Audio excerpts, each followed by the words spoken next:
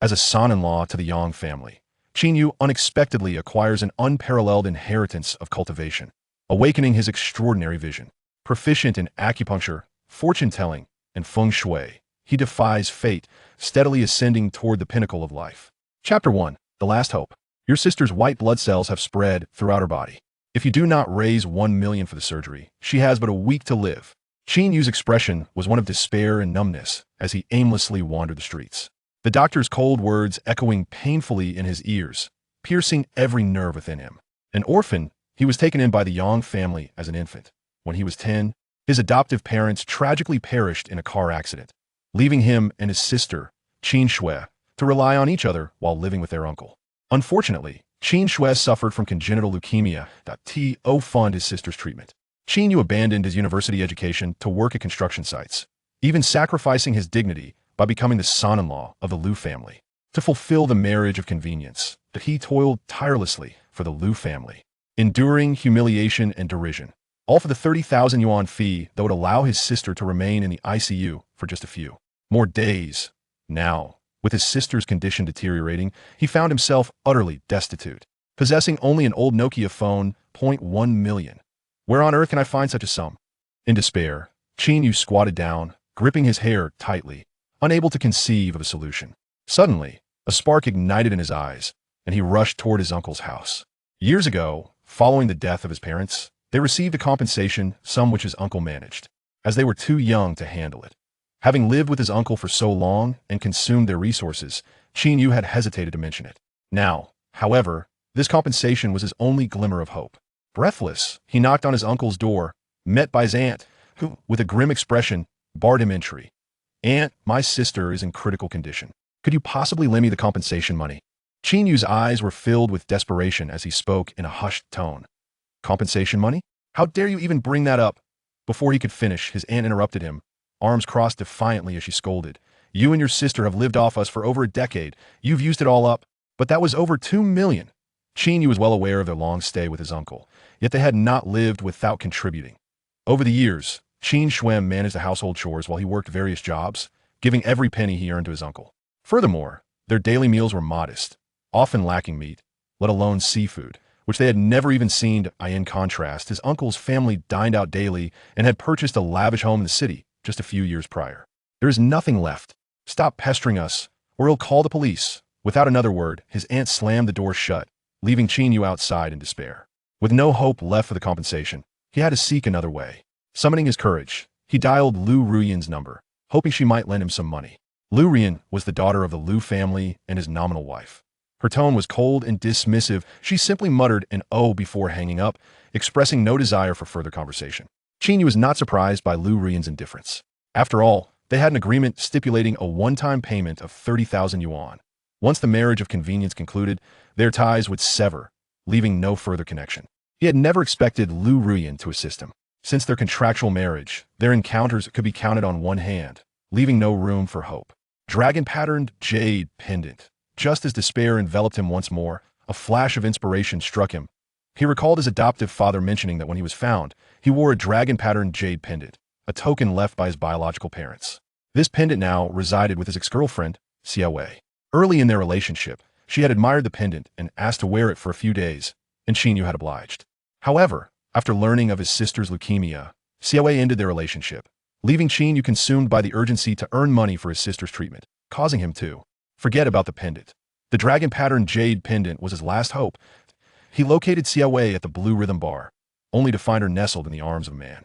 His name was Jiang Tao, a wealthy second-generation heir and a former close friend from university. Initially, Qin Yu thought highly of Jiang Tao despite his affluence. He exhibited no airs and treated Qin Yu like a brother. However, after Xia Wei left him for Jiang Tao, Qin Yu realized that Jiang Tao had only approached him to get closer to Xia Wei.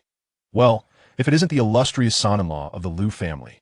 Jiang Tao, with one arm draped around Xia Wei's waist and a glass of red wine in hand, nonchalantly lounged with his legs crossed atop the coffee table, exuding arrogance. "Qin Yu, instead of enjoying your life in the Liu household, you've come here. What's the matter? Did you break something and get thrown out like a dog?" His words drew laughter from the crowd. The Blue Rhythm Bar belonged to Jiang Tao's family, and its patrons were primarily university classmates. News of Qin Yu's role as a son-in-law to the Liu family had spread, becoming fodder for idle chatter. Surrounded by familiar faces, Qin Yu felt an overwhelming sense of shame, wishing for a hole to swallow him whole. Yet, thinking of his sister's dwindling time, he gritted his teeth and bore the humiliation in silence. Before him, Jiang Tao reveled in his triumph, his gaze brimming with triumph, disdain, and scorn. In his embrace, Xia Wei was stunning, with fiery red lips and a sexy tank top paired with shorts that showcased her long, slender legs, drawing the eye. Yet her expression was cold and aloof, devoid of any emotional response, as if she regarded him as nothing more than a stray dog. I am not here for you, I'm looking for Xia Wei. Since Xia Wei had turned to Jiang Tao, communication between Qin Yu and Jiang Tao had ceased. He directed his words to Xia Wei. Xia Wei, could you step outside? I need to talk to you. Qin Yu, do you still think you're Xia Wei's boyfriend? Before Xia Wei could respond, a girl sitting beside her stood up, pointing at Qin Yu mockingly. Listen carefully, Wei Wei is now Jiang Tao's girlfriend. Stop deluding yourself. The girl chastising Qin Yu was Lu Li, Xia Wei's college roommate and close friend. Chapter 2. Inheriting the Legacy, Unveiling the Divine Eye. I am well aware of the urgency of my visit. No need for you to state the obvious. Su Wei regarded Qin Yu with an expression of utter indifference, not uttering a single word, as if he were mere refuse unworthy of her attention.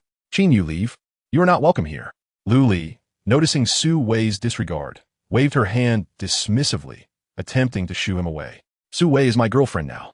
If there is anything to discuss, it should be with me. Jiang Tao shot a glance at Lu Li, signaling her to refrain from expelling him, while ostentatiously slipping his hand into Su Wei's camisole, a smirk curling at the corners of his mouth. Witnessing Jiang Tao's audacious behavior, Qin Yu felt a surge of rage welling up within him, wishing he could overturn the coffee table before him. Yet, for the sake of his sister, he had to suppress his fury and spoke in a calm tone. My sister is suffering from leukemia and urgently needs money. Su Wei, please return the dragon pattern jade pendant to me. Qin Yu, your audacity is truly remarkable.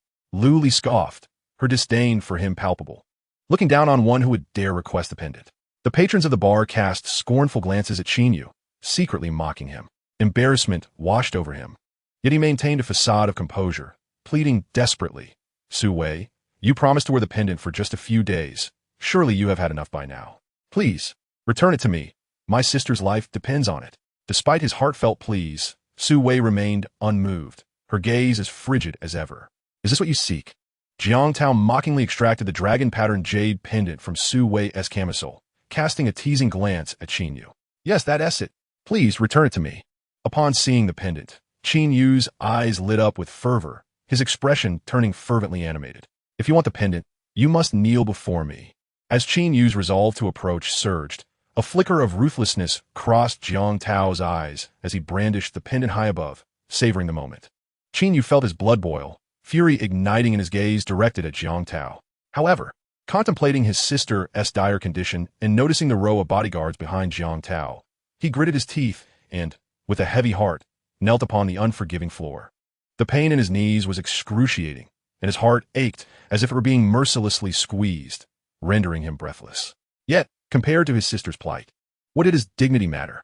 Hadn't he discarded such notions the day he entered the Liu family? Haha, you actually knelt. Qin Yu, you truly are a compliant dog. Jiang Tao laughed arrogantly, tossing the pendant carelessly towards him. Since you are so obedient, I shall return this to you. Be sure to catch it. Seeing the pendant soar through the air, Qin Yu hastily extended his hands to receive it. However, his expression swiftly changed as Jiang Tao deliberately aimed for the floor, smashing the pendant down with a resounding crack. The dragon pattern jade pendant shattered into countless fragments. My pendant. Gazing at the remnants of the once prized possession, Qin Yu felt his heart shatter alongside it. Despair, longing, regret, and above all, rage coursed through him. Jiang Tao, I will take your life. The pent-up fury within him erupted like a wild beast, and heedless of the consequences, he swung his fist toward Jiang Tao. Jiang Tao's bodyguards, poised for action, surged forward as they witnessed Qin Yu lunging at them, swiftly overpowering him and pinning him to the ground. Strike him relentlessly, Jiang Tao commanded with a menacing glare. Gesturing emphatically, the cadre of bodyguards descended upon Qin Yu, mercilessly raining blows upon him, heedless of any vital areas, following Jiang Tao's orders to inflict severe punishment. Outnumbered 7-1, Qin Yu's efforts to shield himself were futile. Despite his desperate attempts, he sustained numerous heavy kicks to his head, waist, and back, culminating in a brutal strike to his nose that caused blood to spurt forth, bringing him excruciating pain. Ftibe, Liuli. And the patrons of the bar merely observed the scene as if it were a spectacle, not a single person considering to alert the authorities. Enough. Cease your assault. Jiang Tao interjected upon seeing Qin Yu sprawled in a pool of blood on the brink of unconsciousness. He grasped Qin Yu by the hair, noting the bloodied visage with a disdainful snort. Truly worthless. Mere refuse. Dispose of him. With that, he relinquished his grip. Qin Yu's face collided once more with the floor, landing on a patch of jade powder. Suddenly, a flash of purple light erupted from the powder, surging into Qin Yu's mangled eyes in an instant, vanishing just as quickly. The bodyguards, oblivious to any anomaly, hoisted Qin Yu like refuse and discarded him into a pile of trash outside the bar before departing. The agony was unbearable, a heart-wrenching torment. At that moment, Qin Yu was engulfed in unimaginable pain, not merely from the physical blows but emanating from his eyes. They felt as though they were being seared by flames, a suffering so intense that he teetered on the brink of fainting. Ultimately, darkness enveloped him, and he lost consciousness entirely. In a nebulous state, Qin Yu found himself in a mysterious realm, confronted by a venerable figure with flowing white hair, radiant in golden light. The figure, shrouded in brilliance, was indistinct in appearance, yet his voice resonated as if echoing from the ethereal void, yet somehow close at hand. Fortunate are you, for your blood has granted me passage from the jade. Alas, my time is fleeting. I am profoundly grateful for your benevolence. I shall bestow upon you the culmination of my life's knowledge, a gift to be wielded for the greater good. May you employ it wisely for the benefit of all beings. Well done. Well done. As soon as the words left his lips, the white-haired sage transformed into two beams of golden light, swiftly piercing into Qin Yu's eyes. Alongside this, an overwhelming torrent of information surged into his mind, akin to a deluge of ocean waves, rendering him unable to endure and plunging him into unconsciousness once more. My eyes. The pain is unbearable. After an indeterminate period, Qin Yu finally regained consciousness, only to find his eyes ablaze with searing heat. He instinctively raised his hands to rub them. Almost immediately, a multitude of information flooded his consciousness like frames of film, intricate and profound, encompassing esoteric cultivation techniques, alchemy, acupuncture, gem appraisal, herbal identification, and divination, subjects he had never before encountered. Even more astonishing was the realization that his vision had transformed. He could see through objects. He recalled the armored cash transport vehicle that had just passed, now able to clearly discern the stacks of banknotes within, as well as the two armed security guards, their guns loaded with live ammunition. Could it be that my eyes now possessed the capabilities of that sage's? Qin Yu quickly recalled the vision from the illusion, astonished to discover that it was indeed reality. He had acquired the gift of X-ray vision. Amidst the surprise, a foul odor suddenly assaulted Qin Yu's senses. To his astonishment, he discovered himself sprawled atop a heap of refuse, surrounded by filth, prompting him to leap down hastily. With this jump, he realized he soared over 2 meters high, surpassing even the Olympic gold medalists in the high jump. Even more astonishing was the fact that despite being battered and bruised by Jiang Tao's subordinates the previous night, he now bore not a single mark on his body. Even the scars from his labor on construction sites had vanished without a trace. The 9 acupuncture points halt the white blood. Just as Qin Yu reveled in his newfound and scathed condition, a message flashed in his mind. This message, derived from a Taoist legacy, unveiled a mysterious acupuncture technique. To his further amazement, this technique proved to be precisely what his sister's affliction required. Chapter 3. Lu Ruyan. Little Snow is saved. Qin Yu exclaimed joyfully, leaping into the air with exuberance. Ignoring the disdainful glances of passers by pinching their noses, he dashed towards the hospital like a gust of wind. In the hospital bed lay Qin Shui, emaciated and pale as parchment, various tubes inserted into her frail body, while nearby machines emitted incessant beeping sounds. "Brother, am I going to die?" she murmured weakly, her bloodshot eyes fluttering open, sensing Qin Yu's presence. "Absolutely not. With me here, you'll be safe." Qin Yu fervently grasped her icy hand, assuring her with conviction. A faint smile graced Qin Shui's lips as she gazed deeply into his eyes. Her voice barely a whisper. "Brother, I know my time is short. I miss Dad and Mom. I long for them so much." "Foolish girl, do not speak such words. I will definitely heal you," Qin Yu declared, his eyes reddening as he tightened his grip on her delicate hand. Qin Shui offered a gentle smile, revealing two charming dimples. Brother, you have suffered so much for me. I don't want to burden you any further. Thank you. With that, her eyelids slowly descended, and she slipped into unconsciousness. Seeing Qin Shui unresponsive, Qin Yu hurriedly retrieved his acupuncture kit from his pocket. This set of silver needles had been procured with the 20 yuan he received from selling his Nokia phone. The 9 acupuncture points halt the white blood. Following the acupuncture technique that had illuminated his mind, he methodically pierced the designated points, fervently praying for his sister's recovery. Once he had completed the 9 points, he peered into Qin Shui's body and was overjoyed to discover that her white blood cells had ceased to proliferate. However, this acupuncture technique could not cure her leukemia. It merely staved off the malignant spread of the white blood cells throughout her body. To genuinely cure her leukemia, she would require the washing marrow pill. Like the acupuncture technique, information about the washing marrow pill had also emerged with his thoughts. This miraculous elixir possessed the power to cleanse and rejuvenate the marrow and was concocted from 5 exceedingly rare herbs: gallon grass, blue soul wood, crimson fire lotus, blood separation grass, and heavenly heart fruit, all of which were treasures of rarity. Little Snow, I shall rush to the pharmacy to procure your medicine. Qin Yu tucked the blanket around Qin Shui with care, casting one last longing glance at her before sprinting out of the ward. The Baoshan Traditional Medicine Pharmacy stood as the largest establishment of its kind in Jiangzhou. As Qin Yu arrived at the entrance of the security hall pharmacy, it suddenly dawned on him that he was utterly penniless. After a moment of hesitation, he resolved to inquire about the prices of the medicinal herbs at the pharmacy before devising a way to earn money for the medication. However, when he mentioned the 5 essential herbs required to concoct the cleansing marrow pill, the attendant informed him that the pharmacy did not stock any of those ingredients. The staff further remarked that in their years of service, they had never encountered anything called the scarlet fire lotus heart fruit, suggesting that Qin Yu might have misnamed the herbs. Faced with the attendant's unfamiliarity with these herbs, Qin Yu resorted to sketching their likenesses. Yet the attendant merely shook their head in disbelief. Could it be that these herbs had become extinct? Suddenly, the teachings of the Golden Light Taoist surfaced in Qin Yu's mind, leading him to realize that these 5 herbs were rare spiritual plants from a millennium ago, likely long vanished from existence. This thought plunged him into despair, extinguishing the flicker of hope he had managed to kindle. The 9-needle acupoint sealing technique could only halt the spread of cancer cells, failing to cure leukemia entirely.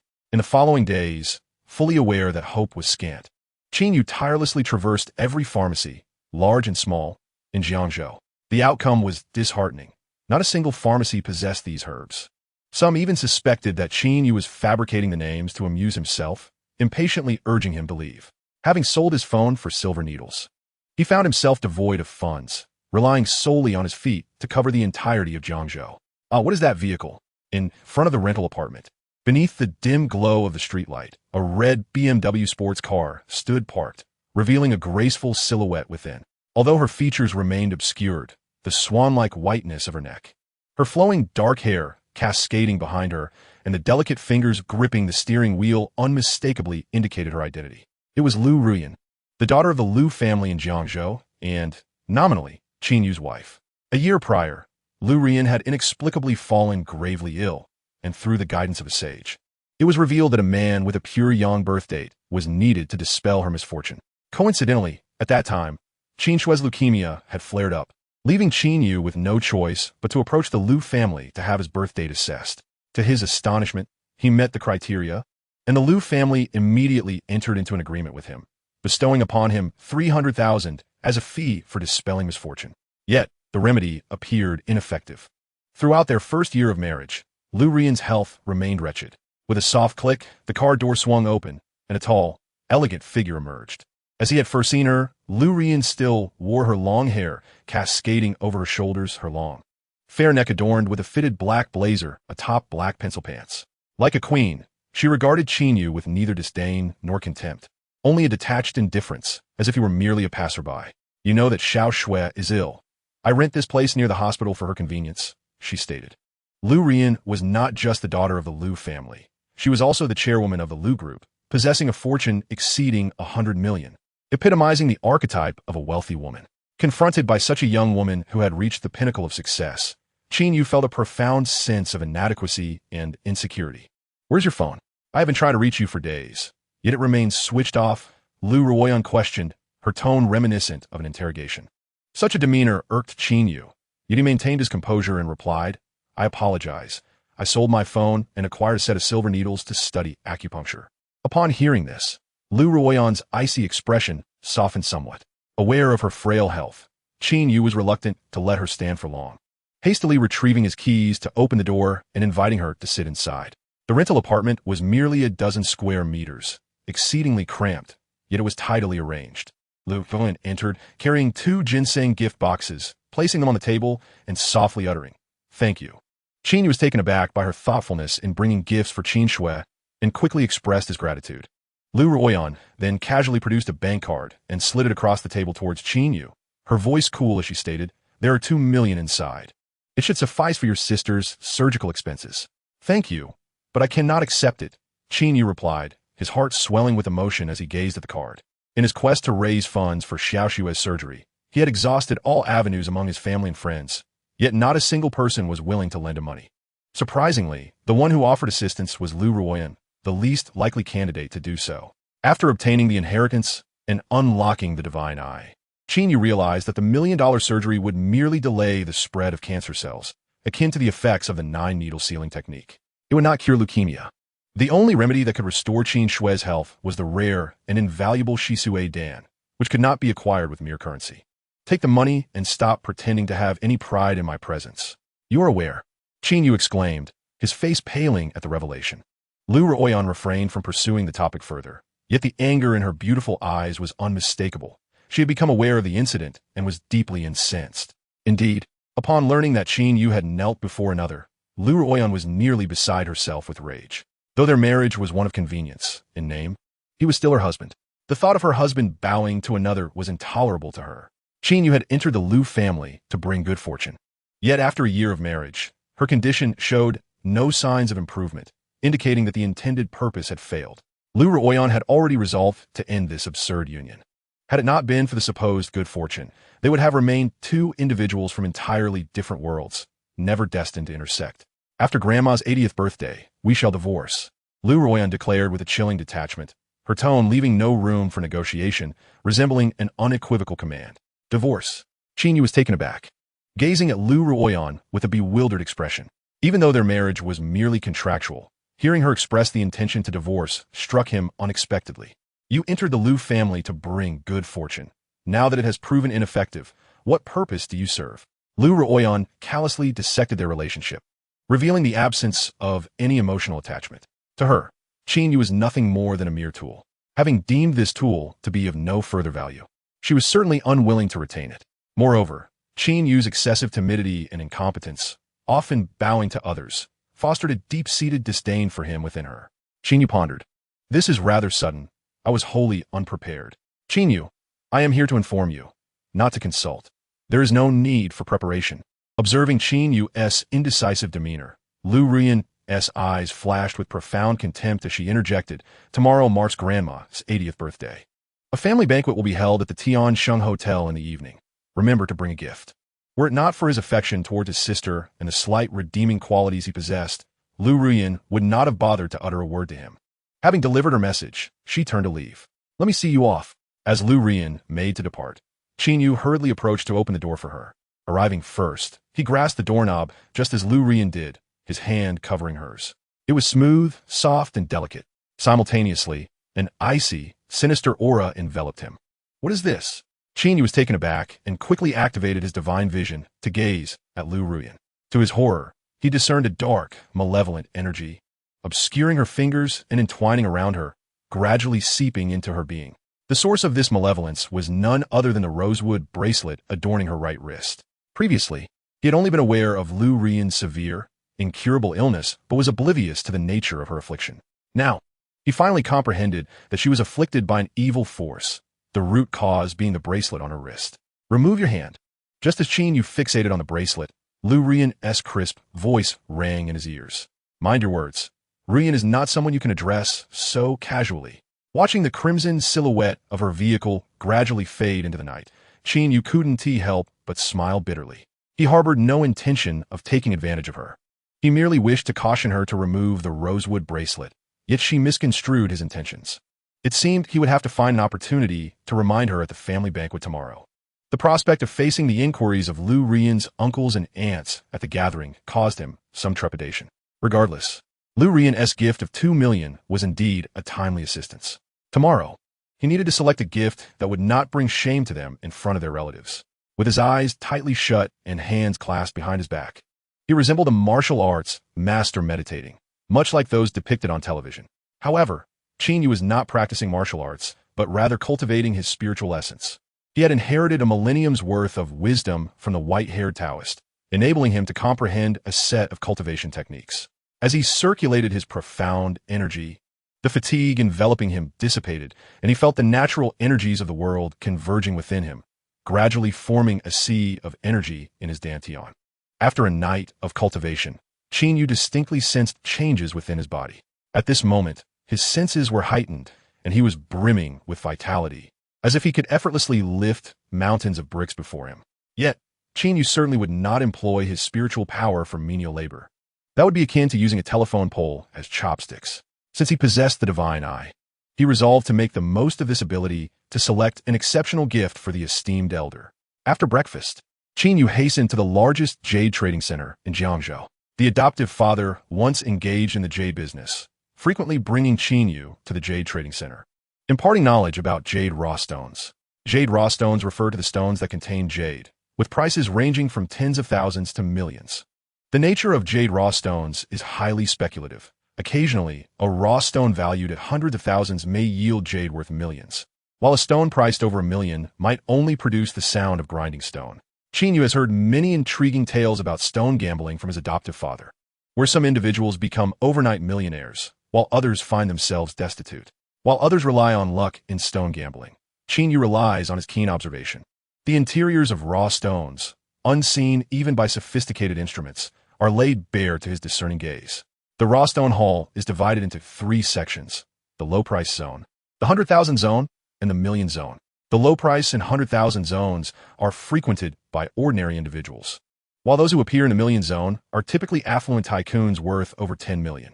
As Qin Yu activated his divine eye to scan the raw stones on site, searching for the highest quality piece, he suddenly spotted Jiang Tao and Xia Wei, who, upon noticing him, displayed expressions of surprise. To them, it seemed impossible that Qin Yu had recovered so swiftly from the severe beating he had received. They assumed he would need at least a few months to recuperate before he could rise from his bed. Qin Yu wished to ignore them, but Jiang Tao approached him, mockingly stating, "Qin Yu, I didn't expect you to heal so quickly. What brings you to the stone gambling site today? Did Miss Lu grant you some pocket money?" The worthless scoundrel, only knowing how to squander a woman's money, like mud that cannot adhere to a wall. Xia Wei cast a disdainful glance at Qin Yu, her eyes brimming with contempt, regarding him as one would a dog. "Jiang Tao, I will settle the score with you sooner or later," Qin Yu coldly retorted, his gaze icy as it bore into Jiang Tao. If not for the surveillance cameras scattered throughout the gambling venue, he would have already taken action. "All right, I will wait for you, but don't keep me waiting too long," Jiang Tao replied, his eyes glinting with malice and a mocking expression adorning his face. Chapter 5. Facade of Illusion. Qin Yu visited the stone gambling venue to select raw stones as gifts, not to engage in a verbal spar with Jiang Tao. If he could act, he certainly would not waste time bantering with Jiang Tao. "So, you wish to gamble on stones? Would you like my companion here to offer you some guidance?" Jiang Tao, noticing Qin Yu's gaze lingering on the surrounding raw stones, gestured towards the middle-aged man standing beside him with a triumphant smirk. Qin Yu glanced at the man, dressed in a gray Zhongshan suit, his demeanor quite haughty. Qin Yu recognized this middle-aged man, named Kai Yinchang. In the past, encountering such a renowned expert in gem appraisal would have prompted Qin Yu to humbly seek his counsel. However, now armed with the ability to see through raw stones, there was no need for consultation. "No, I can discern for myself," Qin Yu replied dismissively, uninterested in engaging with Jiang Tao and his companions, especially as he doubted Jiang Tao's sincerity in offering genuine assistance. Ignorant youth, believing that a mere smattering of jade appraisal knowledge qualifies you for the grand stage. Qin Yu's refusal left Kai Yinchang quite displeased, and he adopted an air of superiority, reprimanding Qin Yu as if he were a wayward apprentice. "Do you comprehend the profound intricacies of jade appraisal? With its 1 hue, 2 patterns, 3 lines, and 4 forms, what do you, a mere lad still in the bloom of youth, truly understand?" Qin Yu merely smiled in silence. While he lacked knowledge of jade appraisal, he possessed the ability to see through raw stones directly. His skill and perspective far surpassed any jade appraisal technique by 100-fold or more. Master Kai, you're a luminary in the jade industry of Jiangzhou. What is he but a mere lapdog of the Liu family? Why waste your breath on him? Observing Qin Yu being scolded mercilessly by Kai Yinchang, Jiang Tao felt a sense of satisfaction, casting a triumphant glance at Qin Yu. Kai Yinchang nodded, realizing that, given his esteemed status, it would be beneath him to engage further with Qin Yu, and thus he averted his gaze. In the gambling arena of the $1 Million District, there stood a raw stone roughly the size of a basin. A throng of portly affluent individuals gathered around, animatedly discussing the stone, clearly recognizing its uniqueness. What a remarkable raw stone! Kai Yinchang exclaimed upon merely glancing at the basin-sized stone, striding forward with purpose. Jiang Tao and Xie Wei exchanged glances, their faces lighting up with excitement as they hurried to follow him. Qin Yu cast a cursory glance at the stone, a sardonic smile playing on his lips. Yet he trailed behind, pushing forward to join the crowd. Many among the onlookers recognized Kai Yinchang and immediately parted to make way for him, their faces adorned with smiles, calling out praises to Master Kai. This only served to bolster Kai Yinchang's already inflated ego as he stood with his hands clasped behind his back, exuding the demeanor of a jade appraisal master. How ostentatious, Qin Yu mused to himself, bemused by Kai Yinchang's pretentious display. As an expert in jade appraisal, the crowd eagerly anticipated Kai Yinchang's insights into the true nature of the basin-sized stone. Kai Yinchang produced a magnifying glass from his pocket and scrutinized the stone, circling it twice before nodding in satisfaction. This stone exhibits a smooth exterior of vibrant green hue, distinct patterns, and a lustrous texture. It is indeed a fine raw stone. As I perceive it, the likelihood of green veins emerging is exceedingly high, and its quality shall be exceptional. With Kai Yinchang's endorsement, the crowd wasted no time, eagerly pulling out their bank cards, vying to purchase the stone. Hold on, everyone! Jiang Tao suddenly interjected, halting the frenzied bidding. The crowd turned their curious gazes toward Jiang Tao, eager to hear what he had to say. Once order was restored, Jiang Tao pointed at Qin Yu, a mocking grin adorning his face, and introduced, "Ladies and gentlemen, this is Master Qin, who claims his jade appraisal skills surpass even those of Master Kai. Why not allow him to offer his opinion?" The onlookers swiftly shifted their attention to Qin Yu, noting his youthful appearance, barely in his 20s and not yet fully matured. They dismissed him as a braggart. "Master Qin, since Mr. Kai has finished his appraisal, might you not showcase your skills as well?" Jiang Tao intended to humiliate Qin Yu before the crowd. Though he referred to him as a master, his eyes betrayed a tone of derision. Even Xie Wei, who was linked to his arm, couldn't help but stifle a laugh at the remark. Kai Yinchang snorted disdainfully, his eyes filled with contempt, yet he offered no objection. Upon witnessing the spectacle, the onlookers promptly discerned the rift between Jiang Tao and Qin Yu, realizing that the former was merely seeking an opportunity to humiliate the latter. Much to their delight, as they anticipated the unfolding drama. With Master Kai's esteemed judgment at stake, should Qin Yu arrive at a conclusion akin to his, he would be ridiculed for merely echoing another's thoughts.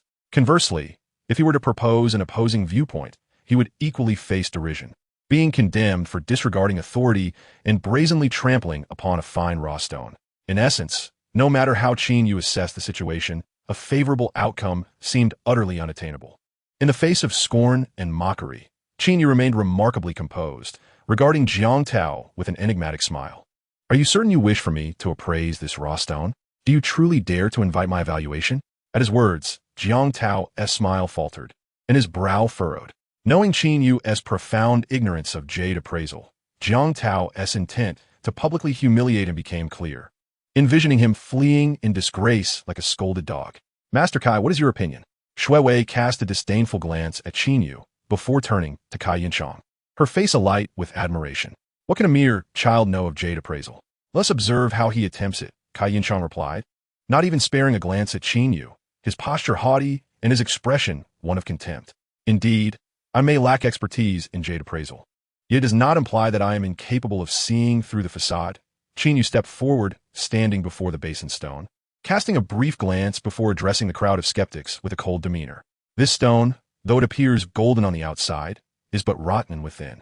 You would do well to heed my words and seek another target, lest you find yourselves regretting a fruitless endeavor." At this pronouncement, a profound silence enveloped the room, with hundreds of eyes fixated on Qin Yu as if he were a fool. Soon after, the hall erupted into raucous laughter. Jiang Tao and Shui Wei doubled over, tears nearly streaming from their eyes. Kai Yinchang, with his eyes shut, shook his head slightly and sighed. Ignorant youth, spouting nonsense. How can today's youth so ostentatious ever achieve greatness? Qin Yu's appraisal was met with ridicule, as no one took him seriously. Even the Stone's host discreetly shook his head, finding Qin Yu's antics laughable. He stepped forward to announce the starting price of the basin stone at 1 million, with bids to follow. 1,500,000, 1,800,000, 2 million.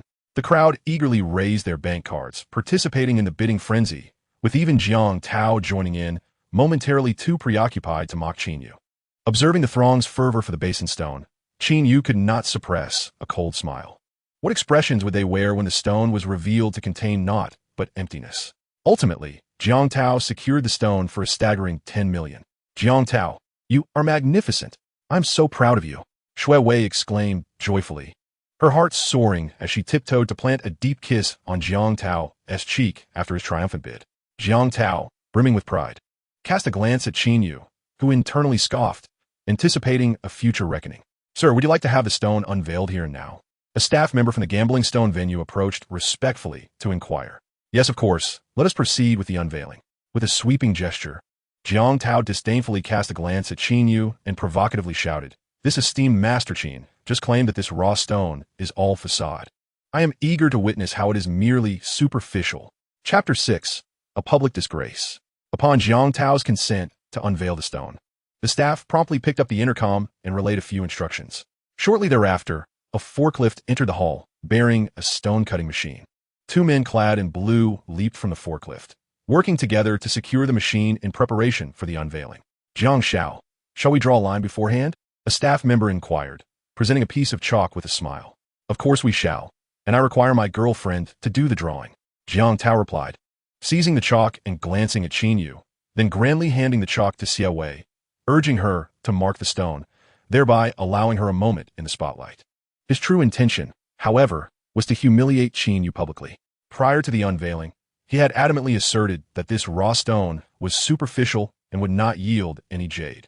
Now, he intended for Qin Yu's ex-girlfriend, who is currently his girlfriend, Xia Wei, to draw the line, compelling Qin Yu to witness the stone revealing jade, thus further diminishing his pride. Xia Wei's face lit up with delight. After taking the chalk, she disdainfully shot a glance at Qin Yu and, under the watchful eyes of the crowd, drew a line on the stone, which was roughly the size of a basin. Cut along this line. If jade appears, there will be ample rewards. Observing Jiang Tao's arrogant demeanor, it seemed he was utterly convinced that the stone would yield jade. His confidence was not surprising, considering the stone's excellent exterior and the endorsement from the esteemed jade expert Kai Yunchang of Jiangzhou. It would indeed be challenging for it not to produce jade. Qin Yu ignored the scornful looks cast by Jiang Tao and Xia Wei, secretly chuckling as he awaited the outcome. The two blue-clad men cautiously lifted the raw stone, exerting considerable effort to align the cutting machine with the drawn line. One man steadied the stone while the other activated the motor, and the machine immediately sprang to life, humming as it began the cutting process. As news spread of the live stone unveiling, nearly the entire jade gambling hall converged, surrounding the scene in tightly packed layers, leaving no room for movement. With a deafening roar, white smoke erupted from the saw blade, enveloping the area in a thick mist. The onlookers' hearts raced, their eyes wide with anticipation as they fixated on the raw stone. Even Jiang Tao ceased his chatter, holding his breath in anticipation of the moment when jade would be revealed. Although he felt confident in Kai Yunchang's assessment, it remained merely a hypothesis. The actual outcome depended on the unveiling itself. In stark contrast to the tense expressions of the crowd, Kai Yunchang appeared remarkably composed. Thus far, he had appraised over 100 jade raw stones, and those he had endorsed had seldom failed to meet expectations. His confidence in his judgment was unwavering, especially since this stone was more regular in shape than any he had previously encountered. There was no room for error. Please yield jade. Oh God, it must yield jade. Xia Wei's expression was fraught with tension, her small hands clenched tightly as she fervently prayed in her heart. No matter whom you pray to, it is of little consequence. Qin Yu seemed to peer into the depths of Xia Wei's heart, glancing at her with a faint expression as he spoke. Xia Wei shot him a disdainful glare, retorting, "Who do you think you are to compare yourself with Master Kai? He is an expert in the industry. Just wait to be humiliated." Sometimes, Experts can be nothing more than pretentious figures, Qin Yu replied with a faint smile. Youngster, enjoy your fleeting moment of bravado while you can. Kai-Yun-Chang had never regarded Qin Yu with any seriousness, and upon hearing him declare himself an expert, he grew visibly agitated and exclaimed, "Let us see how you will wriggle out of this once the raw stone reveals its green. Master Kai, he is merely a stubborn duck, not worthy of your ire." Jiang Tao interjected, not even sparing Qin Yu a glance as he sought to placate Kai-Yun-Chang. Kai-Yun-Chang nodded, dismissing Qin Yu from his thoughts. Suddenly, a raw stone the size of a basin emitted a crisp sound as the cutting machine sliced it in half. The crowd immediately turned their attention to the two cut halves, only to find the surfaces were a dull gray-white. "It's a failure." Gasps of disappointment echoed through the onlookers. Some expressed their regret, for this was a raw stone worth millions, while others reveled in the misfortune. Watching the grayish surfaces, Xia Wei's expression soured, her hands clenching involuntarily. Kai-Yun-Chang gasped in disbelief, his eyes wide, unable to fathom that the stone he had confidently assessed would yield no green. "Master Kai, look at this." Jiang Tao hesitated, turning to seek Kai-Yun-Chang's guidance. Kai-Yun-Chang's expression darkened, yet he remained resolute. "Jiang Shao, my judgment is infallible. A raw stone of such superior form must yield green. Cut it again." Jiang Tao, placing unwavering trust in Kai-Yun-Chang, gritted his teeth and called out loudly. The two stone cutters nodded, wiping the sweat from their brows, and proceeded to lift the two halves of the stone, positioning them for another cut. A thick cloud of white mist erupted once more, accompanied by the harsh sounds of friction, as the halves were further divided into quarters. It was utterly ruined. Who would have expected it to be mere waste? Gazing at the four grayish surfaces, the crowd shook their heads, pondering how a stone of such promising appearance could indeed be nothing but a facade of worthlessness. Just as these thoughts crossed their minds, astonishment washed over them as they turned to Qin Yu, their expressions filled with disbelief. How could this young man assert it was a worthless stone when even the esteemed gem expert Kai-Yun-Chang had confidently predicted it would yield green? Did he truly possess the skill to appraise jade? Cut it again. I, Jiang Tao, refused to be swayed by superstition. Jiang Tao clenched his jaw, seething. For him, financial loss was trivial compared to the shame of being proven wrong. What he found most unbearable was that, prior to the cutting, Qin Yu had publicly declared it was indeed worthless, while he had held steadfast in his belief that it would yield green. Now, he no longer hoped for a substantial yield.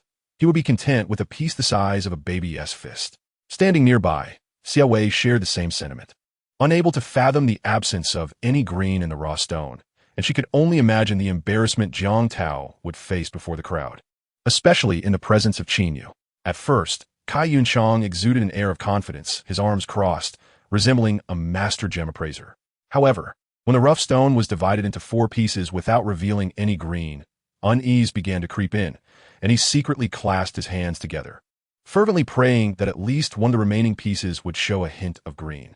With a sharp, grating sound, the four small stones were once again cut in half, only to reveal dull, grayish surfaces. Not even the size of a baby's fist, nor even a quail egg's worth of green, could be found within them. It was unexpected for such a promising rough stone to turn out to be worthless. Even Master Kai had misjudged this one. It seemed that one should not place blind faith in experts during stone gambling. $1 million spent for merely a few sounds. How absurd! As the crowd observed the now 8 pieces of rough stone, their interest quickly waned, and murmurs began to circulate among them. Jiang Tao's face twitched violently. He was unwilling to accept failure and shouted once more for the stone workers to cut the 8 pieces again. Deep down, he knew that further cutting was futile, yet he clung to the hope for a miracle. Dreams are often grand, yet reality can be stark. Once again, the 8 pieces were sliced, yielding nothing but the same dismal, gray surfaces devoid of any green veins, confirming their utter worthlessness. It was only at this moment that Jiang Tao's face turned ashen, and he fell silent. Shi Wei quickly approached, linking her arm with his in an attempt to console him. Kai-Yun-Chang felt a flush of embarrassment wash over him. He wished he could disappear into the ground, having spent decades in the art of gem appraisal without a single misstep. To falter today in front of so many spectators was profoundly humiliating. Trusting experts is often less reliable than having no experts at all. Qin Yu stepped forward, casting a glance at Kai-Yun-Chang, Jiang Tao, and Shi Wei, shaking his head in resignation. As I mentioned earlier, despite its appealing exterior, this stone is merely a facade. Yet, some chose to ignore my warnings, insisting on purchasing it. How foolish. Who are you calling foolish? Jiang Tao retorted, his family's wealth stemming from a chain of hotels. Yet the thought of wastefully spending $1 million on a worthless stone stung him deeply. Seeing Qin Yu mock him further only darkened his expression, his gaze sharp as if it could kill. Aside from you, Jiang Daxiao, is there anyone else foolish enough to spend $1 million on a worthless stone? Qin Yu regarded Jiang Tao with amusement, a smirk playing on his lips. Are you seeking your own demise? In Jiang Tao's eyes, Qin Yu was nothing more than inconsequential trash, daring to speak to him in such a manner. He was ready to charge forward. What? Did I hit a nerve? Are you angry enough to take a swing at me? As Jiang Tao prepared to act, Qin Yu felt a surge of delight, readying himself to teach Jiang Tao a harsh lesson. Tao Ge, calm down. There are too many eyes around, Wei urged, sensing the crowd's attention fixated on them. Quickly intervening to signal Jiang Tao to temper his anger. Upon hearing Wei's words, Jiang Tao regained his composure. After all, his father was the chairman of the largest hotel chain in Jiangzhou, a billionaire of considerable stature in the city. This is not a bar. It is a raw stone trading exchange, frequented by the prominent figures of Jiangzhou. Should he publicly assault Qin Yu, it would undoubtedly create a detrimental impact, which is not a prudent course of action. Young man, consider yourself fortunate. We shall take our leave. After weighing the pros and cons, Jiang Tao decided to merely keep a record of this grievance, knowing there would be ample opportunity for reprisal against Qin Yu in the future. So there was no need to rush. With that, he wrapped an arm around Wei's slender waist and turned to depart. Wait, are you leaving just like that? Jiang Tao's exit left Qin Yu feeling quite disappointed, and he could not allow him to escape so easily. What more do you wish to say? Do you truly believe I fear you? Were it not for the consideration of his father's reputation, Jiang Tao would have already charged at him. He had refrained from instigating trouble with Qin Yu, yet Qin Yu continued to provoke him without regard. His patience was indeed finite. Should he be pushed too far, he would not hesitate to publicly thrash Qin Yu within an inch of his life. Qin Yu pointed to the two perspiring workers and remarked, Young Master Jiang, these two craftsmen have toiled for you all day to uncover these stones. They deserve recognition for their efforts, and besides, you promised them a reward. Now that the task is complete, you intend to leave without so much as an acknowledgement? That seems rather ungracious, does it not? How dare you? Jiang Tao stumbled slightly, nearly losing his balance, his gaze fixed furiously on Qin Yu. The gamble on these stones would surely yield a reward if they proved fruitful. But having spent $1 million on a worthless stone, did he now owe them a gratuity? Observing the two workers eagerly eyeing him and the spectators around them reveling in the unfolding drama, Jiang Tao felt a wave of nausea wash over him, akin to swallowing a fly. Under the pressure, Jiang Tao reluctantly fished out his wallet and tossed 10,000 in cash to the two workers, casting a venomous glare at Qin Yu before hastily exiting the scene with Wei. The two workers bent down to gather the scattered cash, repeatedly expressing their gratitude to Qin Yu. With a faint smile, Qin Yu resumed his search for the raw stone he desired. Suddenly, a brilliant green light flashed before Qin Yu's keen eyes. Startled, he immediately halted and turned towards the source of the luminous stone.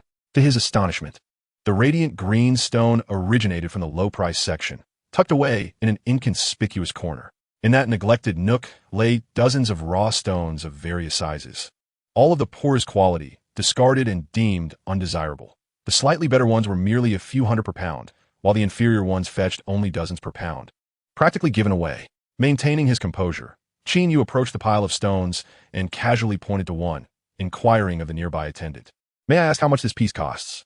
The attendant merely glanced at the stone and replied, 180 per pound. And this one? Qin Yu feigned deep contemplation, nodding as he mumbled to himself, nonchalantly pointing to the glowing stone. What about that one?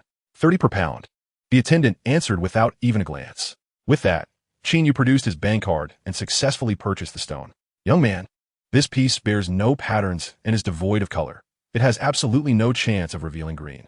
At that moment, an elderly man leaning on a cane shook his head, a benevolent smile gracing his features as he remarked, I possess considerable knowledge regarding jadeite. If you trust my judgment, I will be delighted to assist you in selecting a piece.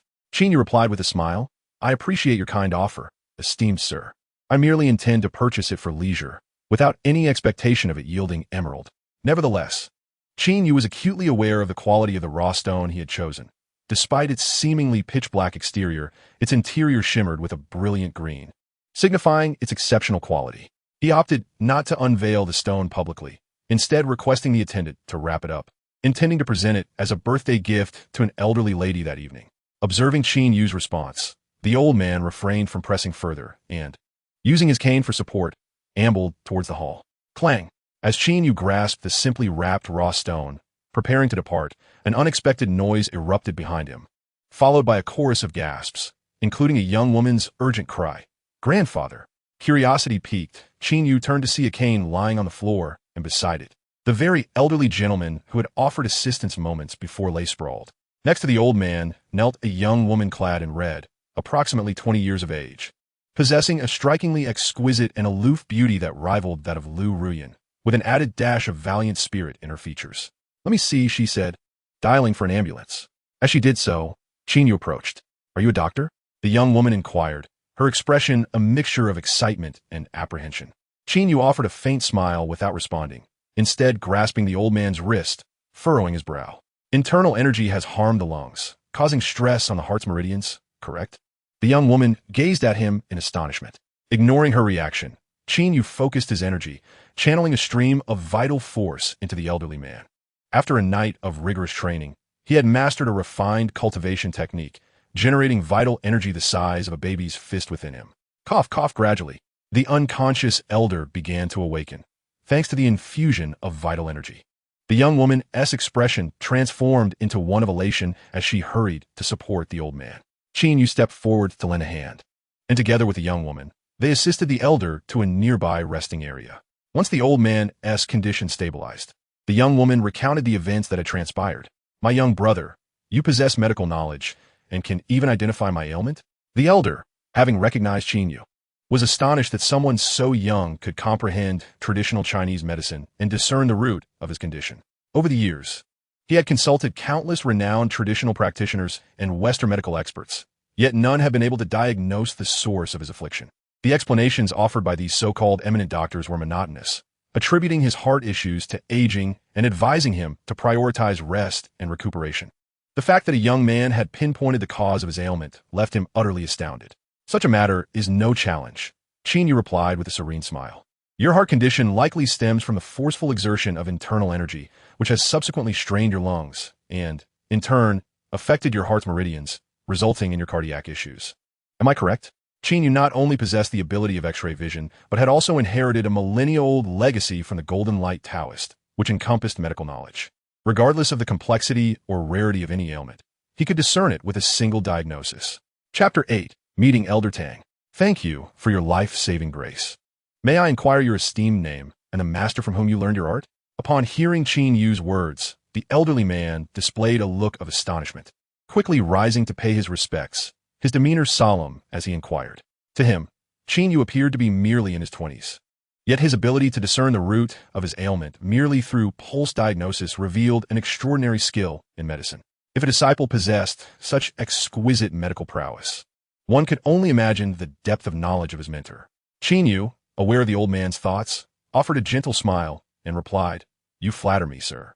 My name is Qin Yu, and my teacher is not a renowned master, but merely a humble village doctor." Upon learning that Qin Yu's mentor was just a village physician, the elderly man was initially taken aback, then continued, "Mr. Qin, I have an unusual request, and I wonder if you might grant it." "Do you wish to meet my teacher?" Qin Yu asked with a smile. Indeed, the old man did not conceal his intentions, his expression filled with excitement. At that moment, the cool and composed young woman supporting the elderly man interjected, saying, "My grandfather served in the military when he was young. Once, his unit was tasked with subduing a band of ruthless criminals. Unfortunately, the criminals had already received word of their approach and laid an ambush. To protect his comrades during the escape, my grandfather forced himself to use internal energy that he had not yet fully mastered, valiantly striking down the criminals. Although they were ultimately defeated, he overexerted himself, injuring his lungs and sustaining serious internal damage. Given the primitive conditions at the time, he did not receive timely treatment, and the internal injuries to his lungs affected his heart, leading to heart disease. Over the decades, we have consulted countless esteemed traditional Chinese doctors, yet none have yielded any results. We have been left with no choice but to rely on medication to suppress the condition, but each time a heart attack occurs. My grandfather teeters on the brink of death, enduring immense suffering." As she spoke, the young woman's beautiful eyes were filled with hope as she looked at Qin Yu. her tone imbued with earnestness. Mr. Qin, your medical skills are exceptional, and I believe your teacher's expertise is even more profound. We sincerely hope you can take us to meet him. This caught Qin Yu off guard, and he hesitated. Earlier, when the elderly man inquired, he had casually fabricated a tale of a village barefoot doctor, aiming merely to protect the legacy of the immortal master Jingguan. Now, with the young woman's earnest request, he found himself in a predicament. Noticing Qin Yu's hesitation, the young woman quickly added, "To be honest, Mr. Qin, my family holds some influence in the Jiangnan region. If your master can heal my grandfather's ailment, we are willing to agree to any conditions." Perhaps too excited, the young woman stood up, her sleeves slipping down to reveal arms as white as sheep's fat. Suddenly, a faint blue light flickered in Qin Yu's perceptive gaze. He quickly glanced at the young woman's arm, noticing a blue bracelet adorning her wrist. Simultaneously, an imperceptible aura emanated from the bracelet. "You misunderstand my intentions. It is not that I am unwilling to take you to see my teacher, but he has already passed away." The moment he saw the blue bracelet, a glimmer of insight flashed in Qin Yu's eyes, though it quickly vanished as he spoke softly. "Your master has passed away." The cool young woman and the elderly man both changed color, their expressions filled with disappointment. Qin Yu noticed the change in expressions of the two individuals and spoke slowly. "In truth, I am capable of treating your grandfather's heart condition. It is hardly a formidable task, though I have one condition." Upon hearing this, the cold young woman and the elder became visibly excited once more. The young woman exclaimed with enthusiasm, "Mr. Qin, please tell us. We shall not refuse whatever we are able to do. May I first examine this bracelet?" Qin Yu did not state his condition, but instead glanced at the blue bracelet. The cold young woman was momentarily taken aback before she removed the bracelet and handed it over, saying, "If Mr. Qin likes this bracelet, I shall gift it to you. Indeed, it is a piece of Qialan stone." After a brief moment, Qin Yu silently gasped, nearly unable to contain his exclamation. From the teachings of the Golden Light Taoist, he learned that to completely cure his sister's leukemia, a rare elixir known as the Shisui Dan was required. This elixir, being a spiritual pill, necessitated 5 rare spiritual materials for its refinement. Previously, in his quest to find these 5 materials, Qin Yu had traversed every apothecary in Jiangzhou, yet he found nothing. Even the elderly apothecary had never heard of these 5 substances, let alone the Shisui Dan. Just when Qin Yu began to doubt the existence of a Shisui Dan, the young woman's bracelet offered him a glimmer of hope, akin to a match in the darkness. This bracelet was not crafted from ordinary jade, but from Qialan stone, an exceptionally rare gem radiating a blue luminescence, as pure and pristine as the sky, worth a fortune. Naturally, Qin Yu was not concerned with the value of the Qialan stone, but rather with the Qialan grass. Qialan grass grows in tandem with Qialan stone. Where there is Qialan grass, there exists Qialan stone, and vice versa. Among the 5 rare materials needed for the refinement of the Shisui Dan, one was indeed Qialan grass. "How did you come by this bracelet?" Qin Yu asked, suppressing his excitement. "This was a birthday gift from my grandfather when I turned 18, the cold young woman replied, puzzled by Qin Yu's keen interest in the bracelet. Qin Yu quickly shifted his gaze to the elder, who slowly stated, "I acquired this bracelet at a private auction in Suzhou for 10 million. Mr. Qin, is there something amiss with the bracelet?" "Not at all. Thank you for your concern." The elder's face brightened upon hearing Qin Yu's agreement to treat him. The cold young woman, supporting the elder, beamed with joy, radiating like a blossoming flower. Just then, a hurried sound of footsteps drew everyone's attention. Leading the group was a robust man clad in camouflage pants, towering like an iron tower, followed by 2 others, a middle-aged man in a white coat and a nurse pushing a wheelchair. "Chief, are you well? I received a call from a young lady and immediately brought Dr. Zhang." The man in camouflage hurriedly approached the elder, his dark face filled with concern. "Doctor." Zhang quickly assisted the nurse in helping the elder into the wheelchair and took out a stethoscope, preparing for an examination. "No need," the elder replied. "Yes." Though the man in camouflage appeared skeptical, he stood straight as a soldier and responded affirmatively. The cool young woman received the wheelchair from the nurse, preparing to assist the elderly gentleman out of the trading hall. As she turned, the elder glanced at Qin Yu and smiled, saying, "Mr. Qin, once you are ready, you may call Xiao Yin directly to pick you up. Furthermore, should you encounter any troubles in Jiangzhou, do not hesitate to instruct Xiao Yin. I, Tang, still hold some influence there." Qin Yu nodded slightly in acknowledgement. "Mr. Qin, please."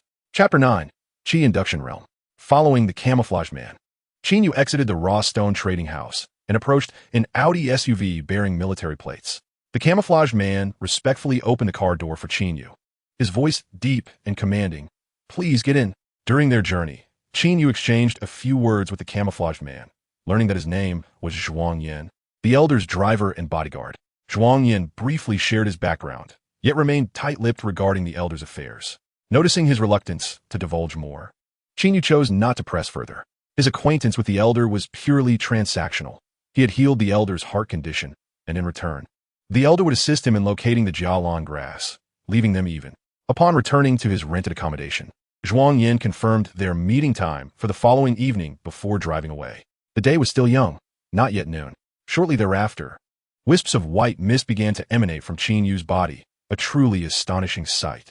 His residence was quite secluded, and due to his sister's illness, he rarely socialized. Thus, he was unconcerned about any interruptions.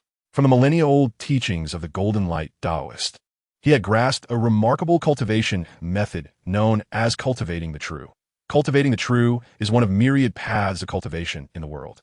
The ranks of cultivators are categorized into 9 major realms: Qi induction, foundation establishment, golden core, nascent soul, void spirit, illusory sea, harmonization, great ascension, and tribulation crossing. Each major realm is further divided into 3 minor stages. The Qi induction stage marks the beginning of the 9 realms and serves as the foundation of cultivation.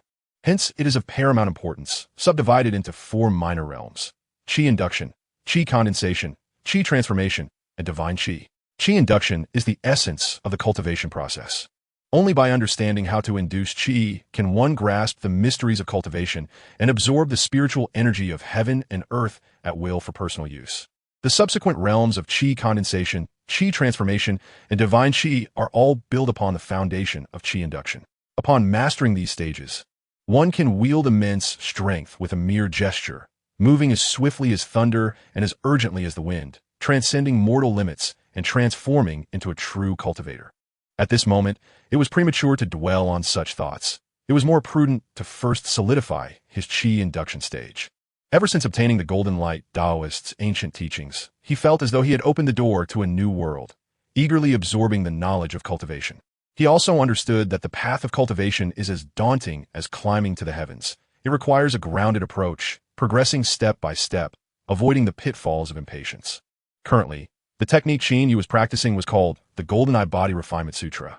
This unique cultivation method, created by the Golden Light Taoist, is all-encompassing, capable of absorbing various forms of spiritual energy from the world, including herbs, pure spiritual energy, and even malevolent energies, refining them for personal use.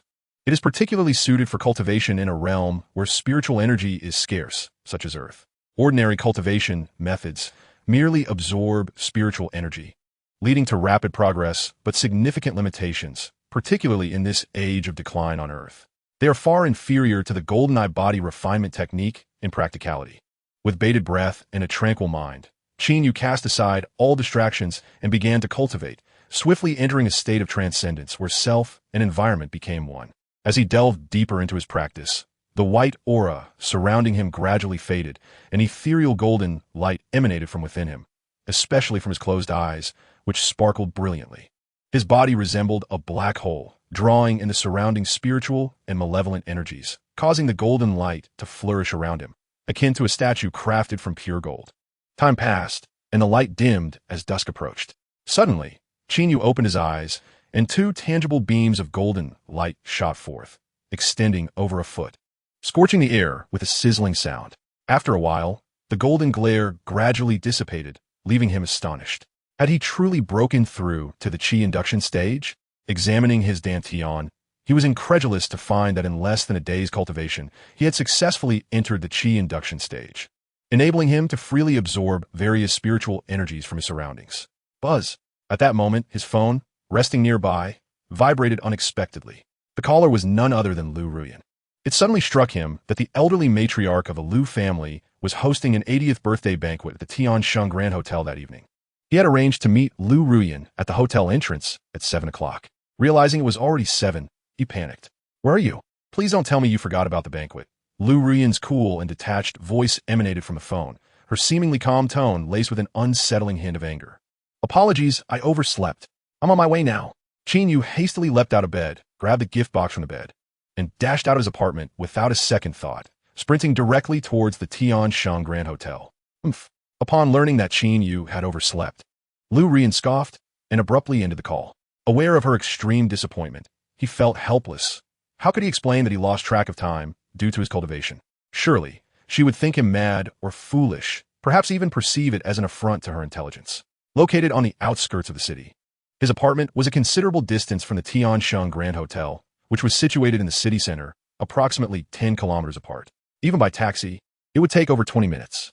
However, to his astonishment, he arrived at the hotel entrance in less than 10 minutes of running. Lu Rian was dressed in a wine-red women's blazer, her long hair cascading elegantly over her shoulders, her figure exuding grace. She wore fitted pencil pants that accentuated her long, shapely legs, complemented by high heels that made her even more striking than top fashion models. "I'm sorry for being late," Qin Yu said as he approached her, his expression filled with regret. "What do you have in your hands?" Lu Ruoyan did not spare a glance at Qin Yu, instead crossing her arms and speaking in an exceptionally frosty tone. Qin Yu raised the gift box with a mysterious smile, declaring it to be a precious and valuable treasure. Certain that the elderly matriarch would be delighted beyond measure, Lu Ruoyan, uninterested in further inquiries, turned on her high heels and strode into the hotel with a rhythmic click of her shoes. Qin Yu shrugged and followed suit. The Tianshang Grand Hotel, one of only 2 5-star establishments in Jiangzhou, boasted an impressive stature. Upon entering, they were greeted by 2 rows of beautiful hostesses clad in high-slit kipayos, who simultaneously bowed and welcomed them. Lu Ruoyan seemed oblivious to their presence as she led Qin Yu to the elevator. Ascending to the 8th private room on the 6th floor, which was already brimming with guests, a sea of heads, all belonging to relatives of the Lu family. At the head of the table sat the elderly matriarch, flanked by a middle-aged woman of exquisite elegance, whose appearance bore a striking resemblance to Lu Ruoyan. She was none other than Lu Ruoyan's mother, Wang Shuaqin, Qin Yu's mother-in-law. The lively chatter among the Lu family members fell silent as Qin Yu and Lu Ruoyan entered, their gazes fixated on Qin Yu as if he were a suspect under police scrutiny. This intense scrutiny made Qin Yu feel exceedingly uncomfortable. Yet he steeled himself and stepped inside. Chapter 10, The Birthday Gift. Qin Yu, having inherited the millennium legacy of the Golden Light Taoist, possessed a heart as steadfast as a rock. In the face of the piercing stares, he remained unyielding, chest held high as he strode confidently into the room. Upon seeing her daughter, Wang Shuaqin quickly waved, exclaiming, "Ruoyan, why are you so late? Come greet your grandmother." The icy demeanor that Lu Ruoyan had worn moments before transformed into a captivating smile, radiant as a spring blossom, leaving onlookers in awe. Yenner wishes Grandma fortune as vast as the East Sea and longevity surpassing the South Mountain. A joyful birthday. May spring ever blossom. Lu Ruoyan shed her aloof facade, presenting her birthday wishes with the charm of a dutiful daughter.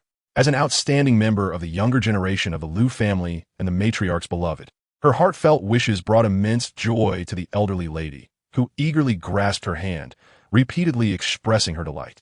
After Lu Ruoyan completed her wishes, she stood beside the matriarch, exchanging laughter while casting meaningful glances at Qin Yu. Understanding her cue, Qin Yu promptly advanced and presented the gift, saying, "I, Qin Yu, wish Grandma fortune as vast as the East Sea, longevity surpassing the South Mountain, health and happiness, and enduring blessings. This is a carefully selected gift. I hope Grandma will like it." As he unveiled the gift, dozens of eyes in the room turned to scrutinize the offering, eager to discern its contents. What lay within? The elderly matriarch had never regarded Qin Yu as a worthy son-in-law, nor had she ever looked at him with any real interest. Observing the rather humble packaging of the gift box, her previously warm smile shifted to one of disdain, her tone growing noticeably frosty. "Qin Yu, do not attempt to placate my mother with an ordinary gift. If it is beneath her standards, she will not accept it," interjected a middle-aged woman, stout as a barrel, heavily made up and dressed with great care. Qin Yu cast a glance at the middle-aged woman, recognizing her as the eldest daughter of the old lady and the elder sister of Lu Ruoyan, named Lu Haiqin. She had married a wealthy real estate mogul, living a life of great opulence, treating everyone with disdain. "This gift is meticulously chosen, worth its weight in gold," Qin Yu confidently declared, disregarding Lu Haiqin's mockery. Upon hearing that the gift was of immense value, curiosity swept through the crowd, urging him to unveil the present and reveal the precious item within. "Ruoyan, did Did you give him money? Wang Shuaqin's expression darkened as a realization struck her, and she glared at Lu Ruyan with indignation. Lu Ruyan replied coolly, I did provide him with some funds. The admission sent Wang Shuaqin's face into a fury, her resentment directed at Qin Yu, enraged that he squandered their family's money on impractical luxuries. The old lady, too, was intrigued by the gift and insisted that Qin Yu open the ornate box. With a subtle smile, Qin Yu opened the box and extracted a raw stone containing jade. A stone. The moment he revealed the unrefined piece, gasps filled the air, swiftly followed by uncontrollable laughter. Some doubled over, gasping for breath as they exclaimed, Is this the priceless gift you spoke of? A mere stone? How precious stones have become. I have a pile in my backyard. Does that make me rich beyond measure? Shuaqin, is this the son-in-law you chose for Ruyan? How amusing. As Wang Shuaqin faced the ridicule of her relatives, her countenance darkened further, her gaze at Qin Yu sharp as a blade. Lu Ruyan furrowed her brow, astonished that Qin Yu's so-called precious gift turned out to be nothing more than a stone, her face reflecting disappointment and discontent. Qin Yu, today is my mother's 80th birthday, and this is what you present. Lu Haiqin approached, her ample form swaying as she took another look at the stone, erupting into laughter once more. The old lady's face had turned a deep shade of purple, her skin twitching slightly. Had Lu Ruyan not been holding her arm, she might have raised her cane in anger. Qin Yu calmly reiterated, I must clarify, this is not merely a stone, it is a raw jade stone. Indeed, it is a jade stone, but I have seen better. Someone suddenly chimed in, aligning with Qin Yu, only to pivot to a mocking tone, adding, however, this specimen is of extremely poor quality. From what I can tell, it might be worth only a few dozen yuan per pound, for such a sizable piece. It should have cost several hundred at best. This remark incited a wave of laughter among the crowd. Wang Shuaqin's glare at Qin Yu intensified with indignation. She had presumed he would purchase luxury goods with Lu Ruyan's money, only to find he had bought a stone as a gift, a source of utter embarrassment. Lu Ruyan regarded Qin Yu with disdain, her investment of over 2 million yuan seeming squandered on a mere few hundred spent on this jade rough. In more flattering terms, it was a piece of jade. In harsher truth, it was simply a stone. Faced with the scorn and derision of the crowd, Qin Yu remained unperturbed, as though he had anticipated this very scene, merely offering a faint smile. These individuals could only perceive the exterior of the raw stone, failing to see, as he did, the intrinsic value hidden within. As a member of the Qin family, allow me to demonstrate what constitutes a truly respectable gift. A collective gasp erupted from those present, their gazes toward Lu Haiqin brimming with envy and resentment. Noticing the attention directed at her, Lu Haiqin triumphantly raised the necklace, boasting, moreover, this necklace is a magical artifact, consecrated by a master. If my mother wears it, she will surely enjoy longevity and good fortune. Upon learning that the necklace was indeed a magical item, the crowd erupted in admiration, praising Lu Haiqin for her filial piety, while the elderly matriarch beamed with delight, her eyes sparkling as they fixated on the necklace. The flattery from the onlookers filled Lu Haiqin with profound satisfaction. She held her head high, casting a particularly pointed glance at Wang Shuaqin and her daughter Lu Ruyan. Wang Shuaqin, who had a strained relationship with Lu Haiqin, felt her face drain of color as she witnessed Lu's moment of glory, her resentment toward Qin Yu intensifying. In contrast, Lu Ruyan gazed at Qin Yu in astonishment. In the past, had he found himself in such an embarrassing predicament, Qin Yu would have surely bowed his head in shame, perhaps even fled in disarray. Yet now he stood tall, a serene smile gracing his features, seemingly indifferent to the chaos around him. This stirred a peculiar sensation within Lu Ruyan. Well then, Qin, I trust you now comprehend what it means to possess something of immeasurable worth. After receiving a barrage of compliments, Lu Haiqin, still reveling in her satisfaction, could not resist taking another jab at Qin Yu. It is not your worthless rock worth merely a few hundred, but my magical necklace that can grant my mother a century of life. Qin Yu smiled gently and replied, a century of life? If the elderly lady were on your necklace, I dare say she might very well drop dead on the spot. Chapter 11. A Public Defamation. As these words left his lips, an eerie silence enveloped the room. All eyes turned incredulously toward Qin Yu, astonished that he would dare utter such ominous words on the occasion of the elderly matriarch's 80th birthday, even if he were unwilling to be belittled by Lu Haiqin.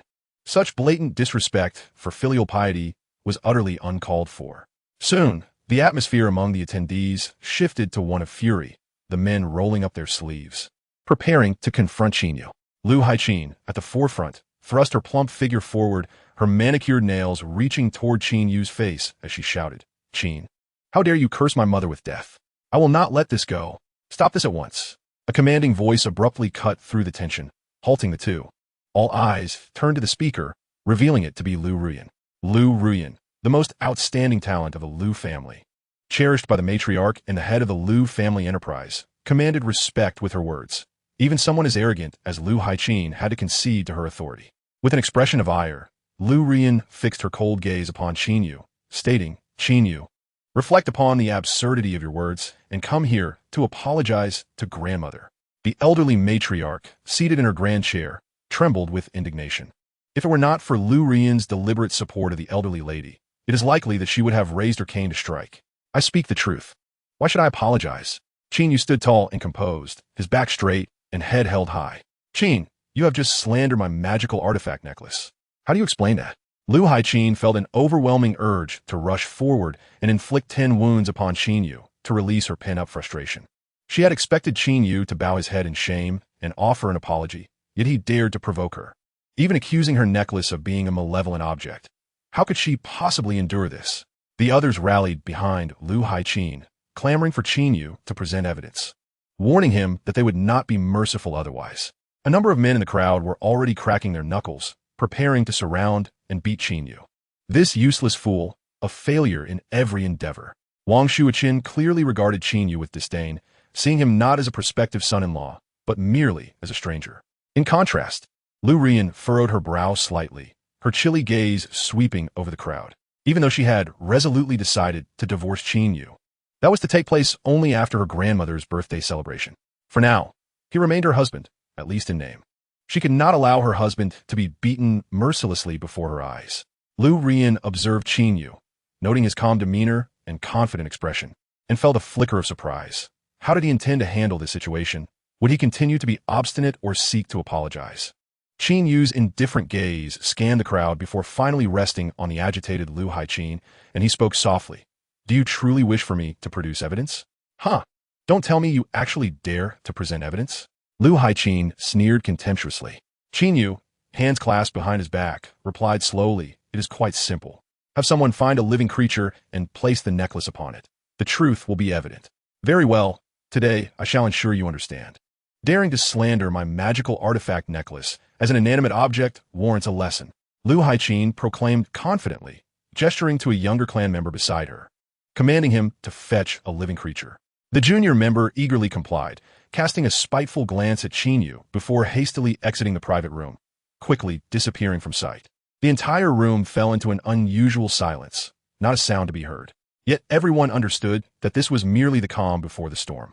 Once Qin Yu's deceit was revealed, he would face a tempest of fury. Lu Haiqin crossed her arms, her gaze disdainful and filled with contempt as she occasionally snorted derisively at Qin Yu. Qin Yu maintained his tranquil expression, seemingly unperturbed. Suddenly, a crowing sound echoed from outside the room. Moments later, the junior member returned, cradling a rooster in his arms. The rooster, held by its wings, had wide-open eyes, a vibrant red comb, and robust claws, clearly indicating it was a lively creature. Lu Haiqin instructed the junior member to place the rooster on the table, then lifted the necklace, waving it before Qin Yu with a triumphant tone. "Boy, open your eyes wide and take a good look." As she spoke, she draped the necklace around the rooster's neck. Upon donning the necklace, the rooster let out a sudden, piercing crow, thrashing about even more violently, while the younger one exerted all his strength to keep it restrained. Observing this, Lu Haiqin pointed at the wildly struggling rooster and addressed the crowd. "Do you all see? This rooster, adorned with my necklace, is even more spirited and its crowing more resounding. This lad claims my necklace is lifeless, but that is sheer nonsense." Seated at the head of the table, old Madame Lu clutched her cane, her patience evidently wearing thin as she awaited a word from Qin Yu. Lu Ruyan noticed the restless demeanor of the crowd and furrowed her brow, contemplating how to extricate Qin Yu from his predicament. After much deliberation, she could not devise a suitable plan. Qin Yu had indeed overstepped today, leaving even her feeling quite troubled. It appeared that when the time came for Qin Yu to face consequences, she could only intervene and implore the crowd to temper their actions. This was all she could offer. After a while, the rooster continued to struggle, its crow becoming even more fervent and vibrant. Witnessing this, Lu Haiqin displayed a victorious expression and, with a smug glance towards Qin Yu, proclaimed, "What do you have to say now, young man? Will you kneel and apologize to your grandmother? Or shall we take matters into our own hands?" At these words, the men in the private room stood up, their expressions mocking as they fixed their gazes on Qin Yu. They were poised to pounce at the old madam's command, ready to overpower him.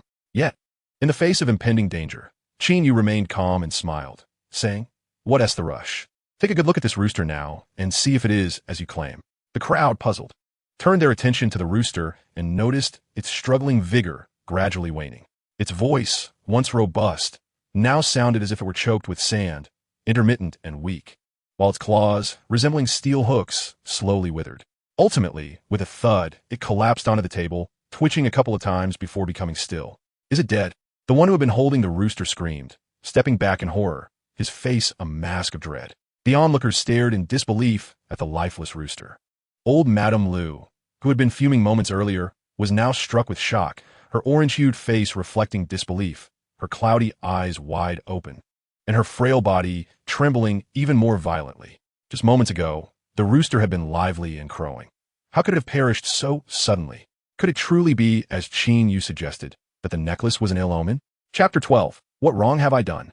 In Lu Ruoyan's conjecture, Qin Yu would either stubbornly maintain his position, bow in public to apologize, or be subjected to a beating by the crowd. What she never anticipated was this scene. The rooster adorned with the necklace had indeed fallen silent. Lu Ruoyan's beautiful eyes suddenly narrowed. She glanced at Qin Yu, then swept her gaze over the crowd and declared, "This rooster has breathed its last." A collective gasp echoed throughout the room. The crowd huddled together, whispering in hushed tones about the incident. They could hardly fathom that a seemingly healthy rooster could die so suddenly after wearing a necklace. Initially, they regarded Qin Yu's words as mere nonsense. However, the sudden demise of the rooster sparked a rift among them, leading to doubts about the necklace's integrity. "No, my necklace is absolutely without fault," Lu Haiqin vehemently denied, her countenance betraying a flurry of panic as she pointed an accusatory finger at the younger man beside her, exclaiming, "It must be you. You were too forceful and surely killed the rooster." "It wasn't me. I did nothing of the sort," the young man protested, his face pale as he desperately defended himself. "I merely held the rooster by its wings and body. I never touched its neck. If it wasn't you, then that chicken must have been sick." Lu Haiqin frantically sought to exonerate herself, first berating the youth and then casting blame upon the deceased rooster. It was not the chicken that was at fault, but rather the necklace itself. At that moment, Qin Yu approached, deftly removing the necklace from the rooster's neck. He weighed it in his hand and remarked, "As you have stated, this necklace is indeed a magical artifact, yet it is intended not for the living, but for the dead. You are speaking nonsense." Lu Haiqin's face flushed crimson, her lips quivering violently. Qin Yu calmly replied, "If you doubt my words, examine it closely and see what is inscribed upon it." He then tossed the necklace toward Lu Haiqin, who instinctively caught it and began to scrutinize it intently. Suddenly, she emitted a piercing scream, flinging the necklace away with great force. Stumbling back, she fell to the ground, her eyes wide with terror as they fixated on the necklace lying on the floor, as if it were a most dreadful object. Her reaction startled everyone present, leaving them bewildered and confused. The necklace landed near Qin Yu, who bent down to retrieve it, casting a curious glance at Lu Haiqin as he smiled. "Did you notice the inscription?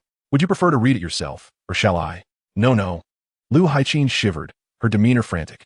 "Qin Yu, what does it say?" Lu Ruyan interjected, her curiosity piqued. "Would you like to know? Then take a look for yourself," Qin Yu replied with a slight smile, tossing the necklace into Lu Ruyan's hands. She caught it and briefly scanned the inscription, her expression shifting dramatically, her beautiful eyes wide with shock. "Yuana, what does it say?" the elderly lady inquired cautiously, noticing Lu Ruyan's unusual reaction. It's nothing." Lu Ruyan hurriedly concealed the necklace behind her back, forcing a smile. The more she acted this way, the more the elderly lady's curiosity intensified, prompting her to command Lu Ruyan to reveal the necklace. Reluctantly, Lu Ruyan complied and handed it to the elderly lady. Initially, the elderly lady examined it casually, but as she reached the end, she suddenly let out a sharp gasp, her breathing becoming rapid and unstable, as though she were struggling for air. "Grandmother, please calm down." Lu Ruyan seemed to have anticipated this moment, quickly patting her back to help regulate her breathing.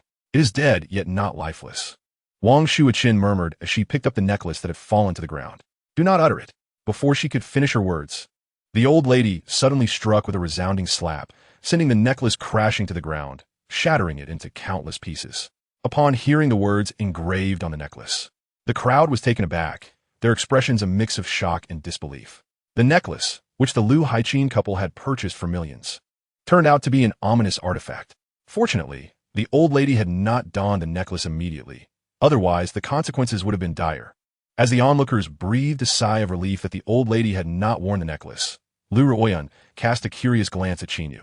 To her knowledge, magical artifacts were shrouded in mystery, and she had never had the opportunity to encounter one, let alone recognize it. Despite the presence of numerous young scions from prestigious families and well-traveled businessmen in the private room, not a single person could discern the sinister nature of the necklace. Only Qin Yu had managed to see through it. When had Qin Yu acquired the ability to identify magical artifacts? Why had she never heard him mention it before? Lu Ruoyan looked towards Qin Yu, only to find him seemingly unfazed, casually toying with a jet-black piece of jadeite. Even if the necklace was problematic, it had cost millions. Liu Haichin had initially intended to use this opportunity to harshly ridicule Qin Yu and flaunt her magical necklace before everyone, thereby stealing the limelight. Instead, the tables had turned, and it was she who had received a resounding slap in the face from Qin Yu's words. The crowd, having heard Liu Haichin's remarks, nodded in agreement, acknowledging her point. Although the necklace was indeed a malevolent object, it had been purchased with heartfelt devotion. In contrast, Qin Yu's claim to have bought a piece of jadeite could very well mean he had merely picked up a stone for some dirt pile. Indeed, even if the stone I gifted holds little value, I am not like you, presenting the old lady with a deathly artifact while basking in your own foolishness and malice. Qin Yu stood tall, his chest puffed out as he gazed at Liu Haichin, his tone resonant and unyielding. In the face of Qin Yu's rapid-fire retorts, Liu Haichin found herself at a loss, unable to catch her breath. Her eyes rolled back, and she fainted on the spot. The crowd rushed forward, frantically trying to revive her, pinching her skin and patting her back, creating a cacophony of chaos. Qin Yu, look at the mess you've created. What have you done to this gathering? Wang Shuoqin glared at Qin Yu, her voice sharp with reproach. Qin Yu met Wang Shuoqin's furious gaze with an icy stare. Coolly questioning, pray tell, what offense have I committed? Taking a deliberate step toward her, he locked eyes with Wang Shuoqin and pressed further. Do you believe I was wrong to expose the necklace as a malevolent artifact? Or do you wish for me to remain silent while your mother dons such a cursed trinket? With that, Qin Yu took another step closer, towering over her. Wang Shuoqin, unaccustomed to such an aggressive Qin Yu, stumbled back in fright, too intimidated to utter a word. Qin Yu, Lu Ruoyan, fearing that Qin Yu would not relent, called out in haste. Oof. Qin Yu let out a cold snort, casting not even a glance at Lu Ruoyan before turning to exit the smoke-filled private room. Watching his gradually fading silhouette, Lu Ruoyan's gaze became somewhat dazed. She perceived his figure as towering, even shrouded in a faint golden light that rendered him almost unapproachable. Chapter 13. A million jadeite yuan. What are you gazing at? Lu Ruoyan was jolted back to reality, hurriedly insisting it was nothing. At that moment, aided by the crowd, Liu Haichin, who had fainted in a fit of rage, opened her eyes. Mother, I truly had no idea that necklace was cursed. You must believe me. Once she regained consciousness, Liu Haichin rushed to Liu Old Lady, her face ashen as she attempted to explain. Though Liu Old Lady felt a surge of anger, being her daughter, she ultimately forgave her. Instead, her ire was directed towards Qin Yu, blaming him for publicly exposing the necklace, which had humiliated her daughter before everyone. The more she reflected, the more incensed she became, particularly upon seeing the black stone Qin Yu had gifted. Liu Old Lady was nearly beside herself with rage, turning to Wang Shuoqin to scold her. Look at the kind of son-in-law you have brought home. Go, take that wretched stone and throw it away, lest we be the subject of ridicule. Yes, mother. I shall do it at once. Wang Shuoqin, frightened, hurriedly agreed and rushed to the table, preparing to lift the stone to discard it. To her astonishment, the stone proved unexpectedly heavy. As she struggled to maintain her grip, it fell with a resounding crash, smashing against the floor, not only cracking the floorboards, but also chipping the stone's edge. Startled, Wang Shuoqin quickly called for a server to come and clean up the mess. Mother, look quickly. This stone is quite intriguing. It's green inside. Nearby, a little girl with braids picked up a small stone that had rolled to her feet, holding it aloft as if she had discovered a new world, showing it to her mother. It's green. This material is indeed jadeite. The girl's exclamation drew the attention of those around, quickly eliciting a chorus of gasps. Wang Shuiqin immediately bent down to examine the stone, and indeed, she found that the chipped edge revealed a rich green hue, starkly contrasting with the ugly black exterior. This revelation caused the crowd to swiftly gather, encircling the table in layers, their expressions brimming with greed and excitement. Observing the glimmer of green, Lu Ruyan's delicate brows furrowed once more, sensing an undercurrent of unease. Zhaozi, you deal in jade. Come quickly and ascertain what this green material truly is. Wang Shuiqin turned to a young man standing opposite, inquiring with curiosity. The young man, named Lu Zhao, was a standout among the third generation of the Lu family, having a passion for antiques and jade. He had distanced himself from the family business to engage exclusively with jade and antiquities, amassing considerable experience.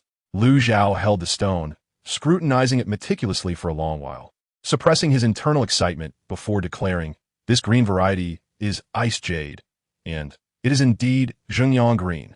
"What is Zhengyang green? Is it valuable?" Lu Haiqin suddenly interjected. Lu Zhao took a moment to compose himself, though his lips trembled with anticipation. "Yes, it is exceedingly valuable. Let me express this to you. Last year, someone acquired a piece of Zhengyang green jade, measuring merely a third of the size of this one. Can you guess how much it sold for? How much?" The anticipation of the crowd was instantly piqued. Even the elderly matriarch, Madame Lu, perked up her ears to listen. Lu Zhao surveyed the assembly and raised 3 fingers. "Just 300,000. What is the big deal?" Lu Haiqin scoffed dismissively. "No, dear aunt, it was 3 million. Lu Zhao shook his head, correcting her. "What, 3 million? Lu Haiqin's eyes widened in disbelief, her mouth agape for a while. The crowd gasped in unison, their gazes fixated on the piece in Lu Zhao's hands. If a third of the material can fetch 3 million, it implies that the raw stone gifted by Qin Yu is valued at nearly 10 million. "Hurry, bring it over so I can have a look." Upon learning that it was a raw stone worth almost 10 million, Madame Lu's expression turned ecstatic. Had she not been physically constrained, she would have dashed forward to seize it. Wang Shuiqin hurriedly snatched the raw stone from Lu Zhao, carefully presenting it before the matriarch, cautioning, "Mother, this stone is quite heavy. Allow me to support you." At that moment, Lu Zhao leaned in, playfully remarking, "Grandmother, did you know that if this Zhengyang green jade were fashioned into jewelry and auctioned, its value could double?" Gasp! The crowd once again inhaled sharply, astonished by the revelation. If the raw jade is nearly 10 million, then transformed into jewelry, its worth would soar into the tens of millions. Initially believing that Qin Yu had merely gifted a worthless stone, they were astonished to discover its true value. Hearing Lu Zhao's words, Madame Lu's heart swelled with joy. Disregarding the stone's weight, she snatched it from Wang Shuiqin, cradling it as if it were a priceless treasure. Wang Shuiqin, observing this, shot a resentful glare at Lu Zhao, who feigned ignorance. Lu Zhao was acutely aware of Wang Shuiqin's covetous intentions towards the jade. His previous statement had effectively dashed her hopes. Now that the stone was in the possession of the matriarch, and being her grandson and a person engaged in the jade jewelry business, he had means to persuade her to entrust him with its management. Once this Zhengyang green jade was in his hands, he could create numerous pieces of jewelry and dictate their auction prices. Envisioning this, a smug smile crept across Lu Zhao's face, as if he could see stacks of money beckoning him. What's the big deal? It's merely that the Qin family has stumbled upon good fortune. Witnessing the extravagant gift from Qin Yu, which overshadowed her own, Lu Haiqin felt a surge of resentment and uttered disdainfully.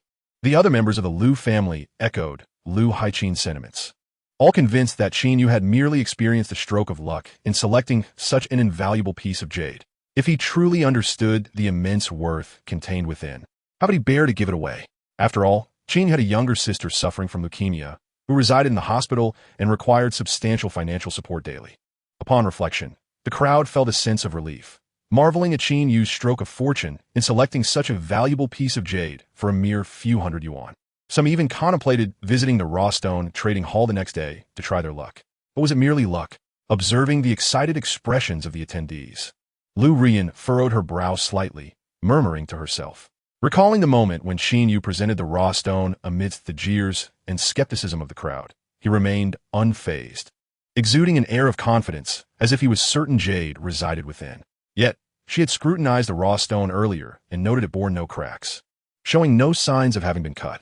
Furthermore, his assertion that Lu Haiqin's necklace was an evil artifact was declared with equal confidence and no hesitation.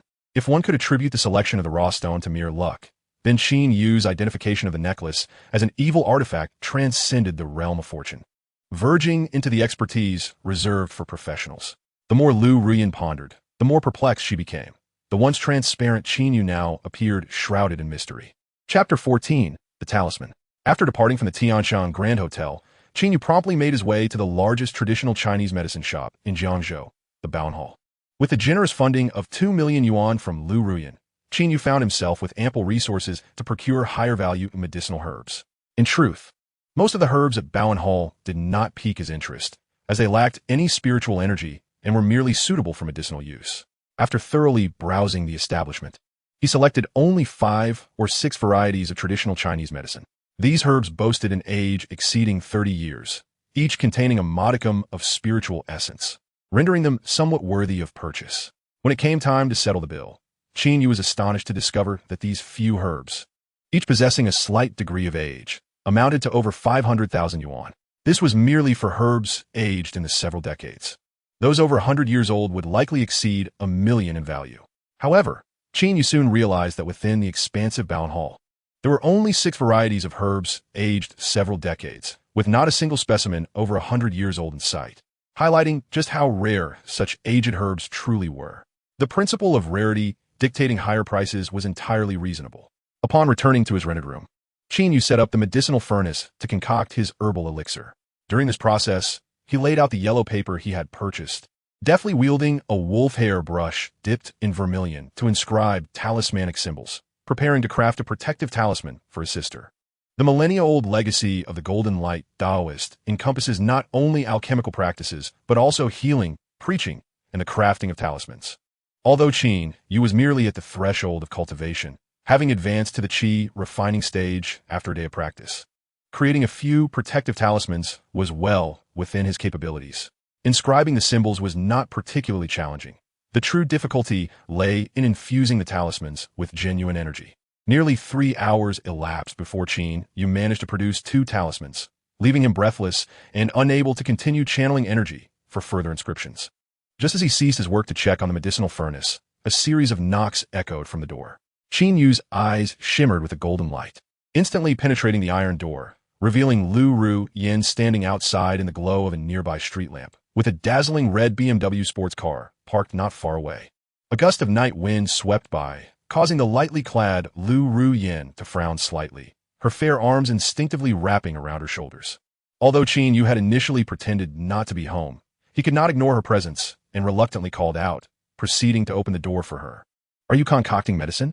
Lu Ruyan inquired upon entering the room, immediately detecting the strong aroma of traditional Chinese herbs, her brows furrowing even more.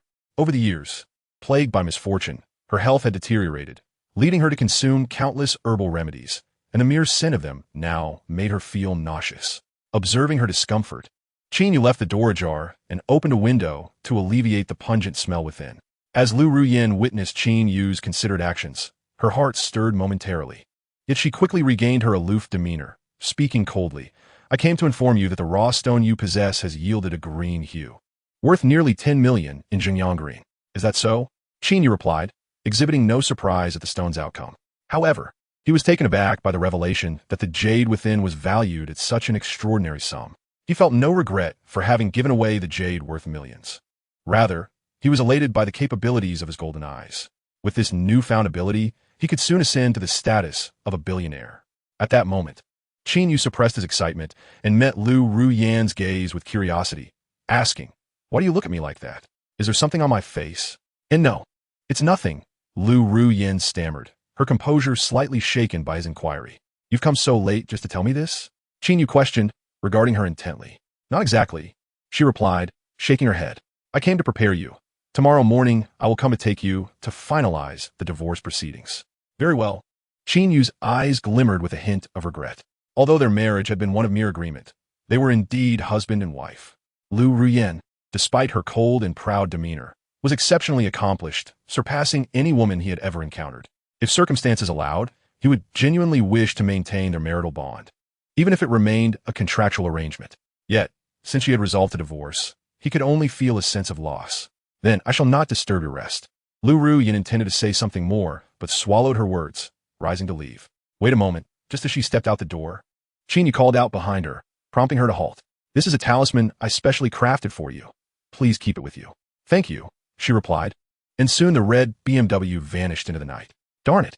Suddenly, Qin Yu slapped his forehead with regret, exclaiming, I forgot to tell her that the rosewood bracelet is not a good thing. She should take it off. He fished out his phone, intending to call Lu Ruyin to warn her. However, considering she was driving late at night, he deemed it unsafe and resolved to inform her about the bracelet when they met the following day. Initially, one would assume that upon learning of the jadeite's astonishing value in the millions, Qin Yu would be overwhelmed with emotion, lamenting his misfortune with fervent regret. However, to her astonishment, he exhibited an unusual calmness, as if he had anticipated this very scenario, devoid of any visible remorse or excitement, a stark contrast to her expectations. At that moment, the traffic light turned green, prompting Lu Ruyin to cease her contemplation and drive forward. Just as she reached the heart of the intersection, a blinding beam of light suddenly pierced through, accompanied by a deafening roar. Lu Ruyin slammed on the brakes, shielding her eyes with her hands. And through the narrow gaps of light, she vaguely perceived a cement truck barreling towards her, culminating in a cataclysmic crash.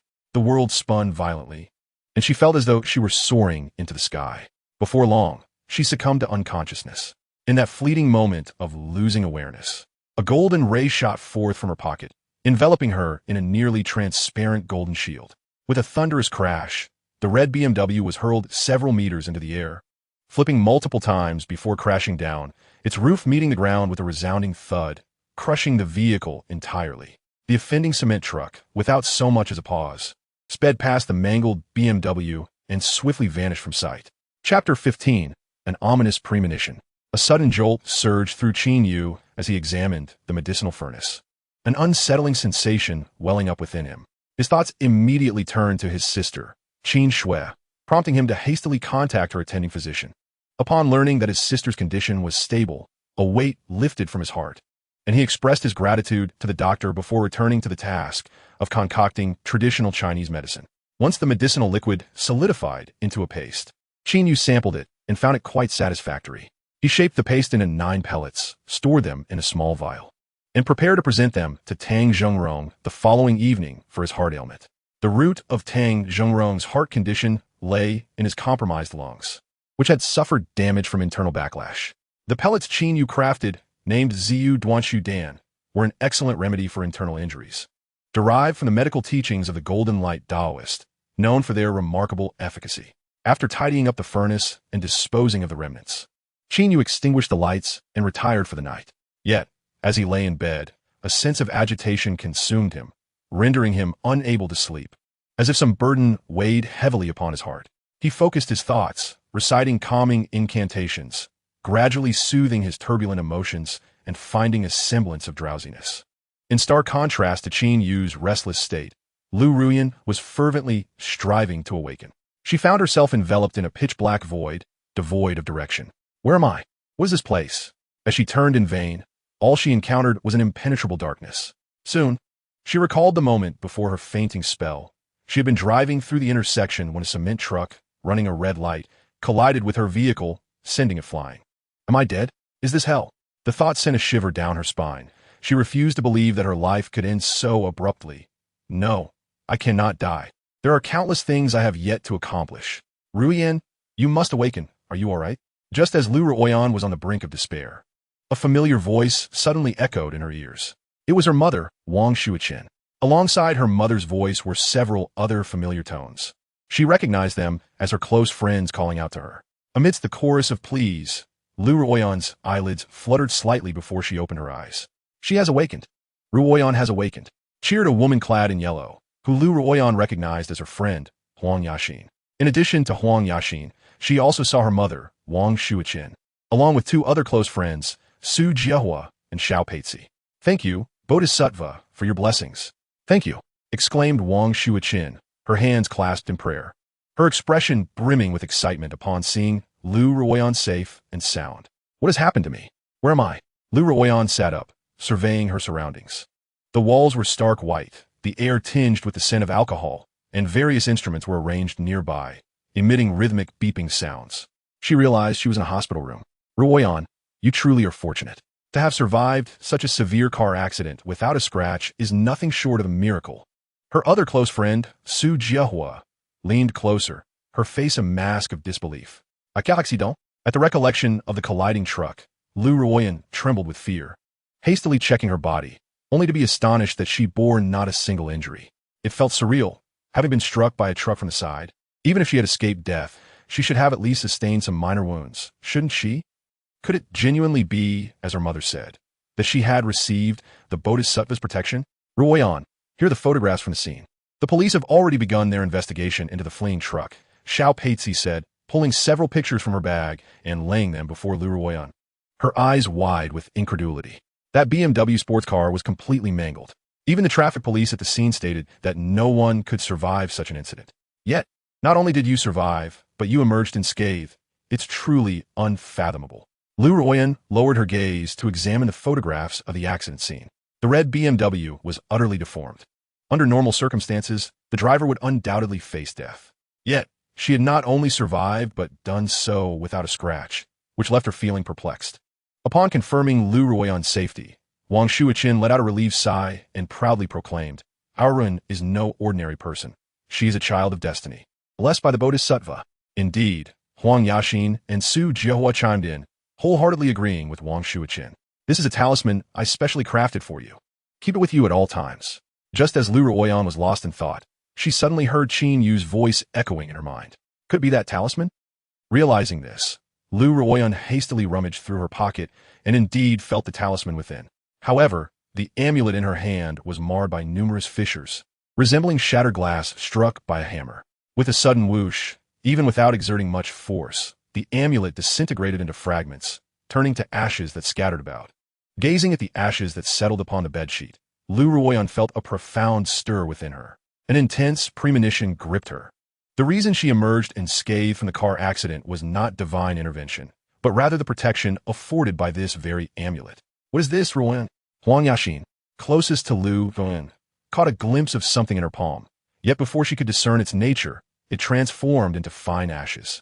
Yet, Lu Ruoyan's thoughts were wholly consumed by the amulet, leaving her oblivious to Huang Yaxin's inquiry. She had initially believed the amulet to be a mere trinket, a superficial gesture to please her. Who would have thought that the amulet was genuine, truly safeguarding her from the calamity of a car crash and preserving her life? What astonished Lu Ruoyan even further was Qin Yu's revelation that he had crafted this amulet himself. When had he acquired the skill to create such talismans? And ones that were effective at that? Distinguishing raw stones, recognizing magical artifacts, crafting spiritual symbols. This man, whom she had once perceived as utterly ordinary and ineffectual, had seemingly transformed overnight, accomplishing feats that left her utterly bewildered. "Ruoyan, why are you in such a daze? I'm speaking to you." Just as Lu Ruoyan was lost in thoughts of Qin Yu, she felt her arm being shaken, and then she saw Huang Yaxin pouting with an expression of displeasure. "I apologize, Yaxin. I was momentarily distracted." "What did you say?" Lu Ruoyan quickly replied, offering a smile. Huang Yaxin merely remarked that Lu Ruoyan had just awakened from a faint and seemed a bit sluggish, so she reiterated, "I said, my boyfriend's family runs a hot spring hotel. How about I take you there this evening for a soak, to wash away the bad luck?" "Yes, we must have a good soak to cleanse ourselves." Wang Shuiqin nodded enthusiastically. "All right, Yaxin, can Peizi and I join as well?" Su Jiehua asked excitedly upon hearing about the hot springs. Huang Yaxin patted her chest, beaming with pride. "Of course, the more the merrier. It's my boyfriend's family establishment. I just need to give him a heads up." Su Jiehua felt elated at the prospect, casting an envious glance at Huang Yaxin, inevitably thinking of her own boyfriend, a doctor. Although he might not compare to Huang Yaxin's partner, he was nonetheless a distinguished graduate of the prestigious Hucking University Medical School, promising a bright future. With this thought, Su Jiehua felt a sense of equilibrium return to her heart. Upon witnessing Huang Yaxin's boyfriend's remarkable capabilities, Wang Shuiqin immediately recalled her own underachieving son-in-law, Qin Yu, resolutely deciding to have Lu Ruoyan divorce him and seek a more suitable match. Chapter 16. The persuasion to part ways after successfully crafting the purple jade discontinuity pill. Qin Yu spent the remaining time cultivating his skills while awaiting Lu Ruoyan's arrival. They had agreed to finalize their divorce today. Before long, Qin Yu entered a profound state of cultivation, momentarily forgetting the surrounding world. Suddenly, the vibration of his phone startled him. He opened his eyes to find that dusk was approaching, and upon checking his phone, he discovered it was a call from Lu Ruyan. The sight of her name brought a headache to Qin Yu.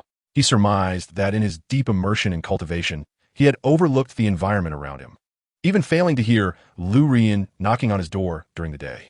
Even without answering the call, he could imagine her current frustration. "I'm sorry." As he answered the call, Qin Yu hastily apologized, only to be taken aback when Lu Ruyan on the other end uttered the same words. "I'm sorry." Lu Ruyan, however, quickly regained her composure and asked, "Qin Yu, do you have time tonight?" "What is it?" Qin Yu pondered before inquiring. Lu Ruyan hesitated for a moment before responding. "Are you familiar with the Chunwei Hot Spring Hotel? It is owned by Xian's boyfriend's family, and I am currently in the lobby on the first floor." Recognizing the hotel, Lu Ruyan spared herself the effort of detailing its location and continued, "Come over right now. I have something very important to discuss with you." "All right, I will head over now." After a moment's consideration, Qin Yu agreed to go. Though he had intended to visit Tangjingrong that evening for treatment, Lu Ruyan's urgent matter was undoubtedly significant. Thus, he decided to stop by the Chunwei Hot Spring Hotel first before proceeding to see Tangjingrong, as conversing with Lu Ruyan would not take much time. After hanging up, Qin Yu called Zhuang Yin, requesting him to head to the Chunwei Hot Spring Hotel. This way, after finishing his conversation with Lu Ruyan, he could directly proceed to Tangjingrong's place. "Who were you just on the phone with, inviting which handsome fellow to the hot springs?" As soon as the call ended, Huang Yaxin, sitting across from her, leaned in with a playful demeanor, her curiosity evident. Huang Yaxin was clad in a pale, yellow Chanel dress, adorned in luxury brands that unmistakably revealed her affluent background. Beside her, Su Jiahua was similarly dressed in high-end fashion, her strappy sandals from a renowned Italian brand. In contrast to the two, Xiao Peizi appeared much more understated, tall and graceful. She wore a simple white t-shirt without a label and light blue skinny jeans that accentuated her long, flawless legs. The trio of friends looked at Lu Ruyan with inquisitive eyes, eager to discover who she had just spoken with. Lu Ruyan smiled gently, putting down her phone, and replied, "Who else could it be? It was of course Qin Yu." "Qin Yu?" At the mention of his name, Huang Yaxin and Su Jiahua exclaimed in unison, lacking decorum. Even Xiao Peizi furrowed her brow, evidently aware of Qin Yu. The misfortunes that befell Lu Ruyan were well known among her close friends, who understood that Qin Yu's birth date could help Lu Ruyan dispel her misfortune, which was why they had arranged a marriage to bring her good luck. They were also aware that Qin Yu had a sister suffering from leukemia, and his willingness to marry into the Lu family was primarily for the sake of the auspicious fee. How could you possibly invite that useless person here? Such bad luck. Upon learning that the individual Lu Ruyan had summoned was Qin Yu, Huang Yaxin immediately displayed her disdain and retorted rather harshly. Huang Yaxin had only encountered Qin Yu a handful of times, never bothering to acknowledge his presence. Furthermore, her boyfriend hailed from an affluent family and owned a hot spring hotel. It wouldn't be long before she transcended the middle class to become a millionaire, stepping into the role of a hotel proprietress. How could someone of her illustrious standing ever regard Qin Yu, a mere commoner, with any respect? Yazin, do not speak so lightly. Qin Yu is, after all, Ruyan's husband. Xiao Peici interjected with a slight frown. Husband? It's merely a contractual arrangement. A mere tool for good fortune. Huang Yaxin unabashedly criticized Qin Yu in front of Lu Ruyan, fully aware that Lu Ruyan wouldn't take offense. This was not the first time she had voiced such sentiments. Actually, he is quite a decent person, considering that her life was likely saved by Qin Yu's protective charm. Lu Ruyan found herself unable to remain silent, and, for the first time, spoke in his defense. Huang Yaxin burst into laughter, dismissively saying, "My dear Ruyan, how could you possibly defend such a waste? Even if he's a good person, what value does that hold? Can it put food on the table?" At that moment, even Su Jiahua chimed in, advising indeed, Ruyan, even if Qin Yu cares for his sister and remains steadfast, he is still an unremarkable commoner. You are the legitimate daughter of the Lu family, destined to inherit the entire Lu group. You cannot jeopardize your happiness and future on that man. This only underscores that the so-called charm of good fortune is nothing but a deceitful trick. I believe it would be best for you to divorce him sooner rather than later. Listening to the counsel of her three friends, Lu Ruyan smiled gently, choosing not to respond. In truth, she had never intended to spend her life with Qin Yu. Had it not been for the accident the previous night, she would have likely finalized their divorce by now. If it was indeed a charm that saved her life, she felt compelled to offer Qin Yu some form of gratitude, for she did not wish to be seen as ungrateful. Ruyan, if it weren't for your modesty, I would teach him a lesson when he arrives. I shall make him aware of his place, reminding him that he is merely a lowly creature, foolishly dreaming of lofty aspirations. Watching Huang Yaxian's fervent gestures, Lu Ruyin couldn't help but smile wryly and shake her head in resignation. When Qin Yu arrived, she resolved to seek a quiet corner to converse with him, hoping to avoid any interruptions from Huang Yaxian and the others. Chapter 17. The Boyfriends of Friends. The Chunwei Hot Spring Hotel is a newly opened establishment in Jiangzhou and the only 4-star hot spring hotel in the area. Since its opening, it has become a favored retreat for urban professionals seeking relaxation after a long day, indulging in the soothing waters and enjoying life. Today being Sunday, the hotel was bustling with visitors. Nonetheless, upon entering the hotel, Qin Yu immediately spotted Lu Ruyin and her companions. The reason was quite simple. The women at their table were extraordinarily beautiful, standing out even amidst the throngs of urban ladies seeking entertainment.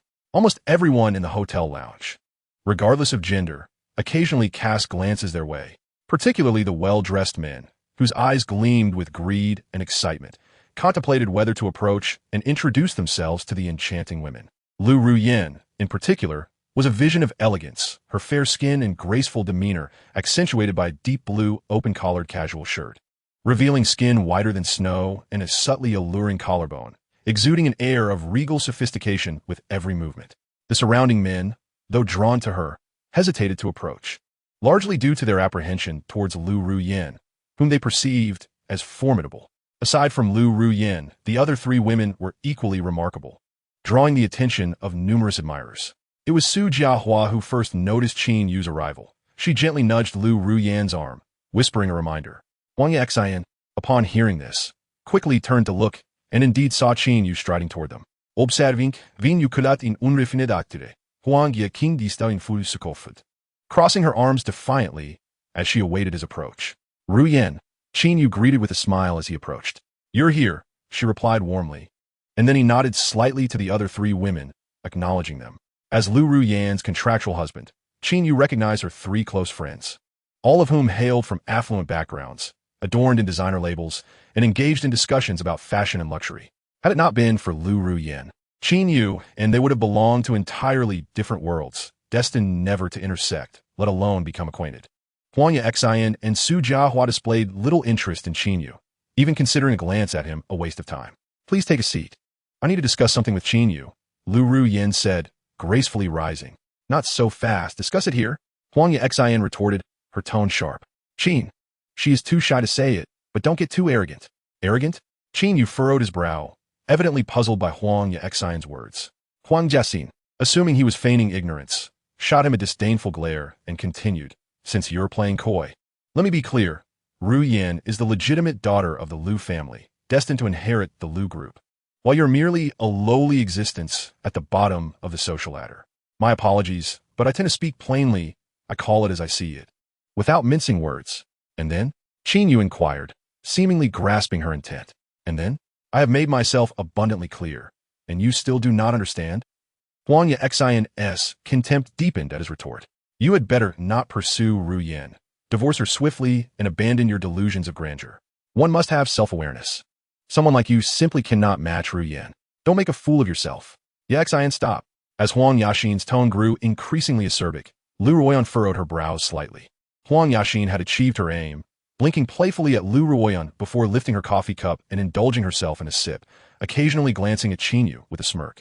Eager to witness his humiliation, any man with a modicum of pride would undoubtedly erupt upon hearing her earlier remarks. You call me here just to say this? Qin Yu directed his gaze away from Huang Yaxin, turning instead to Lu Ruoyan and asked coolly. No, I summoned you for a different matter.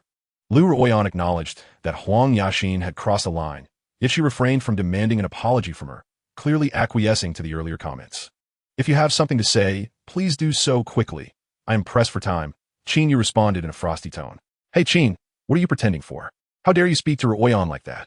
Huang Yaxin, taken aback by Qin Yu's audacity to address Lu Ruoyan in such a manner, instantly showed her displeasure and reprimanded him. Among Lu Ruoyan's trio of affluent friends, the 2 individuals Qin Yu found most disagreeable were Huang Yaxin and Su Jiahua.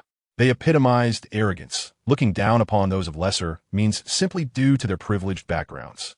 In stark contrast, Xiao Peizi left a much more favorable impression on Qin Yu. Lu Ruan also garnered his respect. She, like Xiao Peizi, possessed refined manners and never looked down on those from less fortunate backgrounds. Although her aloof demeanor sometimes led her to feign ignorance when encountering others on the street. Surprised by Qin Yu's boldness, Huang Yaxin slammed her hand on the table, rising abruptly to glare at him. Yaxin, what is the matter? Who has offended you? At that moment, a clear, resonant male voice echoed from behind. Upon hearing this voice, Huang Yaxin's previously furious expression transformed into one of delight. Like a lark, she circled around Qin Yu and, with outstretched arms, leaped into the embrace of the young man. Cooing Ayang. Qin Yu turned to see Huang Yaxin nestled entirely within the arms of a young man in his 20s, clad in an elegant suit, his hair slicked back. He promptly wrapped his arms around Huang Yaxin's slender waist, while she stood on tiptoe, tilting her face to plant a kiss on his cheek, seemingly flaunting their relationship to everyone present, declaring him hers and forbidding others from encroaching. Beside this young man stood another man, approximately 26 or 27 years old, wearing gold-rimmed glasses, exuding an air of sophistication, with a faint scent of alcohol wafting from him. Qin Yu, Su Jiahua, upon spotting the bespectacled man, leapt up in excitement and trotted over to link her arm with his. Observing the gathering, Lu Ruoyan and Xiao Peizi rose to their feet, smiling warmly, indicating that they were not entirely unfamiliar with the two men.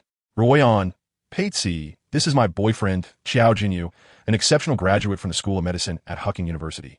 Su Jiahua proudly introduced, her arm linked with the bespectacled man. Qin Yu is currently working at the Central Hospital of Jiangzhou City as an associate chief physician in the Department of Surgery. Chapter 18, A Contest of Mockery. The Central Hospital is the finest tertiary hospital in Jiangzhou. Qin Yu, not yet 30, has already ascended to the position of deputy chief surgeon, which speaks volumes about his exceptional abilities and limitless potential. After introducing her boyfriend, Su Jiahua proceeded to introduce Lu Ruoyan and others, deliberately omitting Qin Yu, as if he were non-existent. Although Qin Yu found this odd, he refrained from inquiring further. Once Su Jiahua finished her introduction, Huang Yaxin eagerly presented her own boyfriend. This is my new boyfriend, Zhang Yong. This hot spring hotel is owned by his family. Quite impressive, isn't it? Hello, it's a pleasure to meet you all. Zhang Yong exhibited a refined demeanor, greeting Lu Ruoyan and the others with warmth and politeness. After exchanging pleasantries with everyone, his gaze fell upon Qin Yu, revealing a look of curiosity as he turned to Huang Yaxin and asked, Yaxin, who is this gentleman? Is he with you? His name is Qin Yu, Lu Yan's contractual husband, merely a tool for good fortune. Pay him no mind. Huang Yaxin disdainfully glanced at Qin Yu while clinging to her boyfriend's arm. Seemingly struck by an idea, Huang Yaxin's eyes sparkled mischievously as she leaned closer to Zhang Yong, whispering in his ear, this person is quite bothersome. He dared to scold me earlier. You should teach him a lesson. No need to worry about Lu Yan. Just humiliate him. Leave it to me. I've got this. Zhang Yong smirked coldly before turning his attention to Qin Yu, smiling as he extended his right hand.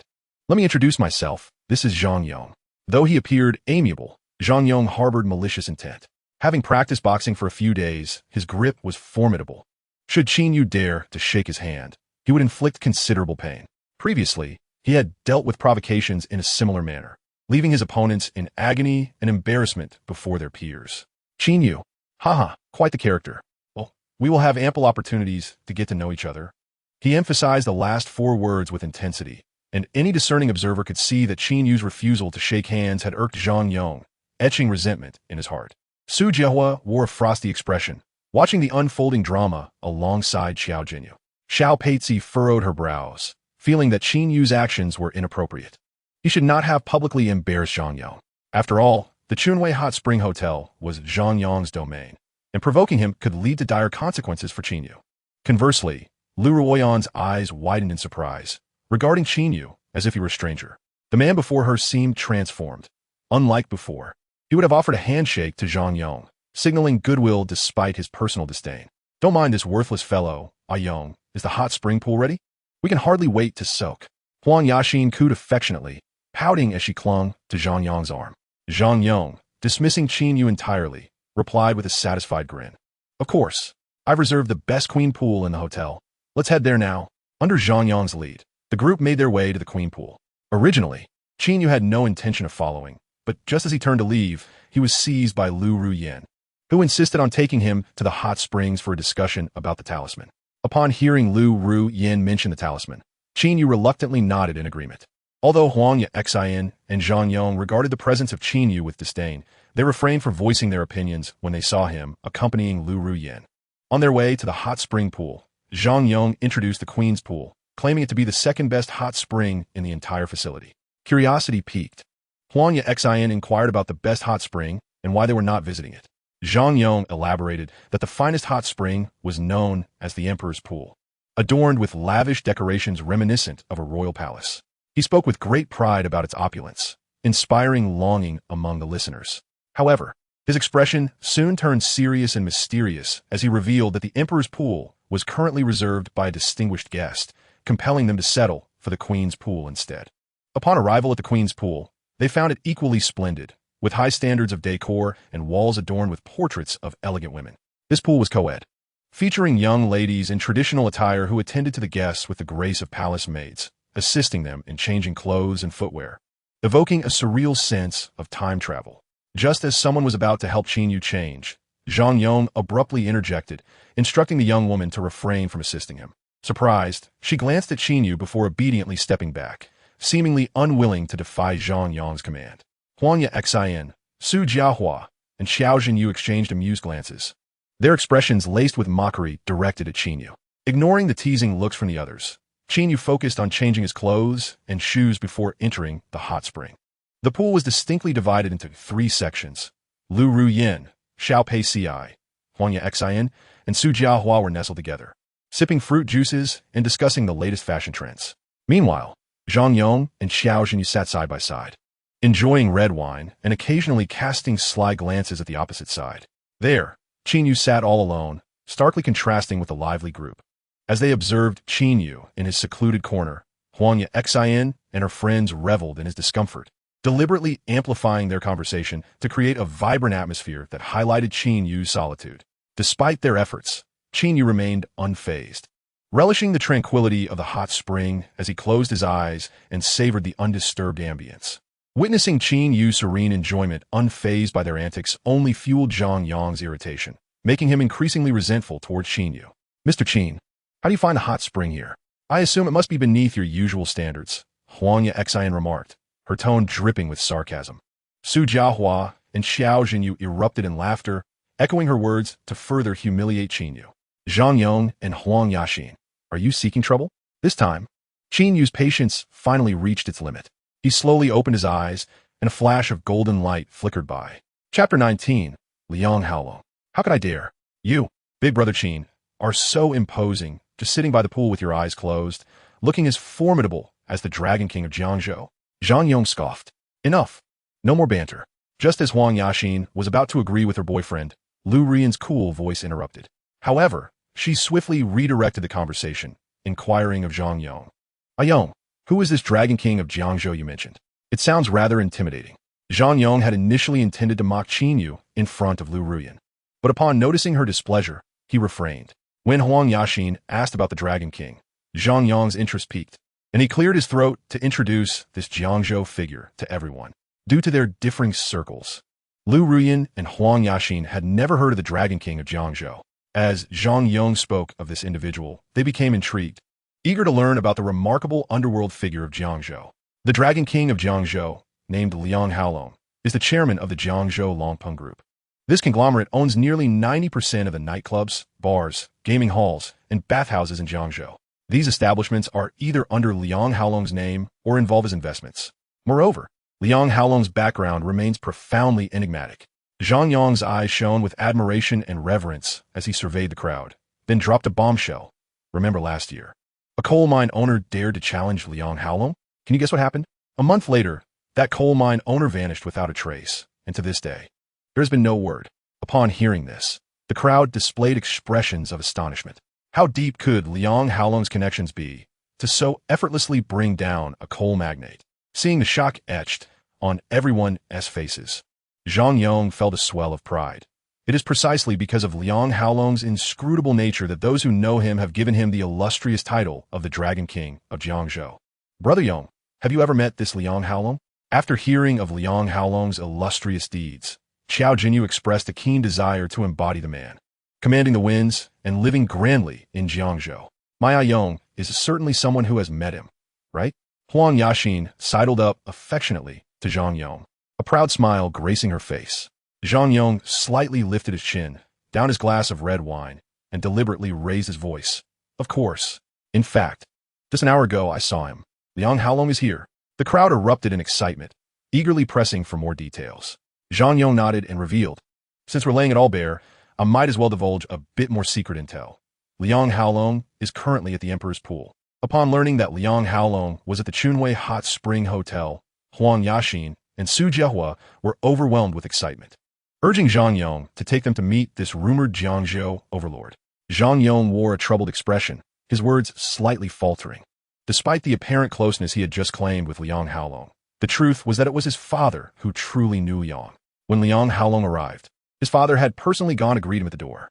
At that moment, he stood respectfully behind his father, head bowed, not daring to lift his gaze to meet Liang Haolong's eyes. Ayong, just take us there. Even a distant glance would suffice, Huang Yaxin implored, her admiration for the renowned underground overlord of Jiangzhou evident as she vigorously shook Zhang Yong's arm, pouting in earnest. The others looked at him with eager anticipation. Zhang Yong, wanting to impress his companions, thought for a moment and replied, "Very well. Since you are my friends, I shall grant you this wish." With those words, he departed from the Queen's Pool. Excitement and anticipation bubbled within the group as they prepared to meet the legendary Dragon King of Jiangzhou. However, 3 individuals remained notably composed. Qin Yu, for one, showed no interest in the so-called Jiangzhou overlord. Whether it was the Dragon King or the Serpent King, he found nothing of interest. Lu Rian shared similar sentiments. Her social circle was inherently disconnected from Liang Haolong, ensuring their paths would never cross in this lifetime. The third composed individual was Xiao Peizi, who sat quietly, listening to Huang Yaxin and the others discuss Liang Haolong, a flicker of disdain passing through her beautiful eyes. "You all stay here. I shall seek him out." Unable to contain herself any longer, Huang Yaxin leaped from the pool, declaring her intent to find Zhang Yong. Once both Zhang Yong and Huang Yaxin had left, the atmosphere of the Queen's Pool shifted to one of silence, save for Qiao Jinyu and Su Jiahua, who continued their animated discussion about Liang Haolong. Noticing Qin Yu sitting alone in a corner, Lu Ruyan seized the opportunity to strike up a conversation. She exchanged a few words with Xiao Peizi before swimming over to him. Clang! Just as Lu Ruyan reached Qin Yu, a resounding crash echoed from outside, followed by a woman's piercing scream. Is that Yaxin's voice? Lu Ruyan and the others froze for a moment before quickly realizing it was Huang Yaxin. When they arrived in the hall, they witnessed an irate Huang Yaxin, while not far away, a bald man cowered on the ground, hands clutching his head like a dog. Zhang Yong raised a deformed trash can, striking it forcefully towards the bald man, who narrowly evaded the blow. "Damn it, you dare to dodge?" Zhang Yong cursed vehemently, unleashing a flurry of punches and kicks upon the bald man. A swift kick landed on the man's mouth, shattering his 2 front teeth, leaving him bloodied and in a pitiful state.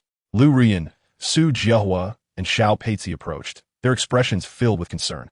Huang Yaxin pointed at the fallen bald man, gritting her teeth as she exclaimed, "This wretched bald man dared to take advantage of me, boasting of his wealth and offering to pay for the night. Does he truly think I'm a pushover?" With Huang Yaxin's words, the others quickly grasped the situation. It turned out that when Huang Yaxin had gone out to find Zhang Yong, she had been accosted by this bald man. He observed that Huang Yaxin possessed a petite and exquisite figure, captivating beauty, and was dressed rather provocatively. Consequently, he approached her with the intention of flirting, suggesting he would pay for her company overnight. Huang Yaxin, unable to tolerate such indignity, promptly slapped the balding man. Zhang Yong, having practiced boxing for a few days, skillfully dispatched the balding man to the ground, leaving him writhing in pain. "Stop! Do you know who I am?" the balding man exclaimed, his face bloodied and his gaze filled with malice as he glared at Zhang Yong. "I care not who you are, daring to harass my woman. You seem to have a death wish," Zhang Yong retorted, delivering a forceful kick to the man's abdomen, causing him to curl up like a shrimp, momentarily speechless. The balding man gasped for breath, gradually regaining his composure, his eyes burning with fury as he addressed Zhang Yong. "I concede defeat. Speak, what do you want? You have frightened my girlfriend. If you do not compensate me with 100,000 for emotional distress, you shall not leave." Zhang Yong crouched down, patting the balding man's cheek with an air of arrogance. This man dared to take advantage of him on his own turf. If he did not make him pay a price, how could Zhang Yong maintain his status among the elite in Jiangzhou? and which woman would associate with him thereafter. Indeed, without the 100,000, you shall not leave. Huang Yaxin rushed over, linking her arm with Zhang Yong's, her demeanor fierce. You want money, don't you? Very well. I shall provide it, but I have no cash on me. Surely you will allow me to make a phone call? The balding man's eyes glinted with malice. Yet he quickly adopted a feigned submissive demeanor, as if he had already surrendered. Seeing the balding man's capitulation, Zhang Yong felt a swell of pride. Resting his hand on Huang Yaxin's delicate shoulder, exuding confidence, then make the call swiftly. Do not waste my time. With a sinister glance at Zhang Yong and Huang Yaxin, the balding man retrieved his phone from his pocket and soon dialed a number. Xiaolong, I have encountered a bit of trouble here. The opponent is demanding 100,000 for emotional damages. Zhang Yong, with his arm around Huang Yaxin, wore a smug grin, dismissing the balding man entirely. After a brief moment, the balding man hung up and looked at Zhang Yong with a sinister tone. Kid, my brother has cash. Do you dare accompany me to retrieve it? Yong, do not heed him. He seeks to lure you to his territory. Huang Yaxin exclaimed, alarmed, and quickly cautioned him. Do you think me a fool? Do you wish to be beaten? Even without Huang Yaxin's warning, Zhang Yong had no intention of following the balding man outside to collect money. Who could predict what trap they might set? The balding man smirked coldly. My brother is enjoying the hot springs here as well. The money is ready. It merely depends on your courage to accompany me.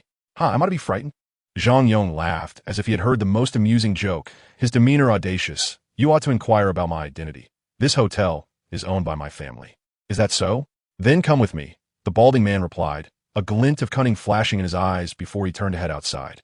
Zhang Yong let out a cold snort, embracing Huang Yaxin as he followed closely behind the bald man. We're going to. Su Jiahua, upon witnessing this, spoke to Lu Ruyan and Xiao Peizi before pulling Xiao Jinyu along in pursuit. Huang Yaxin was their close friend, and naturally, Lu Ruyan and Xiao Peizi could not stand idly by. They followed suit. You two should stay behind, Qin Yu remarked casually. Though ordinary people might overlook it, he possessed the gift of penetrating vision, allowing him to perceive the swirling malevolent aura surrounding the bald man. This man had undoubtedly taken lives, and not just one. To dare commit murder in Jiangzhou without facing repercussions suggested he was far from ordinary. Zhang Yong assumed the bald man was just an average individual and brazenly approached him, likely courting disaster. Qin Yu harbored no fondness for Huang Yaxin or Su Jiahua and was indifferent to their fates. However, he did not wish to see Lu Ruyan and Xiao Peizi fall into peril, hence his well-meaning warning. Xin is my close friend. I cannot abandon her. Observing them rush to catch up with Zhang Yong, Qin Yu couldn't help but shake his head with a soft sigh and followed suit. Don't try any tricks, or I'll knock out your back teeth. Zhang Yong, with an arm around Huang Yaxin's slender waist, kicked the bald man playfully in the rear, speaking arrogantly. The bald man stumbled unexpectedly from the kick, nearly falling, and shot Zhang Yong a venomous glare, yet he remained silent. Yong, you're such a man. Huang Yaxin expressed her satisfaction with her boyfriend's bravado, rising onto her toes to plant a forceful kiss on his cheek. Zhang Yong, brimming with pride, swaggered as he walked. If I were in your shoes, I would protect you at all costs, Xiao Jinyu murmured to Su Jiahua, who clung to his arm. Su Jiahua's eyes sparkled with happiness as she nodded vigorously. The bald man led Zhang Yong and his entourage through a convoluted path until they finally arrived at their destination. Right here, he indicated ominously at the hot spring hall with a sinister smile. Zhang Yong scoffed derisively, but as he lifted his gaze to the sign of the hot spring room, his expression abruptly changed and his body trembled uncontrollably. Huang Yaxin, noticing Zhang Yong's reaction, felt puzzled. She glanced at the sign herself, gasping in shock. The Imperial Pool. It turned out that the hot spring pool before them was none other than the esteemed Imperial Pool of Chunwei Hot Spring Hotel. Zhangzhong, Huang Jiaxin, Su Ziahu, and the others were all stunned into silence, their faces pale and eyes filled with terror. Their fear did not stem from the Imperial Pool itself, but from Zhang Yong's earlier words about a significant guest at the Imperial Pool, none other than Liang Haolong, the chairman of Longpeng Group, known as the Dragon King of Jiangzhou. Why you want to Director Long's people? Zhang Yong exclaimed, suddenly realizing, his gaze complex as it fixated on the bald man. Just then, 5 or 6 burly men, bare-chested and with menacing expressions, charged out, blocking the retreat of Zhang Yong and his companions.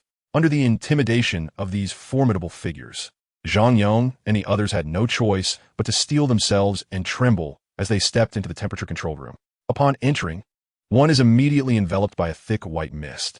As the fog dissipates, a thermal spring comes into view, within which reclines a middle-aged man with a fierce countenance and a menacing expression. With his eyes closed and arms outstretched, he embraces two youthful beauties, seemingly no older than 17 or 18, who tenderly attend to him like ancient handmaidens serving an emperor, their every movement imbued with care and diligence.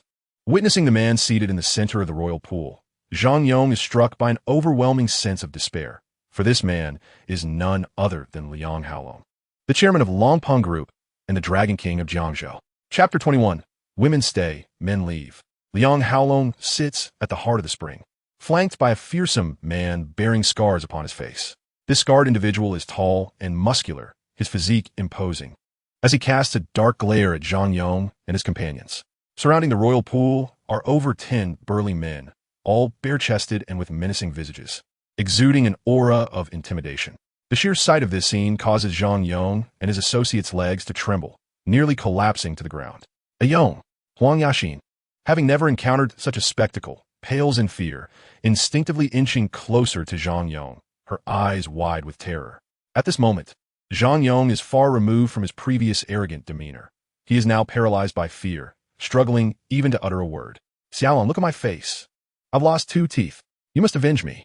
The bald man rushes to Liang Haolong's side, resembling a wronged child seeking solace from a parent, devoid of any semblance of the imposing figure he should represent. This bald man is none other than Liang Haolong's elder brother, Liang Haopeng, the general manager of Longpeng Group. Upon hearing his brother's lament, Liang Haolong slowly opens his eyes. Upon seeing his brother's bloodied visage, with 2 front teeth missing, his eyes narrow ominously, revealing a chilling intensity. Who did this? Step forward. His tone is unnervingly calm, a serenity that sends shivers down the spine. The royal pool falls into a profound silence. Zhang Yong dares not utter a word, his body trembling uncontrollably, while his mind races to devise a solution.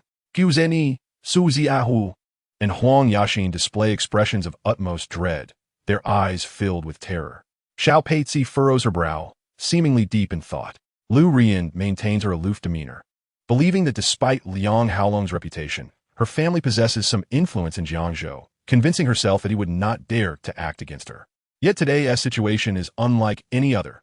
Zhang Yong's actions against Liang Haolong's brother cannot be resolved with mere words. Just as Lu Ruyin contemplates a means of escape, she observes Qin Yu, seemingly unfazed, hands in pockets, watching Liang Haolong with keen interest. In Lu Ruyin's memory, Qin Yu is the type to shy away from conflict. In the past, upon encountering the powerful Liang Haolong, he would have trembled in fear, huddling with others, unable to raise his gaze. Yet now, his calmness astonishes her. It was him. This brat struck me and even placed a trash can on my head, with 2 of his front teeth knocked out. Liang Haopeng spoke with a slight lisp. He pointed at Huang Yaxin, who was closely standing next to Zhang Yong, exclaiming, "And that wretched woman over there. She slapped me too, and my face still burns with pain." Upon being singled out, Huang Yaxin let out a terrified scream and hurriedly hid behind Zhang Yong. Faced with the accusation, Zhang Yong could not escape and had no choice but to step forward with a stiff demeanor. Bowing slightly, he wore a forced smile and said, "Director Liang, allow me to explain. It's merely a misunderstanding." "Misunderstanding, you say?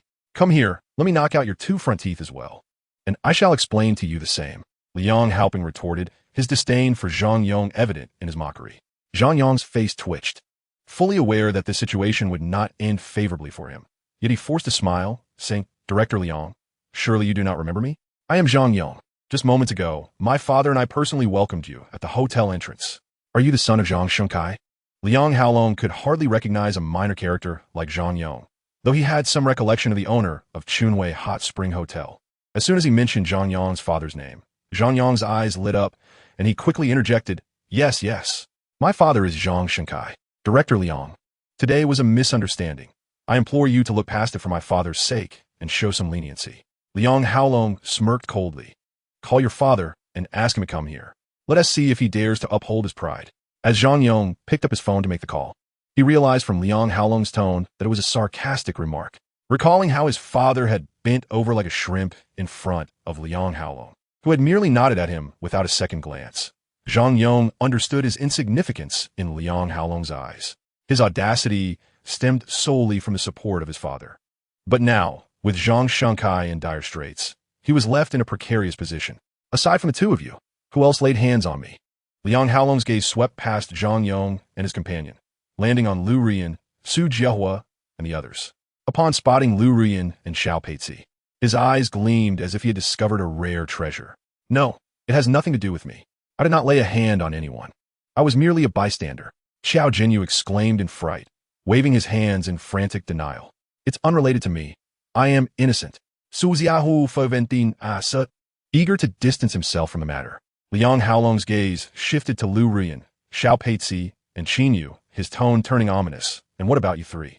Lu Ruiyan held a deep disdain for someone like Liang Haolong, finding even a glance at him repulsive. Qin Yu showed no interest in engaging, instead glancing at the clock, contemplating whether to leave immediately, unwilling to squander time in this situation. They are not involved. It is only this pair of dogs. Liang Haoping interjected at that moment. Very well. Liang Haolong nodded, turning back to Zhang Yong. I have shared a meal with your father on 2 occasions. We have some semblance of rapport. Today, I shall not make things difficult for you. For the 2 teeth you knocked out from my elder brother, I shall take 4 from you. Moreover, you must keep this woman here to accompany my elder brother for a few days as a form of reparation. My proposal is hardly excessive, is it? Zhang Yong's face twitched violently, his lips trembled, and he was rendered speechless by fear. In truth, given Liang Haolong's temperament, if his elder brother were to be unjustly assaulted, resulting in the loss of 2 teeth, the assailant would undoubtedly meet a dire fate. Asking Zhang Yong to compensate for 4 teeth and to have Huang Yaxin accompany his brother for a few days is, in fact, not unreasonable. After all, it was he who first took advantage of me, prompting my boyfriend to retaliate against him. Huang Yaxin, initially hiding behind Zhang Yong, suddenly sprang forth at the mention of Liang Haolong's conditions, indignantly exclaiming, "If you dare to act recklessly, I will call the police and ensure that you wicked men are apprehended." Call the police? Liang Haolong appeared to find this notion amusing, his eyes suddenly glinting with malice as he ominously declared, "If that is the case, I shall change my mind. Let the men leave, but all the women must stay." Zhang Yong's complexion paled dramatically, and he desperately sought to salvage the situation.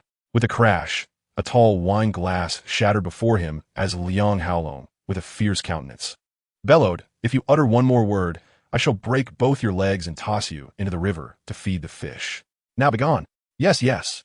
Zhang Yong, having been raised in a sheltered environment, was paralyzed with terror and disregarded Huang Yaxin entirely, turning to flee towards the door. Huang Yaxin clung tightly to Zhang Yong's arm, her expression fraught with anxiety as she cried, "Yong, please don't leave me behind. You wretched woman. This is all you're doing. Do you think it's fatal to have someone touch your backside?" Zhang Yong was indifferent to whether Huang Yaxin was his girlfriend, pushing her away with all his might, wishing he could kick her aside. Originally, he had no intention of marrying Huang Yaxin. She was merely a fleeting whim. While he might have referred to her as his girlfriend in flattering terms, she was, in essence, just a casual diversion. Once the novelty wore off, he would cast her aside without a second thought.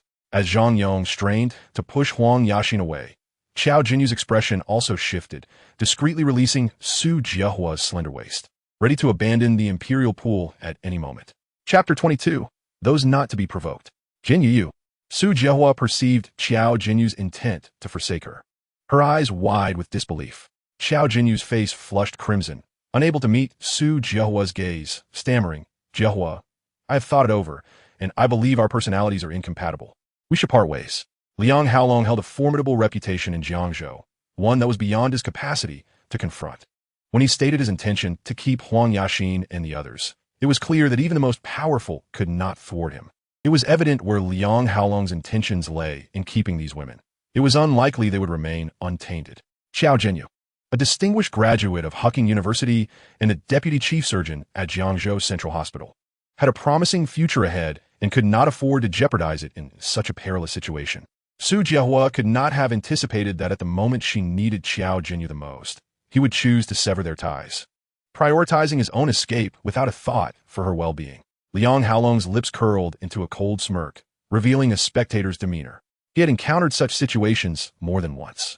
Even couples, when faced with dire straits, often abandon each other like jungle birds. One can only imagine the fleeting nature of mere romantic entanglements. Observing Xiao Jinyu and Zhang Yong frantically prioritizing their own escape, Lu Ruiyan felt a profound disdain, yet her thoughts turned to Qin Yu, speculating that he might have already slipped away. However, to her surprise, when she glanced over at Qin Yu, he remained steadfastly in place, not moving an inch. Meanwhile, Xiao Jinyu and Zhang Yong were desperately attempting to shake off their girlfriend's clutches, eager to flee the scene. In stark contrast, Qin Yu, unimpeded by anyone, stood still, which perplexed her greatly. Scarface, bring those 4 women over here, Liang Haolong remarked coolly, casting a glance at Scarface, seemingly irritated by the noise. Yes, Boss Long, Scarface replied, rallying 3 henchmen as they strode purposefully towards Lu Ruyin and her companions. Scarface, being closest to Lu Ruyin, advanced first, extending his large hand like a fan towards her delicate wrist. The sight of the towering brute reaching for her sent a wave of fear through Lu Ruyin, causing her to hastily retreat. Yet, Scarface was too swift. Before she could escape, he was nearly upon her. Lu Ruyin's expression shifted dramatically, and she was about to scream for help when a hand suddenly shot out and seized Scarface's wrist, halting him with a firm grip. A cold voice sliced through the tension. If you dare lay a finger on her, I will take your life. Lu Ruyin turned to see the figure who intervened, Qin Yu. With one hand tucked into his pocket and the other extended, his gaze was icy, as if a glimmer of golden light shone from his eyes. Seeking death, Scarface, taken aback by the audacity of this seemingly frail man, bellowed in fury and attempted to wrench his hand free from Qin Yu's grip. To his astonishment, the seemingly delicate man possessed a surprising strength, rendering Scarface unable to escape. It was only when Qin Yu relaxed his grip that Scarface could finally withdraw, stepping back with a look of horror at the red marks left on his wrist. Zhang Yong, Huang Yaxin, and the others gazed at Qin Yu in astonishment. Liang Haolong's eyes glinted with menace as he intoned, Kid, do you wish to meddle? Qin Yu's gaze bypassed Scarface, landing on Liang Haolong, who lounged in the hot spring. With his left hand still in his pocket, he pointed at Lu Ruyin and the others and stated, Boss Long, right? These individuals are my friends. I ask you to grant them passage. Qin Yu, stop this nonsense and step back. Lu Ruyin exclaimed in shock, tugging at his sleeve and reproaching him in hushed tones. She had been poised to reveal her Lu family identity, hoping to alleviate the tense atmosphere. After all, the Lu family had some renown in Jiangzhou, and even a figure like Liang Haolong would have to consider their standing. After all, harmony begets fortune, and future business collaborations were inevitable. However, before she could articulate her thoughts, Qin Yu had already intervened. Recalling the chaos that Qin Yu had previously wrought at his grandmother's 80th birthday celebration, Lu Ruyin felt a shiver of apprehension, fearing that the current situation could spiral into a similar debacle. What are you to demand face from me? Liang Haolong narrowed his eyes, his tone menacing. He was seething with rage, having come here to unwind with his brother. He had not anticipated that his sibling would be assaulted, losing 2 teeth in the process. What infuriated him further was the audacity of someone standing before him, demanding respect. When had the esteemed Liang Haolong become a target for ridicule? Who am I? Qin Yu paused, seemingly in contemplation, before responding, I am someone you cannot provoke.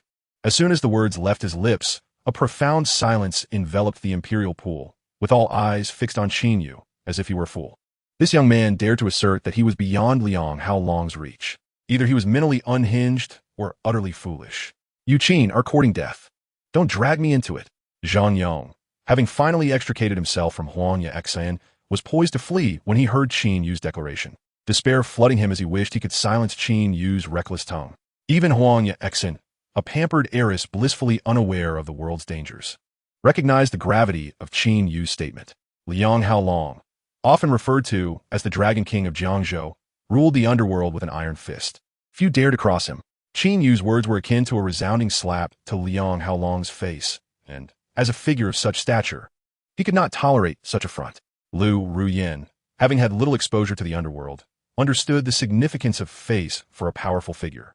While she had initially felt confident in leveraging her Lu family status to negotiate with Liang Haolong, she now realized that even if she were the head of the Lu family, she could not shield Qin Yu from Liang Haolong's wrath.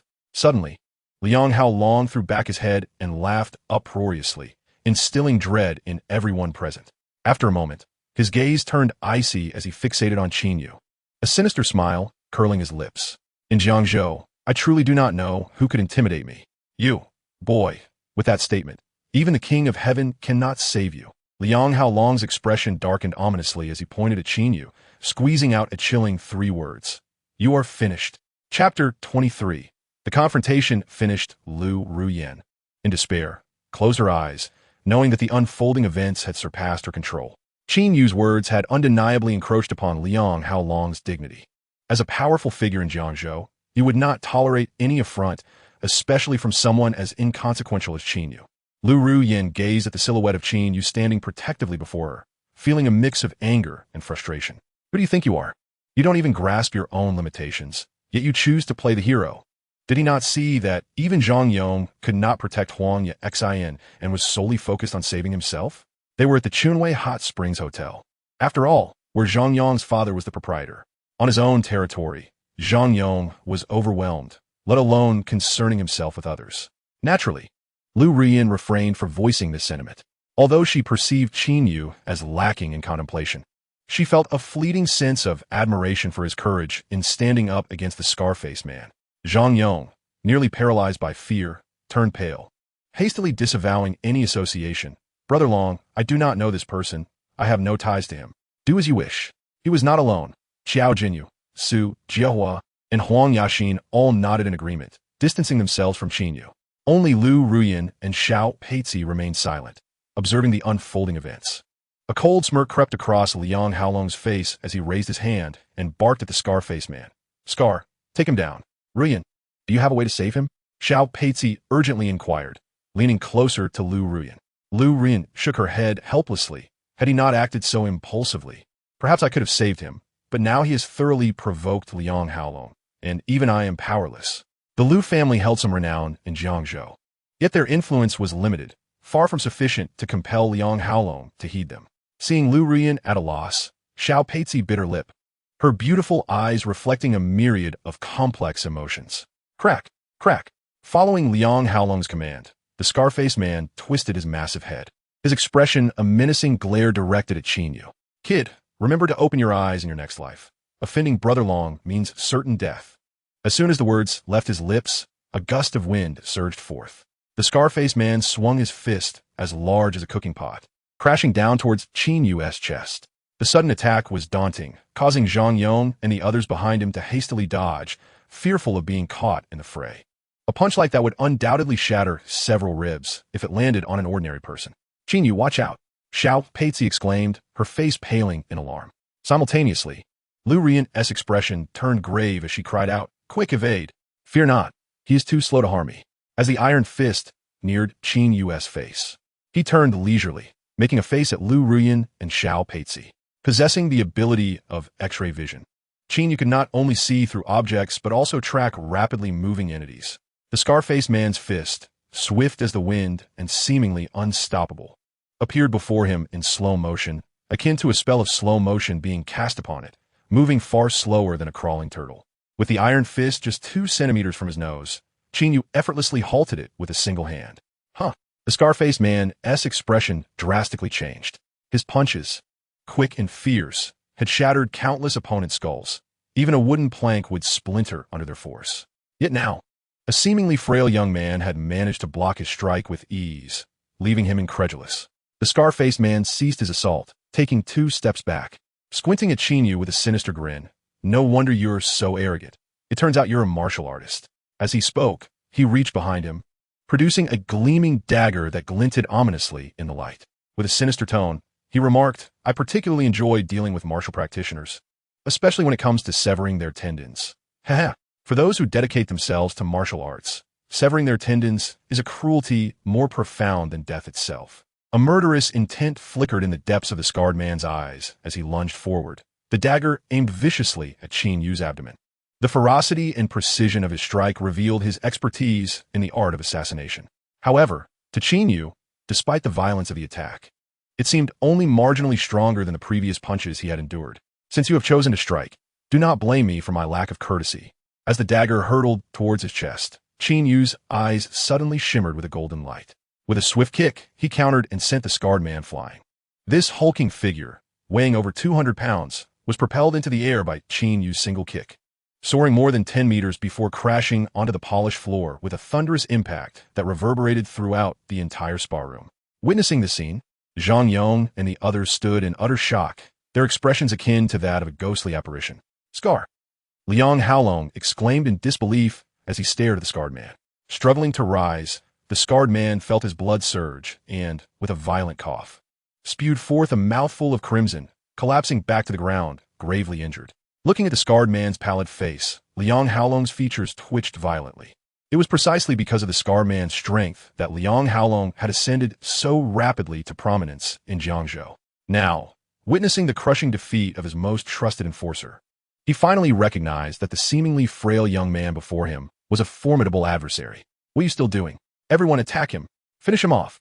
Liang Haolong, consumed by rage, bellowed at the surrounding muscle-bound brutes. The hulking men, snapping out of their stupor, exchanged glances and swiftly retrieved steel pipes and machetes from beneath nearby chairs. Their expressions twisted into menacing grimaces as they advanced towards Qin Yu. Liang Haolong sneered coldly. What good is your strength if you think you can take on 10 men at once? Those I have chosen to stand by my side are the elite of the elite. Should these thugs surround him, even the Scar Man would be forced to submit. As over a dozen of these brawny men approached, weapons in hand, Zhang Yong, Xiao Jinyu, and the others were paralyzed with fear, retreating to the corners of the hall, huddling together like frightened quails, trembling uncontrollably. Yet, Qin Yu stood resolutely, facing the oncoming brutes without retreating, and instead, he stepped forward to meet them. The steel pipes and machetes came crashing towards him.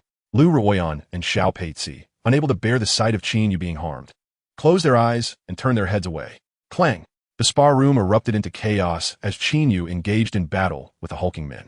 Liang Haolong's lips curled into a cruel smile, his face a mask of malice as he anticipated the spectacle of Qin Yu being reduced to mere pulp by his subordinates.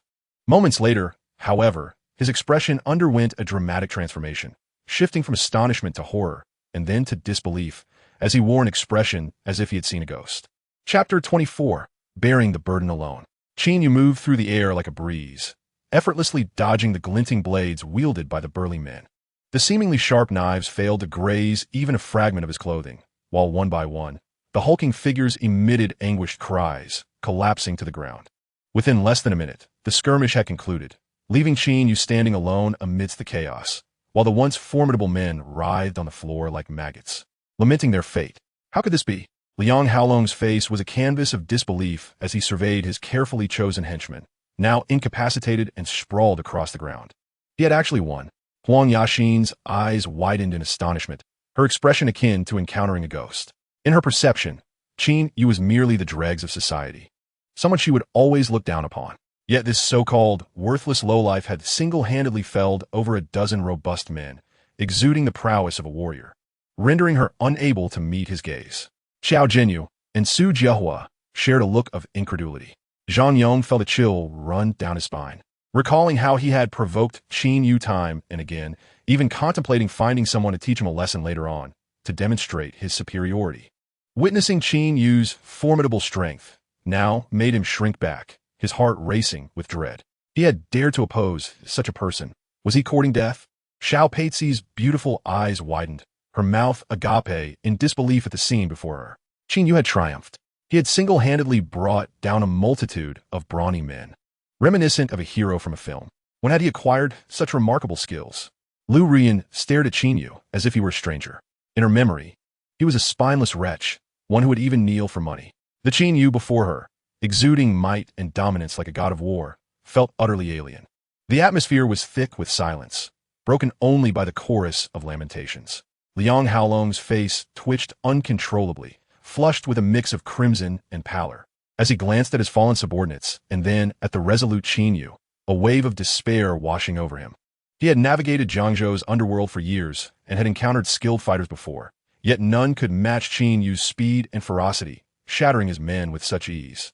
As Liang Haolong stood in shock, Qin Yu approached with measured steps. Upon seeing him enter the pool, the scantily clad young women recoiled in terror, hastily retreating to the corners of the hot spring, their eyes filled with dread as they watched him. Ignoring the frightened girls, Qin Yu stood before Liang Haolong, a smile gracing his lips as he inquired, "So, what do you think? Am I someone you can afford to provoke?" Liang Haolong had never been confronted so directly.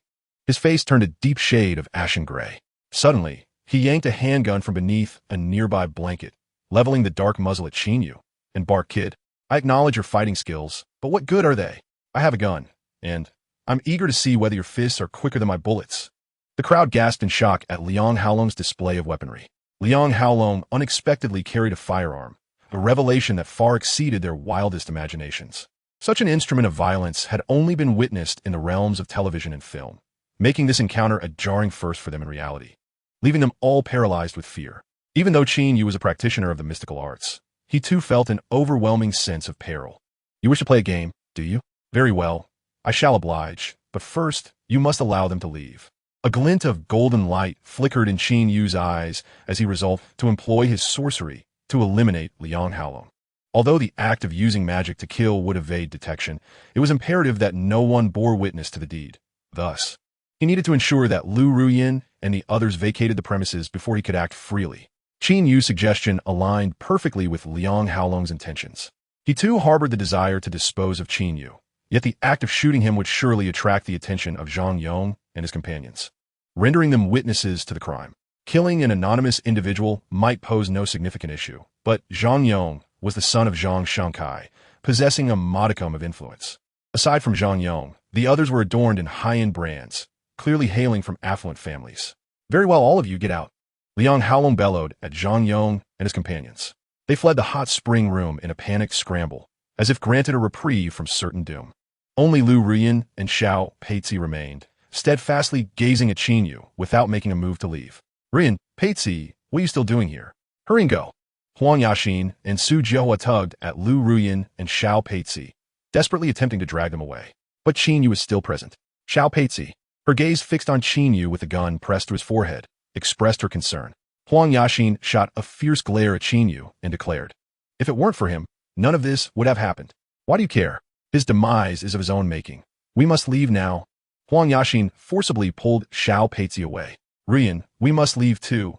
Otherwise, we may never escape," Su Jiahua urged, clutching Lu Ruyin's arm as they hurried to depart. Liang Haolong's volatile temperament posed a grave threat. Should he take Qin Yu's life, the same fate could easily befall them. An escape would be impossible. "Do not concern yourselves with me. You must leave first," Qin Yu said calmly, his back turned to Lu Ruyin.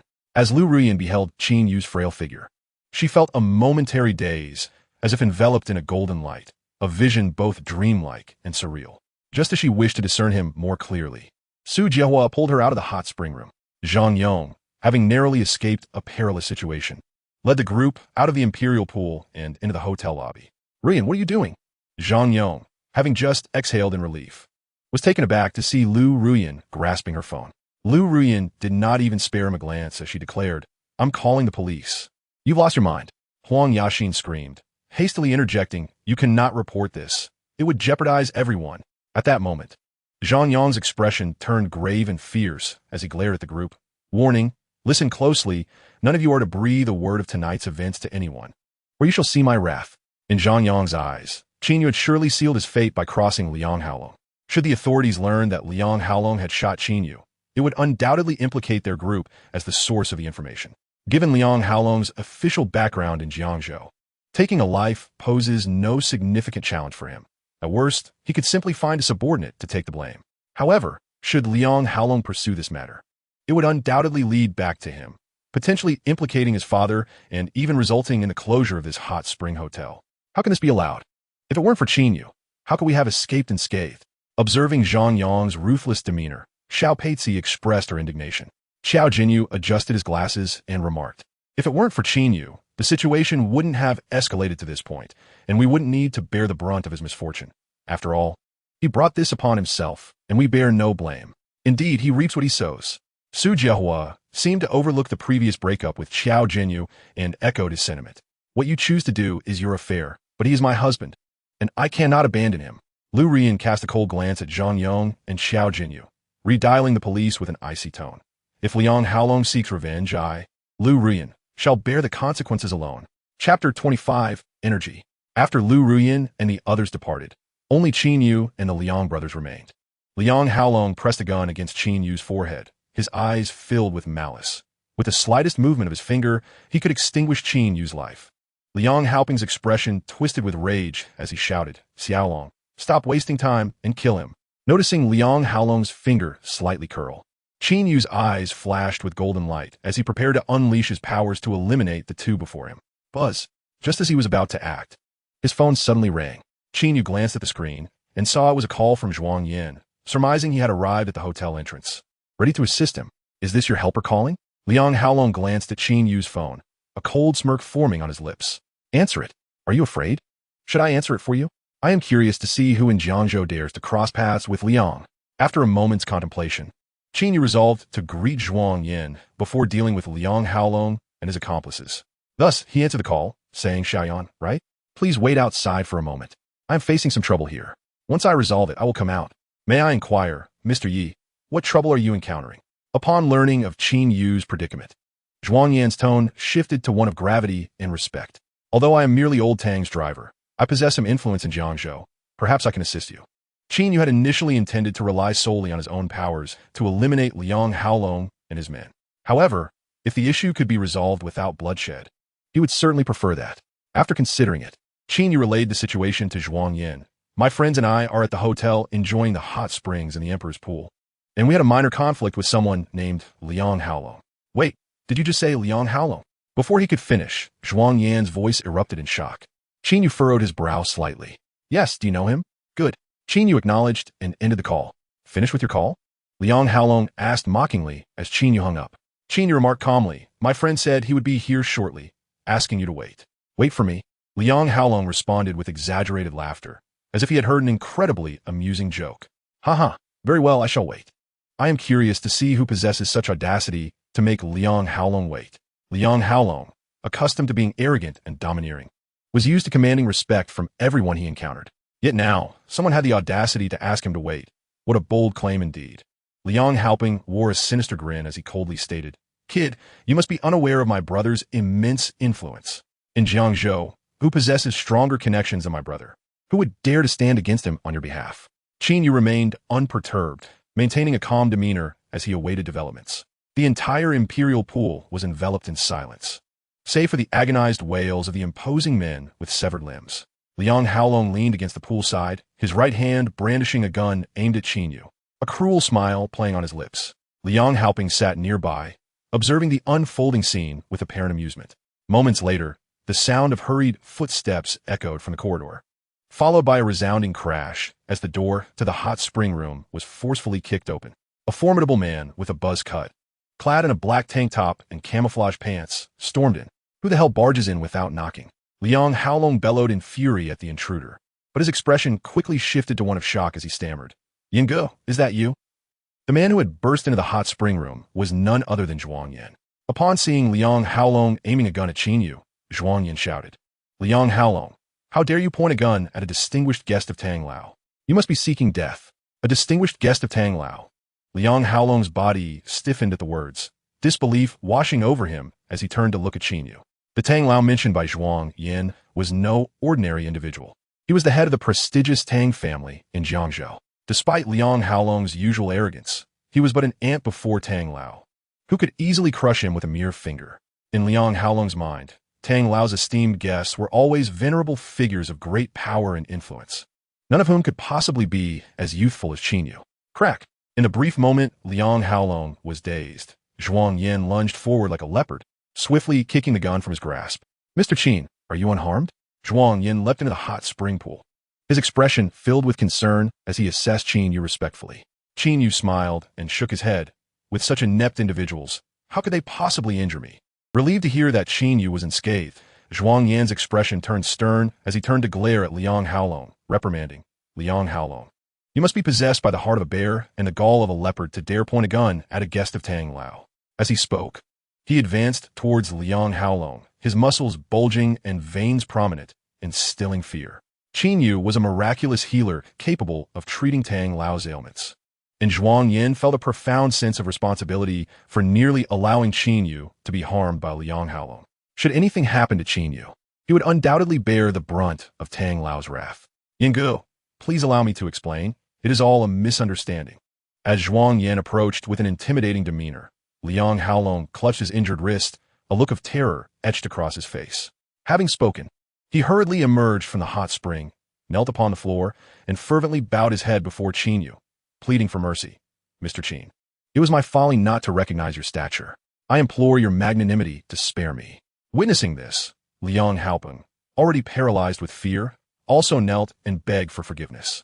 Observing the Liang brothers incessantly bowing in supplication, Zhuang Yin turned to Qin Yu and respectfully inquired, "Mr. Qin, please instruct us on how to deal with these two individuals." Noting Liang Haolong's trembling figure, Qin Yu understood the gravity of the situation. Previously, the elder gentleman had mentioned his influence in Jiangzhou, a claim Qin Yu had regarded with skepticism. His willingness to assist in alchemy and healing had merely been an attempt to uncover the whereabouts of the Jialan grass. However, it now seemed that the venerable Mr. Tang was indeed formidable, as even a prominent figure like Liang Haolong was compelled to bow in submission, revealing the extent of his power. "Do you wish to live or die?" Qin Yu emerged from the hot spring, shaking off the droplets of water, and calmly posed the question. "We wish to live," Liang Haolong exclaimed in a panic. Had it been any other time, such a question would have provoked him to retaliate violently. Yet now, he dared not, fully aware that Qin Yu held the power over his fate. This young man was a guest of Mr. Tang, a personage capable of extinguishing him with a mere finger. "If you wish to live, then listen attentively. You are to cease disturbing my friends from this day forth." Qin Yu advanced, channeling his inner energy, causing the water droplets on his clothes to transform into swirling mist, enveloping him in an aura of intimidation. Witnessing this display, Zhuang Yan's pupils constricted. He had not anticipated Qin Yu's martial prowess. Previously aware of his exceptional medical skills, he now realized that Qin Yu was equally adept in the martial arts, a force to be reckoned with. The sight of such power left Liang Haolong as pale as a ghost, as he pressed his hands to the ground and repeatedly bowed. "Rest assured, Mr. Qin, even with 100 times my courage, I would not dare provoke you again. My friends refer to the two women who left last. Others are of no concern to me," Qin Yu added. Liang Haolong, momentarily taken aback by Qin Yu's words, quickly grasped their meaning and nodded vigorously. "I understand, Mr. Qin. I know what must be done. Xiaoyan, let us depart," Qin Yu declared, ignoring Liang Haolong further. He cast a glance at Zhuang Yin, clasped his hands behind his back, and stepped out of the hot spring room. Zhuang Yin shot a fierce glare at the Liang brothers before hastily following suit. Chapter 26. Interrogation. Once Qin Yu and Zhuang Yin had left, Liang Haolong exhaled a long sigh of relief, feeling an icy chill creep down his spine. His back drenched in cold sweat. Liang Haoping was no different. He wiped the sweat from his brow, still shaken, and murmured, "Goodness, no wonder that fellow was so fearless. He is a guest of Mr. Tang. Had I known earlier that Qin Yu was associated with Mr. Tang, I would not have dared complain even if I had lost 2 teeth or suffered broken arms. Thankfully, Brother Yin was here. Otherwise, we would have truly perished." Liang Haolong wiped the beads of sweat from his brow, gazing at the dismembered remains of his subordinates sprawled across the floor. A sense of dread enveloped him as he recalled the terrifying aura emanating from Qin Yu, shrouded in an ethereal white mist. Despite Zhuang Yan's fierce demeanor, seemingly intent on their destruction, he was, in fact, safeguarding them. After all, they shared a cordial relationship with Zhuang Yan, and one could consider them allies. Zhuang Yan's subtle maneuvers did not escape Qin Yu's keen perception. Through the lens of his penetrating golden eyes, even the slightest fluctuation in Zhuang Yan's demeanor was laid bare. At this moment, Zhuang Yan was behind the wheel of an Audi, transporting Qin Yu along a winding route towards the eastern outskirts of Jiangzhou. The atmosphere within the vehicle was thick with silence. Zhuang Yan's hands firmly grasped the steering wheel, eyes fixed ahead, scarcely daring to breathe. "Do you know that Liang Haolong?" Qin Yu inquired from the back seat, his gaze sweeping over Zhuang Yan through the rearview mirror. His tone was unassuming, yet it carried an undercurrent of ire that compelled Zhuang Yin to hastily clarify. "Mr. Qin, the situation is not as you perceive. My acquaintance with Liang Haolong is rather superficial. He is merely a subordinate of the second master of the Tang family." With the mention of the Tang family, Zhuang Yin felt compelled to enlighten Qin Yu about Old Tang. Tang Jingrong, known as Old Tang, was a figure of significant renown in Jiangzhou in recent years. Nestled in the northern part of Jiangnan province, Jiangzhou's economy ranked only moderately within the province, lacking the prominence of other cities in Jiangnan. Yet, the emergence of Tang Jingrong conferred a unique status upon Jiangzhou. The reason was straightforward. In his youth, Tang Jingrong had served as a soldier during the National Protection War, ultimately being honored with the title of general. He was the sole general in Jiangzhou, a position that naturally bestowed upon him immense prestige, enriching the city with a distinct character. Upon grasping Tang Jingrong's true identity, Qin Yu's expression turned to one of comprehension. No wonder Liang Haolong had been so terrified at the mere mention of Tang Jingrong's name, immediately prostrating himself in supplication. For all his bravado, Liang Haolong was merely a thug in Jiangzhou, while Tang Jingrong was a genuine protector of the nation, having led countless troops into battle, an incomparable disparity. Qin Yu's curiosity was piqued regarding the connection between the illustrious Tang family and a figure like Liang Haolong. Zhuang Yin swiftly elaborated. Old Tang has 2 sons and a daughter. His eldest son, Tang Tingzhao, has carved a path in the Jiangnan political sphere with a promising future ahead. In contrast, the second son, Tang Tingyao, has been rather ineffectual, having grown up as a reckless youth, associating with unsavory characters and enduring considerable chastisement from old Tang.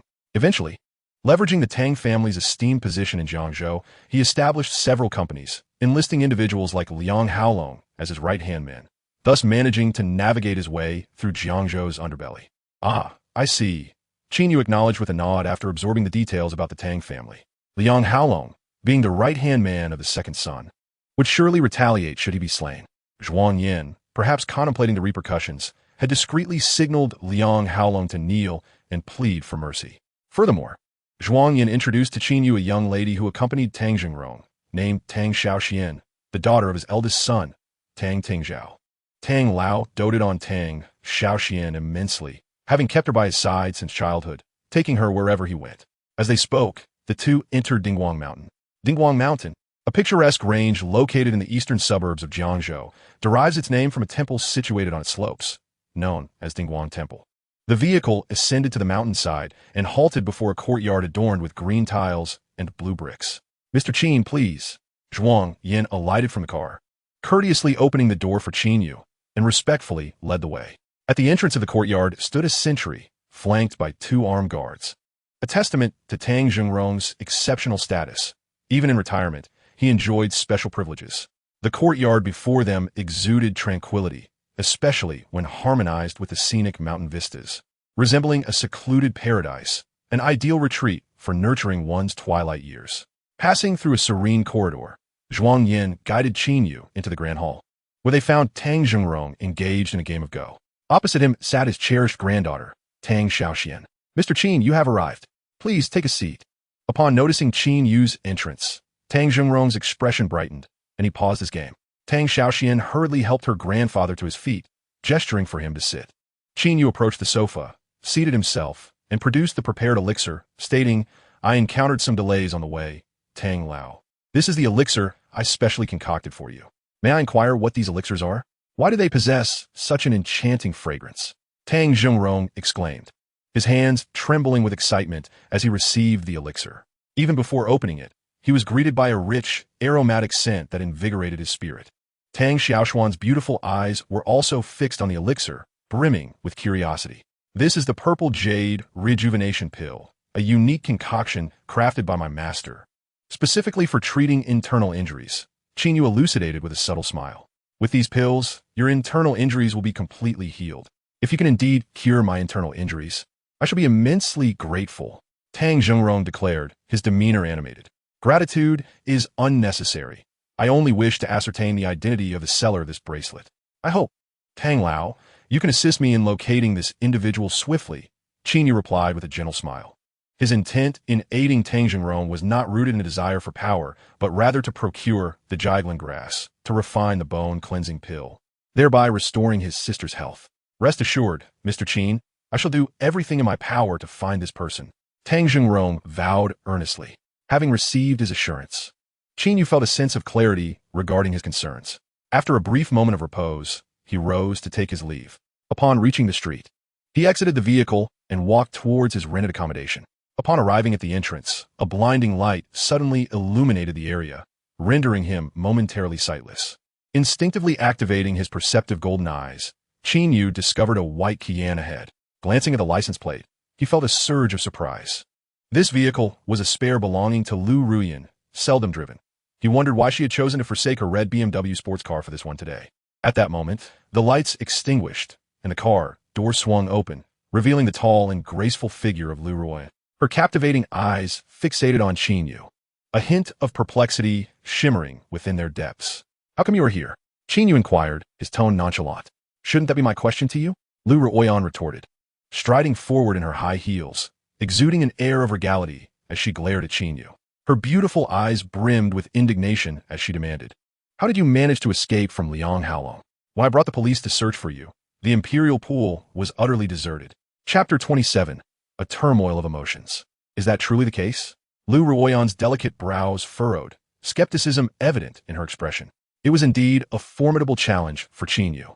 Not a single one of the dozen burly men had lasted even a minute before being vanquished.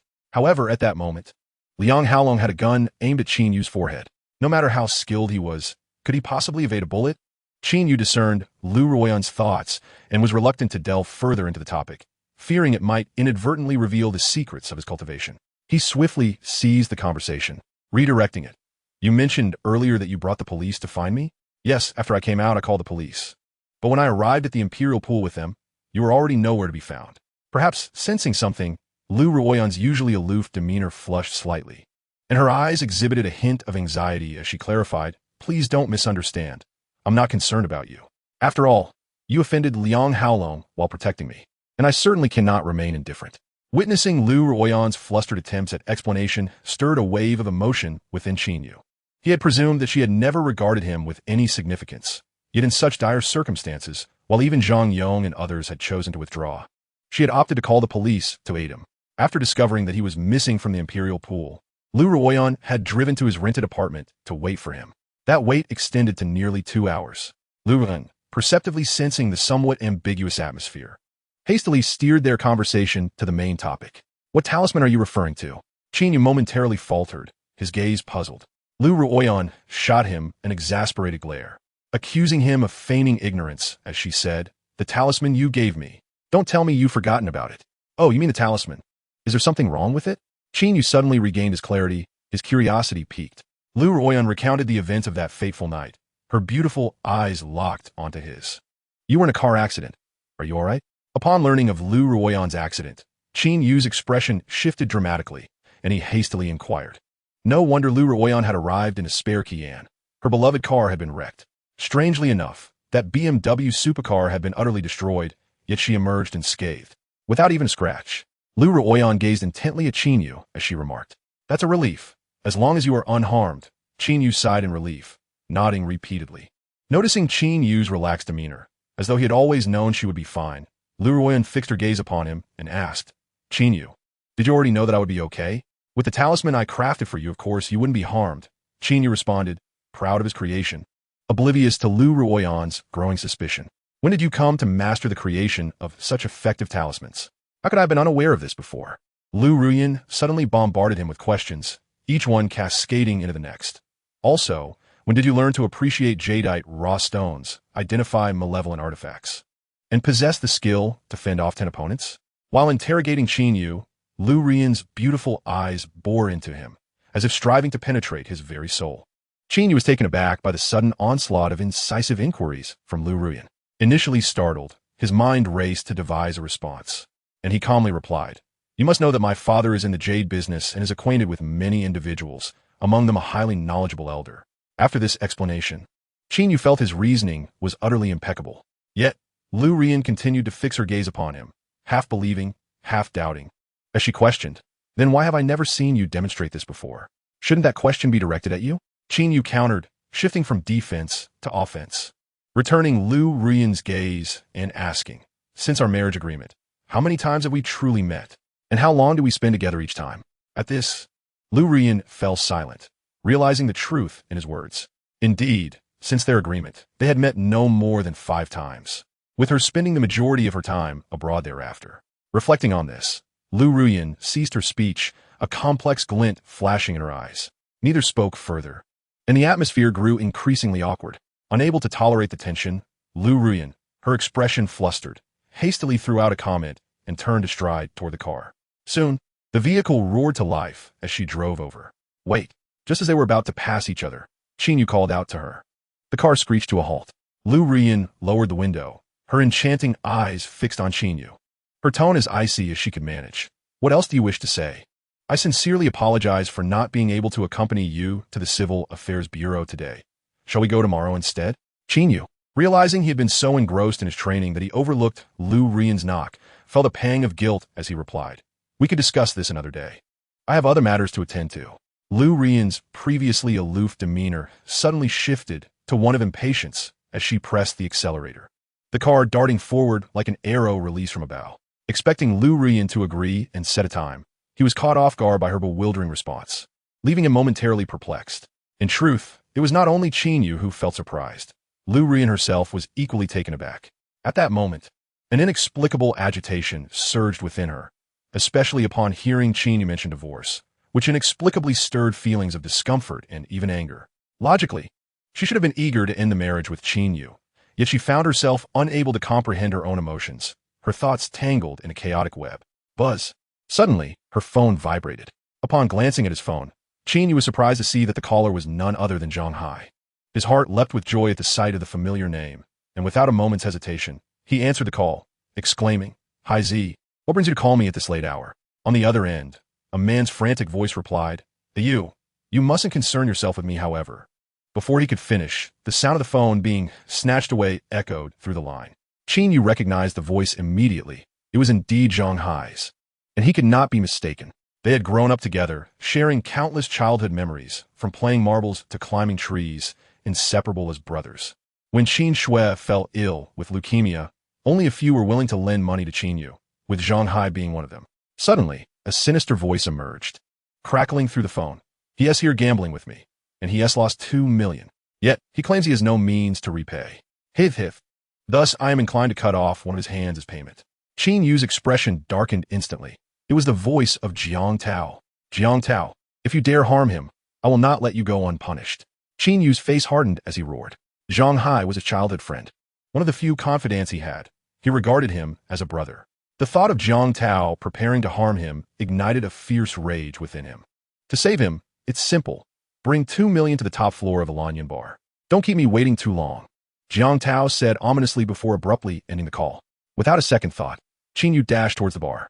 As he made his way, the cool night breeze began to temper his furious heart. He knew Zhang Hai better than anyone. He would never engage in gambling, not even for a trivial sum. Yet, the voice and the phone number were undoubtedly Zhang Hai's. The very idea that he was at Lanyan bar, gambling with Jiang Tao and losing 2 million, seemed implausible.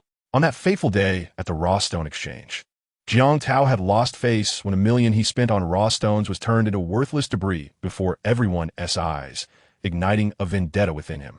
Thus, in a bid for revenge against Qin Yu, Jiang Tao had targeted those close to him.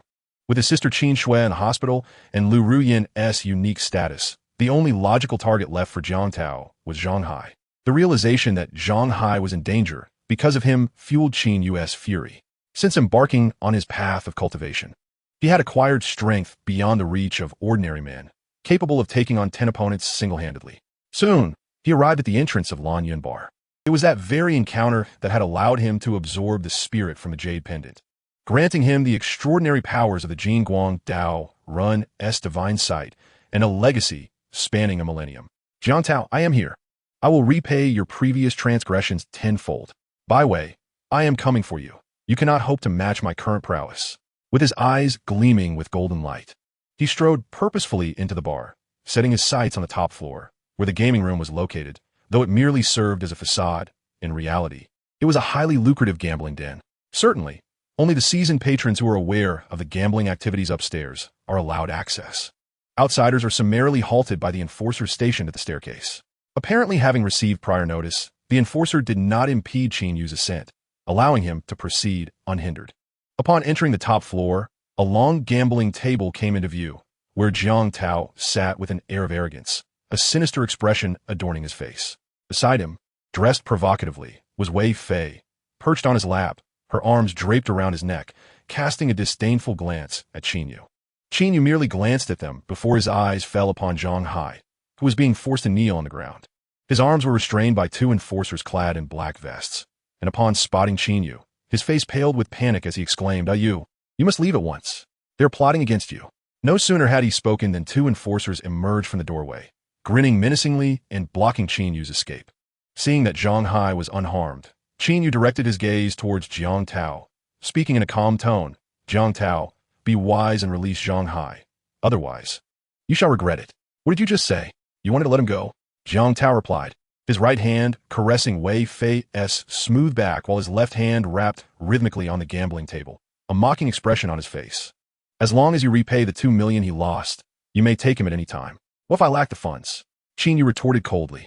Brother Tao, am I not right? At that moment, Wei Fei, still seated on Jiang Tao's lap, cast a contemptuous glance at Qin Yu and scoffed. How could such trash possibly come up with 2 million? The isn't worth that much even if sold. No money? No problem. I, Jiang Tao, am quite accommodating. Jiang Tao smirked while stroking Wei Fei's thigh, his gaze slanting towards Qin Yu, sinisterly proposing. Qin Yu, I present you with 2 choices. Either I sever one of his hands, and you can take him, or you repay the 2 million and gamble with me. I can lend you the money. What do you say? You don't fall for it. This man is a formidable gambler. You cannot compete with him. Dang Hai, kneeling on the ground, shouted with reddened eyes, you need not worry about me. I, Zhang Hai, am but a worthless life. Even losing a hand means little. But you must take care of Xiao Shui. Don't be foolish. Since I am here, I shall not allow anyone to harm you, Qin Yu said, locking eyes with Zhang Hai before turning his attention to Jiang Tao, declaring loudly, I will repay his 2 million. I will gamble with you, but first, let your men release him. Very well. Such loyalty is commendable. I must admit, I have a modicum of admiration for you.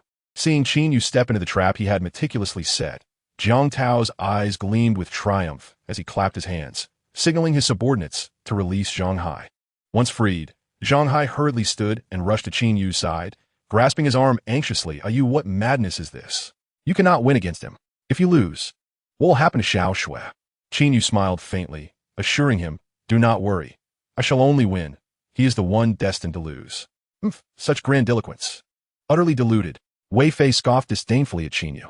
You shall soon discover who is truly deluded, Qin Yu replied with a subtle smile, his eyes shimmering with a glint of gold as he gazed at the cards on the plate beside him, clearly discerning their suits and numbers.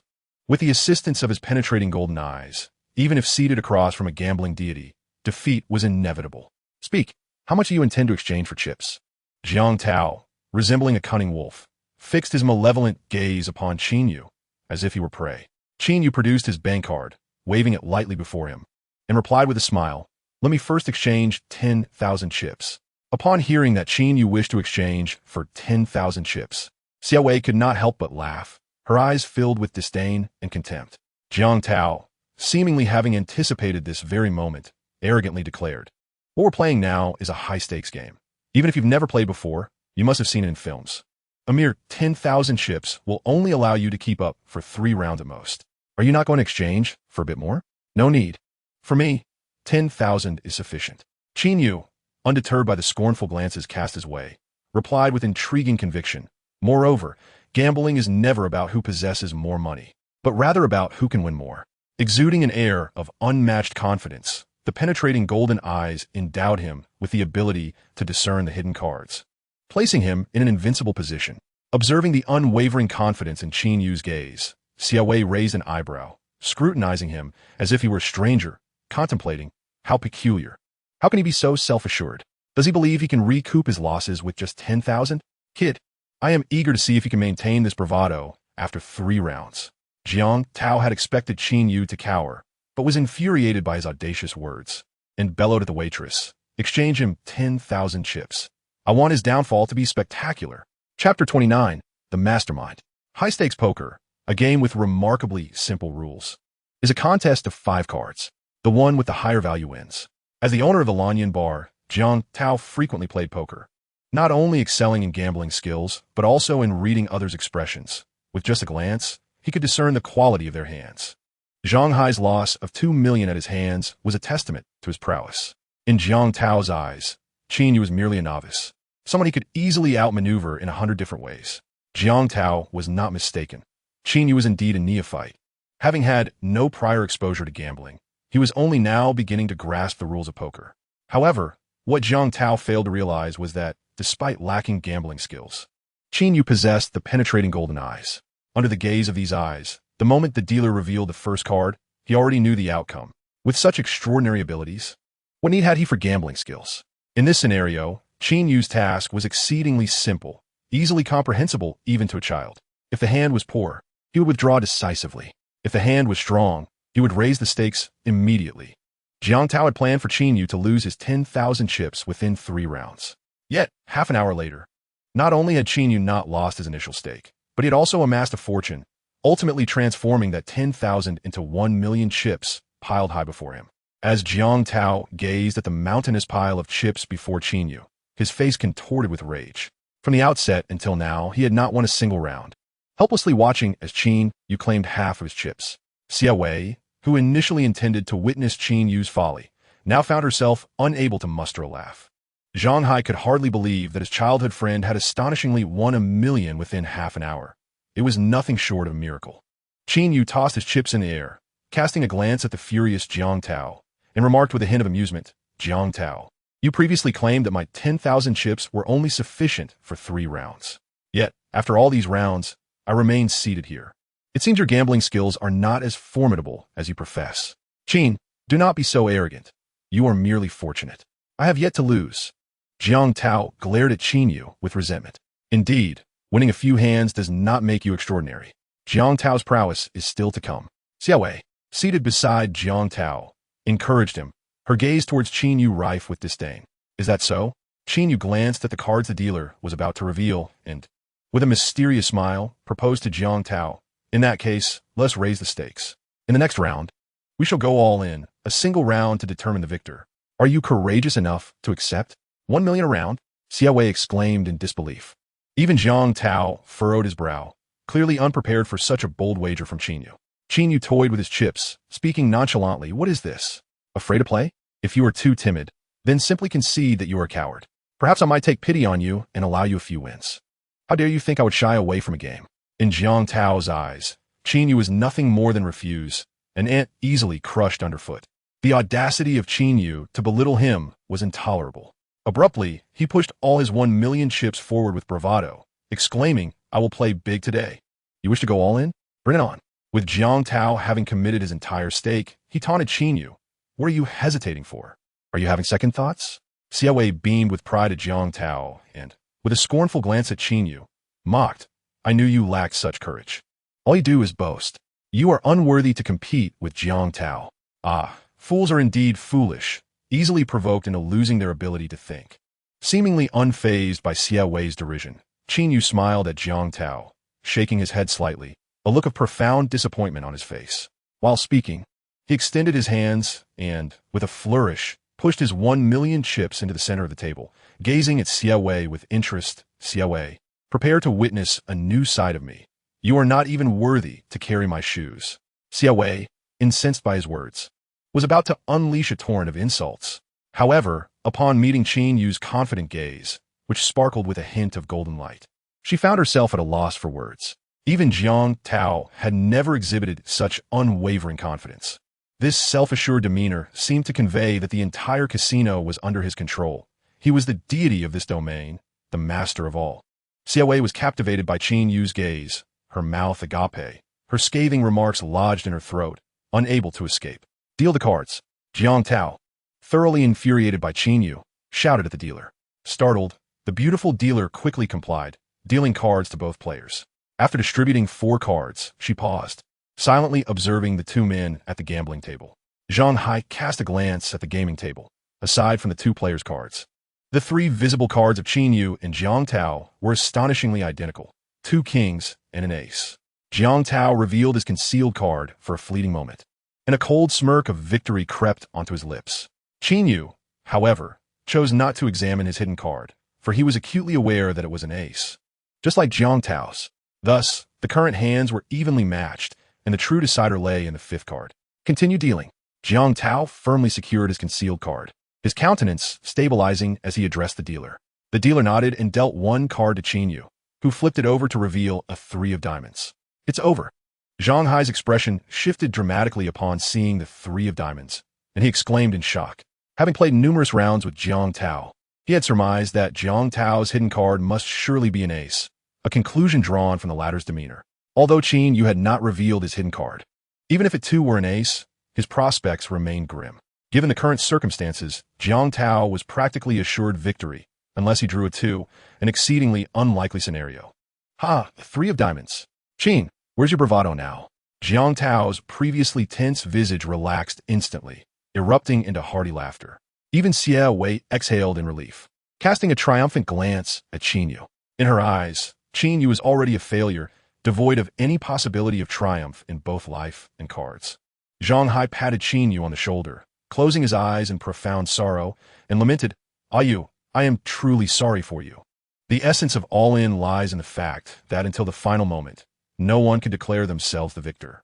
In stark contrast to Zhang Hai's despair, Jiang Tao's arrogance, and Xie Wei's disdain, Qin Yu maintained an exceptionally calm demeanor, his gaze imbued with a sense of amusement. Stubborn as a dead duck, Xie Wei no longer deigned to glance at Qin Yu.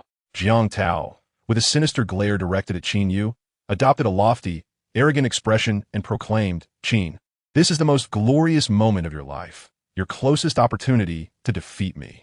Alas, unless I draw a 2, you shall not win. I, Jiang Tao, will forever be the victor, whether it pertains to women or cards, and you will eternally remain the loser."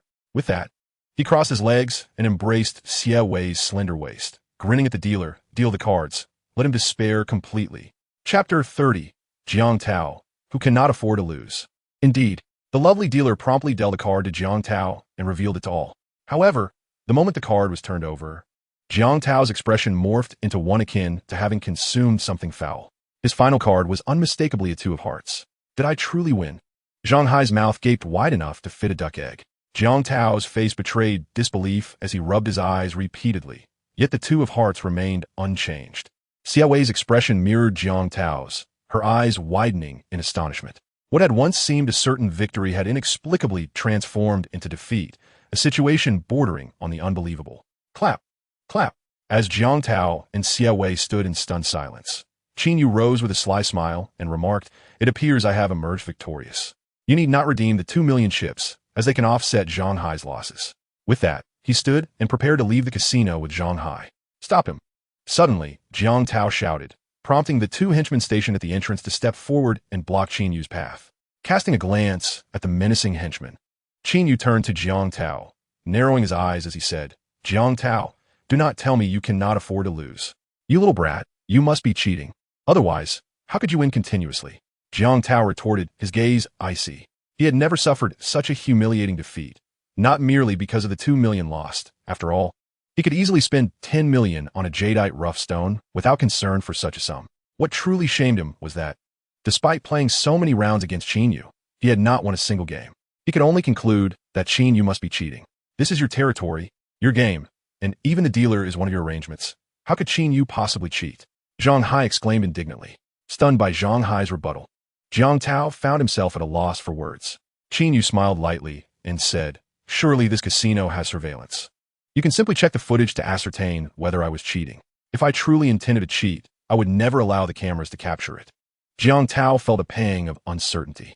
"So, you're deliberately seeking trouble?" Qin Yu, perceiving Jiang Tao's inner turmoil, allowed his gaze to grow increasingly cold, glinting with a fierce intensity. "Daring to cheat in my casino? You must be seeking death. Seize them." Jiang Tao had never contemplated allowing Qin Yu to leave. Regardless of whether he was cheating, he was determined to teach him a harsh lesson today, to make him aware of his own prowess. The henchman, following orders, lunged toward Qin Yu and Zhang Hai. "Qin Yu, I have implicated you today. I will hold them off for you. You should escape." Zhang Hai, realizing the situation could not end well, resolved to confront the thugs, giving Qin Yu a chance to flee. Qin Yu patted Zhang Hai's shoulder and chuckled. "With these worthless thugs, they cannot harm me." As he spoke, 5 or 6 henchmen charged forward, and suddenly, a flash of golden light flickered in Qin Yu's eyes.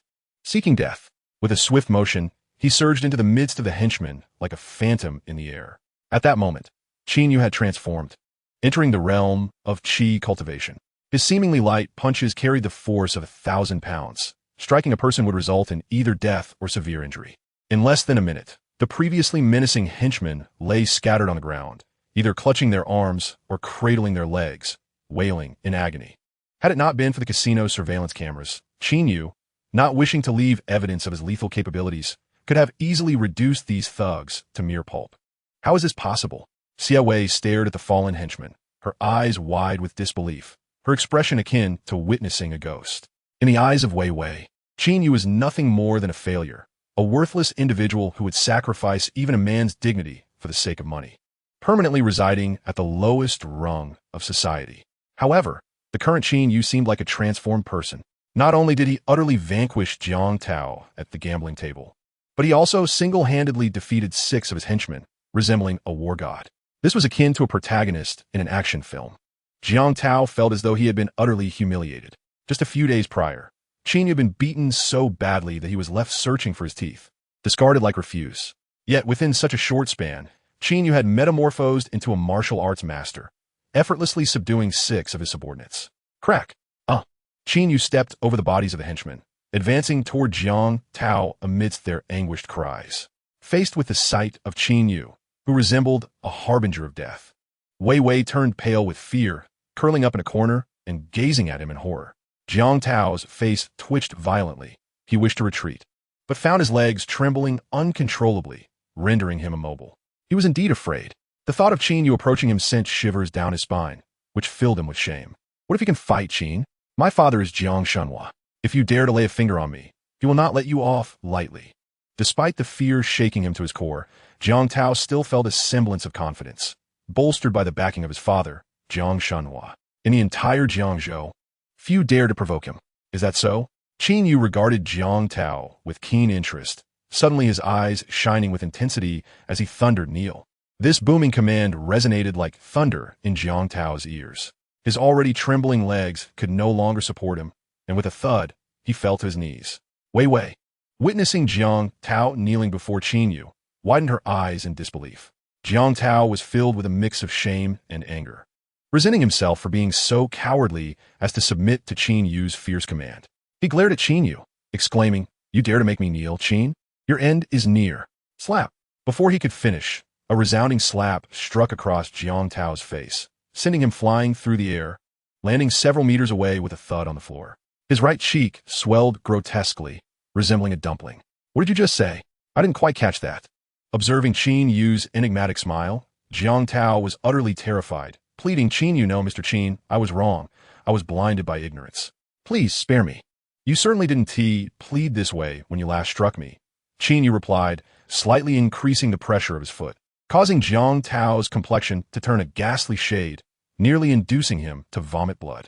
Fearing that Qin Yu might crush his chest, Jiang Tao's expression was one of sheer terror as he hastily begged for mercy. "Mr. Qin, I have money. If you spare me, I am willing to pay you whatever amount you desire. And as for Wei Wei, if you wish, I can offer her to you. Just please spare my life." Upon hearing Jiang Tao's intention to give her to Qin Yu, Wei Wei's expression shifted to one of sheer terror.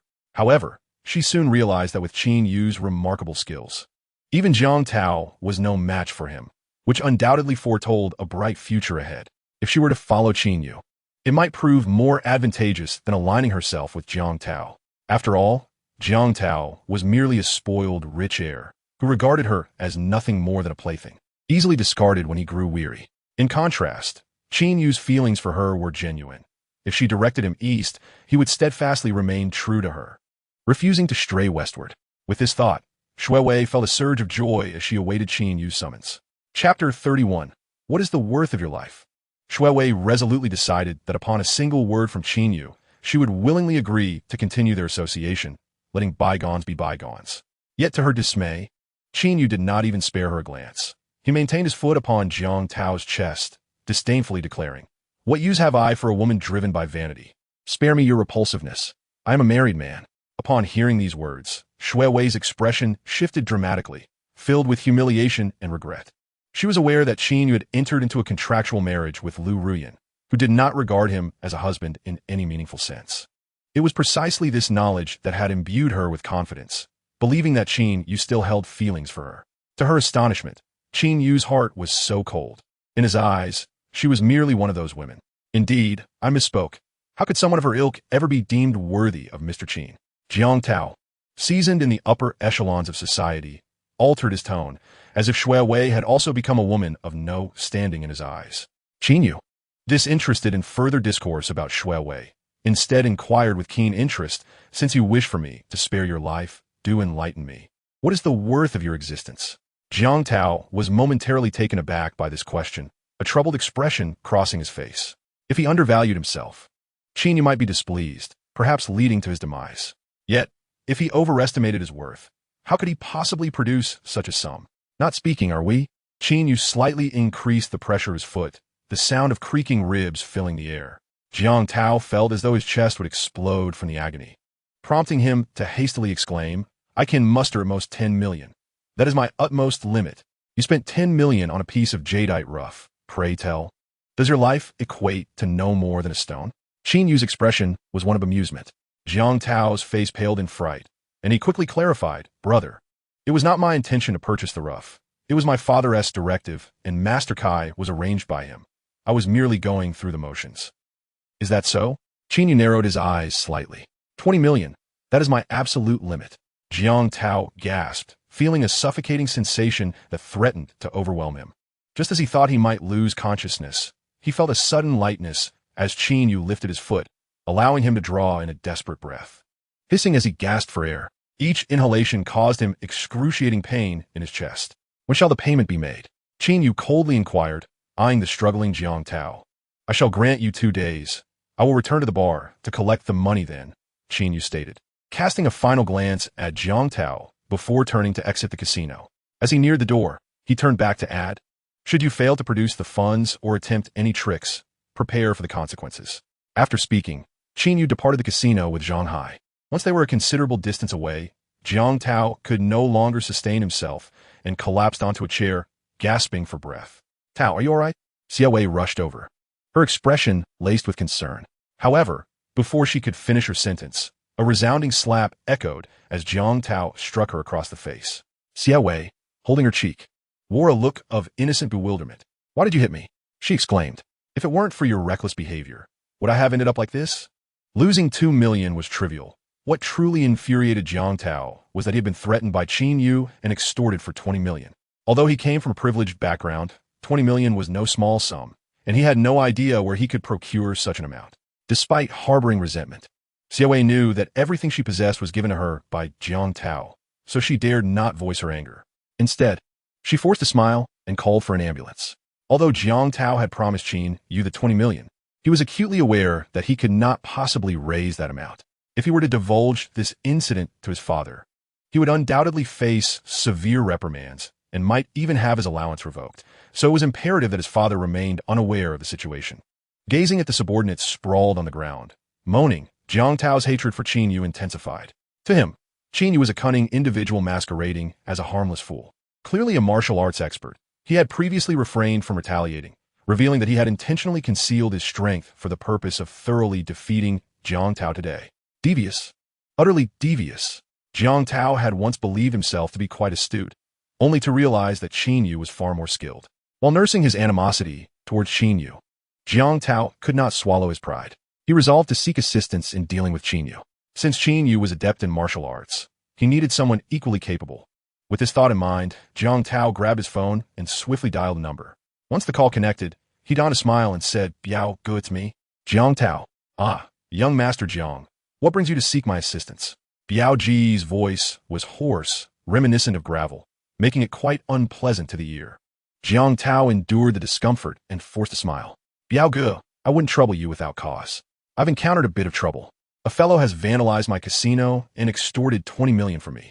Who dares to be so audacious as to disrupt your affairs, young Master Jiang? Did you not deal with him? Biao Ji's tone was tinged with a hint of schadenfreude. Jiang Tao discerned the mockery in Biao Ji's words, but had to swallow his indignation. That fellow has martial arts skills, and even 6 of my men were no match for him. Oofed. Your subordinates hardly qualify as fighters in my eyes, merely a bunch of chicken fillets. Biao Gu unabashedly mocked Jiang Tao's men, unafraid of offending him.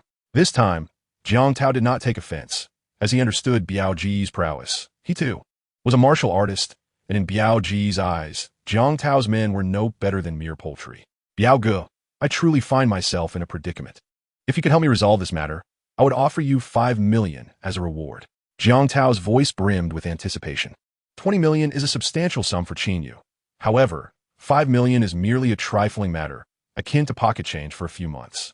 Although Qin Yu possesses commendable skills, in Jiang Tao's eyes, the muscular figure of Biao Gu is far more formidable.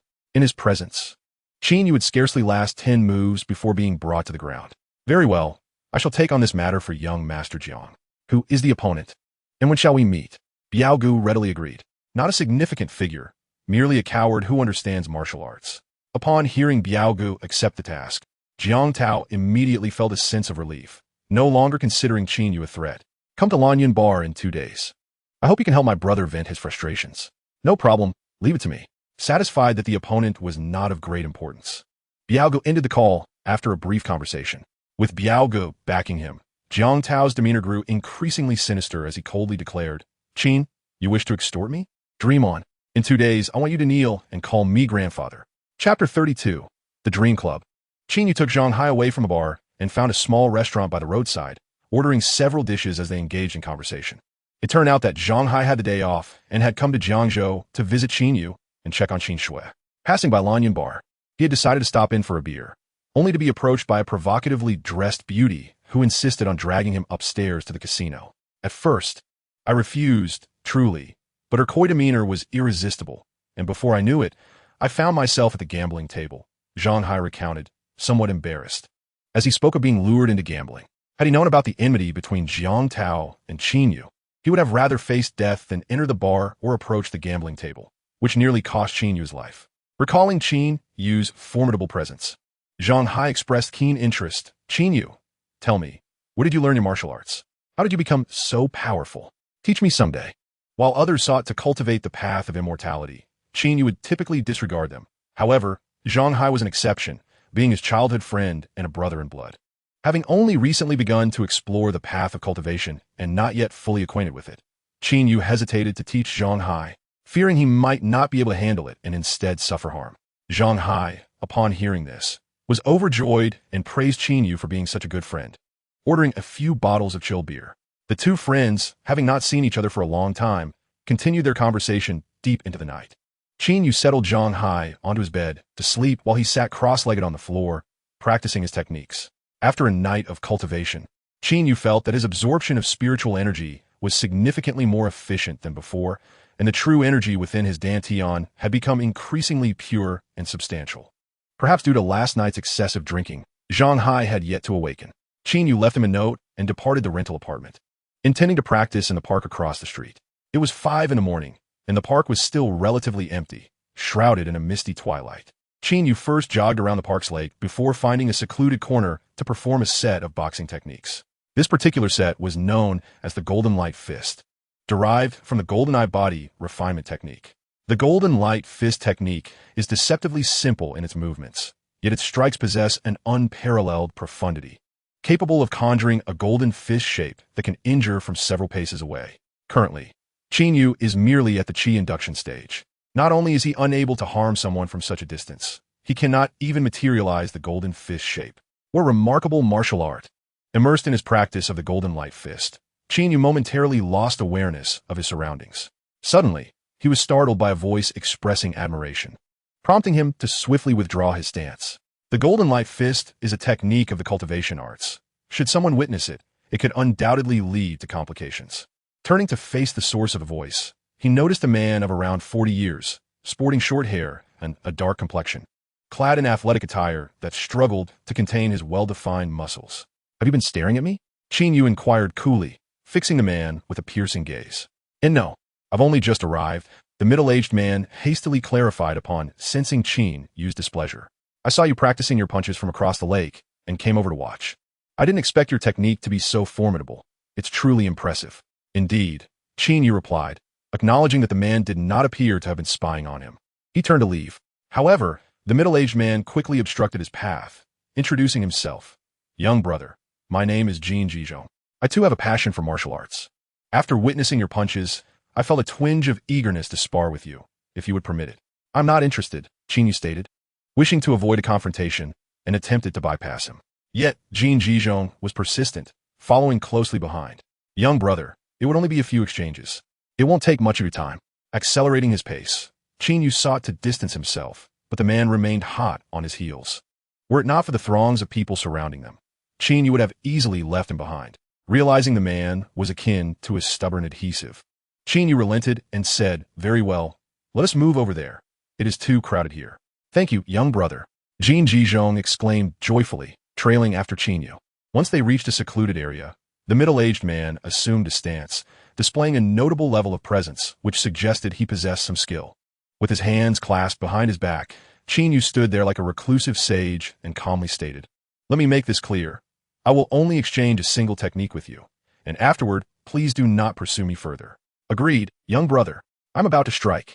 Observing Qin Yu's relaxed demeanor, Jin Jizhong's expression darkened as he resolved to unleash his full strength, intending to teach Qin Yu a lesson for underestimating him. Gradually advancing a step, Jin Jizhong suddenly leaped forward, delivering a swift punch aimed at Qin Yu's chest. For an ordinary person, facing such a rapid and fierce strike would likely be impossible to evade. Yet, to Qin Yu, the man's fist moved as slowly as a snail. As the punch neared his chest, Qin Yu swiftly grasped Jin Jizhong's wrist, channeling his true energy, and effortlessly lifted the man's nearly 200-pound frame. Jin Jizhong did not even comprehend how Qin Yu had executed the maneuver before he found himself airborne, soaring several meters before crashing down, unconscious. Qin Yu had only utilized a fraction of his true energy, ensuring that Jin Jizhong would not be harmed, merely rendered temporarily unconscious, and he would awaken shortly. Qin Yu then dialed a number, reaching out to Zhang Hai to inquire about matters at home. Zhang Hai said nothing of significance, merely reassuring Qin Yu that he need not worry, as he could handle the situation independently, before hanging up the phone. Given Zhang Hai's assurance, Qin Yu refrained from further inquiries and consumed his breakfast. After finishing his meal, he resolved to visit the herbal market once more, hoping for a stroke of luck.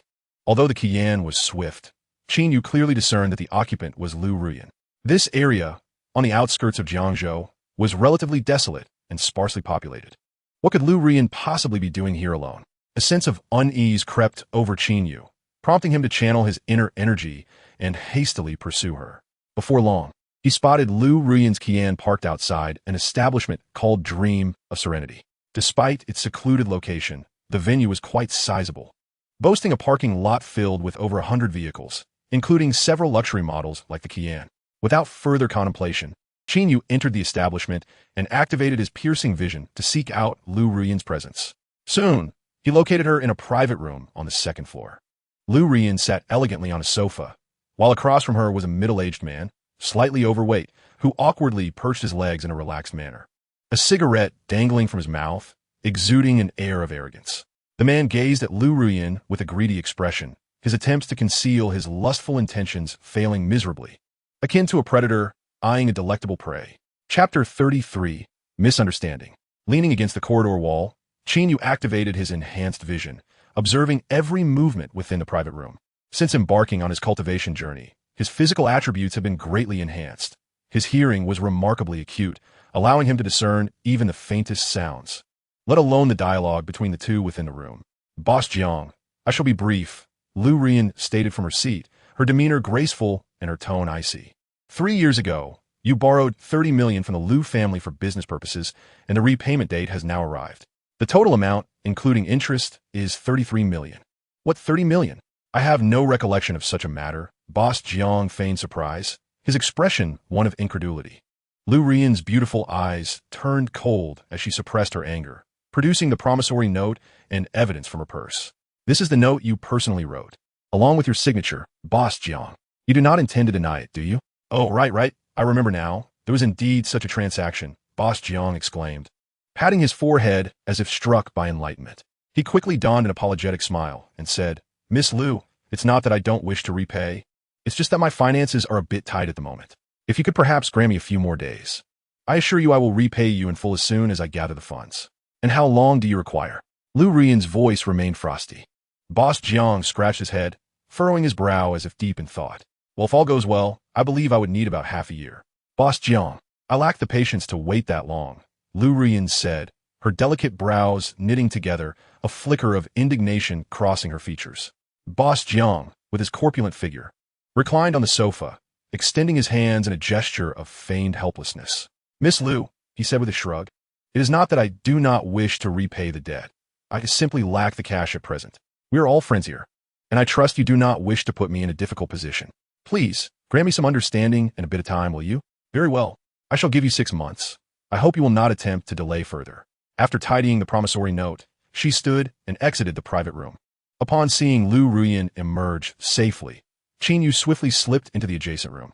He could not allow Lu Ruyan to misconstrue his intentions, for he feared that she might think he was stalking her, and such a misunderstanding would be irreparable. Once Lu Ruyan had completely vanished at the end of the corridor, Qin Yu prepared to emerge from the room. You too, follow her and retrieve that promissory note, handle it adeptly, and do not reveal yourselves. At that moment, the sinister voice of Boss Jiang echoed ominously. Qin Yu's brow furrowed as he refrained from exiting the room, activating his keen perception to observe Boss Jiang conferring with two men clad in black. Shortly thereafter, the two figures hastily departed the establishment. If you wish to play games with me, you are sorely mistaken, Boss Jiang scoffed, before wrapping his arm around sultry woman and striding deeper in the corridor. Qin Yu shot a cold glare at Boss Jiang, bolting out of the establishment to pursue the two men in black, determined to intercept them before they could act. At last, he understood. Boss Jiang had no intention of repaying the debt. Not only did he wish to evade his obligations, but he also intended to resort to underhanded tactics, even dispatching individuals to seize the 30 million promissory note. How ironic, given that he had just professed friendship to Lu Ruyan and pleaded for her understanding and patience. Lu Ruyan's Qian was parked deep within the lot of the establishment. As she approached her vehicle and turned the ignition, the two men in black appeared at the parking lot entrance. Upon hearing the roar of the engine, they immediately spotted Lu Ruyan. Exchanging glances, they donned ski masks and hastened toward her Qian. Just as they took a few steps forward, they felt a hand clasping their shoulders. Turning swiftly, they were met with the sight of a casually dressed young man, grinning at them. Both men were skilled fighters, and the instant they recognized Qin Yu, they sensed peril. Drawing their daggers, they lunged toward his torso. Qin Yu, quick-witted and nimble, had already retreated a step, coldly declaring, "If you dare to wield a knife, do not blame me for being ungracious." With that, he brushed his hand across his face, enveloping it in a surge of energy. This would ensure that even if captured by the parking lot surveillance cameras, his identity would remain obscured, rendering him untraceable. Of course, this energy could only affect electronic devices, leaving human vision unaffected. Seeking death, the two men hissed, brandishing their daggers as they advanced from either side. Qin Yu let out a disdainful snort, his figure flickering as he surged toward them, arms sweeping diagonally. With a pair of resounding cracks, he shattered their arms, eliciting cries of agony from them. "What are you doing here?"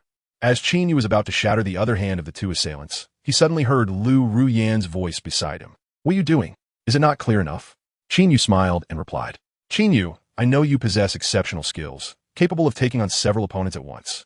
Lu Ruyan, gripping her dual-directional disc, cast a look of disdain from her beautiful eyes, exuding disappointment as she reproached him. "Clearly, you could pursue a respectable profession as a security guard or a martial arts instructor. Yet, you indulge in reckless behavior, engaging in brawls and inflicting harm upon others. Displaying such brutality, you have truly disappointed me." After her words, she turned away, pressed the accelerator, and with a roar, her Qian sped past him like a gust of wind, disappearing from sight in no time. Am I truly indulging in recklessness? Qin Yu furrowed his brow slightly, gazing in the direction of her disappearance with a puzzled expression. Did Lu Ruyan not see the two men in black, wearing hoods? Did she not sense that they intended to cause her harm? Did she perceive him as nothing more than a savage brute? The two men in black, sprawled on the ground, clutched their broken right arms, moaning in agony. Qin Yu looked down at them, a smile gracing his features as he remarked, "You two dare to rob my wife. Initially, I intended to end your lives, but I have since changed my mind." With that, he forcefully stomped down on their other arms, crushing them into a pulp. In that moment, Qin Yu, being a practitioner of martial arts, possessed immense strength. How could the two assailants withstand such force? They screamed in agony and promptly lost consciousness. This Boss Jiang was the root of the problem. If he were not properly taught a lesson, incidents like today would undoubtedly recur. However, after thoroughly searching the entire establishment, Qin Yu failed to locate the portly man and had no choice but to return empty-handed. This day passed amidst such misunderstandings. The following day, Qin Yu spent the entire day in his rented room, practicing his profound techniques. It was not until dusk that he opened his eyes, had a light meal, and set out for the Blue Rhythm Bar to confront Jiang Tao regarding his debts. Chapter 34. Encounter with Mr. Qin. Today was the weekend. Typically, the Blue Rhythm Bar would be bustling with patrons, its lights flickering amidst a lively ambience of music and dance. However, the bar was unusually quiet. The dance floor on the first floor was devoid of any figures, while a few individuals occupied the bar area. "Biao Gukum, let me toast you again." Jiang Tao wore a face full of flattering smiles, respectfully pouring a drink for a burly man seated across from him. The imposing man, standing around 2 meters tall, was a mass of muscle resembling iron, his body marred by numerous scars, leaving no unblemished skin, an utterly fearsome sight. Not only did Jiang Tao treat the scarred man with utmost deference, but even the surrounding subordinates looked upon him with admiration and reverence. To these subordinates, the man seated, there was nothing short of a legend. Qin Biao, a renowned figure in the underground world of Jiangzhou. It was said that he once single-handedly charged into the stronghold of a rival faction, armed with 2 machetes, and single-handedly felled a dozen adversaries, even slaying their leader. The scars of various sizes adorning his body were the remnants of that fierce confrontation. It was due to that battle that Qin Biao's name became legendary in the underworld of Jiangzhou, his deeds recounted with an almost mythical reverence, elevating him to the status of an idol among many underlings. Qin Biao had long since ceased to be the reckless warrior he once was, engaging in life and death struggles. Instead, he had transformed into the right-hand man of Liang Haolong, the Dragon King of Jiangzhou. Were it not for his somewhat amicable relationship with Jiang Tao, coupled with his extravagant generosity, he would never have deigned to get his hands dirty again. "Brother Biao, allow me to toast to you," said Xia Wei, lifting her elegant wine glass, her countenance adorned with a charming smile, casting flirtatious glances. Qin Biao, with a covetous gleam in his eye, clinked glasses with her, laughing heartily before tilting his head back, draining the contents with gusto. "Brother Biao, let us wait a moment. That brat will be here soon. How do you plan to deal with him?" Qin Biao smirked, a cold smile playing on his lips. "That depends on your esteemed Jiang Shao. Whatever you desire, I shall deliver, ensuring your utmost satisfaction. I want his arms broken, and I want him to kneel before me, calling me grandfather." The mere thought of that day's humiliation ignited an overwhelming fury in Jiang Tao, his eyes radiating pure hatred. In his view, Qin Yu was nothing more than the dregs of society, unworthy of anything but kneeling at his feet and licking his shoes. Yet that night, he found himself beneath the foot of such filth, even threatened and extorted for 20 million. How could he possibly accept this? If word of this incident were to spread, how could Jiang Tao maintain his status within the elite circles of Jiangzhou? Such a trivial matter. "Leave it to me," Qin Biao proclaimed confidently, thumping his robust chest, his head held high, clearly dismissing Qin Yu as inconsequential. Noticing Qin Biao's glass was empty, Jiang Tao turned to Xia Wei, signaling her to refill it. She nodded promptly, rising to pour another drink for Qin Biao. "Jiang Tao, I'm here. Have you prepared your money?" Just as Xia Wei was about to pour, a clear voice resonated, startling her, causing her to spill a considerable amount of red wine. Jiang Tao, upon hearing this, was elated, rising with a sinister expression. "You dare show up, huh? Do you truly believe I would willingly hand over 20 million? Hearing Jiang Tao's words, a glint of gold flashed in Qin Yu's eyes as he coldly replied, "So, you're not planning to pay me? Dream on if you think I'll pay. With Brother Biao here, I'm eager to see just how long you can maintain that arrogance." Jiang Tao turned to the still-seated Qin Biao, his face alight with excitement. "Brother Biao, you must avenge me. Let this brat understand what it means to be outmatched. Very well, I shall reveal a few moves today to teach him a lesson." Qin Biao thought, turning his back to Qin Yu, intending to intimidate him, demonstrating the terrifying presence he embodied. Anyone else would have quailed at the sight of his physique and muscles. When he realized Qin Yu remained unfazed, he snorted derisively, pivoting to face him, his tone icy. "You got guts, kid." As he was speaking, Qin Biao suddenly fell silent, as if someone had grasped his throat, rendering him unable to utter a single word. "This is Qin," Jiang Tao proclaimed with a sense of pride. "Allow me to introduce you to the infamous Biao, who once single-handedly dispatched over a dozen foes with a machete. These scars are a testament to that time." With a malicious grin, Jiang Tao continued, "Do not blame me for not granting you a chance. If you kneel before me and beg for mercy, calling me grandfather 3 times, I shall spare your life. Qin Yu, Biao is not someone you can provoke. It is in your best interest to apologize to Jiang Tao and avoid further humiliation."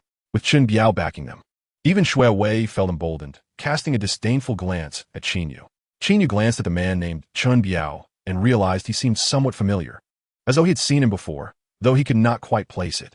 Observing Qin Yu's immobility, Jiang Tao's eyes glinted with malice as he shouted to Qin Biao, "Biao, break his arms, and then I want to torment him slowly, making him wish for death. Go to hell." To everyone's astonishment, before he could finish his sentence, Qin Biao roared and kicked Jiang Tao in the back, sending him flying several meters and crashing into several tables. Xue Wei's expression shifted dramatically, unable to believe her eyes. It was only when Jiang Tao collided with the wine cabinet that his sliding form finally came to a halt, grasping his swollen head. He looked at Qin Biao in bewilderment and exclaimed, Biao Gu, it's me, Jiang Tao. Why did you kick me? I told you to deal with that kid. Jiang, you have misjudged the situation. Mr. Qin is a person of immense stature, not one you can provoke. To their astonishment, Qin Biao shot them a furious glare, then bent his tall frame like a shrimp and hurried to Qin Yu, bowing deeply in a show of utmost respect. Mr. Qin, I had no idea that this Jiang was plotting against you. Had I known, I would never have let him off lightly. Witnessing Qin Biao humbly apologizing to Qin Yu, Jiang Tao and Shui Wei were rendered speechless, their minds momentarily blank. Qin Biao was a significant figure in the underground world of Jiangzhou. Even Jiang Shunhua, his father, maintained a respectful demeanor in Qin Biao's presence, fearing even a moment of negligence. Yet, this formidable man was bowing before someone he deemed beneath him, Qin Yu. Had they not witnessed it with their own eyes, they would never have believed it. You know me? Qin Yu asked, astonished, as Qin Biao nearly pressed his forehead to the ground in deference.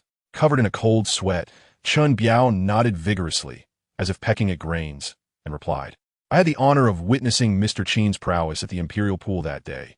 It is a memory I shall never forget.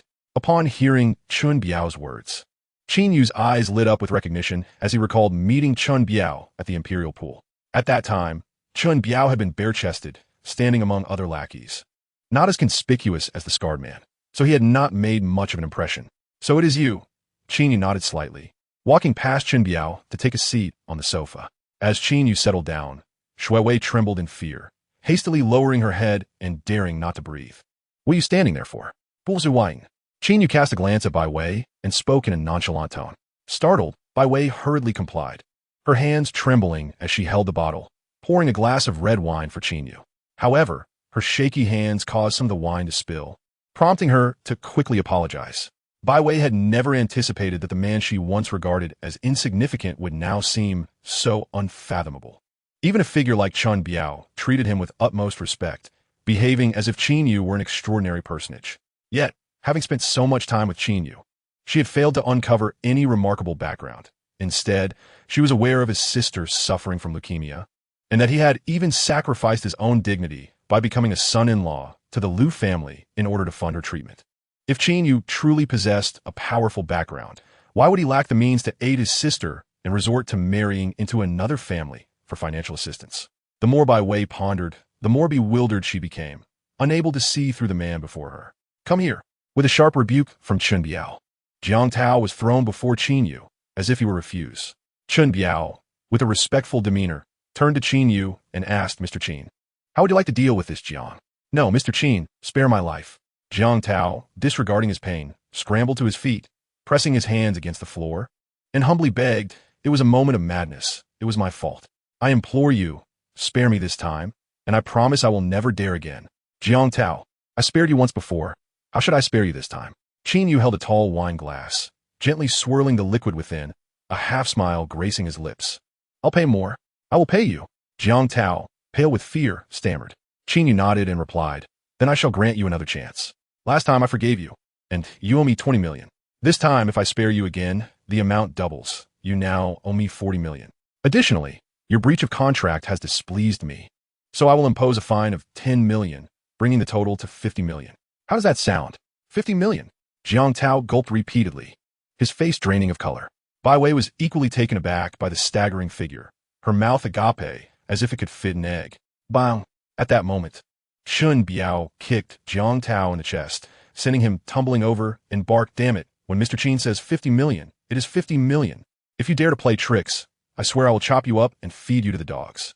Terrified by Qin Biao's intimidation, Jiang Tao no longer dared to negotiate, his face pale as he stammered, I will. I'll call my father right now. He has money.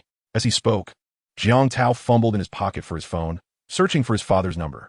Qin Yu placed a hand on Jiang Tao's shoulder, smiling faintly as he warned, this time, you best not attempt any tricks.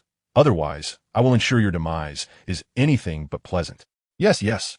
Jiang Tao nodded vigorously, fear evident in his demeanor. The Qin Yu before him felt like a stranger. In the past, he would have met with a slap, yet now he dared not even raise his voice.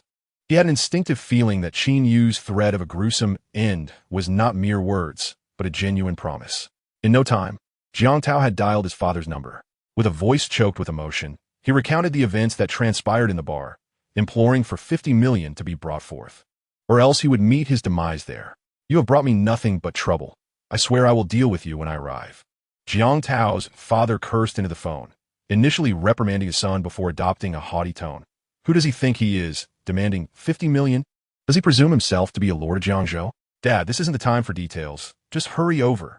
Jiang Tao glanced at Chun Biao and uttered this line, then discreetly sent a text to his father, warning him that the person behind this threat was Chun Biao.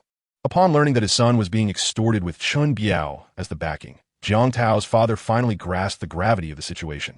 Chun Biao was no ordinary man. He was the right-hand man of Liang Haolong, a formidable figure in Jiangzhou's underworld, someone not to be trifled with lightly. Reluctantly, he dialed Liang Haolong, hoping he could intervene to resolve this matter. Given that Chun Biao was a Liang Haolong subordinate, he assumed that he would have the authority to defuse the conflict. However, the call was answered by Liang Haolong's secretary, who informed him that Liang was currently in a meeting and unavailable to speak. After attempting to reach Liang Haolong, Jiang Tao's father drove to the Blue Rhythm Bar, eager to uncover what was so significant that it compelled Chun Biao to act as a protector and dare to challenge him. Upon arriving at the Blue Rhythm Bar, Jiang Tao's father immediately spotted his son, battered and bloodied, which ignited a furious rage within him. Who did this to my son? Show yourself. It was I, Qin Yu replied, turning to face Jiang Tao's father. As he recognized Jiang Tao's father, a glimmer of amusement flickered in his eyes. It turned out that Jiang Tao's father was none other than the rotund boss Jiang of the Dreamy Club, Jiang Shenhua. Jiang Shenhua owed 30 million to Lu Ruyan and had attempted to evade repayment, even sending henchmen to rob Lu Ruyan in a bid to seize the IOU. Had he not been present that day, Lu Ruyan would have undoubtedly encountered serious trouble. It was as if fate had conspired to bring Jiang Shenhua directly to him after searching high and low for the elusive boss Jiang. Qin Yu chose not to make a scene, instead watching Jiang Shenhua with keen interest. Jiang Shenhua was equally taken aback, realizing that the young man who dared to extort his son for 50 million was indeed a formidable opponent.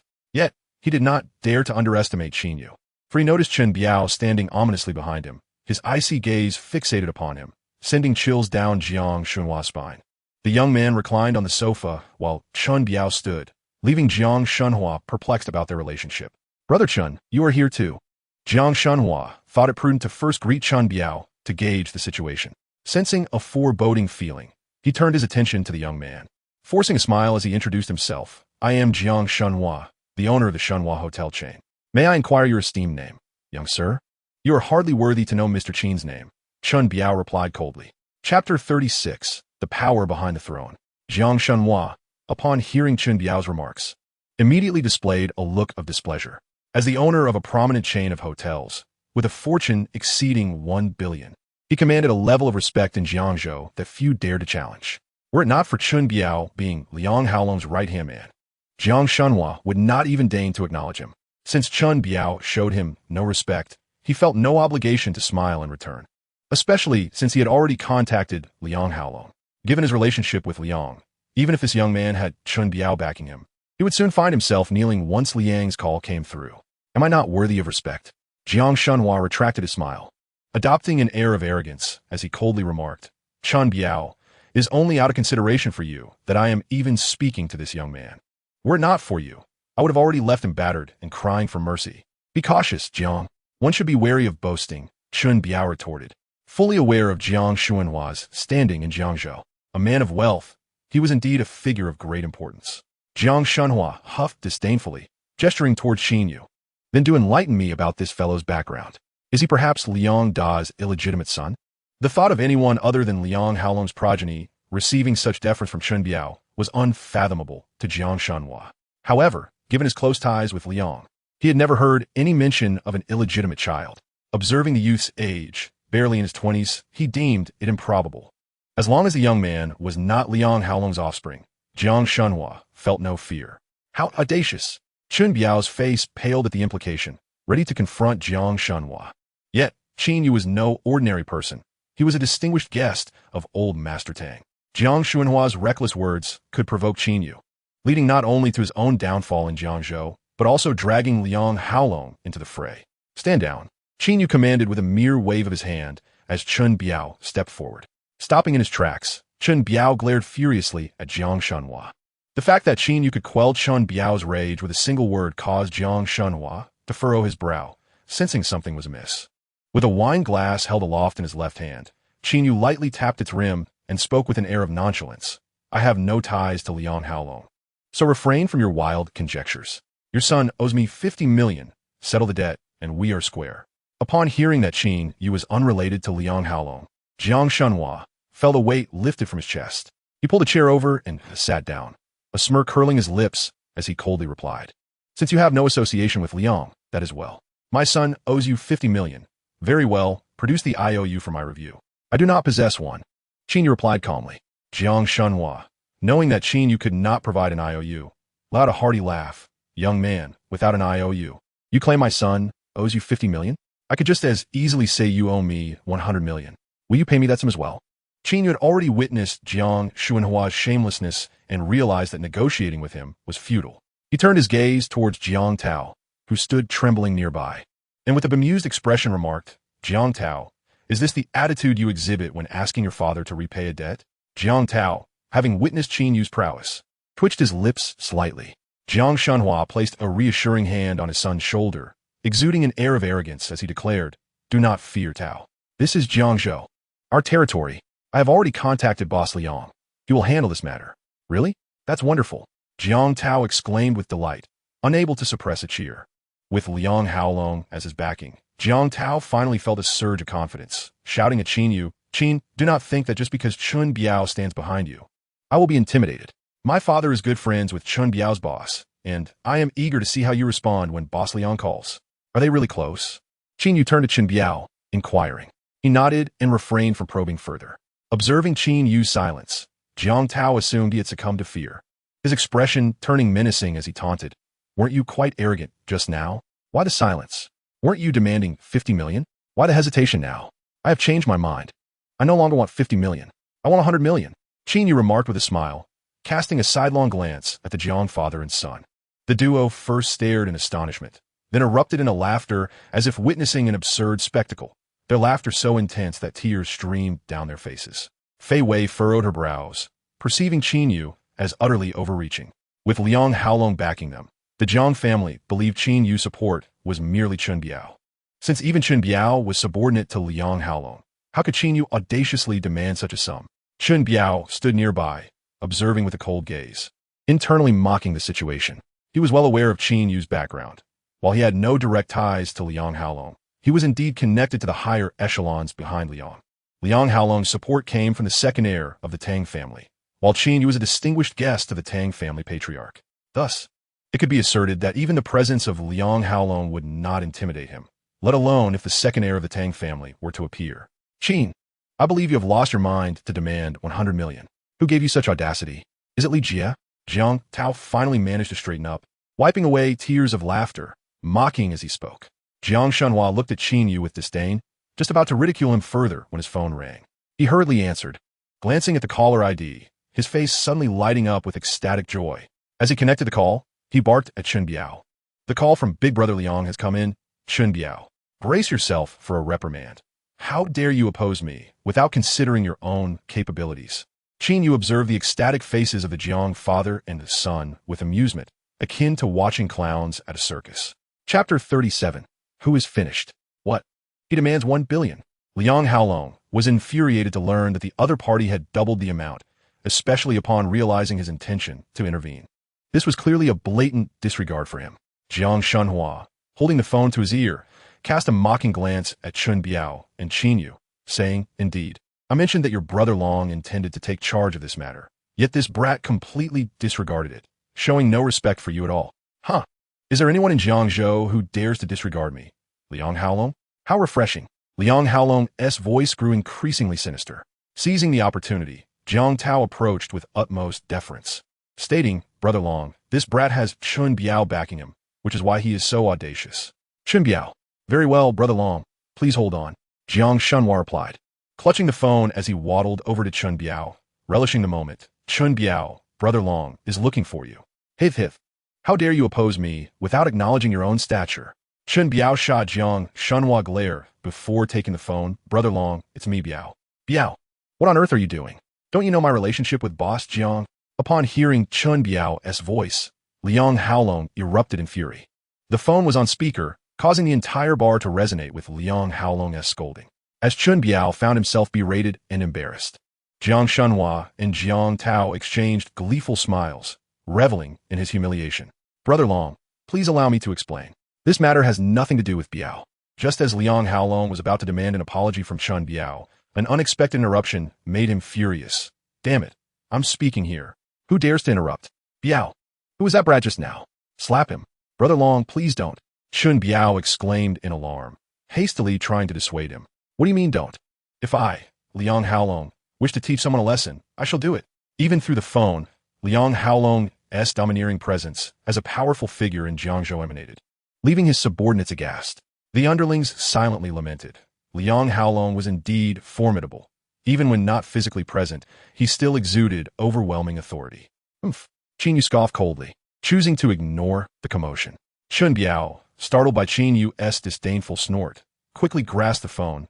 Brother Long, the one who spoke earlier is Mr. Qin. Mr. Qin? Which Mr. Qin? I don't know anyone by that surname. Liang Haolong momentarily struggled to comprehend, cursing under his breath, but soon recollected, causing his voice to shift dramatically, trembling. Is it Mr. Qin, you Mr. Qin? Yes. Clatter.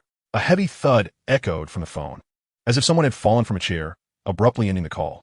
No need, Qin Biao retorted ungratefully, since you refused to appreciate the courtesy extended to you. Do not blame me for showing no mercy. Jiang Shenhua shot a furious glare at Chun Biao, having just hurled a harsh remark when his phone rang. It was Liang Haolong calling. Jiang Shenhua promptly answered, feigning a cheerful demeanor. Brother Long, why are you calling again? Once I resolve matters here, I'll treat you to a soak at the Chunwei Hot Spring Hotel tonight, and I'll find you some charming young ladies. Jiang Fatty, wait for me 10 minutes, no? 5 minutes. I'm heading to the Lanyan bar right now. Liang Haolong's voice was laced with the roar of an engine, indicating he was driving. The prospect of Liang Haolong personally confronting Chun Biao thrilled Jiang Shenhua, who eagerly responded, All right, Brother Long, I'll be waiting for your arrival. After hanging up, Jiang Shenhua turned to Qin Yu and Chun Biao, a smug smile spreading across his face. Hee, you two are finished now. Brother Long is coming to deal with you. He jeered. Qin, you're done for, haha. Learning that Liang Haolong was en route to the Lanyan bar filled Jiang Tao with ecstatic glee as he shouted. Siwei displayed a look of disappointment and turned her gaze away from Qin Yu. While it was true that Qin Yu had skillfully secured Chun Biao as his ally, even Chun Biao was merely Liang Haolong's underling, whereas Jiang Shenhua shared a unique bond with Liang Haolong. The fact that Liang Haolong was coming in person indicated his fury was at its peak. Surely both Qin Yu and Chun Biao would face dire consequences. In the ensuing silence, no one spoke, and the bar fell into an eerie stillness. Jiang Shenhua and Jiang Tao displayed smug expressions, casually sipping champagne as they awaited Liang Haolong's arrival. Boom! Just over 5 minutes later, the roar of a car engine echoed outside the bar. Then, hurried footsteps approached, and Liang Haolong kicked open the bar's door, striding in with purpose. Brother Long, you're here. Jiang Shenhua, his beer belly protruding, greeted him with a beaming smile. Jiang Tao followed closely behind, eager to make his presence known to Liang Haolong. However, Liang Haolong disregarded the two, shoving them aside as he boldly approached Qin Yu, dramatically bowing low. Mr. Qin, I apologize for my earlier folly. I beg your forgiveness. Jiang Shenhua stood in stunned disbelief, his mouth agape enough to fit a duck egg. Jiang Tao's face turned ashen, his cheeks twitching in shock. Siwei's round eyes widened in astonishment, her small hands clasping her mouth in disbelief. You are acquainted with them? Qin Yu glanced at Liang Haolong, then surveyed the perplexed expressions of the Jiang duo, stating indifferently. Liang Haolong trembled, suddenly turning to the Jiang family, barking fiercely, Damn it. Jiang Fatty, what are you standing there for? Hurry and apologize to Mr. Qin. Startled, Jiang Shenhua snapped back to reality from his stupor. He hurriedly waddled over, his face a mask of ingratiating apology. Mr. Qin, look at the trouble this has caused. I had no idea you were acquainted with Brother Long. That makes us friends. With keen interest, Qin Yu observed Jiang Shenhua, relishing the spectacle unfolding before him. Jiang Shenhua was taken aback by Qin Yu's enigmatic smile, and in a fit of anger, he kicked Jiang Tao, exclaiming, You little rascal, I have always instructed you not to cause trouble, yet you refuse to listen. This time, you have provoked Mr. Qin, someone you cannot afford to offend. Just wait until I deal with you. With that, Jiang Shunhua prepared to remove his shoes, ready to strike Jiang Tao in public. Jiang Tao fell to the ground, too frightened to resist, covering his head with his arms and holding his breath. Chapter 38, The Mother-in-Law's Command. Jiang Shunhua inhaled sharply, his plump face betraying embarrassment and distress. Long ago, Mr. Qin, it's not that I'm unwilling. I simply do not possess 100 million in cash. 3 days. I shall grant you only 3 days, Qin Yu declared with a firm resolve. Fully aware of Jiang Shunhua's unscrupulous nature and unwilling to entertain any negotiation, he stood up and addressed Liang Haolong. You will supervise him. If he does not repay the money within 3 days, Jiang Shunhua will cease to exist in Jiangzhou. Mr. Qin, I will take care of it. I assure you he will repay on time, Liang Haolong replied, relieved that Qin Yu did not pursue his earlier actions. As she watched Qin Yu's retreating figure, Xia Wei felt dazed, nearly losing her balance. Initially, she had perceived Qin Yu as a worthless coward with a sister suffering from leukemia, prompting her to break up with him. Yet to her surprise, he exhibited remarkable prowess, easily overpowering Jiang Tao. She had thought him merely a brute, destined to kneel before the more powerful Jiangzhou magnate, Chun Biao, only to realize that Chun Biao actually recognized him. Believing that Qin Yu's backing was merely Chun Biao and that Jiang Tao's father was a close friend of Chun Biao's superior, Liang Haolong, she thought Qin Yu would inevitably bow to them. However, she was astonished to see Liang Haolong showing profound respect to Qin Yu, disregarding Jiang Shunhua entirely. Was this truly the same Qin Yu she had once deemed ineffectual? Xia Wei longed to rush forward and embrace Qin Yu, yearning to understand his true identity. As long as he was honest with her, she would be willing to be with him again. Long ago, look into this situation. Once Qin Yu had departed from the bar, Jiang Shunhua cast a conflicted glance at Liang Haolong. Liang Haolong wore a sinister smile, clapping Jiang Shunhua on the shoulder, saying, Jiang Fatty, do not blame me for not warning you. You had better gather 100 million to repay Mr. Qin within 3 days. Or do not expect me to be courteous. Long ago, I truly cannot produce such a sum. My liquid assets amount to merely several tens of millions. Jiang Shunhua pleaded desperately. This time, he was not lying. He genuinely could not procure 100 million in cash within 3 days. It was not just him. Even any billionaire would find it impossible to carry such an amount in liquid cash. Most so-called billionaires' wealth is tied up in real estate and stocks, with very few possessing 100 million in cash. Liang Haolong ominously remarked, That is not my concern, but I must remind you that Mr. Qin is no ordinary individual. If you fail to repay the debt by the appointed time, do not say that you and your son can no longer remain in Jiangzhou. Even your Shunhua chain of hotels may need to be renamed and transferred. Upon hearing this, Jiang Shunhua's expression changed dramatically, his face twitching violently as he inquired, Brother Long, who exactly is this Mr. Qin? He is a distinguished guest of Old Tang, Liang Haolong replied, his eyes reflecting a sense of reverence, clearly moved by the gravity of the situation.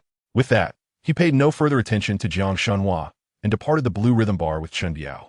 A guest of Old Tang, Jiang Shunhua was left stunned, as if his very soul had been extracted. With a thud, he collapsed onto the ground, his eyes filled with terror. Dad, what's happening? Please don't scare me, Jiang Tao exclaimed, witnessing his father's despondency. Jiang Tao, having been struck to the ground by Jiang Shunhua's shoe, dodged and pleaded, Dad, why are you hitting me? We cannot afford to provoke Liang Haolong. Can't we simply leave Jiangzhou and seek our fortunes elsewhere? Hide? Where the hell can you hide? That Mr. Qin is a man of Old Tang. Do you think you can escape him? Jiang Shunhua's heart brimmed with regret. Had he known that Jiang Tao would stir up such trouble, he would have been better off sending him abroad as a child. Now, he had angered someone untouchable and faced a loss of 100 million. If it were anyone else, Jiang Shunhua would dismiss them. However, Qin Yu was a guest of Old Tang, a member of the esteemed Tang family in Jiangzhou. The Tang family was a pillar of society in Jiangzhou, and Old Tang could crush him with a mere flick of his finger. He wouldn't even need to intervene personally. The mere utterance of his name would rally countless others to deal with him, leaving him without a foothold in Jiangzhou. Consumed by these thoughts, Jiang Shunhua felt an intense rage, striking Jiang Tao even harder. After leaving the Blue Rhythm Bar, Qin Yu made his way to the hospital to visit Qin Shui. Upon arriving at her hospital room, he found Lu Rian inside, carefully using a towel to bathe her. Respectfully, he withdrew from the room. After a while, Lu Rian exited the room and cast a glance at Qin Yu, her expression frosty. Don't misunderstand, I'm not doing this for you. I simply pity Xiao Shui and wanted to help her. Do not read too much into it. Nonetheless, I must thank you. Qin Yu replied appreciatively. It was typically the nurse's duty to attend to such matters. Yet here was Lu Ruyan, the proud daughter of the Lu family, personally taking charge, which left Qin Yu feeling grateful. "Come to my home tomorrow. My mother wishes to see you," Lu Ruyan stated, causing Qin Yu to freeze in surprise. Wang Shuoqin had always harbored a strong disdain for him, nearly severing ties over the matter concerning the old lady just days prior. Now, however, Lu Ruyan was sending word that he should meet her, leaving Qin Yu perplexed. "Why does your mother want to see me? Is it about the old lady? How would I know? I merely delivered the message. Whether you come or not is up to you." As Lu Ruyan turned to leave, Qin Yu seemed to recollect something and hurried after her, saying, "Wait a moment, I have something to discuss with you." Lu Ruyan pressed the elevator button, crossing her arms and gazing at Qin Yu. "Go ahead, what is it?" Qin Yu pointed at the Zetan bracelet adorning Lu Ruyan's wrist, his expression grave as he remarked, "This bracelet is not a mere trinket. It may be best if you refrain from wearing it. I suspect that your persistent ailments over the past 2 years are linked to it. Is there anything else?" Lu Ruyan's eyes flickered with a glimmer of interest before she returned to her usual icy demeanor. Observing her indifference, Qin Yu felt a chill in his heart and simply shook his head. Could it truly be connected to this bracelet? Lu Ruyan stared at the bracelet, hesitating for a moment before removing it and placing it into her bag. Though acquiescing to Qin Yu's warning made her uneasy, an instinctive conviction told her that he spoke the truth. This Zetan bracelet was likely the root cause of her suffering. Chapter 39. A humiliating scene. The appointed hour was 5 in the afternoon. Qin Yu arrived at the Lu family's opulent residence half an hour early. Nestled within a prestigious neighborhood in Jiangzhou, the Lu mansion was home to affluent residents. Were it not for the security guard recognizing Qin Yu, he would likely have been denied entry. Upon entering the Lu household, Qin Yu found only Wang Shuoqin seated on the sofa, with Lu Ruyan conspicuously absent. Before he could gather his thoughts, a dark figure was hurled toward him. He instinctively caught it, discovering it to be a luxurious Armani suit. "Aunt Shui, what is this for?" Although Qin Yu was Wang Shuoqin's son-in-law, the nature of their contractual marriage and her disdain for him meant she forbade him from calling her mother. Holding the exquisite suit, he displayed a look of confusion. Wang Shuoqin cast him a disdainful glance and replied, "What else could it be for? It's for you to wear. This expensive suit is meant for me."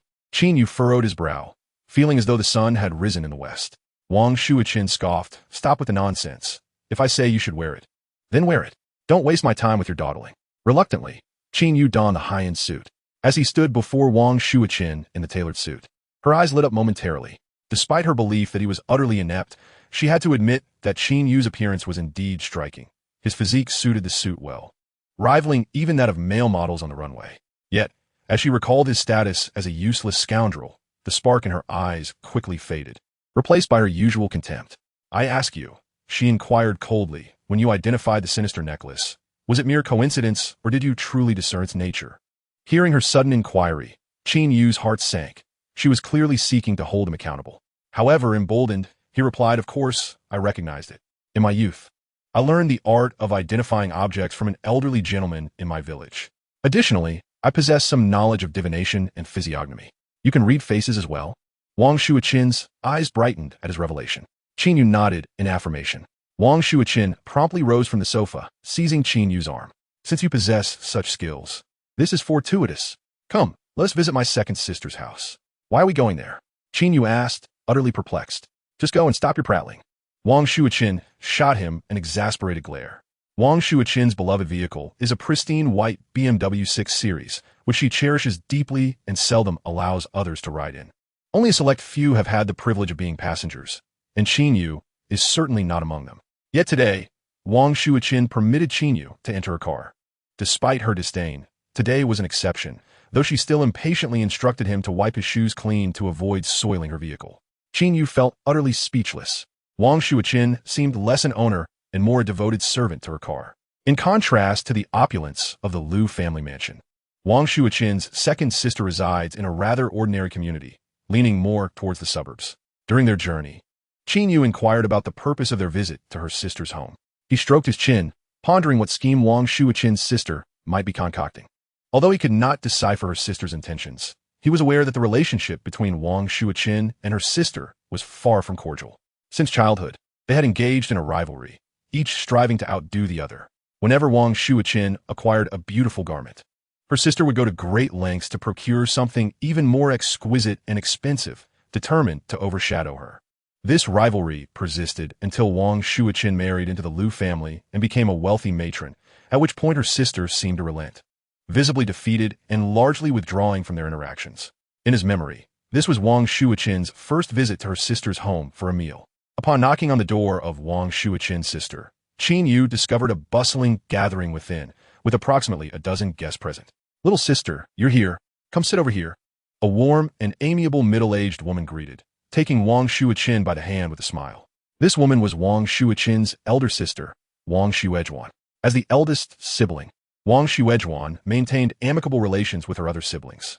Being the youngest, Wang Shuiqin was particularly cherished by her, which incited jealousy and resentment in their second sister. After seating Wang Shuiqin, Wang Shuejuan turned to Qin Yu with a friendly smile and greeted him. Apart from the congenial Wang Shuejuan, the other members of the Wang family acted as if they were oblivious to his presence, completely ignoring him. Noticing only Wang Shuiqin and Qin Yu, Wang Shuejuan inquired with curiosity, "Little sister, where is Ruoyan? Why hasn't she come?" Wang Shuiqin held her elder sister's hand and replied with a smile. "There have been some developments at the company recently, so Ruoyan couldn't make it. Ruoyan is still as accomplished as ever." "Little sister, you truly have a remarkable daughter," Wang Shuejuan remarked with evident envy. Among the children of Wang Shuiqin's siblings, Liu Ruoyan stood out as the most accomplished. Not only was she exceptionally attractive, but she also possessed the highest level of education, having studied at the Massachusetts Institute of Technology abroad. Such an outstanding daughter brought Wang Shuiqin immense pride in front of her relatives. As she basked in the envious glances from the others, a sense of satisfaction washed over her, and a proud smile graced her face. "Hee, little sister, your daughter is indeed impressive, but when it comes to selecting a son-in-law, I believe my daughter has a better eye." Just as Wang Shuiqin reveled in her moment of triumph, a voice, laced with sarcasm, interrupted the atmosphere. A woman in her 40s stepped out from the adjacent room, bearing a striking resemblance to Wang Shuiqin, with her wavy brown hair and arms crossed defiantly over her chest. She exuded an air of formidable authority. This imposing figure was none other than Wang Shuiqin's elder sister, Wang Xiumei. Wang Shuiqin's expression soured, and with a tone laced with sarcasm, she remarked, "If I recall correctly, Lingling is employed as a sales clerk at the mall, and she doesn't even have a boyfriend. How is it that you've managed to acquire a son-in-law?" With a scoff, Wang Xiumei retorted, "My daughter simply hasn't found the time, not that she's incapable of finding one." Upon hearing her sister mention her daughter's career, Wang Xiumei's countenance darkened. She promptly turned away, calling out with a smug expression, "Xiaoyang, come here and greet your Aunt Shui." As her words faded, a young couple emerged from the neighboring room. The woman, displaying considerable beauty, was none other than Wang Xiumei's daughter, Sun Ling. Beside her stood a young man dressed in a sharp suit, his fair complexion and handsome features conveying an air of refinement. Sun Ling approached Wang Shuiqin to exchange pleasantries, but didn't spare a glance at Qin Yu. Instead, the young man introduced himself with utmost politeness, "Aunt Shui. I'm Lingling as Bufriend, Liu Yang. I graduated from the Graduate School of Business Administration at Hucking University and currently serve as a sales manager at a foreign trade company in Jiangzhou." Wang Shuiqin's expression shifted, revealing her discomfort. She had not anticipated that Wang Xiumei's daughter, a mere sales clerk, could attract such a distinguished partner, an accomplished graduate from a prestigious university who was also a manager at a foreign trade firm. In comparison, she felt that Qin Yu paled in significance, utterly humiliating her. Initially, she had hoped to showcase Qin Yu's talent in face reading at the gathering, hoping to enhance her own standing. Now, however, the situation had turned, with her sister's daughter boasting a high-achieving boyfriend while her own son-in-law was merely a charlatan. For a long time, she had held a position of superiority over Wang Xiumei, but now, having been outshone in the realm of sons-in-law, she found it difficult to accept. Regret washed over her for having brought Qin Yu along, fearing the embarrassment that lay ahead. As Liu Yang observed the discomfort etched across Wang Shuiqin's face, a flicker of concealed satisfaction passed through his eyes. He maintained his polite demeanor while extending his hand towards Qin Yu, subtly undermining him. "I heard from Aunt May that your name is Qin Yu, the son-in-law of the Liu family, here to raise 30,000 for your sister's medical expenses. Am I correct?" "And what of it?" Qin Yu replied coldly, showing no intention of shaking his hand. Liu Yang's expression darkened at Qin Yu's blatant dismissal of his gesture, revealing a hint of disdain. After all, he was a proud graduate from Hucking University, a paragon of success. And to extend his hand to someone he deemed to be at the lowest rung of society was a privilege. Yet, here was Qin Yu, rejecting his generosity, demonstrating a remarkable lack of awareness. Qin Yu, what is your attitude? Wang Shuiqin admonished. Liu Yang, hasn't he looked down on you for your lack of education? Yet here you are, acting aloof. Wang Shuimei seized the opportunity to reprimand Qin Yu, also taking a moment to criticize Wang Shuiqin. Oh, little sister, look at the fine son-in-law you've chosen. Lacking in education and self-respect is one thing, but to be so impolite is truly eye-opening. Ha. Wang Shuiqin's face flushed with anger, alternating between red and white, as she shot a resentful glare at Qin Yu. Liu Yang cast a smug glance at Qin Yu, a sardonic smile curling at the corners of his lips. Now, we're all relatives here. There's no need for unpleasantness. The food is on the table, so let us all take a seat. Wang Shuijuan interjected hastily, positioning herself among the group to defuse the tension that threatened to mar their gathering. Once seated, whether by design or coincidence, Liu Yang placed himself beside Qin Yu, while Wang Shuiqin sat next to Wang Shuimei. Qin Yu, although you are the son-in-law, do not lose heart. A man must know when to bend and when to stand firm. This little indignity is nothing, Liu Yang said with a smile that resembled that of a well-meaning friend. By the way, do you have a job at the moment? If not, I could help you find a cleaning position at my company. Though it may be demanding, the compensation is quite decent, and I believe you would excel. As soon as Liu Yang finished speaking, Wang Shuimei burst into laughter from across the table. Wang Shuiqin, meanwhile, wore a thunderous expression, glaring at Qin Yu with disdain. Ignoring the mockery and derision, Qin Yu remained unruffled and replied, I have my own means of earning money, so there's no need for your concern. With his extraordinary abilities and the millennia-old legacy of the Golden Light Taoist, he was already on the path to unimaginable wealth. In no time, his bank account would swell by 100 million in cash. Wang Shuimei's brows furrowed in displeasure, and she scolded him sharply. Liu Yang feigned benevolence, once more, quickly interjecting. Aunt May, it's all right.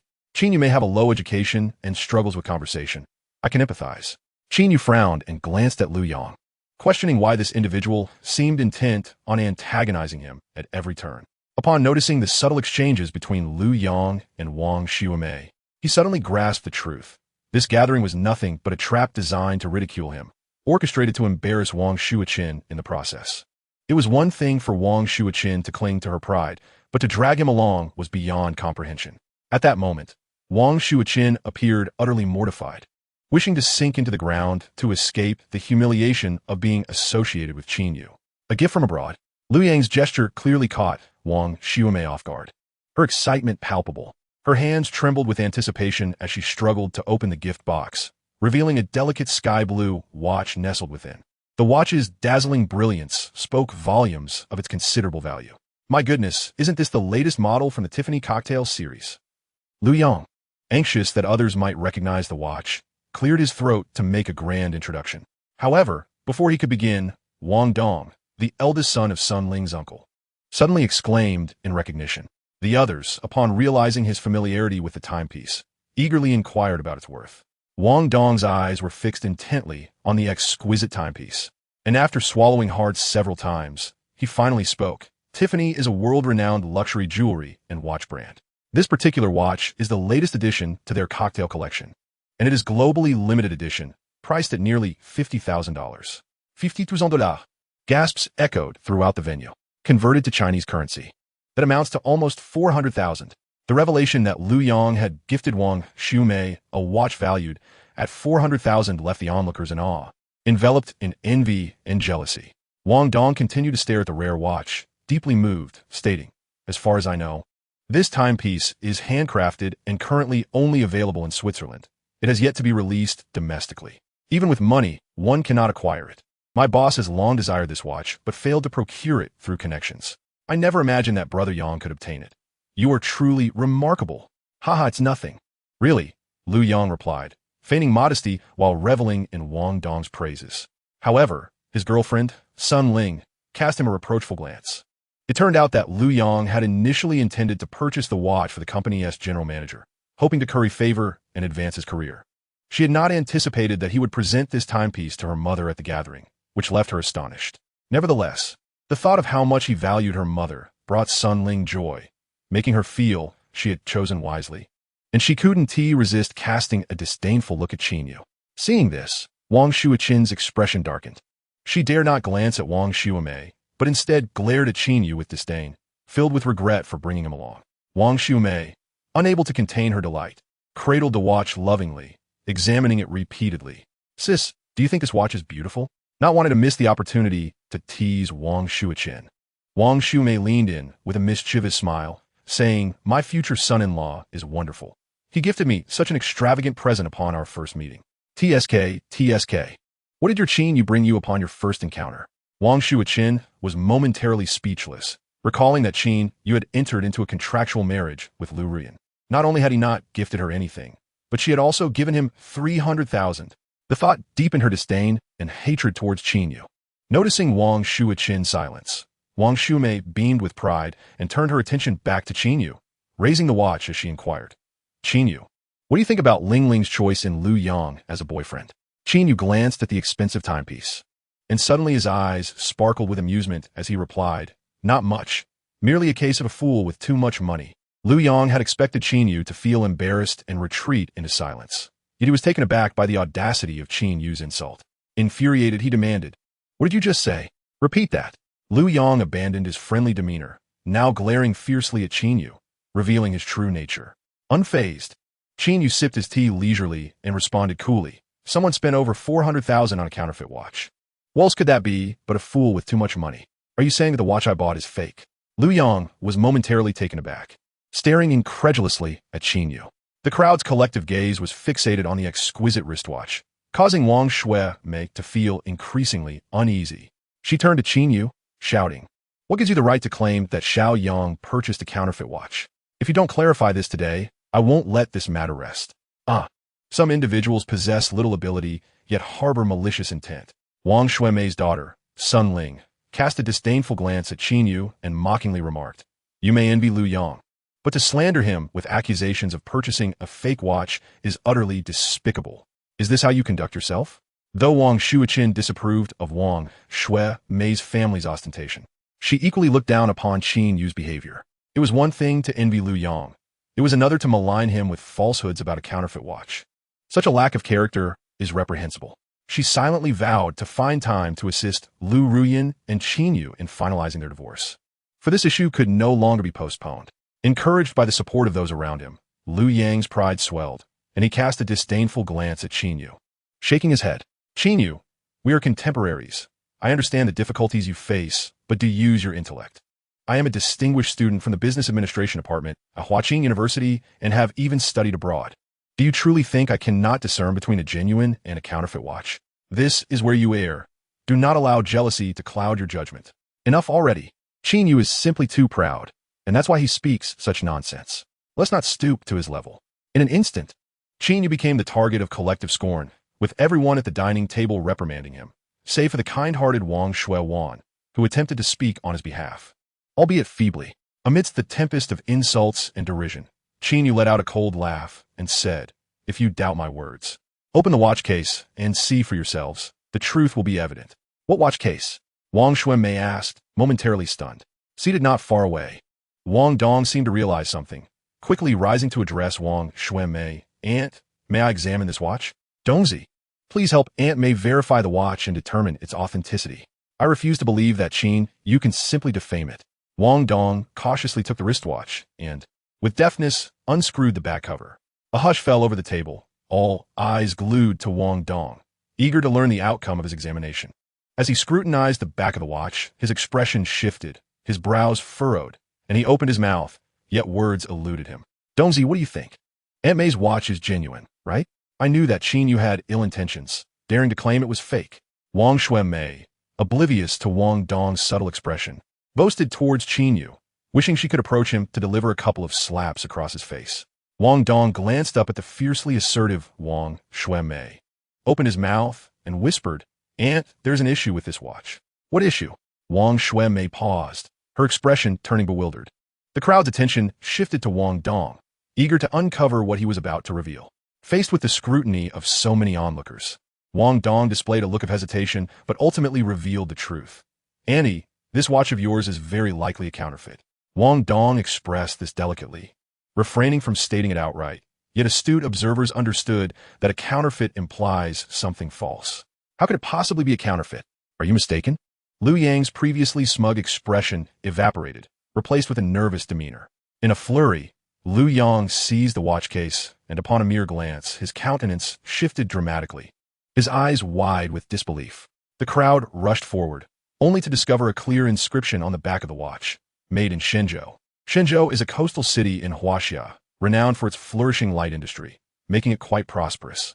Simultaneously, this place is infamous nationwide for its counterfeits, earning the title of hometown of fakes among industry insiders. Nearly all luxury goods replicas worldwide originate from Shenzhou. Earlier, Liu Yang had confidently asserted that this globally limited edition watch was handcrafted by a seasoned artisan in Switzerland, exclusively sold within the country and not yet available domestically. If it is a watch sold solely in Switzerland, how could it possibly be manufactured in Shenzhou? It is evident to anyone with common sense that Liu Yang's limited edition watch is, in fact, a counterfeit. That cannot be. I distinctly spent over $50,000 for my overseas friend to purchase it. I still have the transaction records on my phone. Liu Yang flüsterte, retrieved his phone and displayed the transfer record to the crowd, which indeed showed a transaction exceeding $400,000. While the transaction record was genuine, the limited edition watch was unequivocally a counterfeit. Thus, the conclusion was inescapable. Liu Yang had been duped by his so-called overseas friend, spending over $400,000 on a counterfeit. How extravagant. It appears that Ling Ling's boyfriend lacks discernment, unable to differentiate between friends and fraudsters. How could one possibly trust his judgment in the future? As my daughter seeks friends, wealth aside, she must at least possess discernment. Witnessing Liu Yang squander over $400,000 on a counterfeit, the crowd reacted unusually, mocking him with sardonic remarks, their expressions betraying a sense of schadenfreude. Leaving Liu Yang flushed with embarrassment, wishing to hurl his phone away, Wang Shumei wore an expression of awkwardness and discomfort, the disassembled watch in her hands feeling akin to a hot potato. Sun Ling lamented her predicament, having previously cautioned against the unreliability of overseas purchases. Yet Liu Yang disregarded her advice, resulting in this embarrassing outcome for the entire family. It truly is a counterfeit. Wang Shuiqin had not anticipated that Qin Yu's earlier words would ring prophetic, compelling her to glance at him a few more times. At the elderly lady's birthday banquet, Qin Yu had publicly declared a necklace to be an evil object, and now he identified the watch as a counterfeit. Could it be that he truly possessed the ability to discern such matters? Yet, upon further reflection, she sensed something amiss. The letters on the watch were engraved on the inside, and merely by examining the exterior, even Wang Dong, who dealt in watches, could not ascertain its authenticity. How could Qin Yu possibly discern it at a glance? Did he possess some form of X-ray vision? Wang Shuiqin found this notion utterly implausible, far too absurd. However, unbeknownst to her, Qin Yu indeed possessed an extraordinary sight. Just moments ago, he had utilized his piercing golden eyes to scrutinize the watch, only to uncover the inscription on its back, revealing it to be a counterfeit. Chapter 42. A satisfying revelation. Wang Shumei could no longer endure the ridicule and mockery from the crowd, especially with Wang Shuiqin seated beside her. Gritting her teeth and stamping her foot, she pointed at Qin Yu and exclaimed, "So what if this watch is fake? Xiaoyang spent over $400,000 in hard-earned money to buy it for me. That gesture of filial piety is undeniably genuine." Indeed, her assertion was not without merit. The onlookers nodded in agreement, endorsing her sentiment. Liu Yang recognized that the so-called purchasing agent who expended a fortune on a counterfeit watch was, in fact, quite foolish and naive. Nevertheless, he had indeed spent a substantial sum of real money, which was beyond reproach. Noticing the shift in the relatives' expressions, Wang Shumei secretly breathed a sigh of relief, her gaze directed at Qin Yu brimming with hatred and disdain. He was fully aware that the watch was a forgery, yet insisted on exposing it before everyone, seeking to humiliate her family in front of their relatives. Such a person was utterly contemptible. Filial piety? I rather doubt that, Qin Yu remarked with a dismissive smile. You, surnamed Qin, may question the authenticity of my watch, but you cannot cast doubt upon my genuine affection for Aunt May. At that moment, Liu Yang had completely abandoned his facade of friendliness, his countenance transformed into a menacing snarl, as if he yearned to rend Qin Yu asunder and trample him underfoot. Sun Ling glared at Qin Yu with disdain and taunted, "Are you implying that you can prove Liu Yang's filial piety is also a sham? Do you truly wish for me to elaborate?" Qin Yu replied, his expression a mixture of amusement and challenge. This gaze from Qin Yu unsettled Sun Ling to her core, as if he were poised to unveil her innermost secrets. Such a sensation filled her with both anxiety and indignation, prompting her to shout, "If you have the capability, go ahead and say it. I am eager to see how you could possibly prove that a person's filial piety is fabricated." The crowd immediately turned their attention to Qin Yu, eager to witness his demonstration. With a slight smile, he snapped his fingers and addressed Wang Dong, "Brother Dong, could you assist me once more?" "WH, what do you need?" Wang Dong stammered, his expression faltering somewhat. Qin Yu cast a glance at the watch, which had its cover removed, and inquired, "Could you tell me whether this watch is designed for men or women?" Upon hearing this, Wang Dong looked at the watch and his expression darkened, stuttering, This is a men's watch. A men's watch." The crowd erupted in astonishment once more. Wang Xiumei's complexion shifted dramatically as she turned to Wang Dong in accusation. "Dongzi, are your eyes deceiving you? This is clearly a women's watch. How could it possibly be a men's watch?" In stark contrast to Wang Xiumei's disbelief, Lu Yang and Sun Ling appeared exceedingly uncomfortable, as if a secret had been publicly exposed. In truth, both were aware that this limited edition watch was meant for Lu Yang's company leader, confirming it was indeed a men's watch. Due to its rarity, few had encountered such a timepiece, and its exquisite appearance made it challenging for the untrained eye to discern its gender. They had not anticipated that Qin Yu would be able to distinguish between men's and women's watches. Wang Dong, a purveyor of timepieces, felt a surge of displeasure upon hearing Wang Xiumei question his discernment. Coldly, he retorted, "Auntie, are you doubting my professional acumen? Though I may not afford this particular watch, is it conceivable that I cannot differentiate between men's and women's timepieces?" His words carried an underlying jab at Lu Yang, who had foolishly spent over 400,000 on a counterfeit watch. Wang Xiumei, well aware of Wang Dong's expertise, was compelled to defend Lu Yang, stating, "Even if this is indeed a men's watch, it's possible that Lu Yang simply misjudged the style, an innocent mistake. After all, one would expect a seller of luxury watches to possess the ability to discern gender-specific designs, even if Lu Yang faltered." Qin Yu, with a bemused smile, observed Wang Xiumei's family and remarked, "By the way, just moments ago, Lu Yang boasted of his overseas studies and worldly experience. I suspect he may have attended a dubious institution instead." This comment unleashed a wave of laughter, and the glances directed at Lu Yang brimmed with mockery. Delighting in Wang Xiumei's public humiliation, Wang Shuiqin reveled in the unexpected turn of events. It was truly a gratifying sight, one that brought immense satisfaction. Wang Xiumei's face flushed with anger, her eyes narrowing at Qin Yu as if she wished to devour him whole. Lu Yang and Sun Ling mirrored her expression, seething at Qin Yu for so brazenly embarrassing them, knowing they would become the subject of ridicule. Suddenly, Lu Yang's phone buzzed with an incoming call. "You need to bring the watch over right away. Mr. Wang is particularly fond of that brand. Make him happy, and you might just earn a promotion to sales manager this year." Without allowing his colleague to finish, Lu Yang abruptly ended the call, his face shifting from red to pale in an agonizing display of embarrassment, wishing he could vanish into the floor. Indeed, the watch was a men's model. It appeared Lu Yang had intended to present it to Mr. Wang, though he was perplexed as to why it was to be given to his aunt. Thankfully, the watch had not yet been delivered. If Mr. Wang discovered it was counterfeit, Lu Yang's job would undoubtedly be at stake. Despite not hearing the entirety of the conversation, the others grasped the situation, their expressions shifting to one of schadenfreude as they regarded Lu Yang, much like spectators watching a jester. "How could you betray my trust like this, Lu Yang?" Wang Xiumei's composure shattered, and in a fit of rage, she hurled the counterfeit watch at Lu Yang, overturned her chair, and stormed out in a huff. "Mom, please let me explain," Sun Ling exclaimed, hastily pursuing her. Lu Yang picked up the counterfeit watch, casting a resentful glare at Qin Yu before chasing after his girlfriend, determined to offer a heartfelt apology to Wang Xiumei. Though the banquet had not gone as planned, the onlookers were thoroughly entertained, making their attendance worthwhile. The most elated of all was undoubtedly Wang Shuiqin, who had endured constant belittlement from Wang Xiumei. Feeling nearly crushed until Qin Yu's intervention rendered Wang Xiumei defenseless, culminating in her disgraceful exit, a grand triumph for Wang Shuiqin. "Qin Yu, do enlighten me. How did you discern that the watch was a counterfeit?" Wang Shuiqin suddenly recalled a previous puzzlement, gazing at Qin Yu through the rearview mirror, and inquired. Qin Yu smiled faintly and replied, "Would you believe me if I claimed to possess X-ray vision?" "Believe you? Not a chance." Wang Shuiqin shot him a disdainful glance.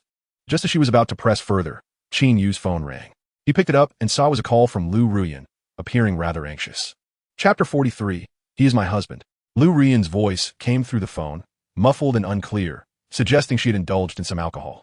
She mentioned that she had been negotiating with a client over drinks and requested Qin Yu to come and drive her home. After a moment of tension, it became evident that she was intoxicated and needed him as her designated driver. Explaining the situation to Wang Shuachin, he alighted at the intersection, hailed a taxi, and proceeded to the dreamy club. Upon arriving at the club, Qin Yu employed his penetrating gaze and swiftly located the private room where Lu Ruyan was situated. The room was one of the most luxurious in the establishment. Apart from Lu Ruyan, there were two other individuals present, a middle-aged man lounging on the sofa, holding a high-stemmed glass, his lecherous gaze appraising Lu Ruyan with a sinister smile, and a burly figure standing behind him, clad in a black suit, his muscular chest straining against the buttons. Lu Ruyan sat across from them, raising her glass of red wine and draining it entirely. As she finished, a rosy hue blossomed on her fair complexion and delicate neck. "Mr. Han, I apologize, but I need to use the restroom." Feeling slightly unwell, Lu Ruyan excused herself and exited the room. Once Lu Ruyan left, the middle-aged man, surnamed Han, exhibited a flicker of malice in his eyes. He retrieved a triangular paper package from his pocket and poured the white powder inside into the red wine. Witnessing this, Qin Yu narrowed his golden eyes and strode purposefully towards the private room. As he reached the door, Lu Ruyan emerged from the restroom. "Come in," she said coolly, glancing at Qin Yu before ushering him into the room. Upon noticing a man behind Lu Ruyan, Mr. Han displayed a moment of caution, yet, seeing Qin Yu's ordinary attire, dismissed him as merely Lu Ruyan's designated driver. "Mr. Han, then it is settled regarding this project. I hope our collaboration will be fruitful," Lu Ruyan remarked, gathering the document from the table into her bag, preparing to depart. Unexpectedly, Mr. Han obstructed her path, a glint of malevolence flickering in his eyes. "Haven't we already discussed the terms?" Lu Ruyan frowned slightly. Mr. Han rubbed his hands together, his tone laden with insinuation. "Director Lu, this project is worth nearly 100 million. It cannot be settled so easily. Come, take a seat. Let us enjoy a couple of drinks and discuss further." As he spoke, Mr. Han poured half a glass of the drug-laced wine for Lu Ruyan. After a moment of contemplation, she reluctantly reseated herself, retrieving the documents and stating, "Mr. Han, if there are any uncertainties, we can renegotiate, but I would prefer to abstain from any more drinks, as I'm starting to feel unwell. Conducting business without indulging in a drink is hardly credible." "Please, finish your glass," Mr. Han said, a glint of cunning flashing in his eyes, yet his smile remained unwavering. Lu Ruyan pondered for a moment before reluctantly extending her delicate hand to grasp the wine glass before her, intending to take but a sip. "Do not drink," came a sudden voice, as a hand reached out and snatched the glass away just as her lips were about to meet the rim. Startled, Lu Ruyan turned to see the culprit was Qin Yu. Her eyes darkened, and she chastised coldly, "What do you think you are doing? Return the glass to me at once. You can hardly walk straight, and yet you wish to drink?" Qin Yu retorted, raising the glass high. With a resounding clap, the atmosphere shifted as Mr. Han slammed his hand on the table, his eyes ablaze with fury. "How dare you? Who do you think you are to obstruct my business discussion with Director Lu? Leave this place at once." "Mr. Han, I must insist you watch your language." Lu Ruyan interjected, her displeasure evident. "What did you say, Director Lu?" Mr. Han replied, his expression one of confusion, clearly not having grasped her words. "He's not something. He is my husband," Lu Ruyan stated flatly. "Your husband?" Mr. Han exclaimed, his expression one of shock as he scrutinized Qin Yu from head to toe, noting his unremarkable appearance and modest attire, which seemed incongruous with the ethereal beauty of Lu Ruyan. Ignoring Mr. Han's bewilderment, Lu Ruyan turned to Qin Yu, her voice icy. "This is not a place for your antics. Return the wine to me and leave." "Leave? If I go, your situation will be dire." Qin Yu stood his ground, unyielding. The interaction between Lu Ruyan and Qin Yu bore no semblance of a marital bond, which piqued Mr. Han's interest and drew a sinister smile to his lips. "What nonsense are you spouting? What do you mean by dire? Hand me the wine." Lu Ruyan's patience wore thin, her eyes expressing growing annoyance. "You're Lu Dong's husband, correct? We are discussing a business deal worth over 100 million. It would be wise for you to exit. Otherwise, should this deal fall through, the blame will rest upon you," Mr. Han threatened, having discerned the discord between Lu Ruyan and Qin Yu, dismissing Qin Yu with a casual arrogance as he crossed his legs. Suddenly, before he could finish his sentence, he felt a chill wash over his face as Qin Yu doused him with the contents of the wine glass. "You've lost your mind." Lu Ruyan gasped in shock at Qin Yu's audacity, scolding him before hastily retrieving tissues from her bag to assist Mr. Han. I sincerely apologize. I will have him leave at once. What are you dawdling for? Get out. Lu Ruyan urged Qin Yu, while offering tissues to Mr. Han. Qin Yu stood impassively, his voice cold as ice. He deserves it. Ask him why I poured the wine. How dare you throw wine on me? Mr. Han, a billionaire accustomed to reverence, erupted in fury, having never before been so publicly humiliated. The bodyguard, known as Black Tiger, reacted instantly, leaping over the sofa and reaching for Qin Yu's chest. What business do you have here? Get lost. In that very moment, as Black Tiger made his move, Qin Yu raised his right foot, striking swiftly at a tiger's abdomen, sending him flying 5 or 6 meters with a thunderous crash against the wall of the private room. Black Tiger fell to the ground, clutching his abdomen, drenched in cold sweat, groaning and unable to rise for quite some time. This scene left Boss Han in a state of shock, swallowing hard. Goodness. His Black Tiger was a retired Special Forces soldier, exceptionally skilled, capable of taking on 3 opponents without difficulty. He had assumed Qin Yu was merely an ordinary man, easily subdued by a mere finger from a tiger. Little did he expect that this Qin Yu possessed such formidable prowess, incapacitating Black Tiger with a single kick. Now, he finally understood why Lu Ruyan had chosen such an unassuming man. It turned out he harbored such terrifying abilities. Chapter 44, Apologies. Lu Ruyan had long been aware of Qin Yu's impressive skills, but was taken aback by his audacity to unleash his fury while she was conducting business. Qin Yu, do you realize what you are doing? Boss Han is my client. Boss Han, raising his wine-stained shirt, spoke ominously. Qin Yu let out a cold laugh, stepping forward to seize Boss Han by the collar with his left hand, while his right hand unleashed a flurry of blows to Boss Han's face, rendering it swollen and red, akin to stuffed dumplings. Lu Ruyan was astounded that Qin Yu dared to strike Boss Han, her hands instinctively covering her mouth. Momentarily paralyzed in shock, Boss Han, initially stunned, felt a searing pain in his cheek and bellowed, "How dare you hit me? Do you believe I want to call the police on you?" "Call the police? What will you report? Do you want me to hand this over to the authorities?" Qin Yu scoffed, revealing a crumpled piece of paper that had once contained white powder. Boss Han's expression turned pale with horror as he failed to comprehend how Qin Yu knew about the drugs he had slipped into the drinks. Just moments ago, he had been alone in the private room with his bodyguard, a tiger, and there were no surveillance cameras. How could he possibly know? "You dared to drug my wife's drink. You must be tired of living."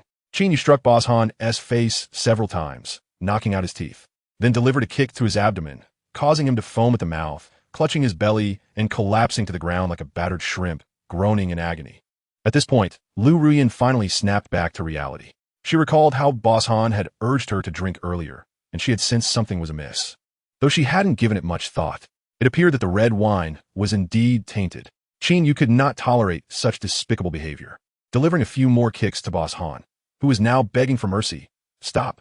I was wrong. Please, just don't hit me. What did you do wrong?"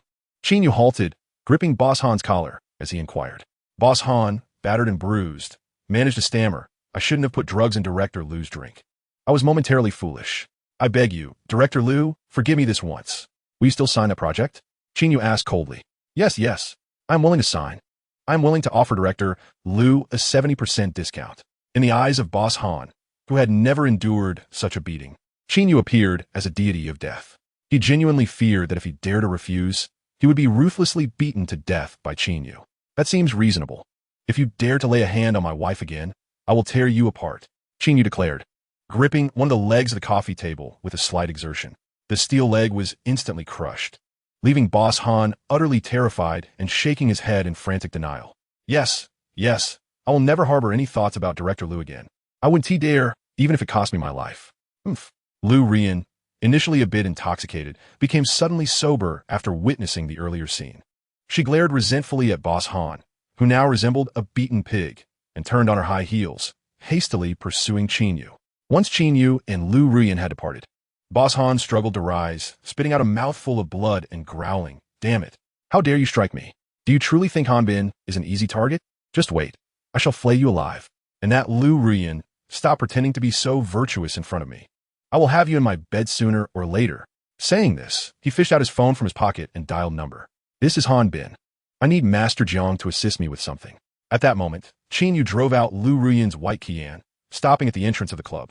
After Lu Ruyan got in the car, he pressed the accelerator and sped towards the city center. "I was mistaken about you earlier," Lu Ruyan said from the passenger seat, stealing a glance at Qin Yu, who was focused on driving, her tone laced with awkwardness. Qin Yu, with an indifferent expression, stared ahead, seemingly oblivious to her words.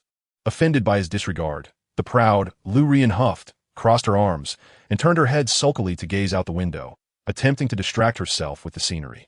However, to her annoyance, she could see Qin Yu's reflection on the glass, which drew her attention back to him.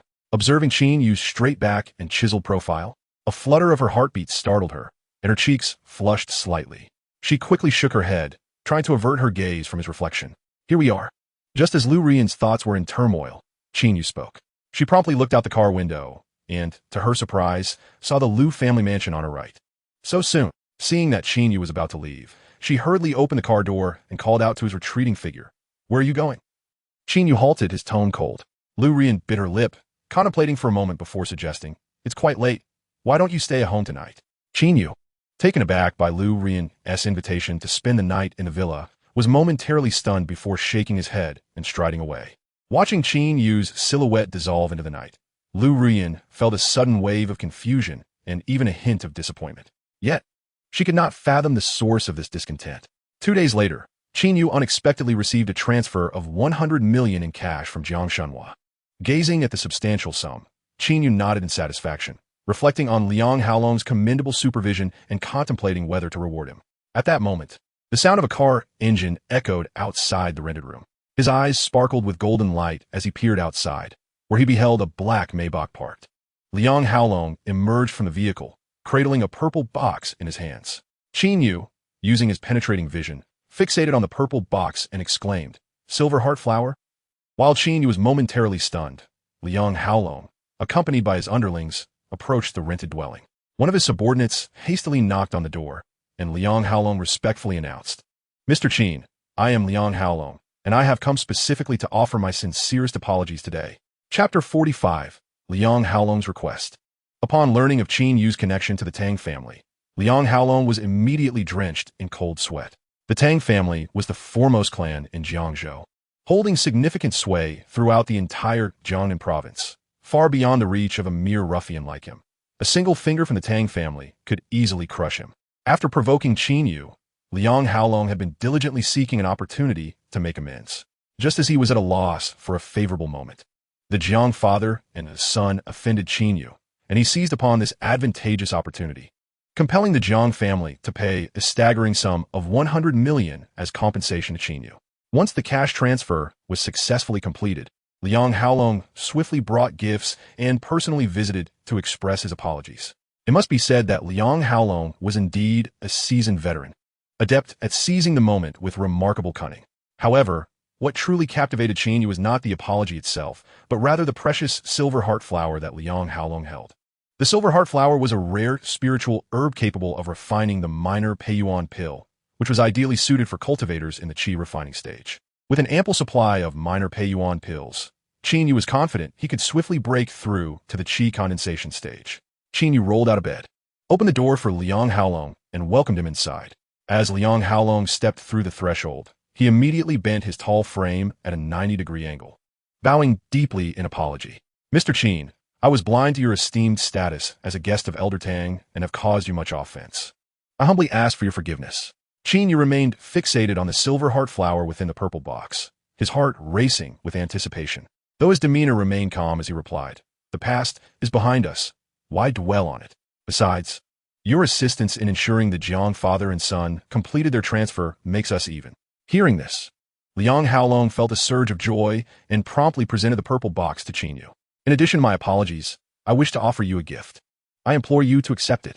Qin Yu extended his hand to receive the purple box, opening it to reveal the silver heart flower nestled within, its ethereal energy wafting from the petals, uplifting the spirit. Mr. Liang, may I inquire where you procured this exquisite flower? He asked, confirming the identity of the precious herb. Do you still have any contact with that friend? He pressed further. However, a single silver heart flower was insufficient for Qin Yu's needs. He required more of these rare blossoms. Liang Haolong shook his head with a bitter smile. I lost contact with them long ago. I do not know whether they are alive or deceased. What a pity, Qin Yu sighed, a sense of regret washing over him, yet he chose not to elaborate further. As Qin Yu gazed at the silver flower, his eyes shimmering with delight, Liang Haolong felt a sense of relief, knowing that his gift was well received. However, just as he relaxed, A frown creased his brow, and he let out a gentle sigh. Observing Liang Haolong's hesitant demeanor, Qin Yu inquired, "Mr. Liang, I presume you have other matters to discuss during your visit?" Acknowledging Qin Yu's perceptiveness, Liang Haolong bowed once more and replied, "Indeed, Mr. Qin. Aside from apologizing and presenting this floral gift, I have another request for your assistance." "Pray tell, what is it?" Qin Yu asked cautiously, tucking the silver flower away. With utmost respect, Liang Haolong explained, "I manage a jade company that has recently encountered some difficulties. Therefore, I intend to bid for the operating rights of a raw stone mine to improve the company's situation. However, my rival, Fatly, has learned of my intentions and has vowed to compete fiercely for the mine, sparing no expense. This is a personal matter between you and Fatly. How can I be of assistance?" Qin Yu queried, puzzled. "Unbeknownst to you, Mr. Qin, Fatly is quite formidable. Even if I were to secure the procurement rights to the mine, the costs incurred would be exorbitant and ultimately detrimental," Liang Haolong replied, a flicker of frustration evident in his eyes. "Thus, I have privately arranged with Fatly to engage in a stone betting contest tomorrow, where the loser will withdraw from the bidding for the mine."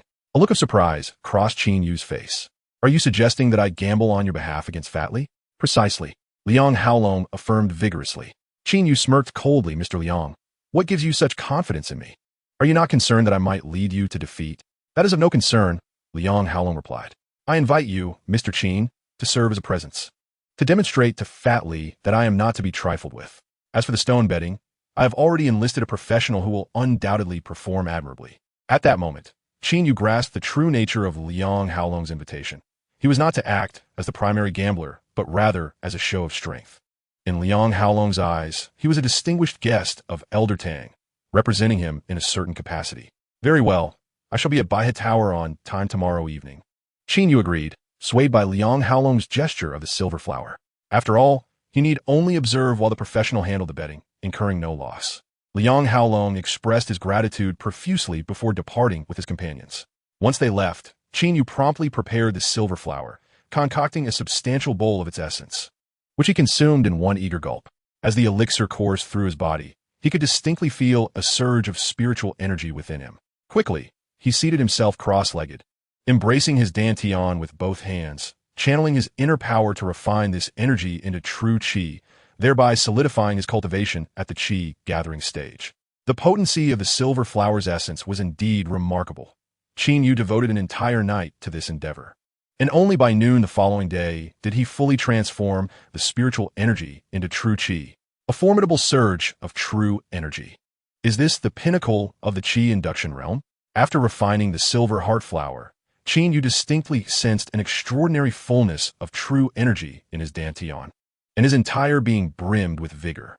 It felt as though he could unleash 1,000 pounds of force with a mere gesture, accompanied by the sound of thunderous eruptions. In the midst of his ecstatic realization, Qin Yu soon felt a pang of hunger and ventured out to locate a restaurant, casually enjoying a bowl of beef noodles. Following his lunch, he entered the park across from his rented accommodation, seeking a secluded corner to sit cross-legged and consolidate his current cultivation level. As evening approached, Qin Yu concluded his meditation and made his way to the Baihe Tower.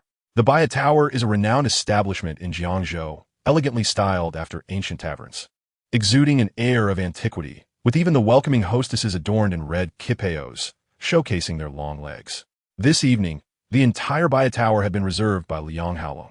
As Qin Yu stepped inside, Liang Haolong swiftly approached him, exclaiming, "Mr. Qin, you have finally arrived. Please come in." Qin Yu nodded, following Liang Haolong into the establishment, only to find that it was filled solely with Liang Haolong's subordinates, devoid of any other guests. "Master Kai has arrived." Just as Qin Yu pondered the situation, he heard an announcement from within, followed by the entrance of a middle-aged man clad in a red tang suit, hands clasped behind his back, exuding an air of arrogance. Upon glancing at the man, Qin Yu's eyes brightened in recognition.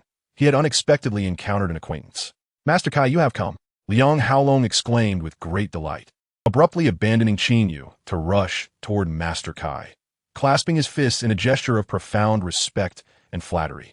Master Kai maintained an air of superiority, returning Liang Haolong's gesture, but with an expression filled with pride and disdain. Liang Haolong, well aware of Master Kai's haughty disposition, felt no displeasure.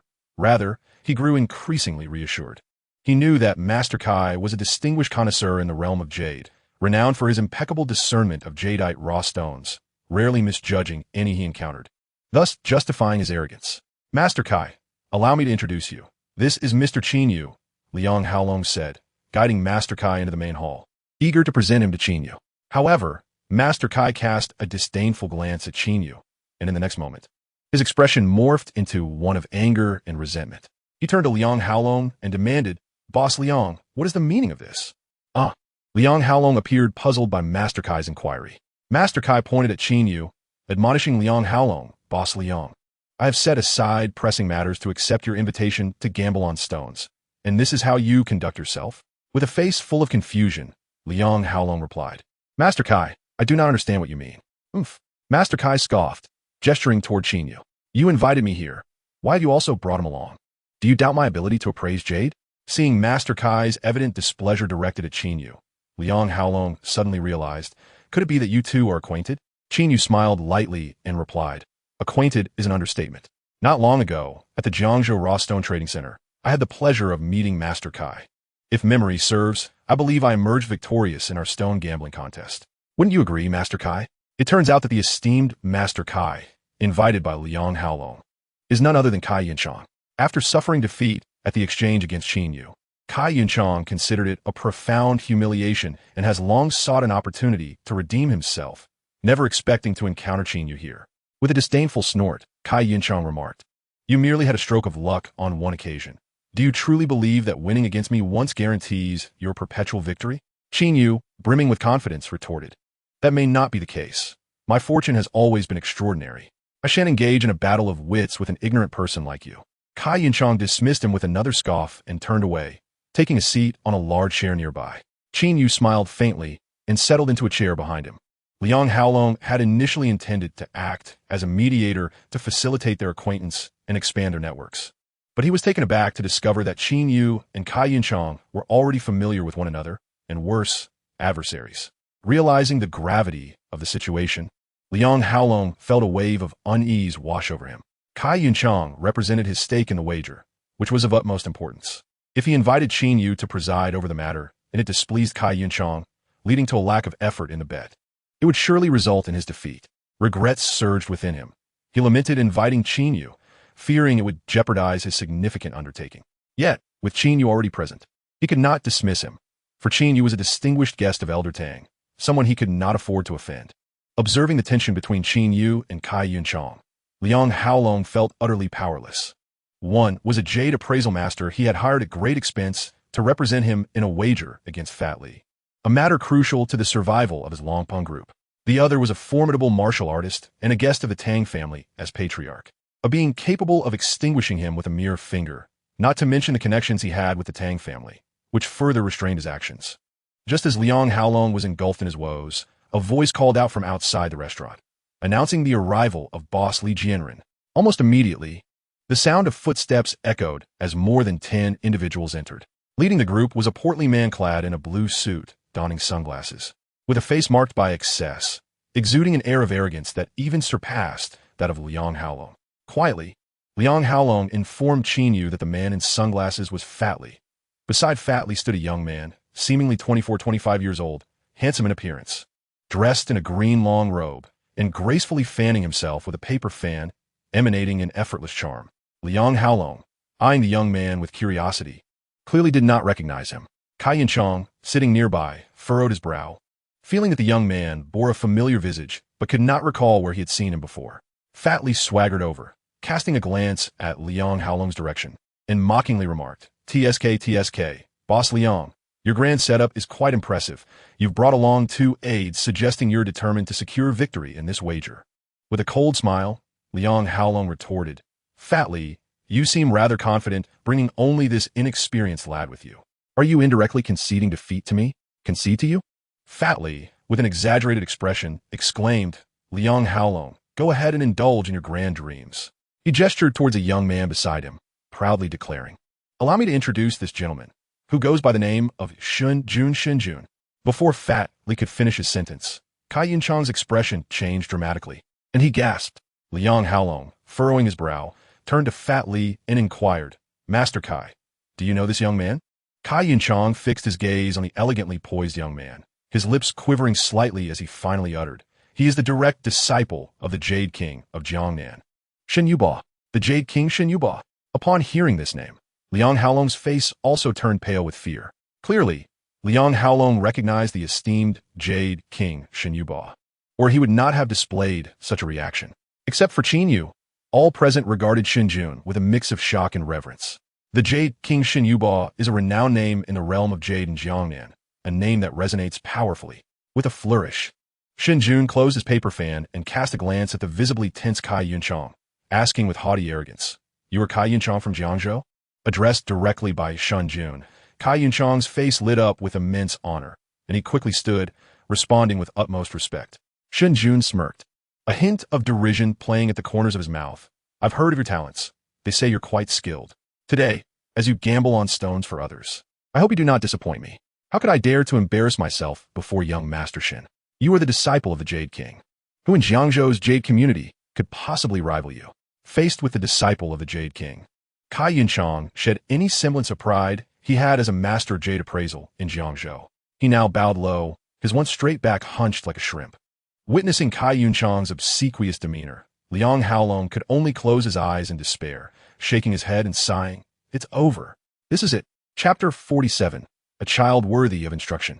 Liang Haolong had initially believed that by enlisting Cai Yunchang for the wager, victory was assured. After all, Cai Yunchang's prowess in Jade appraisal was unmatched in Jiangzhou, which gave Liang Haolong great confidence in winning the bet. However, he had not anticipated that Fat Li would spend a fortune to hire Xin Jun, the disciple of the Jade King Qin Yu, for the gamble. Xin Jun, being the adopted son of the Jade King, was said to possess 80% of his adoptive father's Jade appraisal skills, making him unrivaled in the entire Jade community of Jiangnan. This truly was the end. Observing Cai Yunchang's obsequious posture, Liang Haolong no longer held any hope and prepared himself for the worst. Fat Li, wearing a smug expression, glanced at Liang Haolong as if relishing his defeat, chuckling, "Boss Liang, let us not waste any more time. Let us proceed with the wager."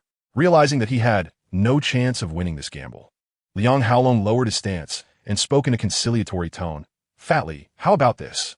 If you forego that jade mine, I will grant you the underground entertainment venue on the eastern outskirts of Jiangzhou. What do you say?" "Heh, Boss Liang, are you conceding defeat to me?" Fatty Li shot a sidelong glance at Liang Haolong, then abruptly shifted his tone, speaking in a sinister manner.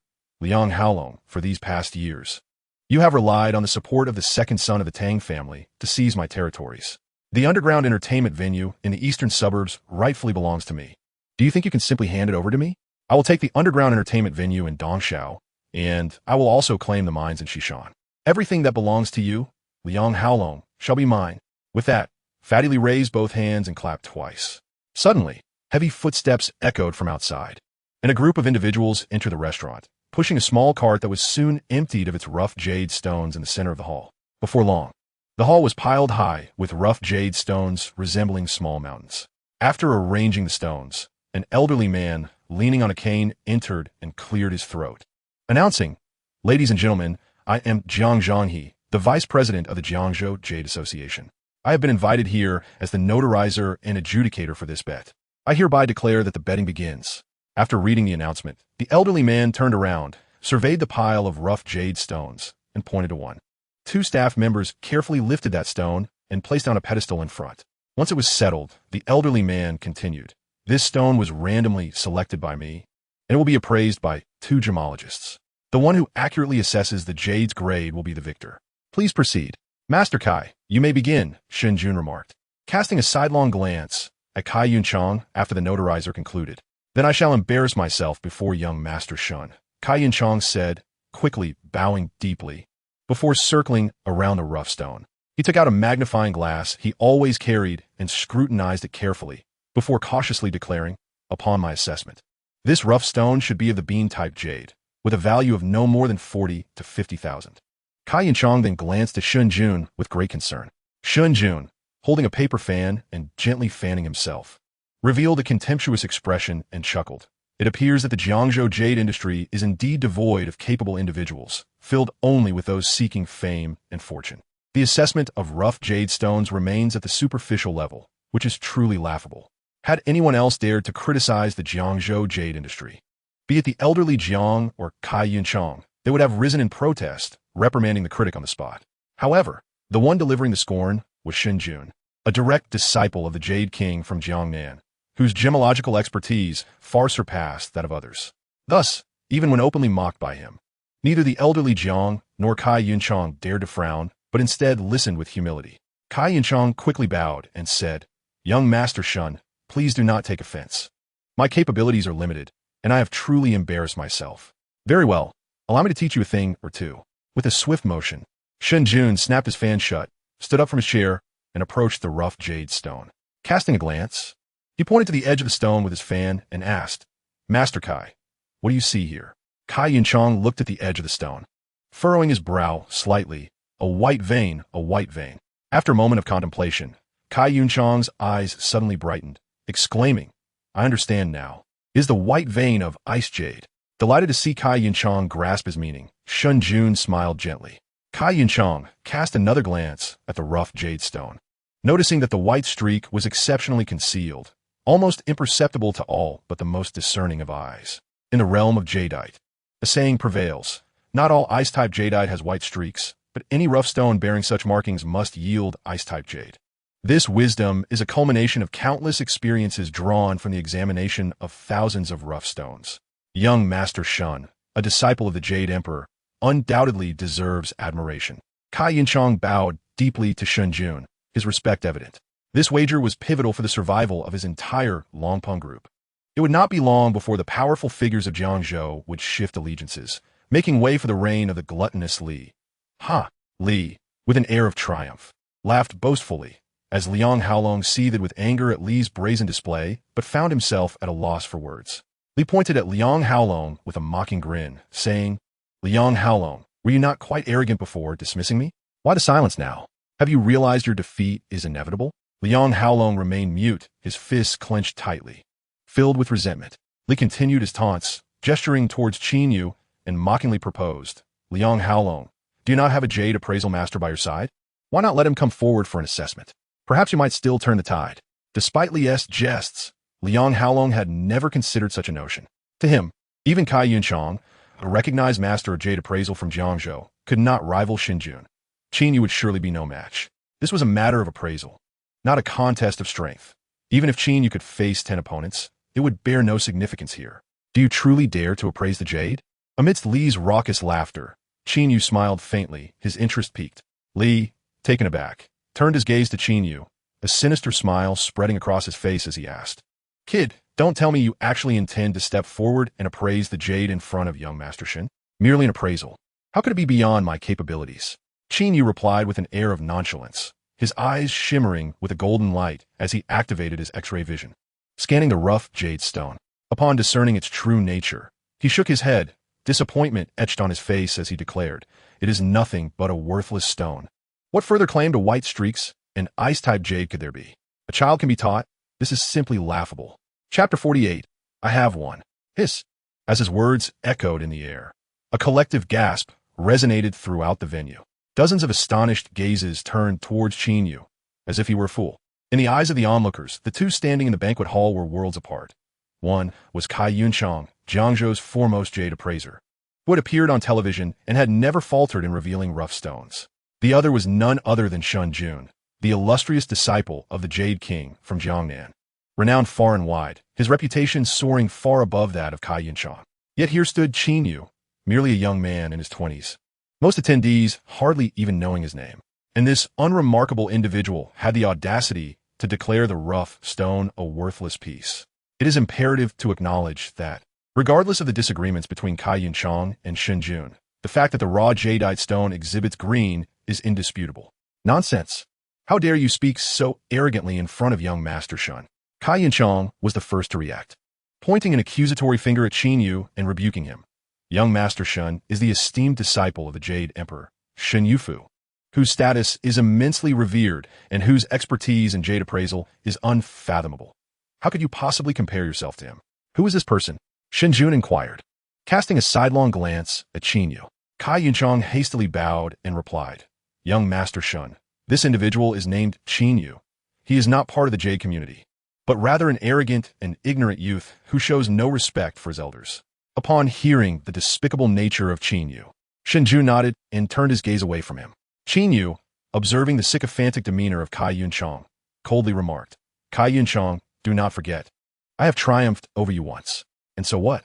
It was merely a stroke of luck. Cai Yunchang regarded that loss as a tremendous humiliation. Incensed that Qin Yu would dare to bring it up, he bellowed.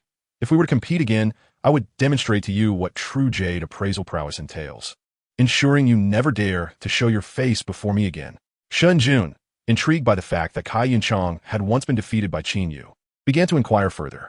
With great reluctance, Cai Yunchang recounted the events of that day, repeatedly cautioning Shun Jun that Qin Yu's Jade appraisal lacked any basis, relying solely on subjective conjecture, merely luck. Upon learning of the incident, Shun Jun expressed his disdain, shooting a derisive glance at Qin Yu and sneering, Young man, luck may allow you a single victory, but it will never sustain you for a lifetime. Is that so? I believe my fortune has been quite favorable, and perhaps this time I shall emerge victorious once more. In stark contrast to Cai Yunchang's obsequiousness, Qin Yu stood tall, meeting Shun Jun's gaze with unwavering confidence. Witnessing Qin Yu's audacious provocation, Shun Jun's anger flared. As the esteemed disciple of the illustrious Jade Emperor, Shun Yufu, he expected not only his peers but also elders like Cai Yunchang to address him with the utmost respect as young Master Shun. With a sharp snap, Shun Jun closed his paper fan, his handsome visage contorting with fury, and shouted at Qin Yu, Young man, don't say I didn't warn you. Lacking strength and relying solely on luck in stone betting could lead to your utter ruin. Qin Yu met Shun Jun's fiery glare with a calm smile. You shall soon see. Sometimes fortune outweighs skill. This smile ignited Shun Jun's fury further, and he turned to the staff standing nearby, shouting, What are you waiting for? Cut the stone. I want him to experience utter humiliation. Yes, yes. The two staff members hurriedly complied, swiftly transporting the raw stone to the cutting machine. With a hissing sound, wisps of white mist began to rise. All present widened their eyes, fixated on the stone about to be cut, scarcely daring to blink. With a sharp crack, a corner of the stone was severed, revealing a dull gray interior. No green. Gasps of astonishment filled the air. Immediately, someone rebuked, What do you know? This is merely the beginning. The best part is yet to come. The stone-cutting machine roared back to life, decisively cleaving the rough stone in two. The two halves lay sprawled on the floor, revealing a dull gray stone devoid of any trace of green. Could it be? Cai Yunchang widened his eyes, fixated on the two gray stones, his lips twitching as if the earlier scene was replaying before him. Shun Jun stood frozen. Disbelief etched across his face as he stared at the two halves of gray stone, his voice rising in desperation. Cut again. Under normal circumstances, when a rough stone is split and reveals no green, it is considered worthless. Yet, Shun Jun, the favored disciple of the Jade King, Shun Yufu, inspired a sense of trepidation in those around him, and no one dared to refuse his request. Thus, the stonecutter resumed his work on the two halves. Finally, before the eyes of the gathered crowd, the rough stone was reduced to countless fragments, a pallid gray, devoid of any green jade or even a hint of green veining. How could this happen? Shun Jun's handsome visage turned ashen, his hand gripping the fan, trembling violently, unable to fathom the reality before him. Cai Yunchang's expression mirrored disbelief, unable to accept what he was witnessing. Qin Yu had once again triumphed by sheer luck in identifying the worthless stone, just as before.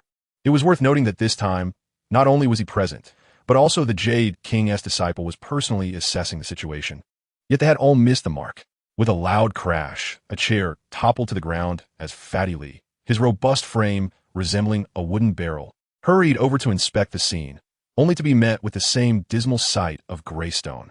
He wore an expression of incredulity, murmuring to himself, Impossible. How could this be? It's a total loss. No green at all. At that moment, Liang Haolong, suppressing his emotions, suddenly erupted with a roar of exultation. The world of stone gambling longs for the emergence of green to raise prices. No one wishes for the stone to fail.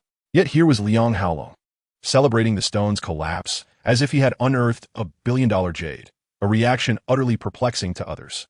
Once Liang Haolong's excitement subsided, Qin Yu cast a glance at the pale-faced Shun Jun and remarked coolly, It seems I have triumphed once more. I refuse to accept this. Shun Jun spun around, his expression twisted in fury as he glared at Qin Yu and shouted, I do not believe you can win against me by chance again. I challenge you to another bet. Since his debut, Shun Jun had never faltered in his jade identification and had never lost a wager. He had expected to maintain his flawless record, only to find himself defeated in Jiangzhou, and by a complete novice to the world of Jade, a reality he could not bear. In response to Shun Jun's challenge, Qin Yu merely clasped his hand behind his back and shook his head slightly. I will not wager with you. It is entirely meaningless and a waste of my time. What did you say? Qin Yunis is never dangerously glaring at Qin Yu. Qin Yu shrugged nonchalantly, a faint smile playing on his lips. You cannot win against me, no matter how many times we compete. It is simply a waste of time. I have no leisure to indulge your folly. Having spoken, Qin Yu attempted to bypass Shun Jun, preparing to depart from the Baihe Tower. Young man, without my words. No one is permitted to leave today. Just as he took a step, Shun Jun suddenly dashed in front of Qin Yu, blocking his path with an attitude that starkly contrasted with his handsome visage. Qin Yu coldly replied, You think you can stop me? How presumptuous. Throughout his life, Shun Jun had encountered many individuals of noble status, yet none had dared to speak to him in such a manner. His expression darkened ominously as he declared, You must engage in another contest with me today. Otherwise, do not blame me for being rude. Is that so? Qin Yu observed Shun Jun's menacing expression with keen interest, shaking his head and sighing, Some individuals do not weep until they see the coffin. Very well, I shall indulge you in another round, allowing you to witness the true mastery of Jade appraisal. Upon hearing Qin Yu agree to the rematch, Shun Jun felt a surge of joy and confidently stated, If you lose this round, you must kneel before me and admit that your previous victory was merely a stroke of luck. Is that clear? Qin Yu chuckled. And if I win again? Shun Jun scoffed disdainfully. With your mere reliance on luck and stone gambling, how could you possibly win against me again? Such thoughts are nothing but delusions. Then I shall take my leave. Qin Yu shrugged, preparing to bypass Shun Jun once more. Seeing Qin Yu's intention to depart, Shun Jun's expression darkened, and he reluctantly added, If you win this next round, I will acknowledge that your Jade appraisal skills surpass my own. Qin Yu interjected, You must also kneel before me. Very well.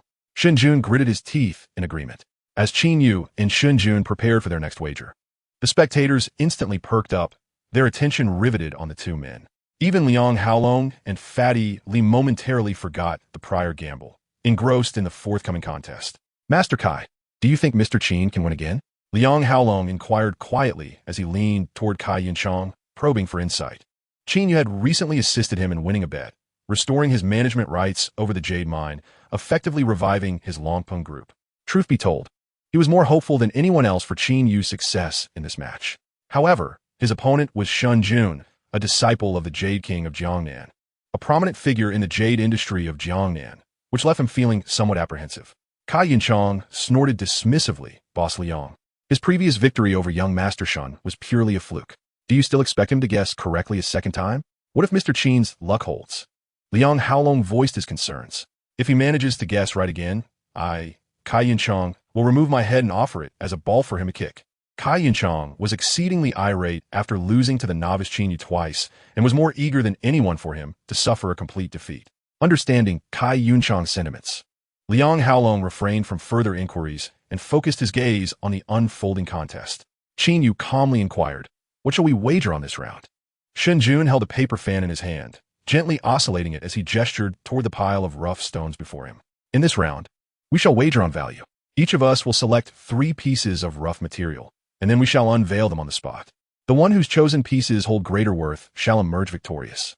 What say you? Upon hearing Shun Jun's proposition, Kai Yunchang's eyes sparkled with excitement. He clapped his hands and exclaimed, Truly, young Master Shun, your method is nothing short of ingenious.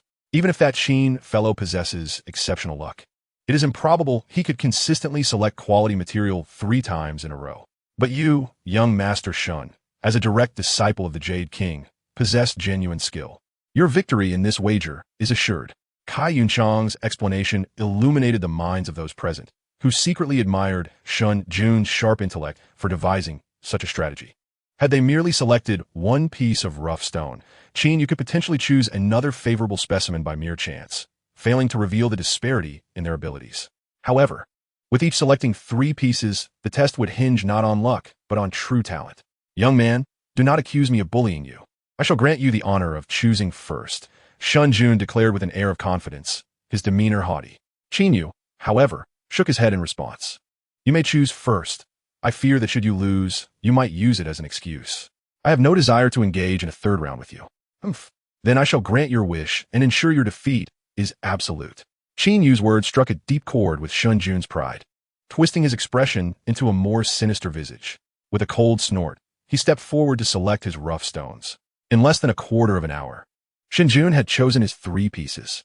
Observing Shun Jun's selections, Kai Yunchang nodded repeatedly, genuinely praising, "Young Master Shun, your discernment is remarkable.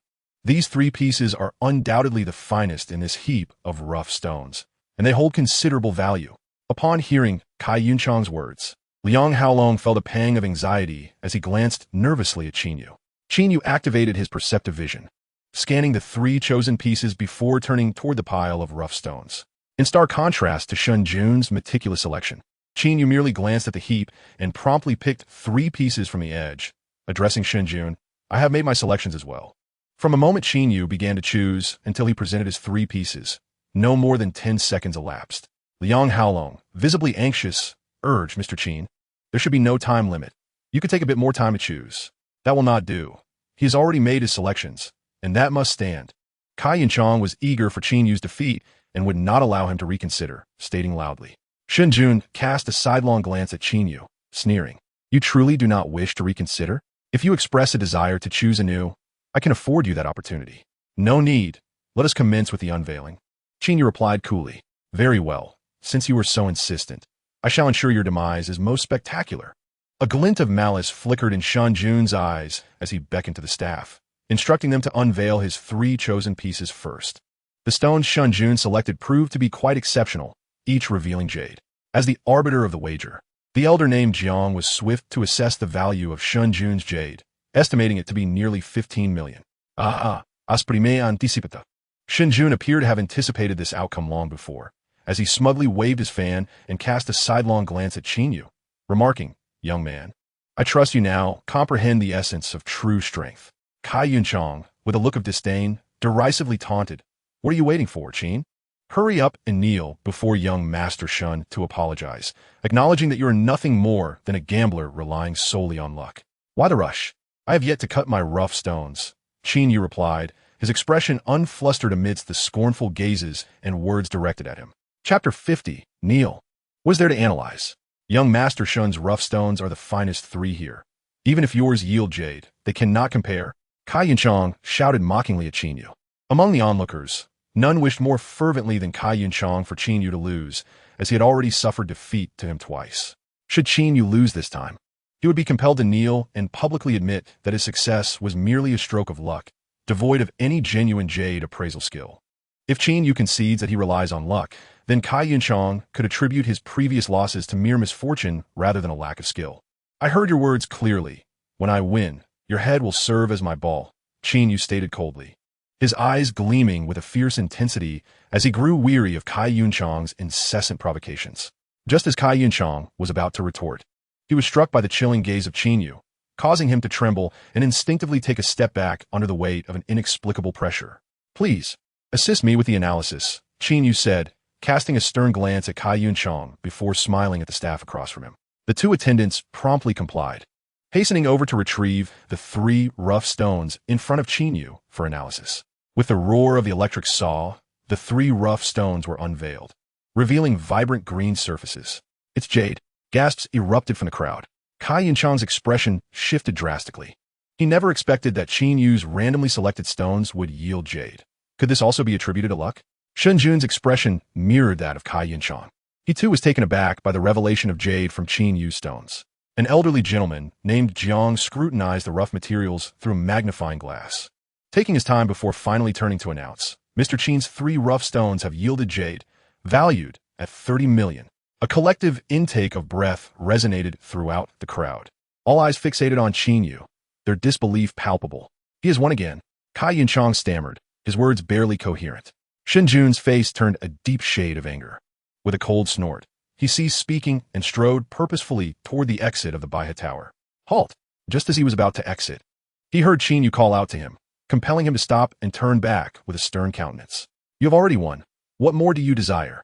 Qin Yu stroked his chin, a smirk playing on his lips as he replied, "If I recall correctly, you stated that should you lose this round, you would kneel before me and concede that your jade appraisal skills are inferior to mine. Am I mistaken?" "Qin, do not overreach."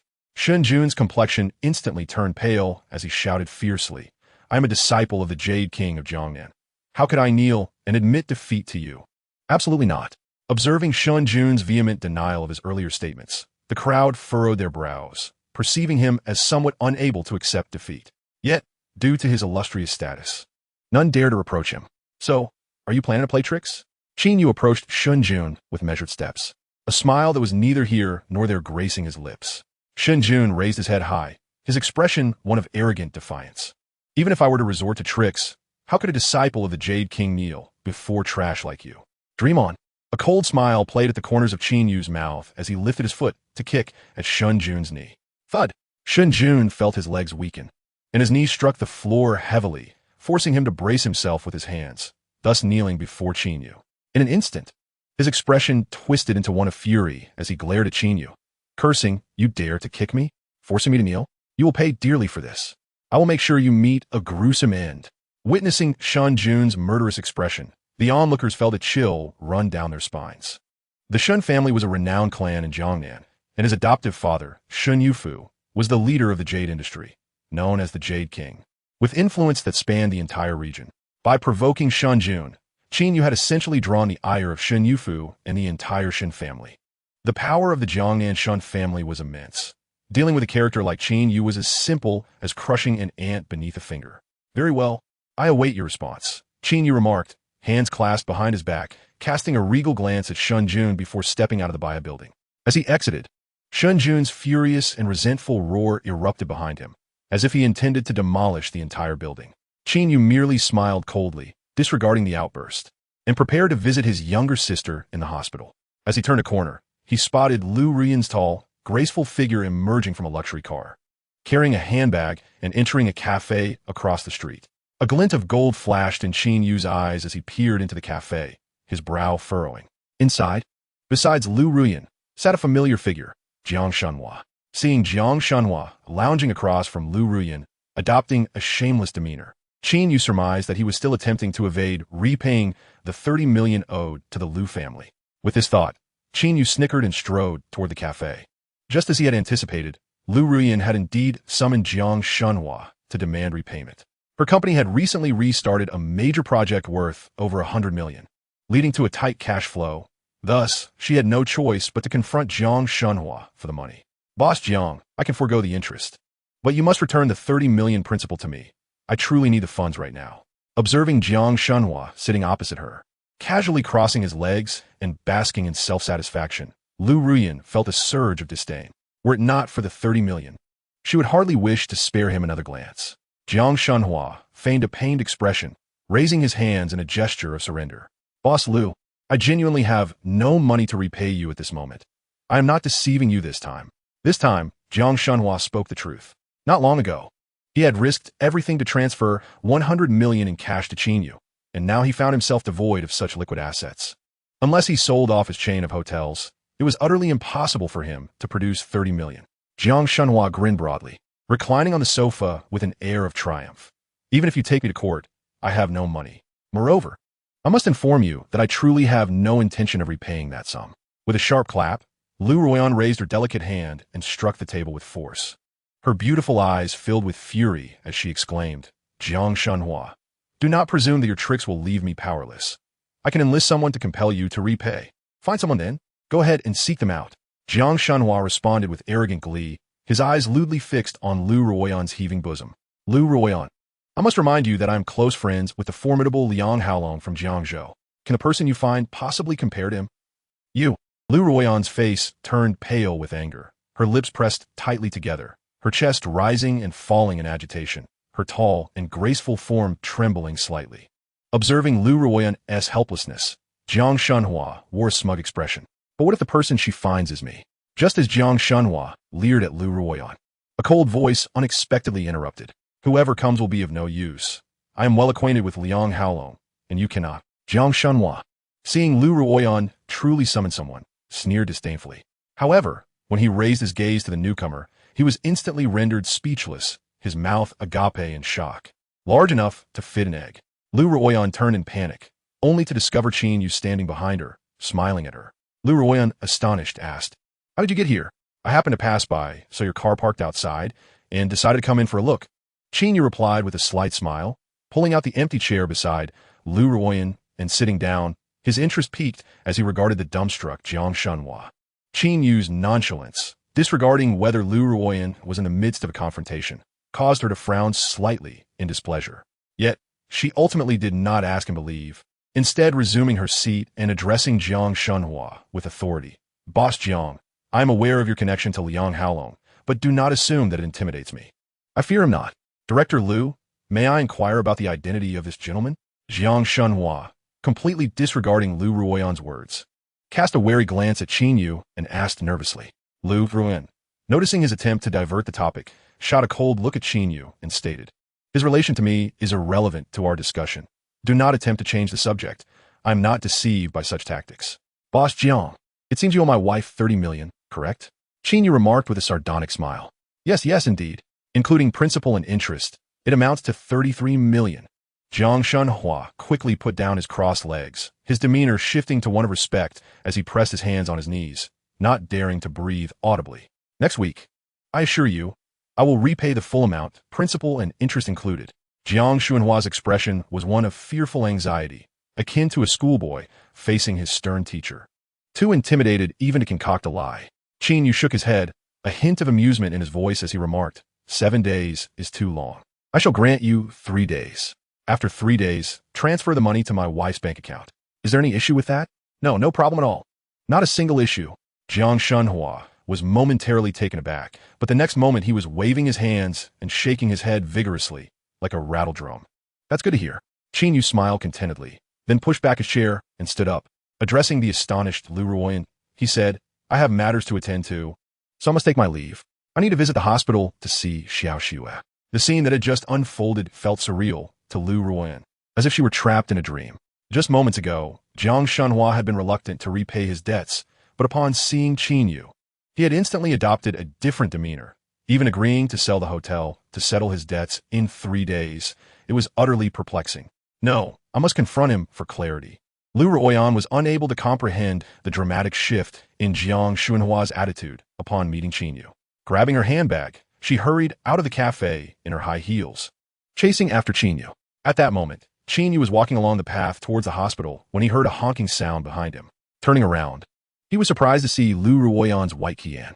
Get in. Lu Ruoyan parked the car, opened the door, and spoke in a frigid tone. Qin Yu pondered for a moment before taking a seat in the passenger side. Lu Ruoyan did not start the car immediately. Instead, she fixed her beautiful eyes on Qin Yu, as if attempting to see through him entirely. Why are you staring at me? Qin Yu felt a bit uneasy under her gaze and feigned vanity, saying, I know I'm quite handsome, but there is no need to stare so intently. It makes me uncomfortable. Lu Ruoyan rolled her eyes at him, responding curtly, I'm not in the mood for jokes. Be honest. Why did Jiang Shunhua look as if he had seen a ghost upon seeing you? Hey. Can you watch your language? What do you mean by seeing a ghost? Qin Yu quickly corrected Lu Ruoyan's wording, tugging at his collar as he added, Have you ever seen a ghost as handsome as me? If you continue like this, I'll ignore you. Lu Ruoyan's brows knitted slightly, revealing her displeasure. Noticing her apparent irritation, Qin Yu decided to drop his playful demeanor and explained, Actually, it's not a big deal. Remember when I had that altercation with Liang Haolong? Jiang Shunhua was present at that time, which is why he reacted so fearfully. Qin Yu concocted a convenient excuse to avoid revealing the truth, fearing that if Lu Ruoyan learned of his connections to the ruffian leader, there would be no way to clear his name. Ah, that makes sense, Lu Ruoyan replied, her expression shifting to one of realization. She then started the car and said coldly, I'll take you to the hospital. I want to see Xiao Xue as well. During their drive to the hospital, Qin Yu glanced at Lu Ruoyan's wrist and noticed that she had removed the purple sandalwood bracelet. Curiously, he asked, by the way, I never got to ask you. Who gave you that bracelet? Why do you want to know? Lu Ruoyan's tone was icy. I suspect that your previous misfortunes might be connected to that purple sandalwood bracelet. In Qin Yu's penetrating gaze, he observed that Lu Ruoyan appeared to be in perfect health, devoid of the ominous aura that once surrounded her. This indicated that the source of her misfortune lay in the Zetan bracelet. He felt compelled to elucidate this to her. Lu Ruoyan replied nonchalantly, It was a gift from a vice president at the company, reportedly purchased from Japan, said to ward off evil and dispel negativity. Qin Yu responded with a sardonic chuckle. Well then, you ought to be cautious around this vice president. Lu Ruyin did not contest Qin Yu's assertion. Rather, she found herself in silent agreement. Since removing the Zetan bracelet, she had experienced a newfound lightness and joy, and even her insomnia and nightmares had dissipated, leaving her in an excellent state of being. She began to ponder whether her previous health issues had been the doing of the bracelet. Just then, her phone buzzed unexpectedly. A glance at the screen revealed an unusual expression on her face as her brows furrowed and her beautiful eyes displayed a hint of concern. Noticing her reaction, Qin Yu glanced at the phone and saw that the call was from a person named Zhou Conway, the very vice president who had gifted her the bracelet. Observing Qin Yu's scrutiny of her phone, Lu Ruyin commented lightly. In response, Qin Yu merely acknowledged her with a nonchalant "oh" and fell silent. Given Qin Yu's indifferent demeanor, Lu Ruyin contemplated clarifying that her relationship with Zhou Conway was purely professional. Why should she feel the need to explain this to him? Their union was merely a contractual marriage, lacking the essence of a genuine partnership, so what warranted an explanation? Chapter 52, As You Wish. Lu Ruyin initially intended to accompany Qin Yu to visit Qin Shui at the hospital, but unexpectedly, Zhou Conway called en route. After apologizing to Qin Yu, she dropped him off at the hospital entrance and turned the car around to head toward Lu's group. Once Lu Ruyin's luxurious car disappeared around the corner, Qin Yu entered the hospital. Under Qin Yu's acupuncture treatment, Qin Shui's condition was stable. Although the 9-needle acupuncture technique could not cure leukemia, it effectively controlled the proliferation of white blood cells, preventing her condition from deteriorating. Qin Yu engaged in light conversation with Qin Shui, alleviating her boredom until she succumbed to sleep. He carefully tucked her in, left a note by her bedside, and then departed. Qin Yu, as he arrived at the hospital's first floor via the elevator, he heard someone calling his name from behind. Upon turning around, he beheld a striking pair, a man and a woman. The man was robust, towering over 180 centimeters, clad in a black tank top that revealed his well-defined muscles, a testament to his commitment to fitness. Beside him stood a young woman, around 20 years of age, adorned with heavy makeup and long eyelashes, regarding him with a mocking gaze. This young woman was Lu Qian, the youngest daughter of Lu Ruyin's uncle. Qin Yu and Lu Qian had crossed paths infrequently, having exchanged mere pleasantries on a handful of occasions. Given his contractual marriage to Lu Ruyin, Lu Qian had never regarded him with any degree of respect. Typically, when encountering him on the street, she would elevate her chin and feign ignorance of his presence. Today, however, she unexpectedly greeted him, leaving Qin Yu somewhat taken aback. Prompting him to ask, "What do you want from me?" The burly man standing beside Lu Qian cast a vigilant glance at Qin Yu and inquired in a deep voice. Lu Qian, entwining her arm around the man's robust bicep, stood on her tiptoes and whispered a few words into his ear. Initially, the man's expression was grave and serious. But upon hearing Lu Qian's words, his brow relaxed, and he regarded Qin Yu with a hint of amusement. Lu Qian pointed at the man and introduced him to Qin Yu. "This is Lu Feng, my new boyfriend and a Taekwondo expert." "What does that have to do with me?" Qin Yu replied nonchalantly, his hands stuffed in his pockets. Seeing Qin Yu's indifferent attitude, Lu Qian's expression turned displeased. Yet she maintained her composure and said, "Let me put it this way. My boyfriend is about to participate in a Taekwondo competition, but his sparring partner accidentally got injured and is hospitalized. I was hoping you could step in as a sparring partner. You want me to be a punching bag for him?" Qin Yu had anticipated Lu Qian's summons would bring no good, and his expectations were met. Fearing that Qin Yu might refuse, Lu Qian deliberately provoked him, saying, "Qin Yu, don't tell me you're too scared to agree. I don't practice Taekwondo." Qin Yu shook his head. "No worries, whatever you use, I can handle," Lu Feng said with a sinister grin. "Oh," Qin Yu replied with a smirk, "so, are you insisting that I be your sparring partner then? What is the matter? Are you afraid?" Lu Qian interjected, casting a scornful glance at Qin Yu, and mocked. "I always knew you were worthless. Since you're afraid, don't show your face around me anymore. Wherever I am, you should keep your distance, understood?" Qin Yu glanced at Lu Qian and coldly replied, "I'm afraid he won't be able to withstand my strikes." "I can't withstand your strikes." Lu Feng thought he misheard, staring at Qin Yu in confusion. Lu Qian, however, understood perfectly and burst into a fit of giggles, pointing at Qin Yu and mocking. "Qin, are you trying to make me laugh to death so you can inherit my fortune? My boyfriend is a blue belt Taekwondo expert. Even if you brought 5 or 6 like yourself, they wouldn't stand a chance against him." Lu Feng folded his burly arms across his chest, picking up Lu Qian's taunt, and sarcastically remarked, "Lu Qian, perhaps he's a hidden martial arts master. I wouldn't be able to withstand even a single move from him. Heh. This comment elicited another round of giggles from Lu Qian. Observing that Lu Qian and Lu Feng had no intention of letting him leave easily, Qin Yu finally said, "All right then, I will spar with you for a move. Let us find a place to practice." "Sure, but be prepared to be thoroughly taught a lesson." Lu Feng grinned menacingly at Qin Yu, with Lu Qian wearing an expression of malicious delight. Under Lu Qian and Lu Feng's guidance, Qin Yu was led to a patch of grass behind the hospital ward. This shaded area was devoid of people, making it a suitable spot for their sparring. Lu Qian cupped her hands around her mouth and shouted to Lu Feng, who stood on the grass, "Lu Feng, don't hold back. Give him a harsh lesson and let him know what it means to overestimate himself." "No problem, just watch and see." After performing a couple of moves, Lu Feng regained his stance, lifting his chin slightly and casting a scornful glance at Qin Yu, intending to demonstrate the disparity between a true warrior and an ordinary individual. To his astonishment, Qin Yu merely shook his head dismissively, uttering, "Flowery fists and embroidered legs, utterly ineffectual." Upon hearing this, Lu Feng's expression shifted dramatically, and even Lu Qian, standing nearby, wore a face of indignation, her gaze directed at him brimming with contempt and disdain. In Lu Qian's eyes, self-awareness was of utmost importance. Qin Yu, clearly a weakling, stubbornly persisted in his bravado, only to face a more humiliating defeat. As a Taekwondo blue belt expert, Lu Feng could not tolerate Qin Yu's earlier remarks and bellowed with a fierce countenance, "You're courting death." With that furious shout, he charged forward. Lu Feng, a formidable Taekwondo blue belt, possessed considerable strength. His flying kicks and side kicks were lethal, and a single strike to the head could potentially render one unconscious. However, despite his swift movements akin to a tempest, every maneuver of Lu Feng was effortlessly anticipated by Qin Yu's perceptive golden eyes. He could not even graze Qin Yu's clothing. "Lu Feng, what are you doing? Hurry up and take him down." Lu Qian, observing from the sidelines, grew increasingly anxious as she watched Qin Yu, hand behind his back, calmly evade Lu Feng's multiple side kicks and high raises, even mocking him. "Qin, if you truly possess the ability, do not dodge. Engage in a genuine bout with my boyfriend." "Very well, I shall oblige you."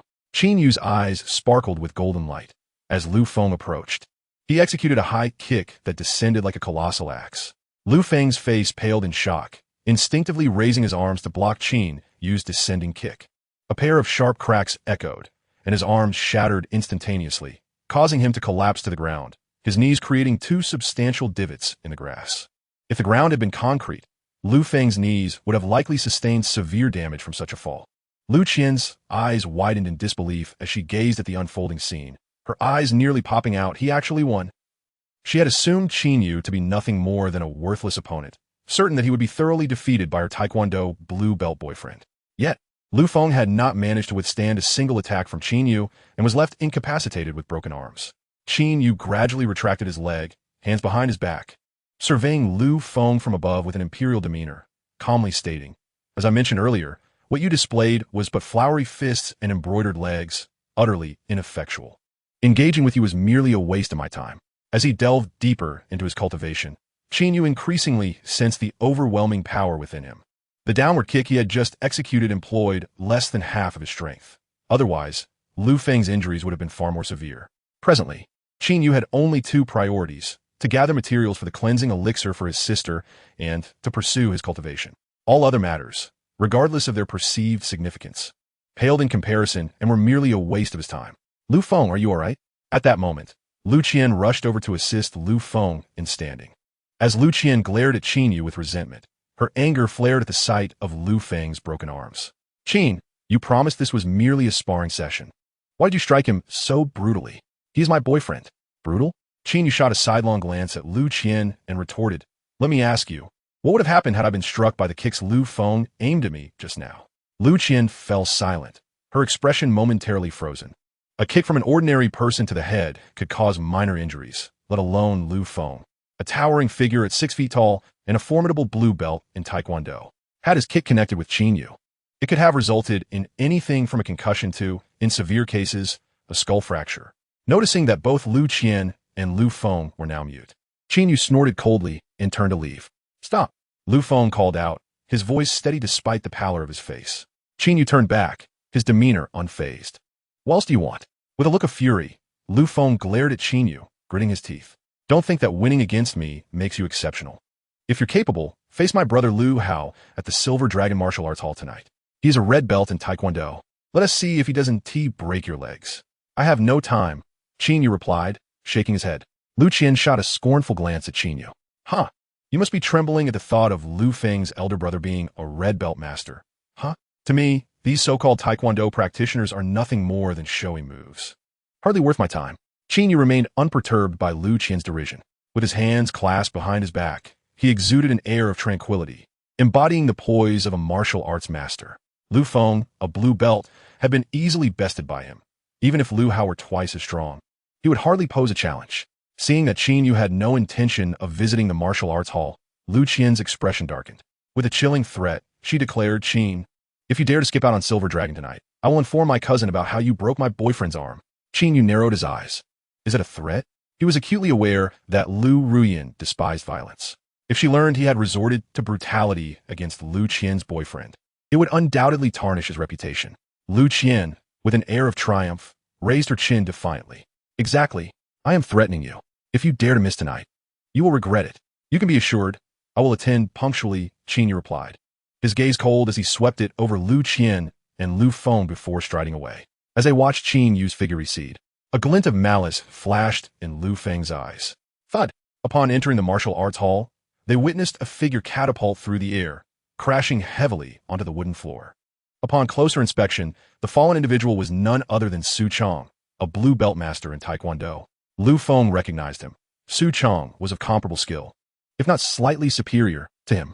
In the entire Silver Dragon Martial Arts Hall, only 3 individuals possessed the prowess to so easily bring Su Chong to the ground. Hao Ge is indeed formidable. Su Chong, wincing in pain, scrambled to his feet, immediately raising his hands in surrender.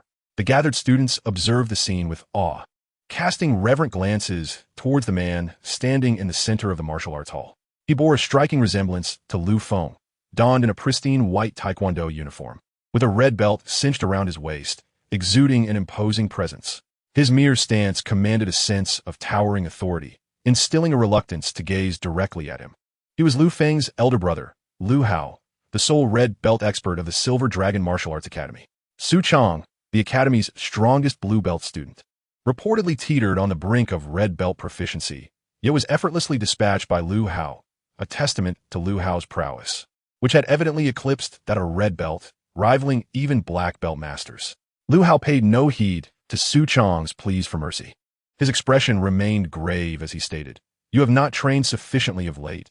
Otherwise, with your capabilities, you could have endured 3 more exchanges with me." "Indeed, Brother Hao, your words are wise. I shall take heed," Su Chong replied, his demeanor obsequious and grinning.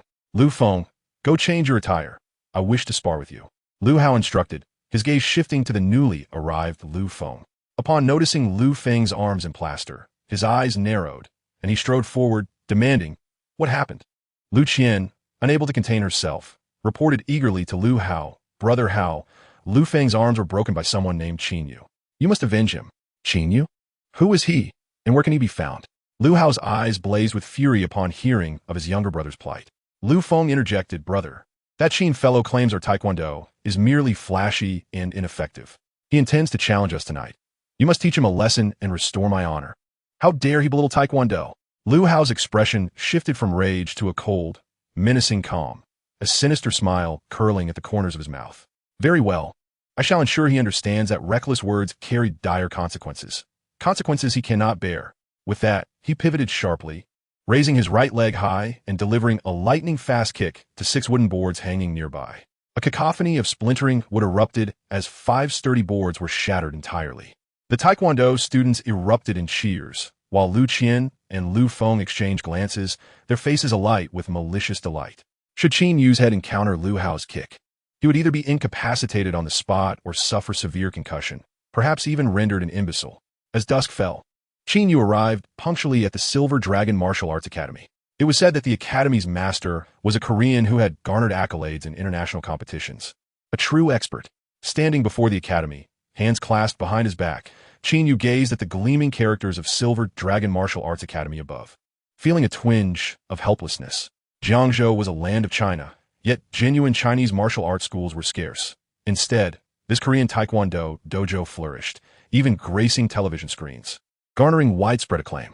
In stark contrast to the desolation of Chinese martial arts schools, students flocked to learn Taekwondo, leaving Qin Yu feeling both disheartened and sorrowful. With a sigh, he ascended the steps and entered the Silver Dragon Martial Arts Academy.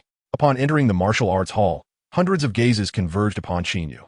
These expressions ranged from astonishment to mockery, disdain, and even a few laden with animosity, fixated upon him.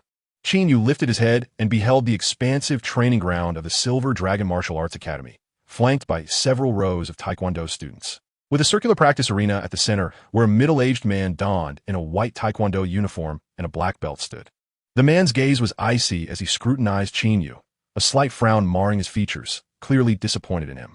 He was the vice principal of the Silver Dragon Martial Arts Academy, Mr. Liu. It was rumored that someone had broken both of Liu Feng's arms and had the audacity to declare Taekwondo merely a display of flashy techniques. Enraged, he summoned all the Taekwondo students, eager to teach this arrogant individual a harsh lesson. He had anticipated that this braggart would be a burly figure. He was taken aback to find a young man of delicate stature before him. "Are you the one who dared to challenge our academy, Qin Yu?" Vice Principal Liu's gaze was frigid. "Never mind, I am pressed for time. Are you Liu Hao?"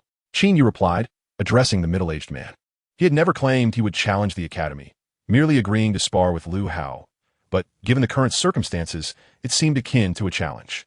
Vice Principal Liu snorted coldly and introduced himself.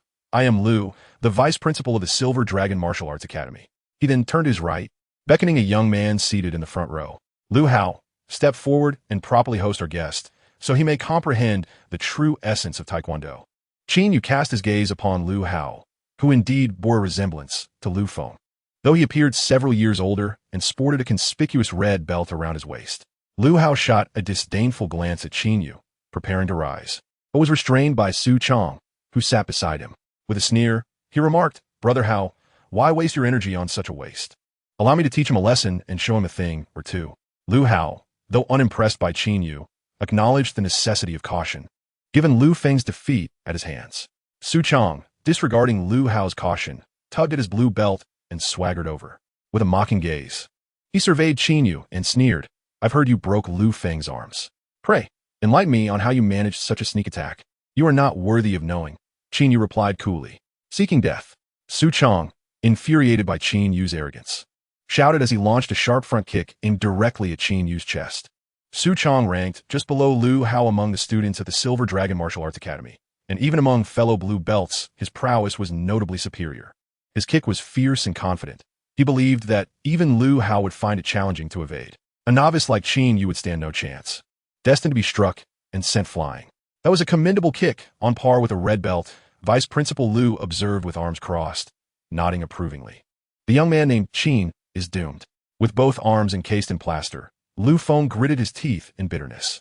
Liu Qian, seated beside him, cast a disdainful glance and remarked, "Brother Chong is the second strongest among the Silver Dragon Martial Arts School's disciples. With his sudden assault, Qin Yu surely had no chance to evade and could only endure the blow." However, just as everyone in the dojo believed that Qin Yu was destined to be sent flying, he extended his right hand forward and seized Su Chong's ankle, abruptly halting his advance. "How can you?" Su Chong exclaimed in shock, realizing he could no longer apply force forward. "Oomph." Qin Yu snorted coldly, his right hand lifting sharply, instantaneously launching Su Chong, nearly 1.8 meters tall, into the air. Su Chong glided several meters before crashing to the ground, his head striking the floor first, eliciting a muffled groan as he lay motionless. In an instant, the Silver Dragon Martial Arts School fell into stunned silence. The students appeared as if paralyzed, their faces a tapestry of disbelief. The second strongest disciple, Su Chong, had been felled by a single move and lay on the ground, failing to rise, an utterly inconceivable scenario. Liu Hao was the first to regain his composure, springing forward to assess Su Chong's injuries. He found that although Su Chong had not sustained severe harm, he had hit his head, resulting in a significant bump, leaving him temporarily unconscious. Glancing at the swelling on Su Chong's forehead, Liu Hao glared at Qin Yu, exclaiming, "Kid, was it necessary to strike so hard? Was I too harsh? He launched a surprise kick at me. Had I not blocked it, what do you think would have been the outcome?" Qin Yu replied indifferently. Liu Hao was momentarily taken aback, rendered speechless. Su Chong's unprovoked sneak attack had indeed been a grave transgression. Moreover, his kick had been fierce and precise. Had it connected with Qin Yu's chest, it could have resulted in broken ribs or even serious internal injuries. In truth, Qin Yu had shown considerable restraint. Yet, Su Chong had stepped in to confront Qin Yu on Lu Hao's behalf, and with him now incapacitated, Lu Hao could not simply stand aside, especially since his brother, Lu Feng, had his arm broken by this very man. Lu Hao was even less inclined to let the matter rest. Suddenly rising, he declared, "Kid, I underestimated you. You possess the skill to challenge me." Chapter 55. Once a strike is made, withdrawal is not an option. Are you truly intent on fighting me? Qin Yu inquired. His interest piqued, a smirk playing on his lips. Lu Hao detected contempt in Qin Yu's gaze, and his expression darkened as he coldly retorted, "Don't think that defeating Su Chong makes you formidable. To be frank, I could do the same." Lu Hao was not lying, given his current strength. He could undoubtedly overpower Su Chong within 3 moves. If he unleashed his full power, he could similarly render him unconscious with a single strike. Such was his confidence. Observing the self-assured Lu Hao, a smile crept onto Qin Yu's lips as he responded, "In that case, you must understand that once I strike, I shall not easily relent." Could this fellow truly believe he could best Brother Hao? As soon as Qin Yu's words escaped his lips, they sparked discontent among the numerous Taekwondo students present. Particularly among the female students who harbored admiration for Lu Hao, they scoffed at Qin Yu. Lu Feng wore a scornful smile, remarking, "This fool has no idea how formidable my brother is. By the time he realizes it, it will be too late." Lu Qian echoed Lu Feng's sentiment, casting a venomous glare at Qin Yu, wishing fervently for Lu Hao to deliver a severe lesson, ensuring that he would no longer be so arrogant in her presence. The Taekwondo students were all from the Silver Dragon Martial Arts School, and having witnessed Lu Hao's prowess, they were filled with confidence in him. Although Qin Yu had easily defeated Su Chong, in the eyes of these students, he was still no match for Lu Hao, merely capable of prolonging the inevitable for a few more exchanges. Lu Qian cupped her hands around her mouth and taunted Qin Yu. "Qin, how good is not some soft persimmon like Su Chong? He has competed in the National Youth Taekwondo Championship and reached the top 3. If you know what's good for you, kneel and concede while your legs are still intact." Her words incited a chorus of laughter among the students, who cast scornful glances at Qin Yu. Ignoring their derision, Qin Yu focused his attention on Lu Hao. Although Lu Hao dismissed Qin Yu, he recognized the skill displayed moments ago was undeniably that of a practitioner. The more he acknowledged this, the more his blood surged with excitement. As the strongest among the Silver Dragon martial arts students, aside from the schoolmaster, only Vice Master Lu could exchange blows with him. The rest were no match. This left Lu Hao feeling rather isolated, as even when he intentionally held back, no one could withstand 10 moves against him. Now, encountering a practitioner like Qin Yu, who had studied traditional Chinese martial arts, ignited a fervent desire within Lu Hao to defeat him and vindicate Taekwondo. With a suppressed excitement, Lu Hao stepped into the center of the training ground, crossing his legs, standing tall and proud, his imposing figure resembling an iron tower as he gazed down at Qin Yu. Lu Hao, tall and handsome in his pristine white Taekwondo uniform, resembled a wealthy scion stepping out of a romantic drama, instantly drawing cheers and applause from the crowd, particularly from the enamored female students. In stark contrast, Qin Yu, standing just over 1.7 meters with unremarkable features, appeared as a commoner. To any observer, Lu Hao possessed the trifecta of advantages: time, place, and people destined for victory, while Qin Yu seemed the pitiable loser. Undeterred by the skepticism surrounding him, Qin Yu exhibited no emotional turmoil. With his hands clasped behind his back, he exuded an air of a sage, calmly stating, "Let us not waste my precious time. Begin." His mere words ignited a blaze of fury within Lu Hao, stirring his fervent fighting spirit. "Your demise is of your own making." Without a hint of carelessness, Lu Hao unleashed his speed and power to the utmost, executing a kick that resembled a dragon's tail sweeping through the air. Even the students, standing a slight distance, felt the fierce wind striking their faces, a searing pain akin to being cut by a knife. In the midst of the battleground, Qin Yu felt this fiery sensation on his cheeks even more acutely. This kick was impressive, significantly surpassing that of his inept brother. With the sheer force of this kick, Lu Hao had already outshone him, the vice director of the dojo. The vice director pondered that he would be unable to withstand Lu Hao's blow. Even if the director were present, he might still have to pay a price. He wondered how he would confront such a kick. The vice director observed Qin Yu with keen interest, speculating about his next move. To him, it seemed that Qin Yu had only one option: to step back and evade Lu Hao's onslaught. However, should he retreat, Qin Yu would inevitably face a barrage of relentless attacks from Lu Hao, ultimately finding himself on the ground as a defeated combatant. "Foolish fellow. thinking that having grasped a mere fraction of skill, he could come to the Silver Dragon Martial Arts School to flaunt his prowess. He was utterly oblivious to the vastness of the world. The vice director envisioned the tragic sight of Qin Yu being knocked to the ground, a cold smirk curling at the corners of his lips, exuding a sense of self-satisfaction. Yet, the next scene left the vice director utterly astonished. Instead of retreating, Qin Yu stood firm at the center, raising his right hand from behind his back, effortlessly blocking Lu Hao's full-force kick. How could this be possible? Lu Hao's pupils constricted in disbelief. He thought that no matter how strong Qin Yu was, he could only be slightly more formidable than Su Chong, and it was inconceivable that he could withstand a kick infused with Lu Hao's entire strength. Even the vice director, who was spectating, had to temporarily avoid the force of this kick. What more could be expected from a novice like Qin Yu? If he did not retreat, he could only await the fate of being knocked down, becoming a loser. Once more, before Lu Hao's front leg could fall, his back leg launched again, executing a series of 5 or 6 whip-like kicks in quick succession, each producing a crisp sound. Remarkable. Witnessing Lu Hao's seamless execution of these whip kicks, including the vice director and others present, expressions of astonishment and admiration filled the air, accompanied by applause and cheers. Such a technique of delivering consecutive whip kicks was a sophisticated skill in Taekwondo, attainable only by a select few black belt masters. Even the vice director could not effortlessly replicate Lu Hao's fluidity, which was truly breathtaking. In the eyes of the vice director and his companions, faced with Lu Hao's formidable leg technique, even if Qin Yu were exceptionally strong, he would have to kneel and concede. Chapter 56. Will you submit? Even Lu Hao, after executing a series of whip kicks, found himself slightly overwhelmed, needing to pause and catch his breath.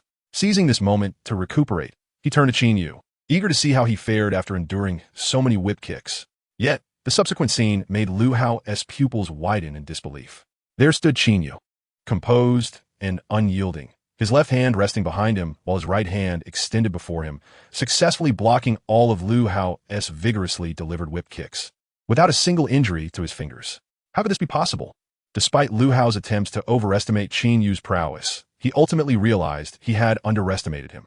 Never could he have imagined that Qin Yu was capable of such strength. At this moment, the onlooking students also sensed something amiss, and the cheers of encouragement for Lu Hao dwindled into a hushed murmur. The majority of the students gazed at Qin Yu with astonishment, unable to fathom how he could endure so many of Lu Hao's whip-like kicks unscathed. Lu Feng's eyes widened, his expression a tapestry of disbelief. In his mind, Lu Hao was a veritable god of war, unmatched except by the master of the dojo. Yet, this seemingly invincible Lu Hao found himself utterly powerless against Qin Yu, unable to inflict even a scratch despite his relentless assaults. Lu Qian's eyes grew round with anxiety as she internally gasped. Could it be that even brother Hao is destined to lose to him? After enduring so many kicks from you, might it now be my turn? Observing the stunned Lu Hao, Qin Yu smiled faintly, swiftly pivoting to deliver a kick akin to a whirlwind aimed at Lu Hao. Although Qin Yu's leg swung appeared languid, it reached Lu Hao in the blink of an eye. Lu Hao's complexion shifted dramatically as he hastily retreated, attempting to evade the impending strike. However, he barely managed to move a step before Qin Yu's foot collided with his right side, producing a sharp crack. In an instant, Lu Hao's right arm shattered under the force, propelling him backward several meters before crashing to the ground. With a gasp, Lu Hao's back struck the ground first, and he violently coughed up blood.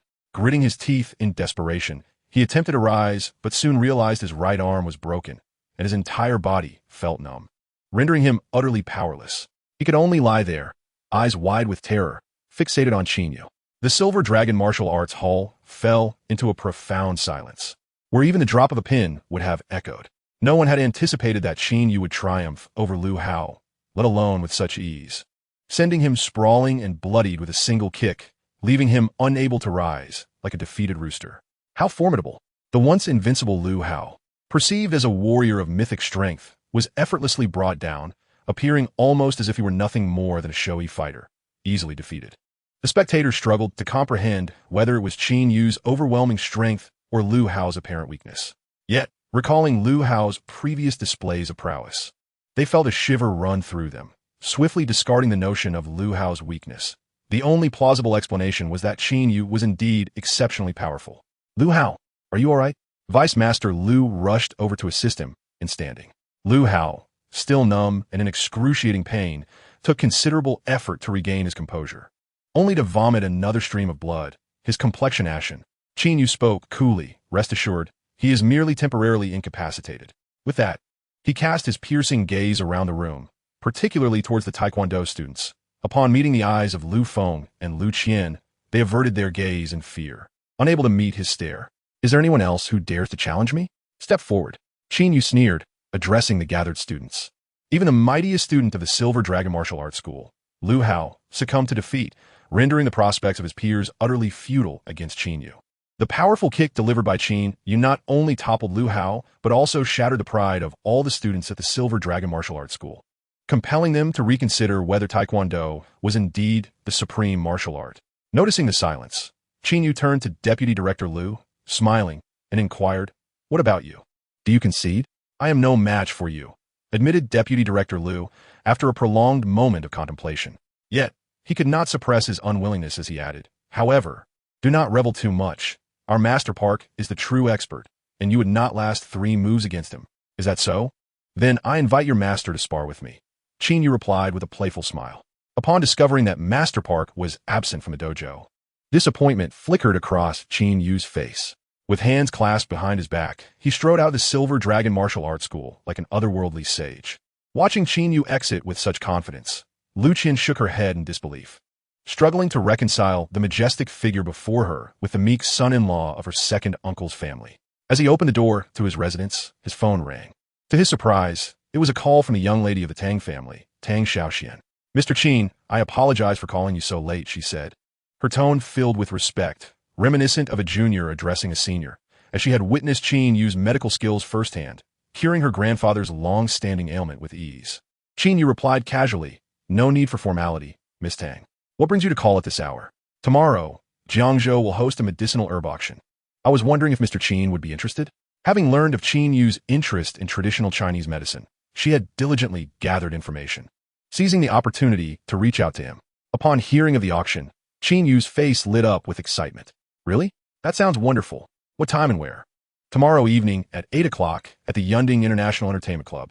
Noticing his enthusiasm, Tang Xiaoxian seized the moment to ask, "Mr. Qin, where shall I pick you up tomorrow afternoon?" "There's no need for trouble. I can make my own way there," Qin Yu replied with a smile. "Very well. Should anyone ask for an invitation, simply mention my name," Tang Xiaoxian instructed, cautious not to intrude further on his rest before concluding the call. The prospect of the medicinal herb auction ignited a sense of exhilaration within Qin Yu.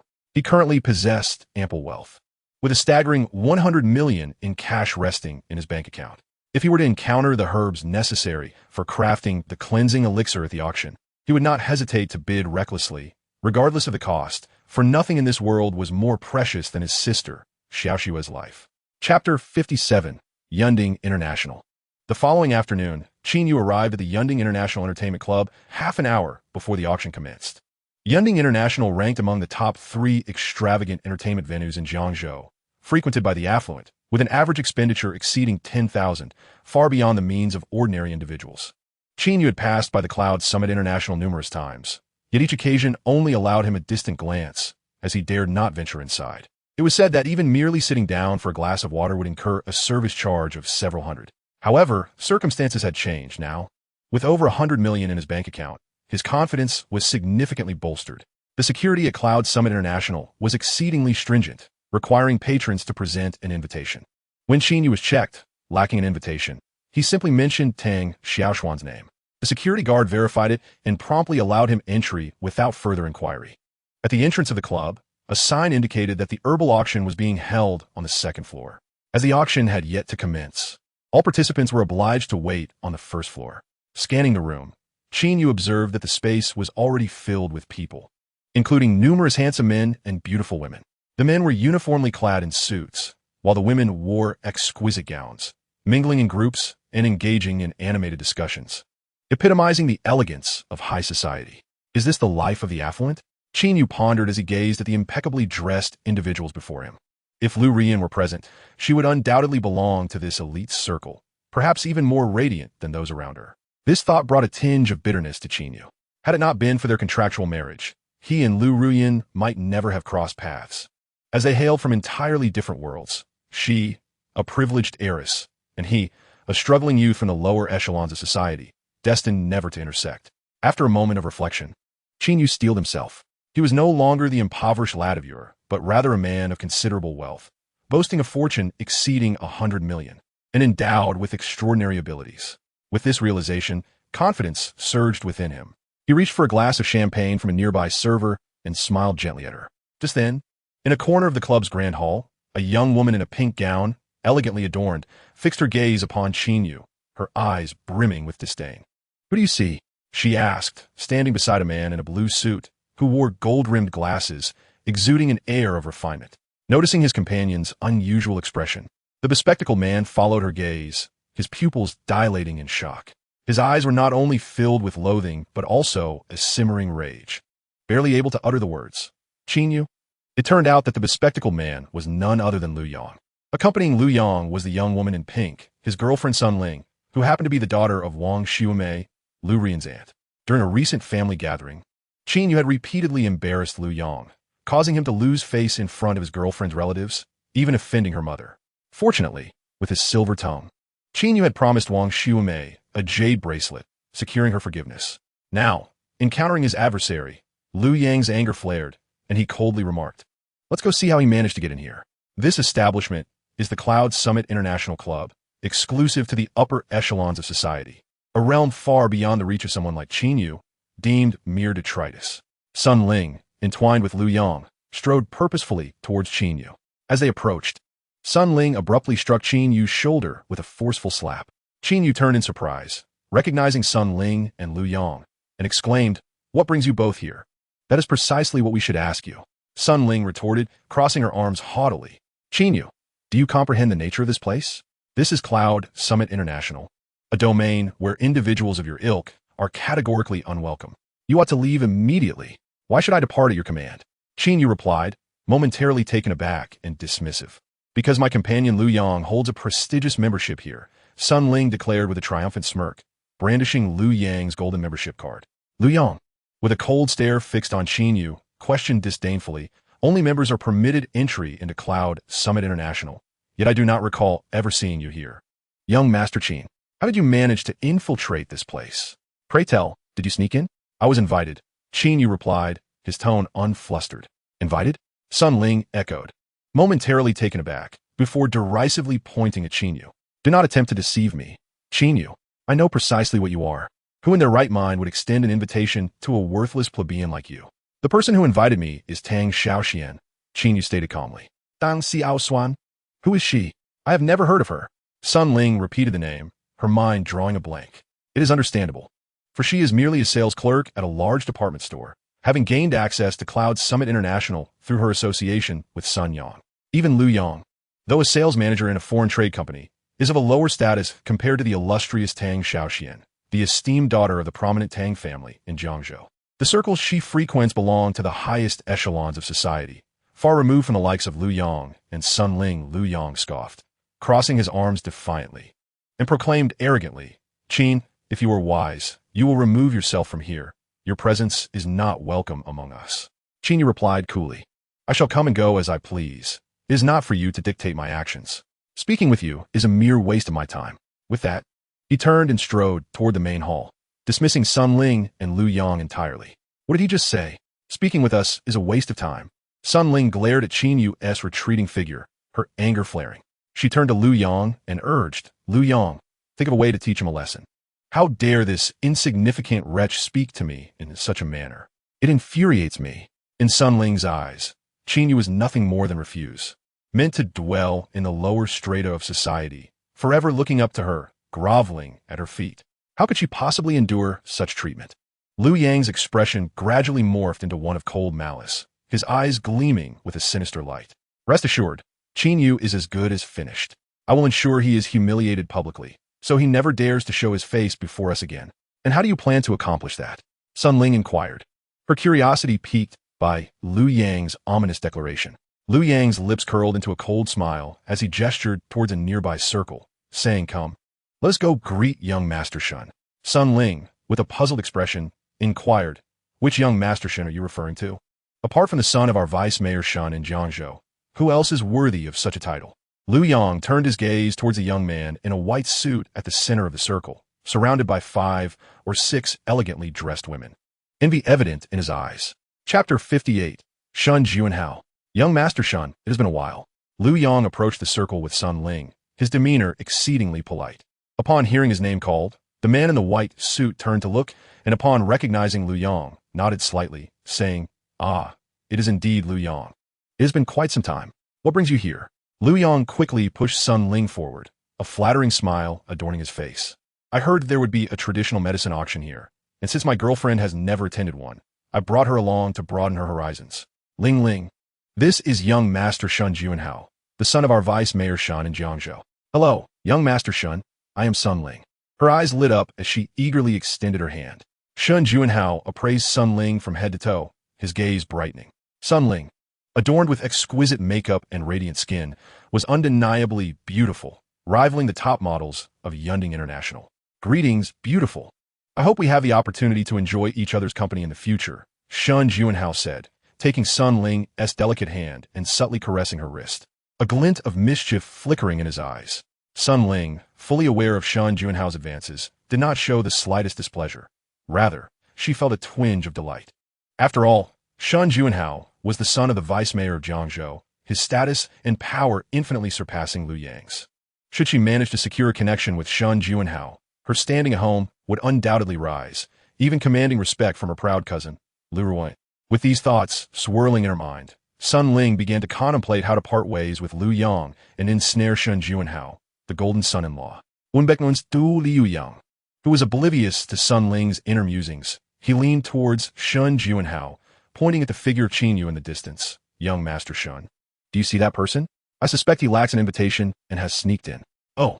Shun Juanhao narrowed his eyes, scrutinizing Qin Yu's retreating figure. Liu Yang continued his insinuations. If he were merely here to enjoy the food and drink, it would be one thing. But what if he harbors ulterior motives? Perhaps stealing something valuable or offending a guest. That would be troublesome. "I see." A glimmer of sharpness flashed in Shun Juanhao's eyes at Liu Yang's words. The guests attending the traditional medicine auction were primarily prominent figures in Jiangzhou, some even of higher status. Any mishap involving these guests could lead to significant trouble. The Yunding International Club, a subsidiary of Yunding International, belonged to Shun Juanhao's mother. In essence, he was the owner of Yunding International. In a fit of rage, Shun Juanhao immediately called for the head of security, pointing at Qin Yu and reprimanding. "Investigate that person's invitation. If none exists, throw him out." "Yes, young Master Shun." The head of security, drenched in sweat, swiftly approached Qin Yu with 2 security guards. Witnessing this scene, Liu Yang smirked coldly to himself, thinking how this brat had publicly humiliated him that day and now flaunted before him. He was eager to see how he would behave now. The head of security hurried forward, firmly gripping Qin Yu's shoulder, and spoke in a deep voice. "Sir, may I see your invitation?" Qin Yu furrowed his brow. Having caught sight of Liu Yang and his entourage smirking from a distance, realizing they were up to no good, he replied nonchalantly, "I do not possess an invitation." Seeing that Qin Yu truly lacked an invitation, the head of security was instantly drenched in cold sweat. As the head of security for this traditional Chinese medicine auction, allowing someone without an invitation to enter was an egregious dereliction of duty. Had it not been for the distinguished guests surrounding them, he would have acted long ago. "Sir, please come with us," the head of security said, suppressing his anger and maintaining a stern expression to avoid causing a scene. Qin Yu showed no intention of leaving and stated, "Although I lack an invitation, I was invited here. You may verify this with the guards at the entrance." The head of security coldly replied, "Only our boss and young master have the authority to extend invitations at Yunding International. Don't tell me you are a friend of young Master Shin." Observing that Qin Yu was merely in his 20s, he concluded that he could not possibly be a friend of the club owner, thus implying a connection to Shun Juanhao, who had just ordered him to remove someone. "You claim you were invited. Who invited you?" "I certainly do not recall having such a friend," Shun Juanhao interjected, sauntering over with a champagne flute, eyeing Qin Yu with a mocking gaze. Qin Yu, dressed in clothing worth no more than a couple of $100, was less than the price of a steak for Shun Juanhao, who typically regarded such individuals as beneath his notice. Upon hearing Shun Juanhao's words, the head of security understood the implication and was ready to take action. However, Qin Yu, there to attend the auction and not to brawl, calmly stated, "The person who invited me is Tang Xiaoxian." Tang Xiaoxian. Upon hearing this name, Shun Juanhao's expression shifted abruptly, surprise flickering in his eyes as he scrutinized Qin Yu. Sun Ling and Lu Yang exchanged puzzled glances at the mention of this name. After a moment, Shun Juanhao burst into loud laughter, mocking Qin Yu. Brat. While I might entertain the idea of someone else inviting you, you claim it was Tang Xiaoxian. Do you take me for a fool? What acquaintance could she possibly have with someone of your lowly status? What are you all waiting for? Throw him out. Upon witnessing Shun Juanhao's complete fury, the head of security dared not hesitate any longer. With an expression of rage, he lunged towards Qin Yu, exclaiming, "How dare you provoke my young master and even impersonate Miss Tang? Leave this place immediately." Qin Yu responded with a cold smile, a glimmer of golden light flashing in his eyes. As the man's hand reached for him, Qin Yu swiftly countered, seizing the security chief's wrist with deft precision. Channeling his inner energy, he forcefully pulled back, sending the head of security crashing into the wall behind him with a resounding thud. What? Observing the fallen security chief, a flicker of surprise crossed Shun Juanhao's eyes, quickly replaced by a mocking smile. I didn't expect you to possess some skill, but this is all you're capable of. Everyone, attack him together and teach him a harsh lesson.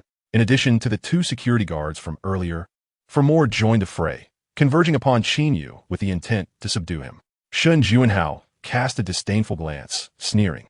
A mere lowly waste dares to show off in front of me. Shun Juanhao? He truly does not know the meaning of his own mortality. Liu yang hurriet ofer. Echoing Shun Juanhao's sentiments, his expression rife with contempt as he looked at Qin Yu. Indeed, he should know his place and not presume to challenge young Master Shun. One word from him could render you utterly powerless. Sun Ling wore a smug expression, derisively taunting. Qin Yu, just now you claimed I couldn't drive you away. True, I cannot, but I can certainly make you leave. Alone, Qin Yu stood in place, allowing the 6 security guards to advance upon him without making a single move. As if resigned to his fate, Shun Juanhao, Lu Yang, and Sun Ling wore victorious smiles, perceiving Qin Yu as nothing more than a piece of fish on the chopping block, ready to be carved. Suddenly, a chilling voice pierced through the air. Who said he should leave? The crowd gasped in unison, instinctively parting to the sides. A strikingly beautiful woman in a red qipao strode forward with confidence. Tall and exuding an air of nobility, she was unparalleled even when compared to top-tier models. Her cold, captivating eyes surveyed the assembly, causing many women present to feel inadequate. Stepping back in awe, who was she to speak on behalf of that boy? Isn't she afraid of offending young Master Shun? Someone in the crowd scoffed. Shoo! Before the words finished, another hurriedly gestured for silence, panic evident in their expression. You must be quiet. This is the young lady of the Tang family. The one who had previously mocked fell momentarily silent, then suddenly recalled something, their face paling to a ghostly white as they hastily lowered their head, no longer daring to utter a word. The newcomer was none other than Tang Xiaoxian. The Tang family is a prestigious lineage in Jiangzhou, holding an esteemed position. As the legitimate daughter of the Tang family, Tang Xiaoxian existed like a princess, not easily recognized by the common folk. Although the venue was filled with over 100 people, most had heard of Tang Xiaoxuan's name, yet very few had encountered her in person. Few have truly met and are acquainted with Tang Xiaoxian. Sister Xiaoxian, what brings you here? Shun Juanhao, the son of the deputy mayor of Jiangzhou and a quintessential dandy, certainly recognized Tang Xiaoxian and was quite familiar with her. Disregarding Qin Yu, Shun Juanhao greeted Tang Xiaoxian with a broad smile. However, Tang Xiaoxian offered him no cordiality, coldly retorting, I'm not your sister Xiaoxian. Shun Juanhao's expression shifted slightly, yet he maintained his smile, attempting to engage in small talk, only to be ruthlessly interrupted by Tang Xiaoxian. Mr. Qin is a distinguished guest whom I specifically invited. What do you mean by your actions of aggression and expulsion? Is he truly invited by you, Sister Xiaoxian? Shun Juanhao stood there, stunned, disbelief etched across his face. Tang Xiaoxian paid him no further heed, pushing him aside and hastening to Qin Yu, her lovely face adorned with an expression of sincere apology. Mr. Qin, I am terribly sorry for my tardiness. I truly did not anticipate such rudeness from these individuals. I once again extend my sincerest apologies. Her words were not mere formalities. Tang Xiaoxian was genuinely incensed. Who was Qin Yu? He was a renowned physician of extraordinary skill. Her grandfather had suffered from a severe heart condition after forcefully practicing martial arts, a malady that had left numerous traditional Chinese and Western doctors at a loss. Yet, Qin Yu had managed to cure him with just a few medicinal pills. How could such a miraculous healer be an ordinary person? Tang Jingrong had repeatedly instructed Tang Xiaoxian to treat Qin Yu with utmost respect, emphasizing that his youth should not be a reason for negligence. Cultivating a good relationship with a healer of Qin Yu's caliber would undoubtedly benefit the Tang family. Tang Xiaoxian had invited Qin Yu to the herbal medicine auction with the intention of winning his favor. Yet she never anticipated that he would nearly be driven out of the venue. Had Qin Yu truly been expelled and turned his resentment towards the Tang family, all their efforts would have been in vain. With this thought, her anger towards Shun Juanhao intensified. Noting Qin Yu's lack of response to her, she felt a pang of anxiety, realizing her previous demeanor had failed to please him. Suddenly turning, she shot a fierce glare at Shun Juanhao. The intensity of her gaze sent Shun Juanhao into a cold sweat. Sister Xiaoxian, do not call me sister again. Our relationship is not that close. Tang Xiaoxian interrupted him once more, showing no mercy as she reprimanded. I had hoped that being entrusted by Aunt Zhou to manage this prestigious venue would help you shed your dandy ways, yet you have only become more brazen. Even someone as affable as Mr. Qin has been pushed to the brink of violence by you, illustrating just how overbearing your usual conduct must be. Leave. Though Yunding International was under Shun Juanhao's mother's name, the largest shareholding belonged to the Tang family. As the eldest daughter of the Tang family, Tang Xiaoxian had the authority to expel anyone, including Shun Juanhao. Even with his father being the deputy mayor of Jiangzhou, he was of no consequence in her eyes. Although Shun Juanhao is the owner of Yunding International, he dared not utter a word in the presence of the esteemed Tang Xiaoxian, instead nodding in agreement, and then, under the watchful eyes of the amused crowd, fled from Yunding International in utter disgrace. Witnessing the son of the vice mayor of Jiangzhou being expelled from the club like a stray dog left everyone present in profound shock.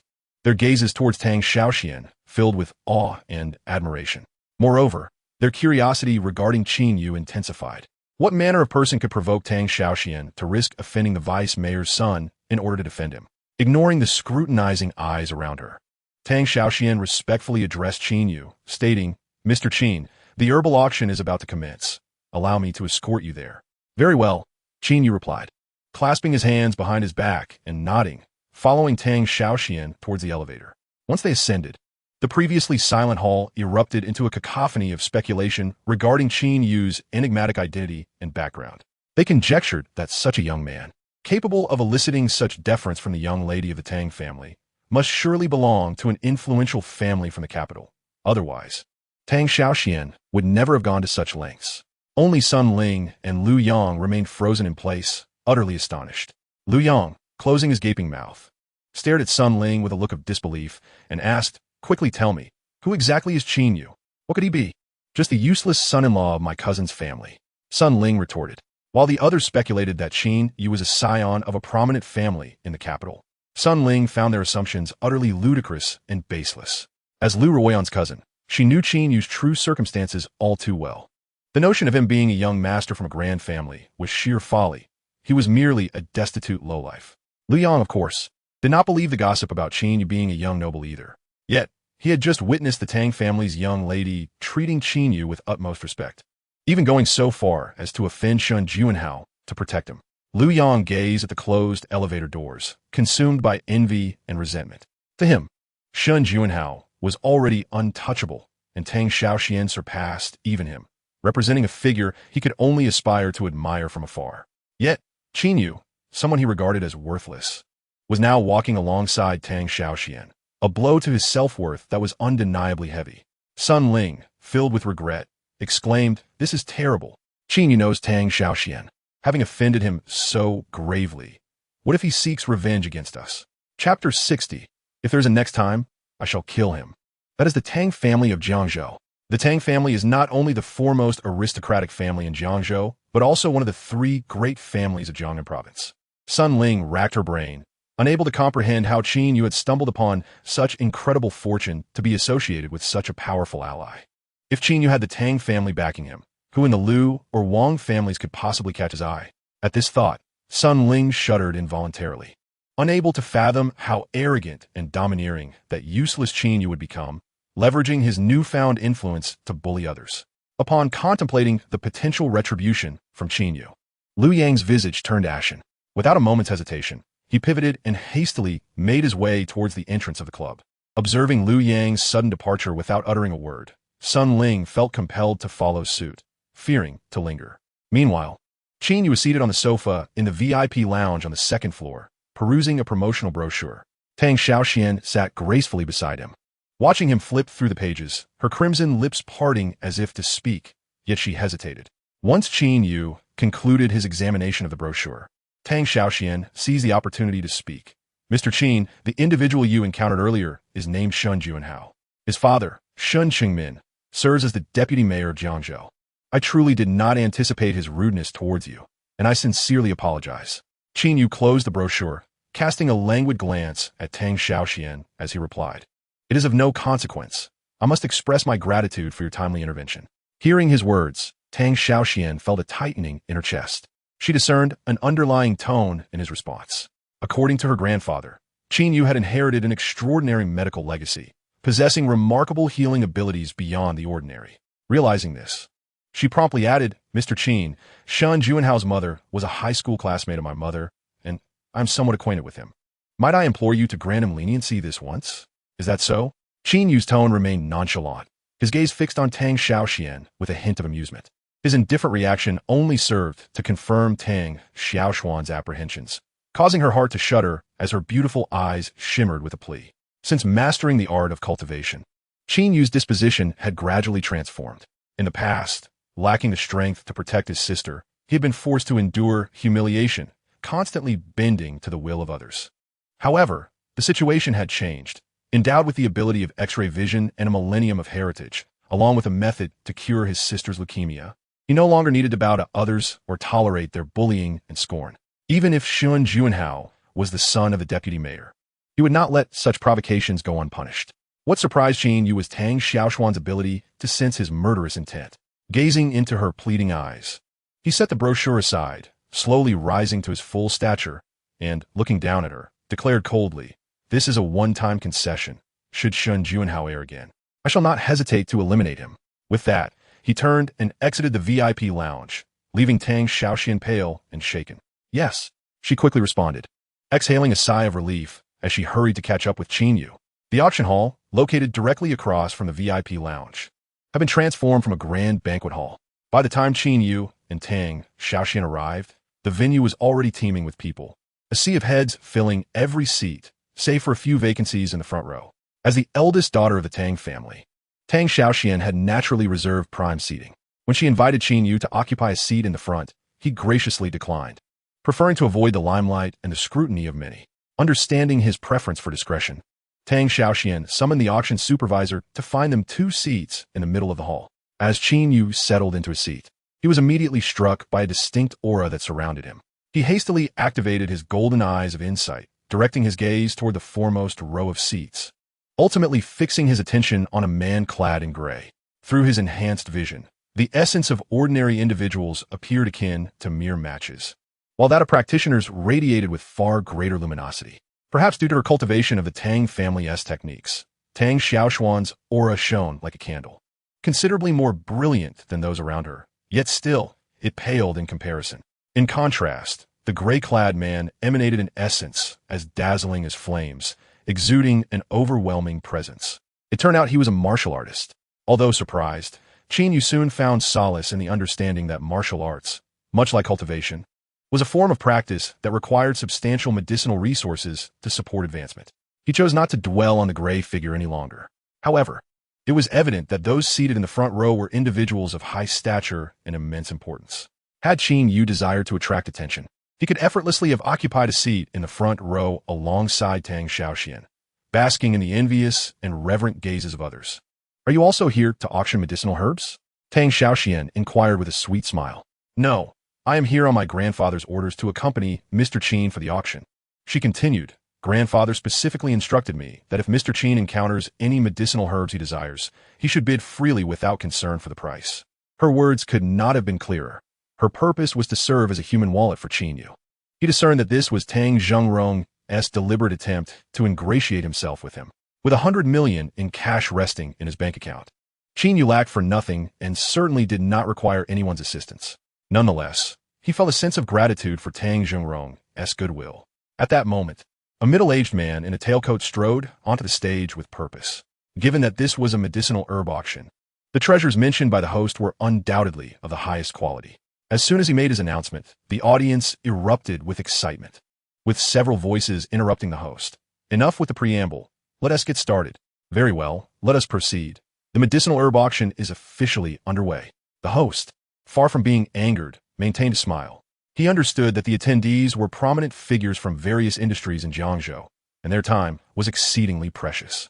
They were not present to hear his introductory remarks. Before long, a beautiful woman clad in a qipao appeared on stage, gracefully balancing a tray that immediately captured everyone's attention. The shape of the medicinal herb was quite peculiar, resembling a long snake coiled into a spiral. This is the first item in our auction. Its name remains unknown, as it is an exceedingly rare specimen, the host announced, holding the microphone aloft and speaking with palpable excitement. According to its owner, this extraordinary herb was discovered in a cave deep within the mountains, guarded at the time by a black python. He exerted tremendous effort to procure it. I declare the starting bid for this rare herb is 1 million. Each subsequent bid must exceed 500,000. Let the bidding commence. Chapter 61. The Auction. Upon witnessing the herb's unusual shape and hearing of its guardian black python, the crowd displayed expressions of exhilaration and anticipation, eager to participate. It is well known that herbs protected by wild beasts must be treasures of heaven and earth. Even Tang Xiaoxian, sitting beside Qin Yu, was fixated on the medicinal herb that resembled a coiled serpent. I bid 1,050,000. Came the immediate call from the audience as the host's voice faded. I offer 100,000. 1,500,000. The once tranquil auction hall erupted into a flurry of excitement, with bidders continuously raising their paddles, proclaiming ever higher prices. In no time, the serpentine herb's price soared to 2 million. Unlike the fervent competitors around him, Qin Yu remained impassive, never raising his paddle or even casting a second glance at the herb. Mr. Qin, why are you not bidding? Tang Xiaoxian, puzzled by Qin Yu's silence, inquired. Qin Yu smiled slightly and replied, "It is merely a Pinellia, hardly worthy of my attention." Pinellia? At his words, Tang Xiaoxuan's expression shifted to one of astonishment as she hastily redirected her gaze to the auction stage. Having studied numerous texts on traditional Chinese medicine to aid her grandfather's illness, she was well versed in identifying most medicinal herbs. She certainly recognized Pinellia, a common herb known for its properties in dispelling dampness, transforming phlegm, and alleviating nausea. Yet, the Pinellia in her memory bore little resemblance to the oddly shaped specimen before her, making it difficult to reconcile the two. This Pinellia has grown in a snake's den, continuously coiled upon by serpents, and over time, it has taken on this peculiar form, Qin Yu elucidated with a smile. With his explanation, Tang Xiaoxuan's expression transformed to one of realization. In the blink of an eye, the price of the oddly shaped Pinellia doubled, ultimately being secured by a portly middle-aged man for 4 million. Observing the man's ecstatic demeanor, Tang Xiaoxian couldn't help but chuckle inwardly. If he were to discover that he had spent 4 million merely to acquire Pinellia, his reaction would be quite amusing. With this thought, her gaze toward Qin Yu brimmed with reverence. Those invited to this medicinal herb auction were primarily the affluent elite from various industries in Jiangzhou, even including seasoned traditional Chinese medicine practitioners. Yet, despite this, none could identify the peculiar herb as Pinellia. Only Qin Yu, with a single remark, revealed his profound knowledge of traditional medicine. As the auction progressed, the host introduced several more medicinal herbs, skillfully selling them at respectable prices, yet none captured Qin Yu's interest. Ladies and gentlemen, this is a wild fruit discovered by a farmer in a mountain gorge. Soon, the host presented the 8th item, a dark, egg-sized fruit, inconspicuous and entirely black. The host briefly described the fruit, lacking any knowledge of its nature, and whimsically set a starting price of 100,000. Such a dark, unremarkable wild fruit commanding a price of 100,000 was absurd. Indeed, and the fact that we don't even know what kind of fruit it is. What if it's poisonous? Although we have money, it didn't come from the wind. Who would be foolish enough to spend 100,000 on such a thing? Seated among numerous distinguished figures, the wealthy patron scoffed at the unassuming black wild fruit, clearly dismissing it as a ploy by the auctioneer to swindle their money, with no intention of placing bids. The host wore an awkward expression. Should no one bid, this wild fruit would go unsold. 100,000. Just as the host prepared to declare the item unsold after 3 calls for bids, a voice unexpectedly rose above the crowd. Though not particularly loud, it resonated clearly, even reaching those in the farthest corners of the room.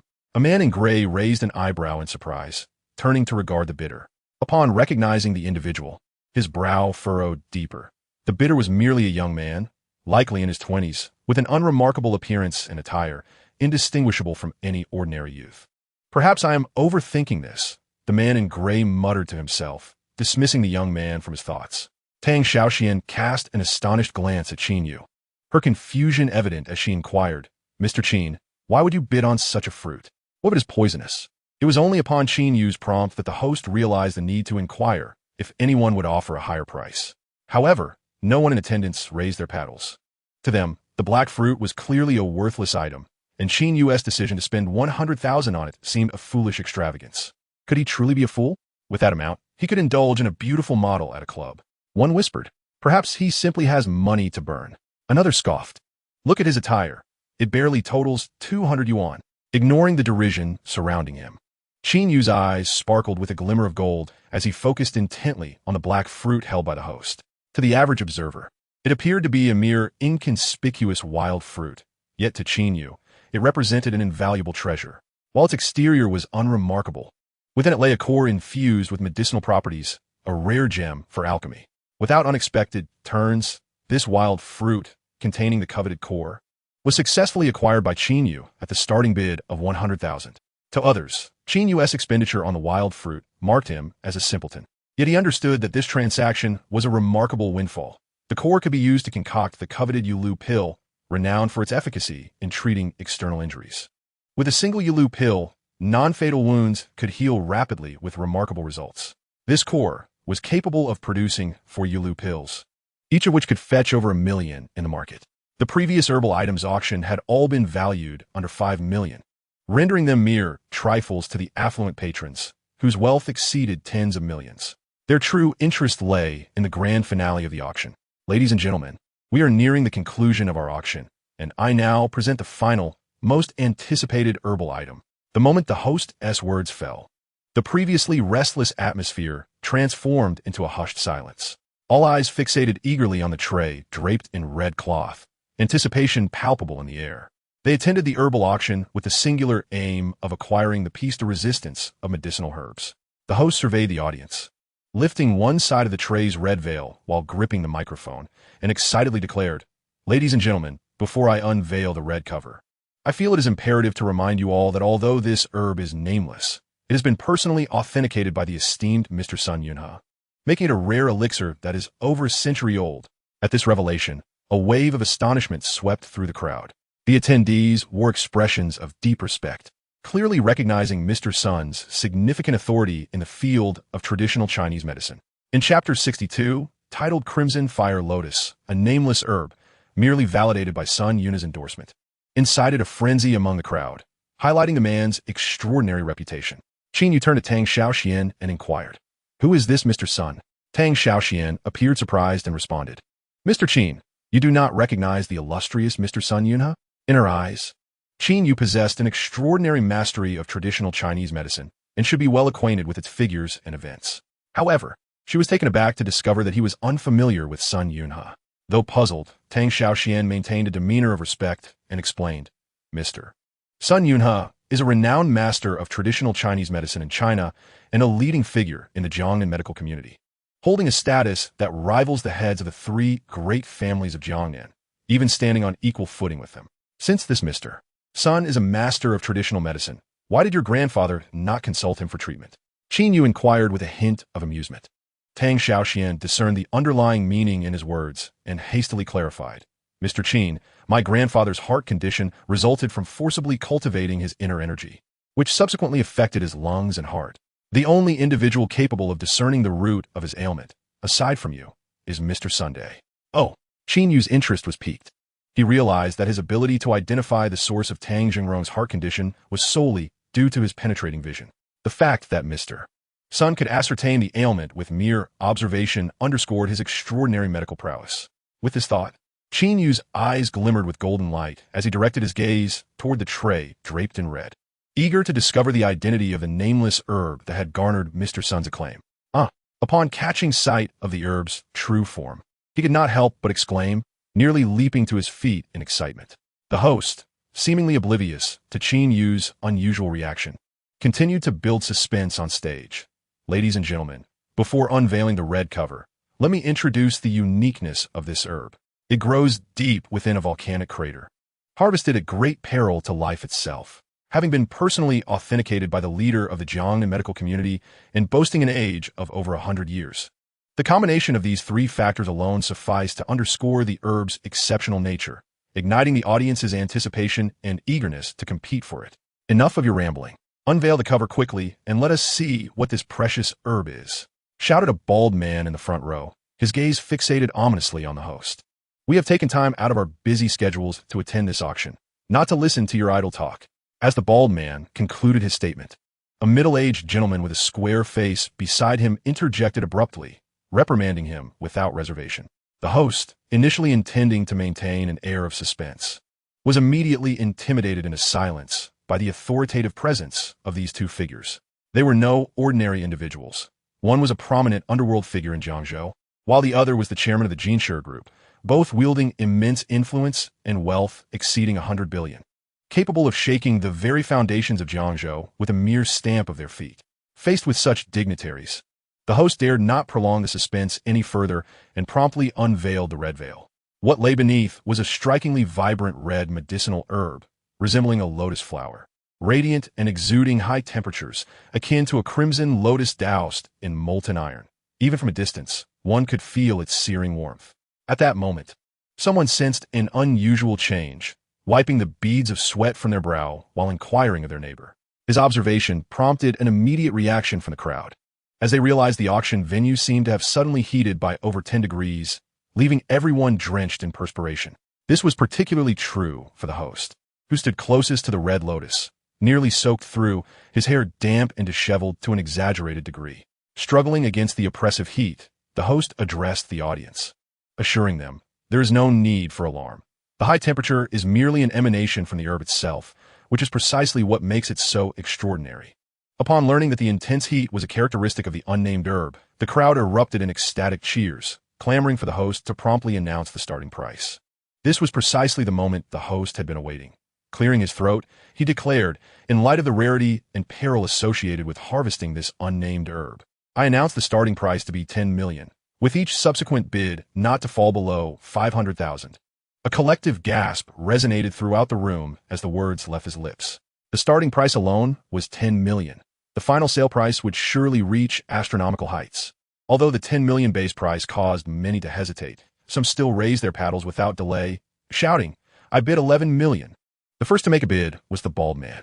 No sooner had he finished speaking than a middle-aged gentleman beside him chuckled and raised his paddle, stating, I bid 15 million. Boss Huang, you truly are willing to part with your money. The bald man's lips twitched slightly, and instead of continuing the bidding, he remarked with veiled implications, Boss Jean, you are quite confident. I trust you will secure this unnamed herb. Please, do not contend with me. Once you win the auction, I shall graciously accept the petal as a token of gratitude. Well said, the bald man replied, concealing a glimmer of coldness in his eyes, yet maintaining a cordial smile. In truth, even without such assurances, he understood well that the man before him was no ordinary contender but the chairman of the Jinshi Group, his fortune dwarfing his own. Even if he were to stake everything he owned, he could not compete with his opponent. Once the bald man withdrew from the bidding, a satisfied smile spread across the face of the chairman. 16 million. Just then, a dark voice suddenly pierced through the air, disrupting the chairman's bid. He turned to see a middle-aged man clad in gray, unfamiliar in appearance, and furrowed his brow before raising his paddle once more, declaring, 18 million. The unnamed herb holds great significance for Huang Jinggu, whose determination to acquire it knows no bounds, regardless of the expense. 20 million. To Huang Jinggu's astonishment, the man in gray resolutely refused to yield. Recognizing that they shared an unyielding desire for this elusive herb, Huang Jinggu rose and addressed the man, saying, My friend, I am Huang Jinggu, the chairman of the Golden Lion Group in Jiangzhou. I kindly ask you to grant me this favor and allow me to acquire it. What do you say? As the chairman of the Golden Lion Group, Huang Jinggu's net worth nears 10 billion, and he enjoys a position of great esteem in Jiangzhou, even receiving warm greetings from the mayor. Although he might not lose in terms of assets, he preferred not to take risks and hoped that his esteemed status would compel the man to reconsider. Under ordinary circumstances, one would expect anyone to grant Huang Jinggu such a favor, but the man in gray scoffed derisively, responding, What are you? How do you dare to contend with me for the Qi Huolian? Chapter 63. Determined to obtain. Upon hearing this, Huang Jinggu's expression shifted dramatically. He was among the most powerful individuals in Jiangzhou, accustomed to being greeted with smiles, even by the mayor. No one had ever dared to speak to him in such a manner. Just as he was about to erupt in anger, he suddenly paused, staring at the man in gray and asking, "What did you just say? Huolian? What is that? Huh? You mere mortals cannot comprehend that Qi Huolian is the name of this unnamed herb." The man in gray sneered coldly, his disdain evident. This revelation stunned everyone present. Even Sun Yunhe, the eminent traditional Chinese medicine practitioner from Jiangnan, had failed to identify the herb, yet the man in gray knew its name, which was utterly astonishing. Huang Jinggu, taken aback by the man's knowledge, initially hesitated before displaying an expression of resolute excitement, declaring, "Even if you know the name of this herb, it matters not. What I, Huang Jinggu, desire, I shall obtain at any cost." "Oh, really?" Huang Jinggu furrowed his brow in confusion, and as he finally glanced down at the marble floor, his face drained of color, his cheeks twitching uncontrollably, leaving him momentarily speechless. The bald man, Wu, seated behind Huang Jinggu, glanced at the floor and was immediately struck by the sight of a deep, 2-centimeter footprint imprinted on the surface. A martial arts master. Both Wu and Huang Jinggu gasped in unison. Ordinary people perceive martial artists merely as those who perform martial arts routines. Yet those at Huang Jinggu and Wu's level understood that true martial arts masters possess the capability to shatter rocks with their fists and fracture the ground with their feet. They are formidable beings beyond the ordinary. It is rumored that some martial arts masters can even condition their bodies to be as resilient as steel, capable of withstanding bullets. Huang Jinggu never anticipated that a herb auction in a second-tier city of Jiangnan province would attract a rumored martial arts master, leaving him utterly astonished. The attendees of the auction, all prominent figures, like Huang Jinggu, simultaneously recognized the man's exceptional identity as a mysterious and formidable martial arts expert. Although they had never encountered a martial arts master, they had heard numerous tales of their prowess. It was said that a prominent family in Jiangzhou had once offended such a master, who, within a single night, annihilated the entire household, leaving the police utterly powerless, ultimately leading to a hushed resolution. "What? Do you wish to contend with me?" After revealing his skills, the man in gray cast an intrigued glance at Huang Jinghua. With even Huang Jinghua opting to withdraw from the bidding, the other wealthy patrons interested in the medicinal herbs dared not place a bid. Even if these affluent individuals were unaware of what a martial arts master truly was, they were acutely aware of Huang Jinghua's esteemed position in Jiangzhou. The person capable of making him yield must undoubtedly possess formidable influence. The once boisterous auction hall fell into an immediate, profound silence. The host, standing on the platform, intermittently raised his hand to wipe the beads of sweat from his forehead, filled with regret. According to the auction's predictions, this unnamed herb could fetch a price of at least 50 to 60 million, and with a stroke of luck, perhaps even over 100 million. However, the unexpected presence of a martial arts master at the auction had frightened Huang Jinghua and the other esteemed figures of Jiangzhou into submission. None dared to bid further. 2 million. I shall take this Qi Huolian. The man in gray slowly rose, casting a disdainful glance over the crowd with a cold smirk. Not even waiting for the host to finalize the bidding. The host, sensing the overwhelming pressure emanating from the man in gray, was drenched in sweat and suddenly found his eloquence faltering. This. Just as he stood there at a loss for words, a clear voice rang out. 30 million. At this utterance, the atmosphere ignited. Every gaze in the room turned towards the speaker, eager to discover who possessed the audacity to challenge the man in gray. Even the esteemed Huang Jinghua had bowed out. Who else could be so oblivious to the gravity of the situation? The man in gray raised an eyebrow, following the voice with his gaze. Upon recognizing the speaker, his frown deepened, for it was none other than the young man who had previously bid on the black wild fruit. Hearing Qin Yu's offer, Tang Xiaoshuan's delicate face shifted slightly, but she quickly regained her composure. While Huang Jinghua feared the martial arts master, Tang Xiaoxian, felt no trepidation. Not only did the Tang family hold the esteemed title of Jiangzhou's foremost family, with significant influence, but she herself had also cultivated the Tang family's martial arts techniques, endowing her with considerable strength and a complete lack of fear. Should that man in gray dare to provoke Qin Yu, she would not stand idly by, but would ensure his safety at all costs. "Mr. Qin, you need not worry. With me here, he would not dare to harm you," Tang Xiaoxian assured confidently. "Thank you," Qin Yu replied, his gaze fixed intently on the platform. He had not anticipated that his casual attendance at the auction would lead him to discover a Qi Huolian. His sister suffered from leukemia, and to achieve a complete cure, she required the miraculous Shisui Dan. This elixir, crafted from 5 spiritual herbs, included the Qi Huolian among its components. Even before the host unveiled the red veil, Qin Yu had already spotted the Qi Huolian with his penetrating vision, leaving him utterly astonished. To his astonishment, he discovered that, apart from himself, there was indeed someone present who could recognize the red fire lotus. Not only was the red fire lotus an essential ingredient for refining the washing marrow pill, but could also be utilized to concoct other elixirs, rendering it an exceptionally rare and valuable spiritual herb. Given that the man in gray recognized the red fire lotus, he undoubtedly understood its worth and would not relinquish it easily. However, for Qin Yu, the red fire lotus was an indispensable herb for crafting the washing marrow pill, making it of utmost importance to him, a treasure for which he would strive relentlessly, regardless of the cost. "You audacious brat, how dare you compete with me?" The man in gray spat menacingly. "This is an auction. If you have the money, you can bid. Are you suggesting that only you are allowed to place a bid while others are not?" Qin Yu retorted with a cold smirk. The expression on the gray-clad man's face grew increasingly ominous, and a flicker of murderous intent flashed in his eyes as he warned. "You should still be unaware of the kind of existence I represent, right? Do you realize that with those words, you and your family are destined for doom?" Though his voice was not loud, it was rife with blatant threats and lethal undertones, causing the spectators to tremble in fear, too terrified to even breathe. Unfortunately, his intimidation only affected individuals like the wealthy Gua, while Qin Yu dismissed him entirely.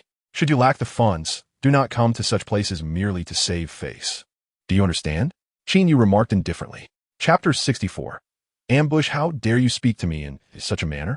The man in gray erupted in fury, abruptly rising as 2 piercing glares filled with malice shot toward Qin Yu. Even those who merely caught a glimpse of those fierce eyes felt a chill run down their spines. The auction hall fell into a profound silence. Even top tycoon Gua from Jiangzhou was too frightened to utter a word. Tang Xiaoxian furrowed her brow, feeling it necessary to caution the gray-clad man, to make him aware that Qin Yu's ties to her family were not to be trifled with. Just as Tang Xiaoxian was about to speak, Qin Yu interjected coldly. "If you have money, hurry and bid. If not, get lost and do not waste my time. I have no leisure to play with you." All right, all right, all right." The man in gray repeated the word thrice, yet his expression grew increasingly sinister as he turned to raise his bidding paddle, declaring, "I bid 40 million, 80 million. Before the man could finish his sentence, Qin Yu countered. His declaration sent a wave of astonishment through the crowd. Even though they were seasoned magnates who had attended countless auctions, they had never witnessed anyone bid in such a manner, doubling the price in a single breath. Seeing Qin Yu bid 80 million sent the host into a near ecstatic frenzy. Initially, it was anticipated that with martial artists participating, the red fire lotus would fetch around 20 million at most, with no possibility of further increases. Yet unexpectedly, a young man had emerged, daring to confront the martial artist head-on and even pushing the price up to 80 million.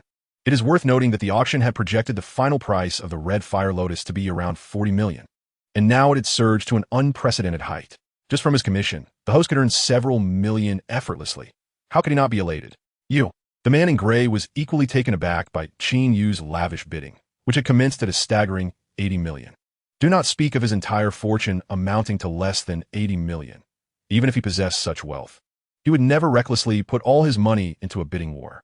Both the golden-haired man and the bald-headed Wu exhibited astonishment, their eyes fixed on Qin Yu as they speculated about his identity. In their eyes, Qin Yu's extravagant bid of 80 million for an unnamed herb indicated a remarkable background. The presence of Tang Xiaoxian by his side only reinforced their suspicions. This young man was likely a scion of a prominent family in the capital. Tang Xiaoxian was aware of Qin Yu's determination to acquire the Qi Huolian, yet she was taken aback by the boldness of his bid, which escalated to 80 million in an instant. For the Tang family, investing 80 million to foster a good relationship with Qin Yu was undoubtedly a lucrative venture. With an air of intrigue, Qin Yu gazed at the man in gray and remarked coolly, "Will you raise your bid? If not, the Qi Huolian shall be mine." "You are quite ruthless." The gray-clad man seethed, his eyes narrowing as he spat out the words through gritted teeth. Soon, his expression darkened, a sinister smile curling at the corners of his mouth as he warned, "But I must advise you, the Qi Huolian is quite a hot potato." With that, the gray-clad man strode out of the auction hall, leaving no trace behind. Any astute observer would discern that his final words were a clear threat to Qin Yu. Were he an ordinary individual, these affluent businessmen would likely disregard him or attempt to curry favor, even if it meant merely acquiring a petal. However, the gray-clad man was a martial arts expert, capable of crushing solid marble with a single step, and he was not someone to be trifled with. At that moment, the onlookers regarded Qin Yu with a mix of sympathy, pity, concern, and even schadenfreude. "Mr. Qin, do not worry, with me around. That man dares not lay a finger on you," Tang Xiaoxian said with a reassuring smile. Indeed, Qin Yu nodded in acknowledgement. Tang Xiaoxian intended to hand Qin Yu her bank card for payment, but to her astonishment, he produced his own card and handed it to the attendant. Before long, the attendant returned the card to Qin Yu, along with the Qi Huolian encased in a glass dome. Witnessing this scene left Tang Xiaoxian utterly stunned. She had assumed Qin Yu had the audacity to bid based on the backing of the Tang family. However, she now realized that he had never intended to rely on them. His confidence stemmed solely from himself. Ignoring Tang Xiaoxuan's astonished expression, Qin Yu held the Qi Huolian tightly, feeling its searing warmth. In his quest to cure his sister's leukemia, he had traversed the entirety of Jiangzhou's herbal markets. Yet he had still not found the 5 essential herbs. Now, holding the Qi Huolian in his hands felt surreal, as if he were in a dream. To others, spending 80 million on an unnamed herb might seem like an act of folly. But for Qin Yu, his sister was his everything. For her, he would not hesitate to part with not just 80 million, but even 800 million without a flicker of hesitation. "Mr. Qin, for your safety, why not come to my home tonight?" Tang Xiaoxian suggested, knowing full well that the gray-clad man would not let Qin Yu go easily and was likely lying in wait outside, ready to strike. Tang Xiaoxuan's beloved vehicle was a striking red Porsche, perfectly complementing the hue of the fiery red lotus. In the back seat, Qin Yu cradled the fiery red lotus with great affection. Unlike ordinary medicinal herbs, the fiery red lotus was a spiritual herb, emanating a rich aura of vitality. Were it not for the purpose of concocting the cleansing essence pill, the fiery red lotus would serve as an exceptional cultivation material capable of enhancing one's spiritual prowess. Qin Yu was convinced that by consuming the fiery red lotus, he would undoubtedly break through to the Qi induction realm and enter the second layer of the Qi refining stage, the condensation realm. However, this thought did not linger in his mind for long, as it was quickly cast aside. In this world, nothing was more paramount than restoring his sister's health. Suddenly, a thunderous roar akin to a wild beast shattered the tranquility, as a black Hummer surged forward from behind. Tang Xiaoxian glanced in the rearview mirror, her delicate brows furrowing, and she immediately prepared to accelerate.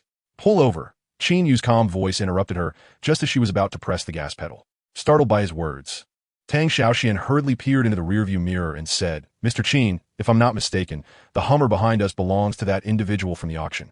"I know. Pull over," Qin Yu reiterated with composure. Sensing his tranquility, Tang Xiaoxian felt a pang of confusion but complied, guiding the car to the roadside. Just as the Porsche came to a halt, the Hummer swiftly darted past with a dramatic drift, positioning itself sideways to block their path. With a loud thud, the Hummer's door swung open, and a man clad in gray leapt out, his expression twisted with malice as he sneered at Qin Yu and Tang Xiaoxian inside the car. "Keep running. Why have you stopped? Are you so frightened that you've wet yourselves?" Chapter 65. Delivering oneself. Tang Xiaoxian had anticipated such a confrontation. She turned off the engine, opened the car door, and stepped out, her beautiful eyes locking onto the man in gray as she admonished. Such audacity to intercept a vehicle belonging to the Tang family. Do you not hold the Tang family in any regard? The Tang family, the man in gray, taken aback by her striking and aloof demeanor, had not expected her to be a member of the Tang family.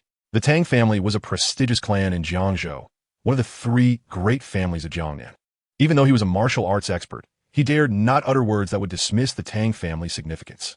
Realizing that the woman before him was a Tang family member, his expression shifted dramatically, and he spoke in a low tone. "So, you are a young lady of the Tang family. Does that mean the person in the car is also from the Tang family?" He suddenly found himself in a precarious situation.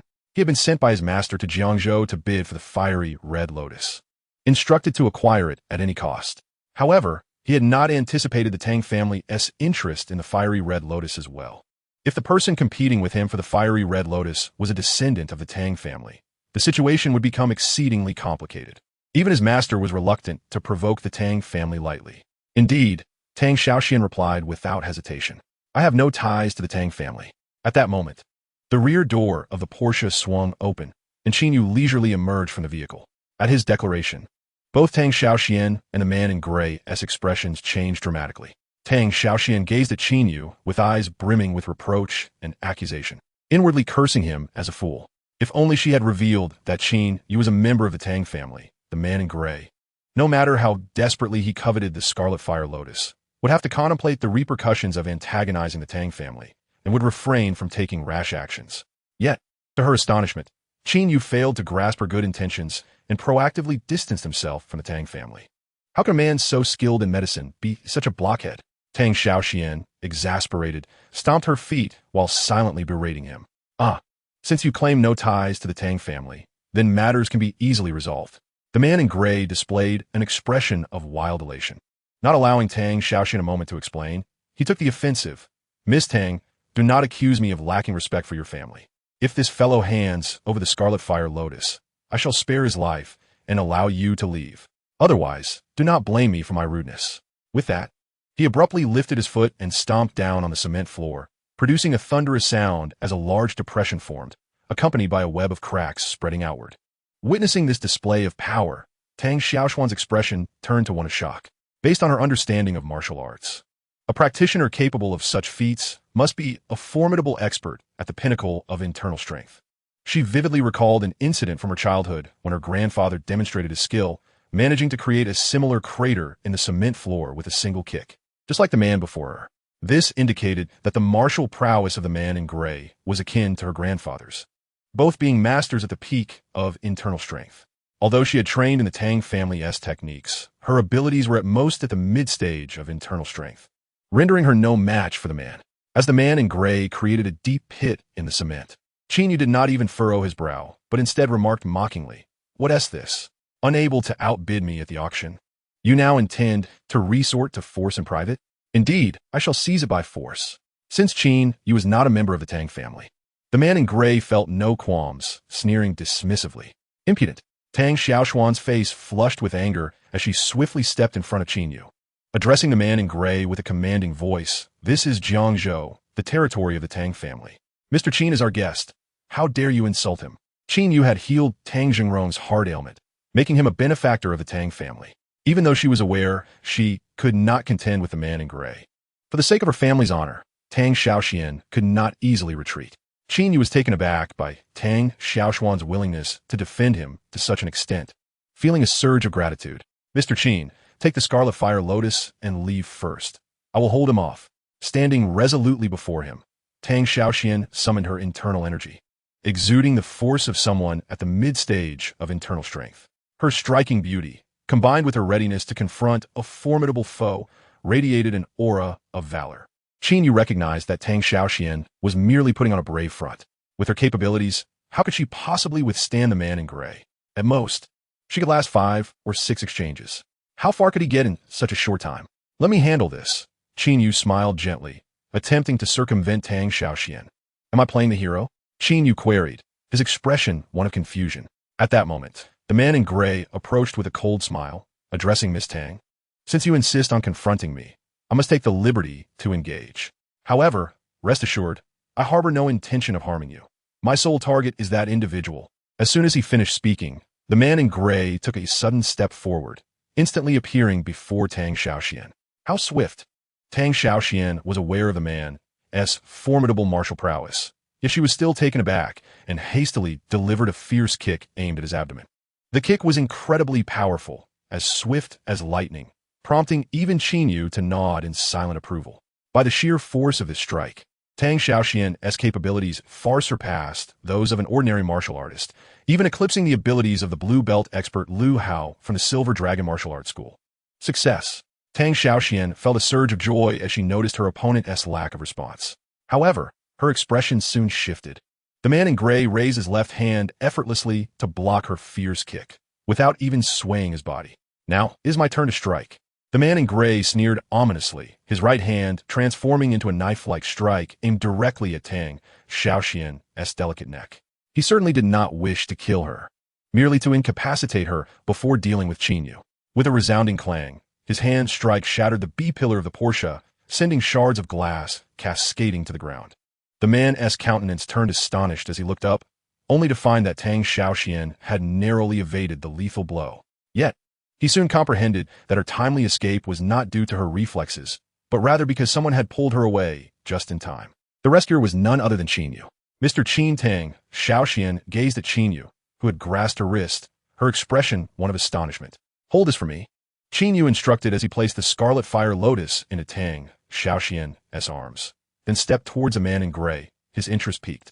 "Initially, I had only intended to bid for the scarlet fire lotus, not to engage in combat. However, since you have sought me out for your demise, do not blame me for being ungracious." "Huh, I must admit, I underestimated you, young man. I did not foresee that you too are a practitioner of martial arts." The man in gray discerned Qin Yu's adeptness through his action of pulling Tang Xiaoxian away, yet seeing his youth, he dismissed him. "Be wise and relinquish the scarlet fire lotus to me, then kneel and bow 3 times before me, and I shall spare your life." "Very well. Should you bow thrice and call me grandfather 3 times, I will grant you mercy," Qin Yu replied with a smile that held an air of mockery. "Seeking death." The man in gray's eyes glinted with malice as he roared, launching a fierce punch towards Qin Yu's face. Chapter 66. The Dual Cultivation of Medicine and Martial Arts. The man in gray's expression twisted into a snarl, his eyes brimming with murderous intent. The punch he unleashed was infused with all his inner strength. Even a steel plate would be rendered into a deep crater upon impact. Such a formidable force, if it struck an ordinary person, would likely cause their head to burst like a watermelon.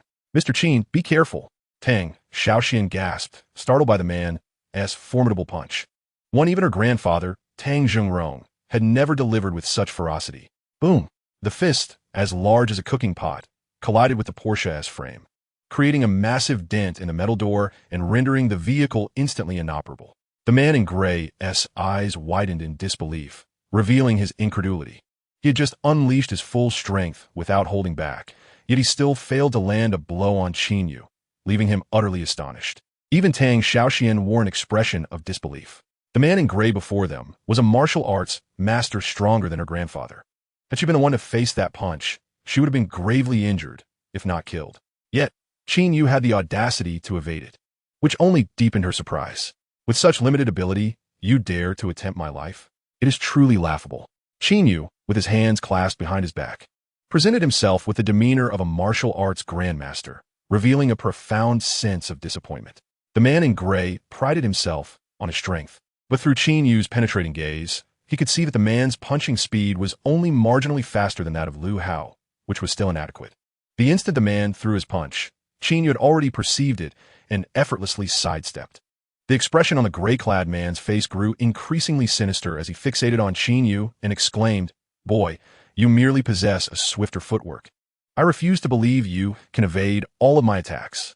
With that, he lunged at Qin Yu, unleashing a flurry of punches that fell like torrential rain.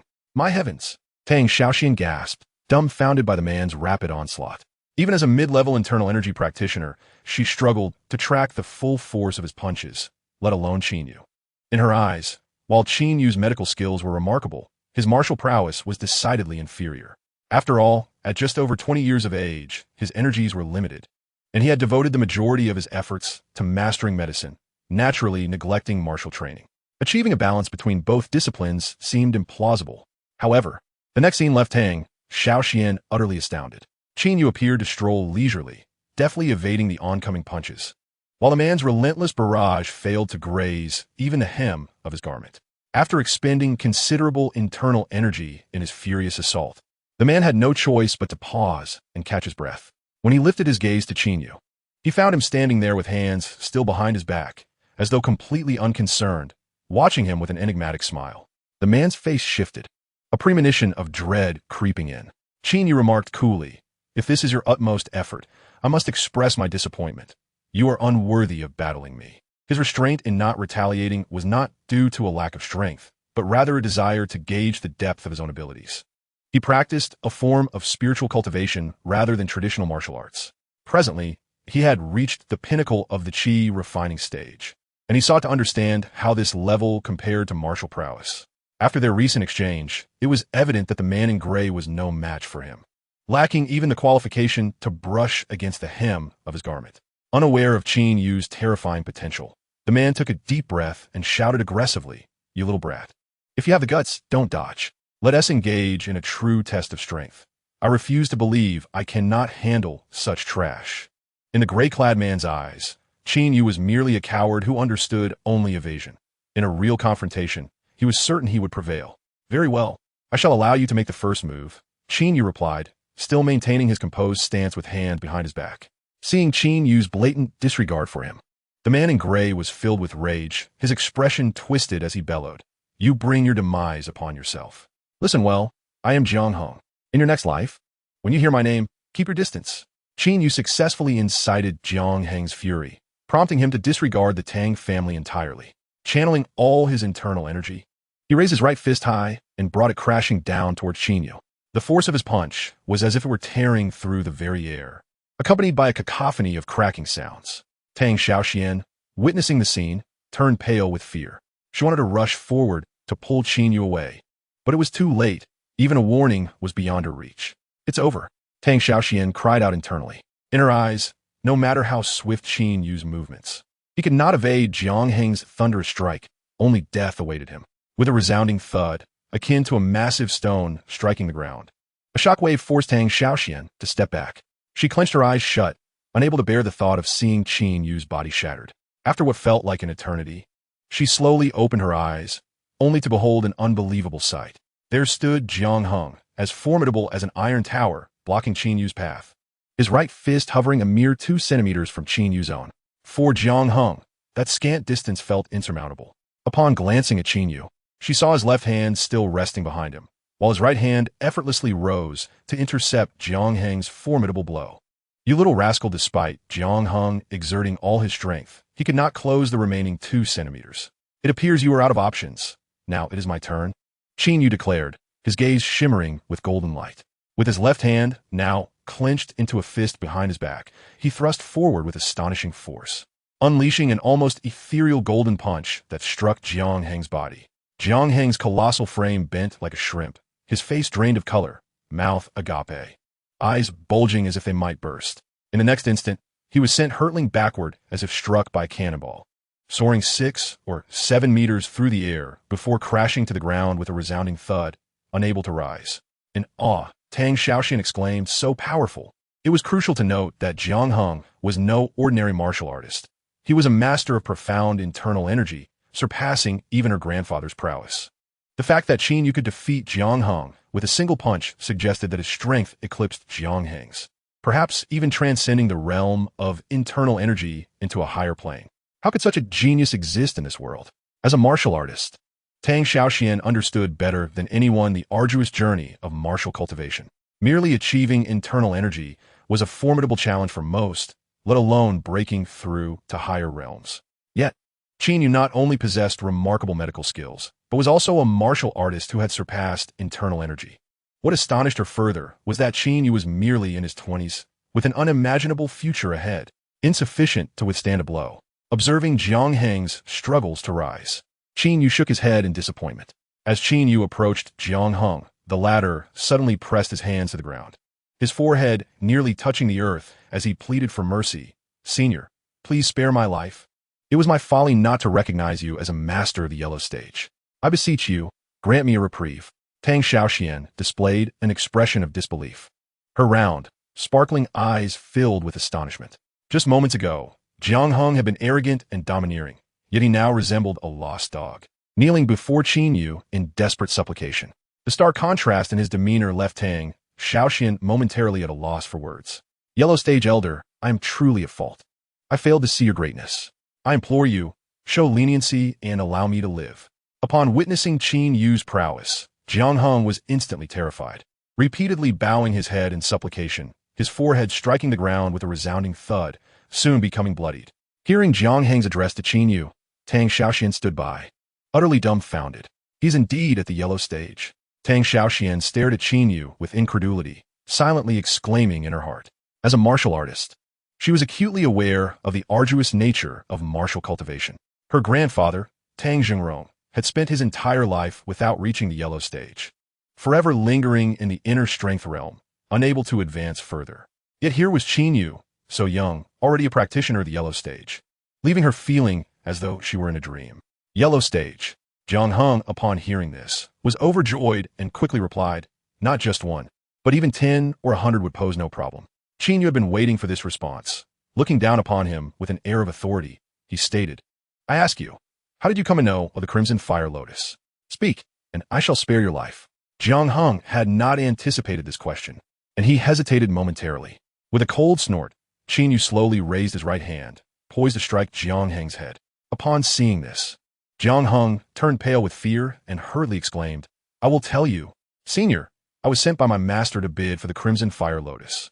"How did your master come to know of the Crimson Fire Lotus?" Qin Yu did not relent, but instead held his hand threateningly above Jiang Hung's head. Jiang Hung felt an overwhelming pressure descending upon him, as though a mere fraction of added force would cause his head to burst like a watermelon.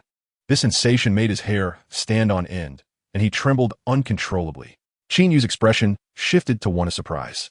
Just as Jiang Hung had described, the Crimson Fire Lotus not only served as an ingredient for the cleansing marrow pill, but could also be refined into the Lotus Birth Pill.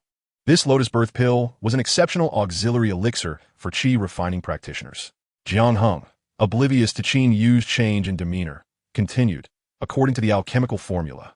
The Lotus Birth Pill is crafted from the Crimson Fire Lotus and greatly benefits martial cultivation. Consuming a single Lotus Birth Pill can elevate an inner strength martial artist to the yellow stage and offers a chance for yellow stage practitioners to break through to the Xian stage. Qin Yu, engaged in the path of cultivation, was not well versed in martial arts. Nevertheless, he discerned that the terms yellow stage and Xian stage likely referred to levels of martial prowess. With keen interest, he inquired, "What is your master's current realm, and how does it compare to mine?"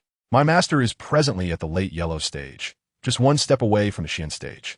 That is why he commanded me to bid for the Crimson Fire Lotus, hoping to refine it into the Lotus Birth Pill to break through to the Xian stage." Jiang Hung dared not conceal the truth, recounting everything in detail.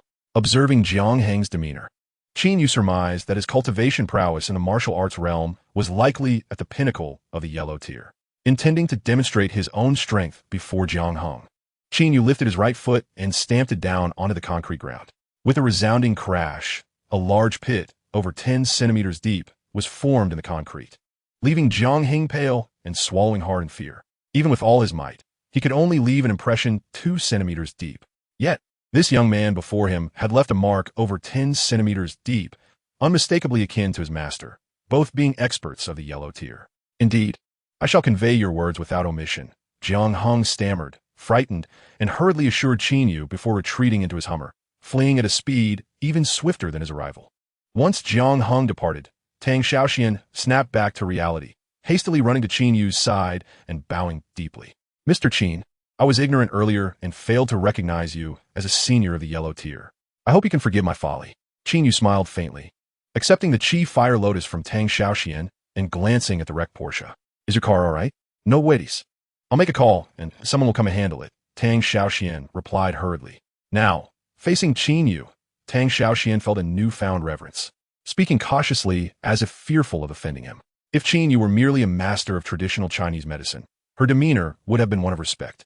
However, as a martial arts expert who had effortlessly defeated a peak inner strength warrior, her gaze toward Qin Yu was now filled with awe and trepidation. While waiting for assistance with the vehicle, Qin Yu subtly inquired about martial arts matters. Tang Xiaoxian, believing Qin Yu was testing her, revealed all her knowledge without hesitation. As Qin Yu had anticipated, akin to the realm of cultivation, martial arts training was also categorized into levels, divided into 2 realms. The former realm known as the Inner Strength realm, which included beginners and inner strength practitioners, and the latter known as the Inner Qi realm. From this point, martial artists transcended the ordinary, classified as Yellow Tier, Xian Tier, Earth Tier, and Heaven Tier warriors based on their strength. According to Tang Xiaoxian, Heaven Tier warriors had long become a legend in the martial arts community. In the present world, they were non-existent. The mightiest in today's martial arts realm were the Earth Tier warriors, also referred to as Earth Tier Grandmasters. Across the entirety of Huaxia, only a handful of Earth Tier Grandmasters existed, scarcely numbering enough to fill 2 hands, making them exceedingly rare. Listening to Tang Xiaoxuan's descriptions of martial arts, Qin Yu felt an overwhelming sense of urgency. His current cultivation strength was at the peak of the Inner Qi realm, roughly equivalent to the pinnacle of the Yellow Tier. This indicated that many individuals in this world surpassed him in strength. Jiang Heng's master was no cause for alarm. After all, they were merely at the pinnacle of the yellow tier, not much different from him. However, if a more formidable martial artist were to arrive vying for the Crimson Fire Lotus, given his current prowess, it would be exceedingly challenging for him to safeguard it. Miss Tang, there is a matter upon which I seek your assistance. Qin Yu pondered before addressing Tang Xiaoxian. Please, Mr. Qin, do tell, Tang Xiaoxian responded with utmost respect. Across the entirety of Jiangzhou, the only place capable of protecting the Crimson Fire Lotus is the Tang family. As a distinguished clan in Jiangzhou, revered as a prestigious lineage of Huaxia, even the most powerful martial artists would likely hesitate to provoke the Tang family. Moreover, concocting the cleansing essence pill requires 5 distinct medicinal herbs, with the Crimson Fire Lotus being merely one of them. Qin Yu also needed to seek out the other 4 spiritual herbs, making it impractical to carry the Crimson Fire Lotus with him. Thus, leaving it at the Tang family estate is the most prudent choice. Tang Xiaoxian promptly accepted the Crimson Fire Lotus, her beautiful eyes revealing a resolute glimmer as she vowed. Rest assured, Mr. Qin, I pledge with my life that I will care for the Crimson Fire Lotus and ensure it remains unharmed. Chapter 68. Initiated by me. Concluded by me. It is no surprise that the Tang family is indeed formidable. When Tang Xiaoshuan's red Porsche was rendered inoperable, it wasn't long before the Tang family delivered a brand new identical Porsche. Apart from the license plate, this vehicle mirrored the previous one in both model and color. After watching Tang Xiaoxian depart, Qin Yu turned towards his rental apartment, prepared to unlock the door, only to be momentarily blinded by a bright light. Activating his perceptive golden eyes, he saw a white Qian before him, with Lu Rian seated inside, her delicate features cold and her gaze particularly indifferent. Rian, what brings you here? Qin Yu inquired as he approached. Who was that woman just now? Lu Rian's question took Qin Yu by surprise as he replied, just a friend. Even though our marriage is merely contractual, we are still husband and wife, so please be mindful of your words and actions. You wish for me to be mindful? What have I done wrong? Lu Rian's sudden outburst left Qin Yu bewildered.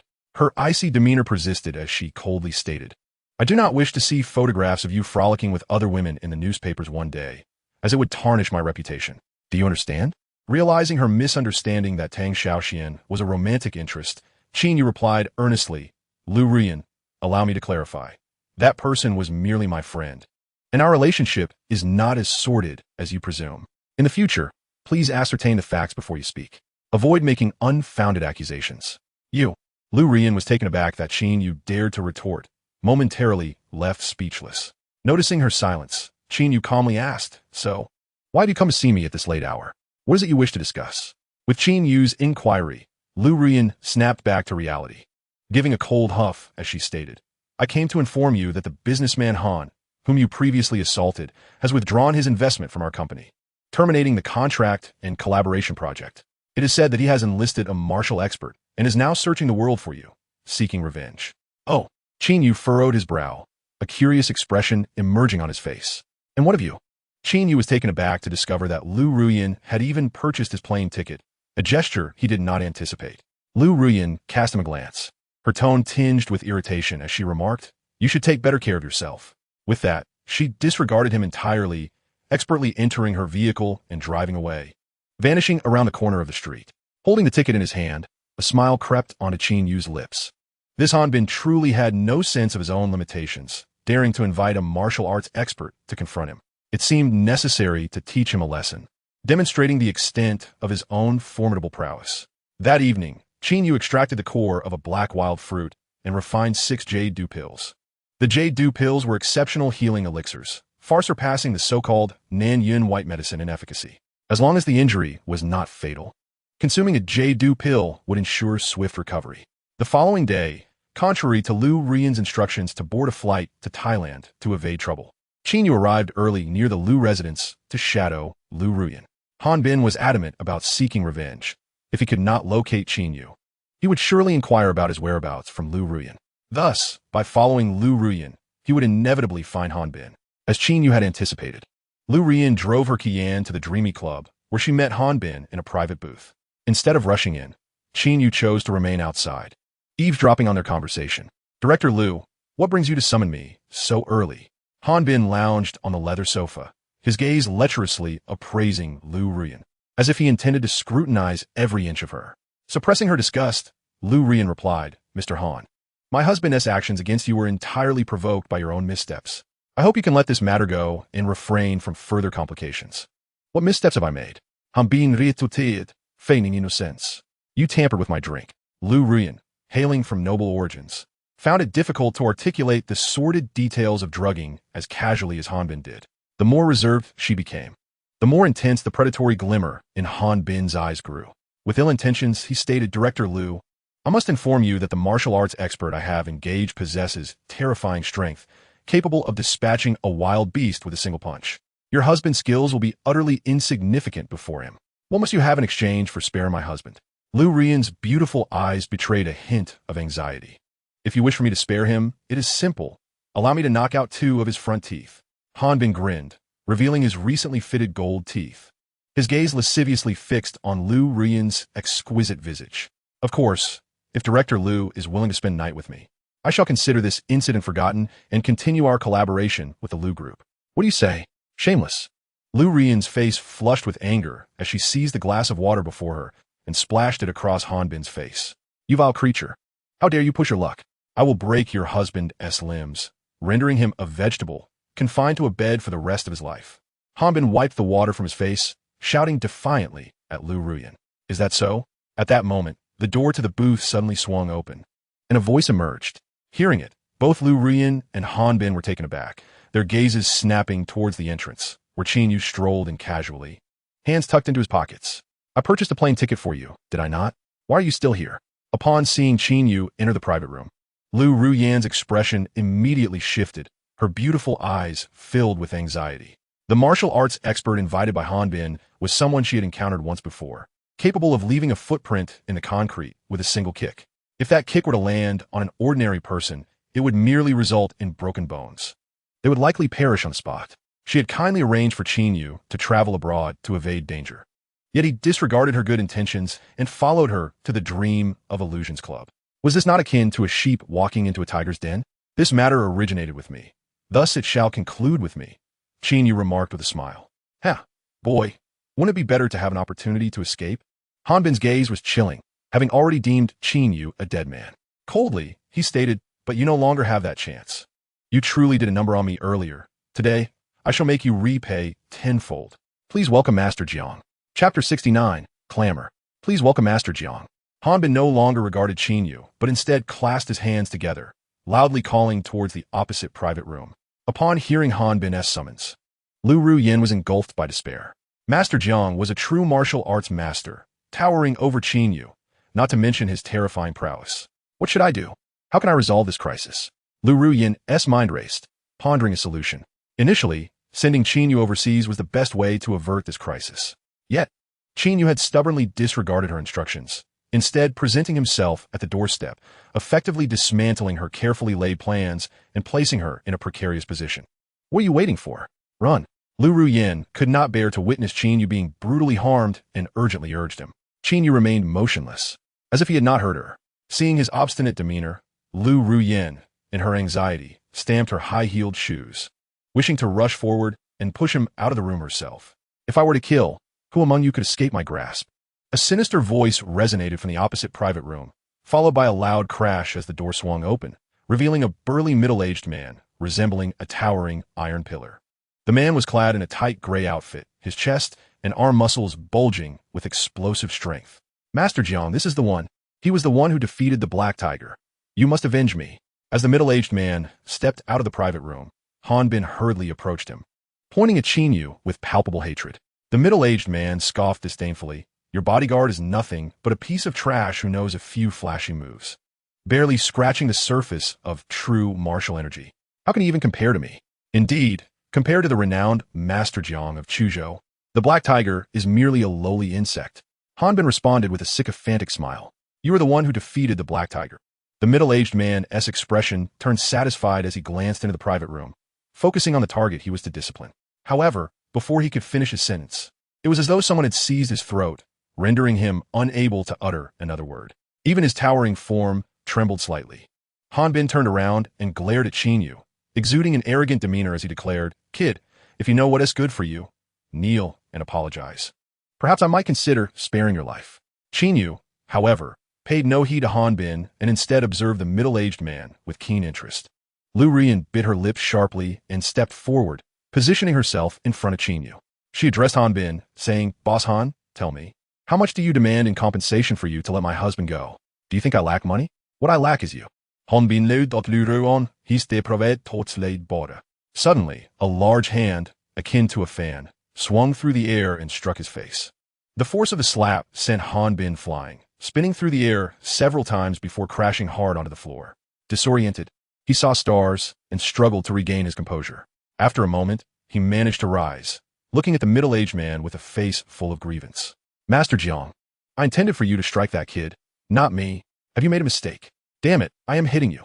The middle-aged man snarled, his countenance fierce as he advanced and began to kick Han Bin mercilessly. Han Bin, a pampered boss, could hardly withstand such a beating. After just a couple of blows, he writhed on the ground in agony, pleading for mercy. Lu Rian stood frozen like a statue, bewildered by the unfolding chaos. "Enough, stop." At that moment, Qin Yu spoke in a calm tone. Though his voice lacked force, it compelled the assailant to halt immediately. The middle-aged man bowed deeply towards Qin Yu, his demeanor respectful. "Senior, I truly did not know that this old fool was targeting you. Had I known, I would never have dared to confront you." It was then revealed that this middle-aged man, known as Master Jiang, was Jiang Heng. He had intended to vent his frustrations today, but was taken aback to discover that the person Han Bin was after was none other than Qin Yu. The moment he saw Qin Yu, Jiang Heng was rendered speechless with shock. "Master Jiang, do you know him?" Han Bin exclaimed, his face bruised and battered, fear evident in his eyes as he gasped in astonishment at Jiang Heng's deference towards Qin Yu. Jiang Heng said Han Bin, effortlessly tossing him to the ground before Qin Yu and delivering a kick to his rear, admonishing him, "Damn it, do you not realize who Senior Qin is? You, a mere Han Bin, should never provoke him. Hurry and apologize, or I shall break both your arms and legs." Though Qin Yu was youthful in Jiang Heng's eyes, he was a master of the yellow level, on par with his own mentor. In the martial arts world, respect is reserved for the strong. Thus, despite being older, Jiang Heng held Qin Yu in high regard as a senior. Han Bin's face turned pale with fear. Disregarding his pain, he prostrated himself before Qin Yu, pleading, "Mr. Qin, I was blinded by ignorance and failed to recognize your greatness. I beg you, spare me. I promise I will never oppose you again. Please have mercy." As she observed Han Bin, who had previously exuded arrogance and hubris, now kneeling on the floor, bowing his head in supplication before Qin Yu. Lu Ruyan felt as if she were ensnared in a dream. Her beautiful eyes widened in astonishment as she gazed at Qin Yu. "Mr. Qin, I realize my mistakes. If you spare me, I am willing to pay for my life. 50 million, even 100 million, is not an issue." Han Bin was already trembling with fear. He perceived the chilling intent to kill in Qin Yu's indifferent gaze, leaving him utterly uncomposed.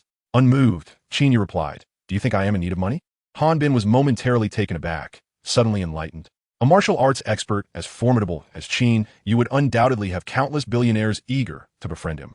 How could he possibly regard Han Bin's paltry sum with any seriousness?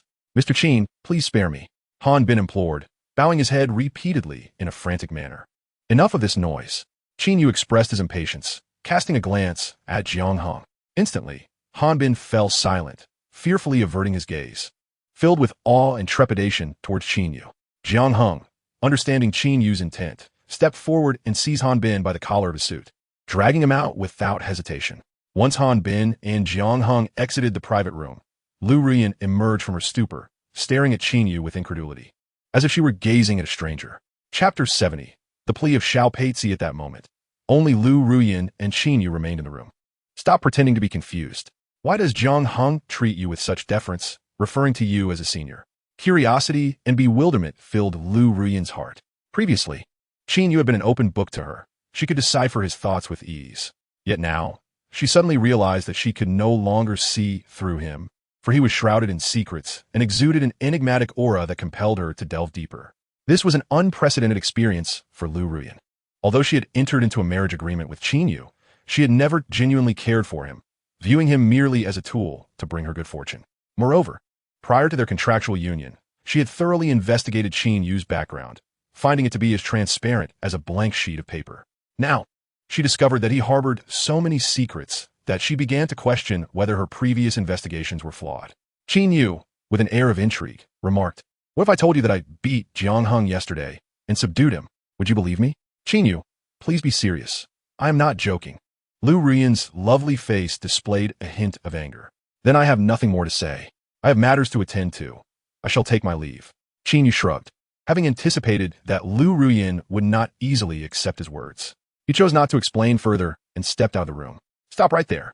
Frustrated by the lack of satisfactory answers and seeing Qin Yu disregard her as he exited, Lu Ruyan, in her high heels, chased after him. However, when she left the private room, she found no trace of Qin Yu in the corridor. As Qin Yu stepped out of the private room, only a few fleeting seconds passed before she chased after him. Even if Qin Yu were to sprint with all his might, it seemed implausible for him to vanish so swiftly. How could Qin Yu allow Lu Ruyan to find him? He had long since slipped away unnoticed. Lu Ruyan, with her naturally haughty and aloof demeanor, rarely engaged in idle chatter. Yet once she became earnest, she pursued her inquiries with relentless determination. Should she ensnare him with her questioning? Qin, you could not guarantee that he would keep the secrets of his cultivation hidden. Both the X-ray vision and his millennia-old cultivation legacy were secrets he could not afford to divulge. If the outside world were to learn of his possession of such extraordinary abilities, he would undoubtedly become a target, and his demise would be swift and unforeseen. Beep. At that moment, a horn sounded nearby as if to greet him. Curiously, Qin Yu turned to his side and beheld a BMW 5 Series parked there, inside which sat a young woman with an oval face, her large sunglasses obscuring half of her delicate features. Qin Yu, hello, she called, waving her fair hand in greeting. Despite the oversized sunglasses, Qin Yu recognized her as Xiao Pei Ci, Lu Ruyan's close friend. Hello, he replied. Xiao Pei Ci opened the car door and stepped out, removing her sunglasses and cautiously inquired, Qin Yu, do you have a moment? I would like to ask for your assistance. Qin Yu smiled and responded, I have no pressing matters at the moment. How may I help you? Xiao Pei, she explained. There is an exhibition of calligraphy and painting on the 6th floor of Shangyun Hotel. My mother adores landscape paintings and wishes to purchase one as a gift for her. However, I am utterly inexperienced in this realm, so I would like your advice. Qin Yu inquired with a smile, what made you think to ask for my counsel? Are you not concerned that I might lead you astray? Not at all. I heard from Ruyan that your eye for jade is exceptional, and you even identified a piece of jadeite valued at over 10 million. Xiao Pei Ci exclaimed, her expression brimming with excitement. Jade and paintings are quite different. Qin Yu remarked, surprised to learn that Lu Ruyan had spoken of him to Xiao Pei Ci, which he found rather unexpected. He was acutely aware that he held little significance in Lu Ruyan's eyes and was not someone she would typically discuss with her friends. Thus, hearing Xiao Pei Ci's words stirred something within him. Fearing that Qin Yu might decline, Xiao Pei Ci stepped closer in her high-heeled sandals, grasping his arm with urgency, her bright eyes pleading with him. Qin Yu, please help me with this. Even if you are not well-versed, your discernment is surely greater than mine. Faced with Xiao Pei Ci's earnest gaze, Qin Yu found it hard to refuse. Remembering how she had worried for him during his conflict with Liang Haolong, he felt a sense of goodwill toward her. Thus, he nodded and said, very well, I will accompany you to the exhibition. However, I must clarify beforehand. If you end up purchasing a counterfeit, do not hold me accountable. Really? That is wonderful. Now I can relax. Xiao Pei Ci exclaimed joyfully upon receiving his consent to attend the exhibition, unabashedly linking her arm with his. Blissfully unaware of the intimate contact between her chest and his arm, Qin Yu could only feel the soft touch of her arm. A ripple of emotion stirred within him. Yet he quickly suppressed it, striving to avoid dwelling on the matter. Soon, Xiao Pei Ci sensed something amiss, hastily releasing Qin Yu's arm. Her face flushed a rosy hue akin to a Fuji apple, as she apologetically exclaimed, I'm so sorry. I didn't mean to. Please don't misunderstand. It's quite all right, Qin Yu replied with a faint smile, finding Xiao Pei Ci somewhat adorably naive. Previously, he had perceived her as a serene and elegant beauty, but interacting with her revealed an unexpected innocence and charm. Upon entering the BMW, a thought suddenly crossed Qin Yu's mind regarding Xiao Pei Ci's family background.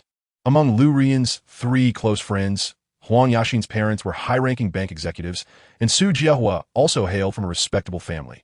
Only Xiao Pei Ci remained shrouded in mystery. She was not a local of Jiangzhou, but rather from elsewhere, raised in a single-parent household alongside her mother. It was rumored that Xiao Pei Ci's mother was a host at a local television station.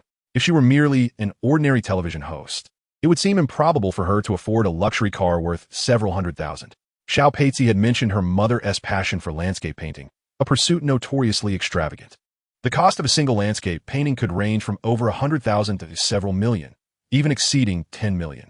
The more Qin Yu contemplated, the more he felt that Xiao Peizi's background was indeed extraordinary.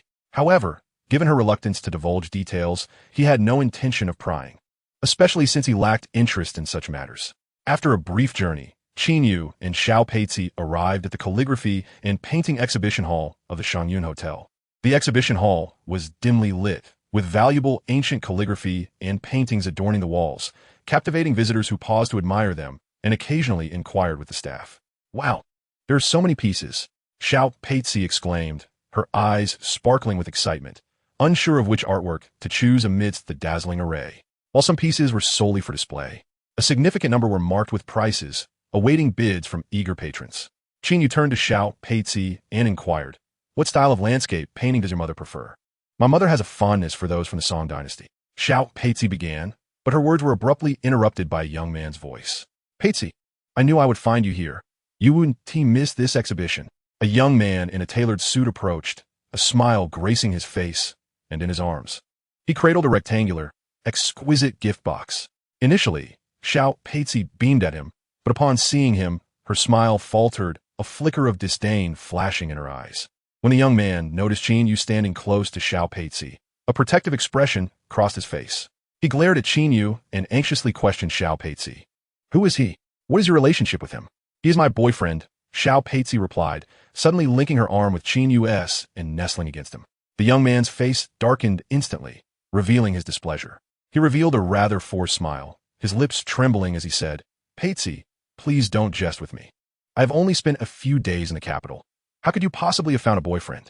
At this point, he scrutinized Qin Yu closely.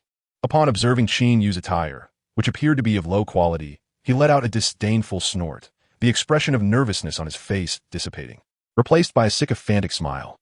"Peizi, I know you have grievances against me, but you cannot resort to randomly finding someone as a mere facade. Moreover, my recent trip to the capital was not for leisure. I specifically sought out a precious calligraphy piece to surprise you."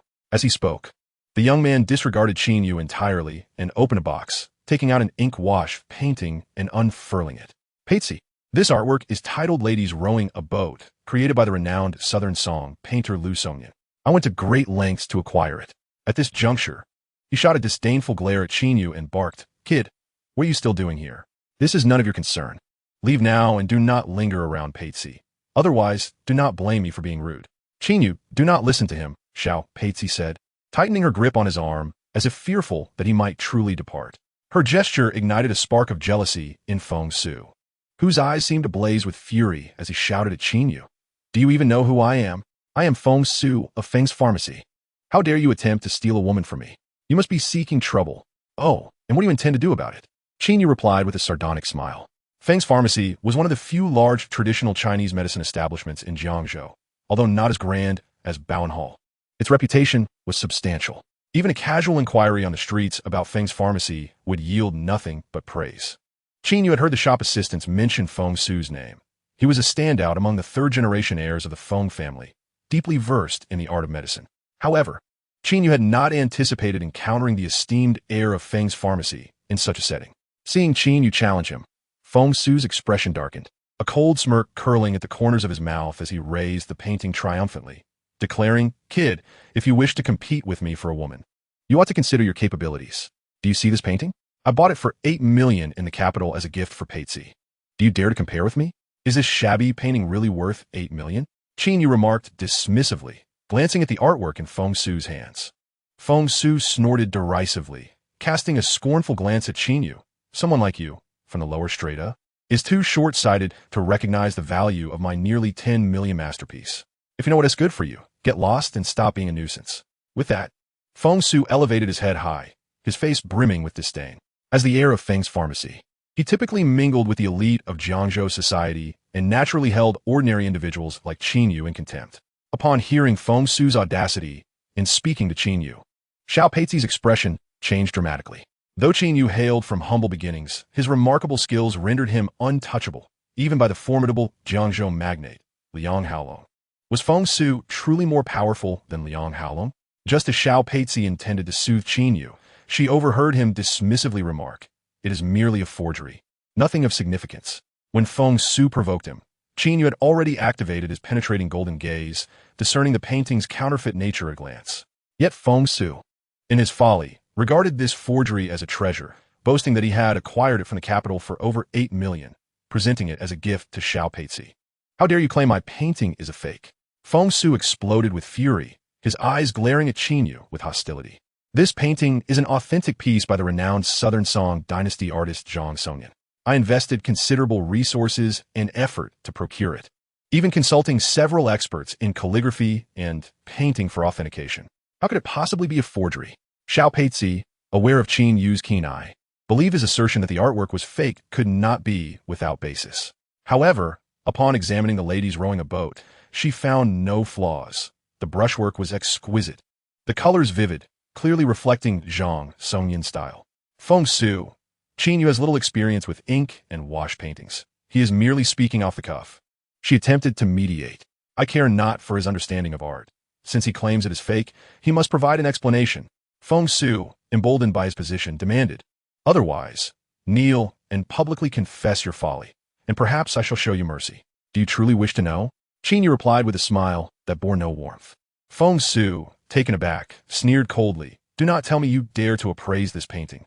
In his mind, he had already accepted Xiao Peizi's words, believing Qin Yu was merely envious, spouting nonsense to embarrass him publicly. Yet he was confident that this painting had been verified by experts as a genuine work of Lu Songyan. I shall prove it to you. A glimmer of golden light flashed in Qin Yu's eyes. With his penetrating vision capable of revealing all, no counterfeit could escape his gaze. He pointed towards the painting, his finger precisely landing on a specific spot. The material of the artwork was silk. As he pressed down lightly, he extracted an exceedingly fine thread. How dare you damage my painting? Feng Su's expression shifted dramatically, rage overtaking his features as he bellowed. Open your eyes and see what this is. Qin Yu scoffed, tossing the thread into Feng Su's grasp. Feng Su, bewildered as he stared at the thread in his palm, retorted, what is this? Just a piece of silk thread. His face darkened once more with anger as he shouted at Qin Yu, do not play tricks here. You've pulled a thread from my painting, and do not think this matter will end lightly. I will make you pay until you are destitute. Feng Xiao, may I have a look at that thread? As Feng Su boasted triumphantly to Qin Yu, an elderly man emerged from the crowd of onlookers. Feng Su cast a dismissive glance at the old man and retorted, who are you? I am the organizer of this calligraphy and painting exhibition, Gu Qiufeng. The elder introduced himself succinctly, once again requesting the thread. Upon realizing the man's position, Feng Su begrudgingly handed over the thread, boasting arrogantly, Mr. Gu, as the organizer of this exhibition, you must have some understanding of the value of calligraphy and painting.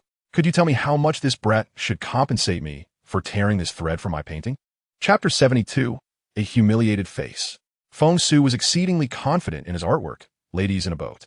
He had procured it through extensive connections in the capital, spending a staggering 8 million, which had demanded immense financial and emotional investment. Given Lu Songyan's esteemed status in the realm of Chinese painting, this piece would fetch at least over 10 million at auction. Furthermore, prior to the purchase, he had consulted several experts in art appraisal, who confirmed it to be a genuine work of Lu Songyan. Although Qin Yu had merely extracted a thread, it was nearly impossible to discern any irregularity without close inspection. Yet, Feng Su had already resolved in his heart to leverage this thread as a means to severely punish the young man before him, teaching him a harrowing lesson about the consequences of daring to vie with Feng Su for a woman. Gu, the supervisor, scrutinized the thread with a perplexed expression. Feng Su, casting a haughty glance at Gu, demanded, what is it? I spent 8 million on this painting. How much should he compensate me? Gu, regarding the arrogant Feng Su, replied, Feng Xiao, this is a nylon thread, a synthetic material. Synthetic nylon? Feng Su exclaimed in disbelief, his expression one of incredulity. Impossible. You must be mistaken. This is a genuine masterpiece that cost me 8 million, verified by multiple appraisal experts. Gu's demeanor darkened as he responded. While my expertise in calligraphy and painting may be limited, distinguishing between fabric and nylon is not beyond my capability. If Feng Xiao doubts my words, feel free to seek further appraisal. How could this be? As Gu spoke with such certainty, Feng Su's face turned pale, and his hands trembled violently, clutching the counterfeit painting. This elder, being the organizer of the exhibition, undoubtedly held considerable credibility, rendering his words beyond question. However, Feng Su was deeply troubled, he was not a careless individual. Prior to purchasing the painting, he had enlisted 3 appraisal experts to ascertain its authenticity, proceeding to make the purchase only after their confirmation. Feng Su had believed he had seized an opportunity, acquiring a genuine work of Liu Songyan worth over 10 million for a mere 8 million, only to discover he had been deceived. The appraisers and the seller were likely acquaintances, having orchestrated a trap, drawing him in willingly. Moreover, he had signed a voluntary agreement stating that he bore the responsibility for authenticity, rendering any recourse against them impossible. How infuriating! The more he pondered, the more infuriated he became. Feng Su grasped the painting and tore it to shreds, venting his pent-up rage. Spending 8 million on a counterfeit was indeed a bitter pill to swallow. But what truly humiliated him was the audacity of this young man to publicly embarrass him, leaving his dignity in tatters. Tell me, how much is a painting made of nylon worth? Qin Yu turned to Xiao Peizi with a playful smile. Perhaps just a few hundred yuan, Xiao Peizi replied, her large eyes blinking knowingly. How exorbitant! It seems I truly cannot afford it, Qin Yu exclaimed with exaggerated lamentation. Xiao Peizi smiled charmingly. As your girlfriend, if you cannot afford it, I certainly can. With that, she pulled 5 bills from her wallet and placed them in Qin Yu's hand. Qin Yu waved the 5 bills before Feng Su, a mischievous smile playing on his lips. Young Master Feng, it seems I accidentally damaged your painting. Do you think this 500 is sufficient? You. Feng Su glared, his eyes ablaze with fury. Never in his life had anyone dared to mock him in such a manner, especially not someone from the lowest echelons of society. Just as Feng Su was on the verge of exploding with rage, an exclamation rang out from the crowd. A pale-faced, middle-aged man was seen collapsing slowly to the ground, aided by a young woman. The cry had come from her. Who is this? Why did he suddenly fall? It's Zhu Jiahong, the chairman of Jiangzhou Taihong Real Estate. Worth billions. The onlookers murmured in astonishment. So is Zhu Jiahong. Could he be suffering from some hidden ailment? The crowd buzzed with speculation. Manager Gu, noticing the situation, ceased to pay attention to Qin Yu and his companions, hastily making his way over while shouting for security to call an ambulance. Let me handle this. Just as Manager Gu bent down to assess the situation, he was abruptly pulled aside by a hand gripping his arm. Annoyed, he turned to see that it was Feng Su who had pushed him away. Humph. Feng Su scoffed, not even glancing at Manager Gu, clearly still harboring resentment over the earlier incident. However, with a life at stake, he chose not to dwell on it. Instead, he reached for Zhu Jiahong's pulse, frowning slightly before addressing the young woman. He is having a heart attack. You must be Chairman Zhu's secretary. Where are his medications? The young woman, visibly flustered, replied, I forgot to bring them in my haste this morning. Understood. Feng Su nodded, gently laying Zhu Jiahong flat on the ground, unbuttoning his shirt, and retrieving a box of acupuncture needles. Who is this young man, and what is he doing? Are you from Jiangzhou? How can you not recognize Feng Su? The grandson of the renowned, traditional Chinese medicine master Feng Guanyin. Whispers of admiration and flattery surrounded Feng Su, a satisfied smile gracing his lips. With several silver needles in hand, he took a deep breath, then swiftly inserted the needles into the acupoints of Zhu Jiahong's heart, including Zhongfu, Shinsong, and Tianqi. Before long, 16 silver needles were embedded in the left side of Zhu Jiahong's chest. Observing Feng Su's needle technique, Qin Yu expressed mild astonishment. Feng Su raised an eyebrow, his expression one of surprise, and glanced at Qin Yu with a cold snort, saying, I didn't expect someone like you to have such discernment. Recognizing the ancestral needle technique of the Feng family, Qin Yu smirked disdainfully, choosing to disregard him as his gaze, glinting with golden light, swept over Zhu Jiahong. Xiao Peizi clung to Qin Yu's arm, her face betraying a hint of anxiety. Although she harbored no fondness for Feng Su, she had to concede that he was indeed exceptionally talented, having inherited the true teachings of his grandfather, Feng Guanyin, and his medical skills were undeniably impressive. She subtly winked at Qin Yu, signaling her desire to leave the scene. However, Qin Yu merely smiled slightly, indicating for her to observe the unfolding situation. Suddenly, he sprang to his feet, hands clasped behind his back, exuding an air of superiority as he exclaimed towards the prostrate Zhu Jiahong. Chapter 73. Utterly mistaken. Truly a young prodigy, to possess such medical prowess at such a tender age, indeed a dragon among men. Of course, Feng Su is a once-in-a-century genius from the Feng family, even featured on television. He is truly well-versed. Someone lamented, if only my son possessed even a tenth of Feng Su's talent, I would be forever grateful. Feng Su was quite renowned in Jiangzhou, and the onlookers regarded him with admiration and respect, akin to observing an exemplary child from another family, while their own offspring evoked feelings of disappointment. However, as Feng Su calculated the time, waiting for Zhu Jiahong to awaken, he noticed that the latter remained with his eyes tightly shut, his complexion growing increasingly pallid. A young woman crouched beside Zhu Jiahong, anxiously looking up at Feng Su. When will Chairman Zhu wake up? At that moment, Zhu Jiahong, who had previously been motionless, suddenly began to convulse violently, a thin stream of white foam escaping from the corner of his mouth. And his face shifted from pale to a frightening shade of dark purple. How could this happen? The crowd exclaimed in shock. Feng Su, initially intent on maintaining his composed demeanor, was compelled to abandon this facade as Zhu Jiahong's alarming condition unfolded. He hastily crouched down, checking Zhu Jiahong's pulse to investigate further. Soon, his expression changed dramatically. However, upon examining the pulse, it became evident that Zhu Jiahong's condition had not improved.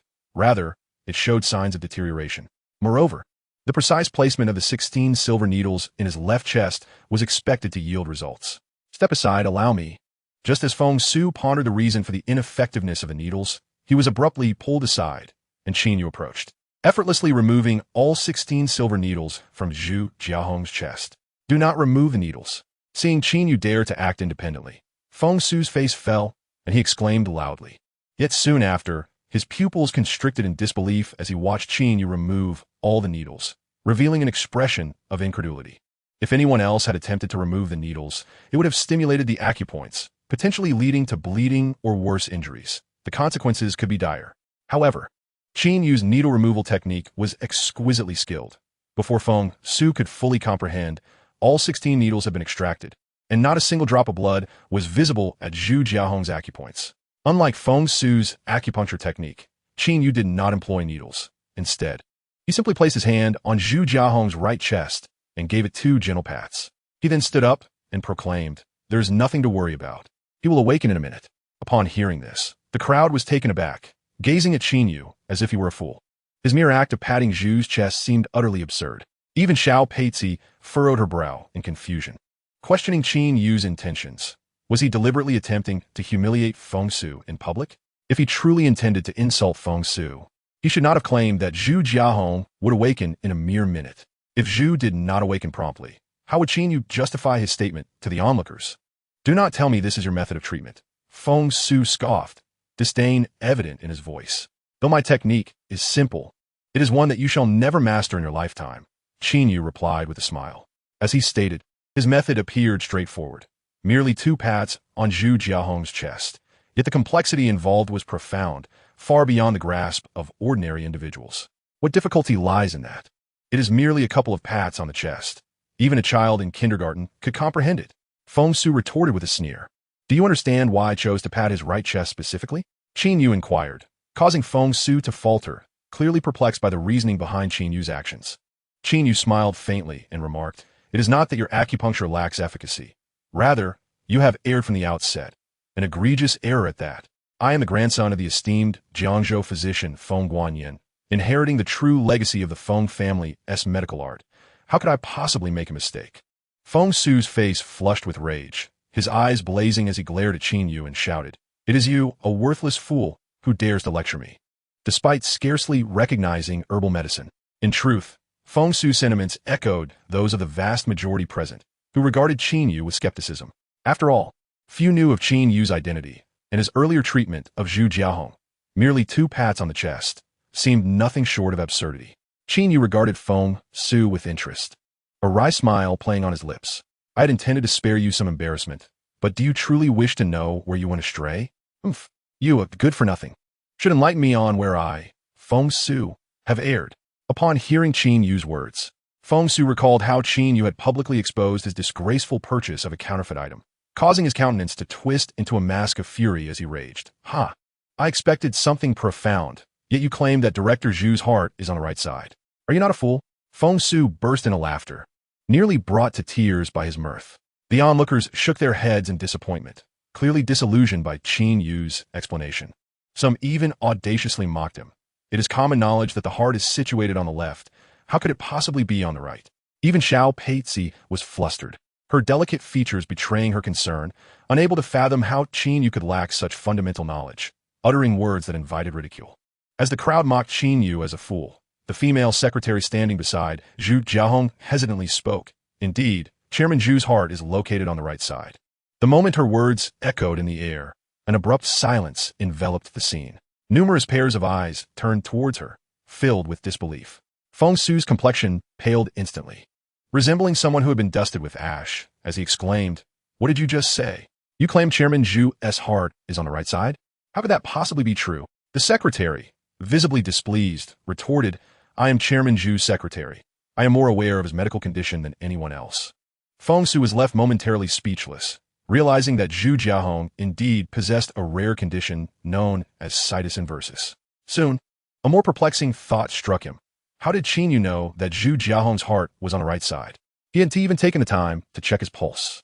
"Sir, is Chairman Zhu truly all right?" the secretary asked. Observing that Qin Yu had merely tapped twice on Zhu Jiahong's right chest, her voice laced with uncertainty. Qin Yu offered a slight smile, reassuring her not to worry.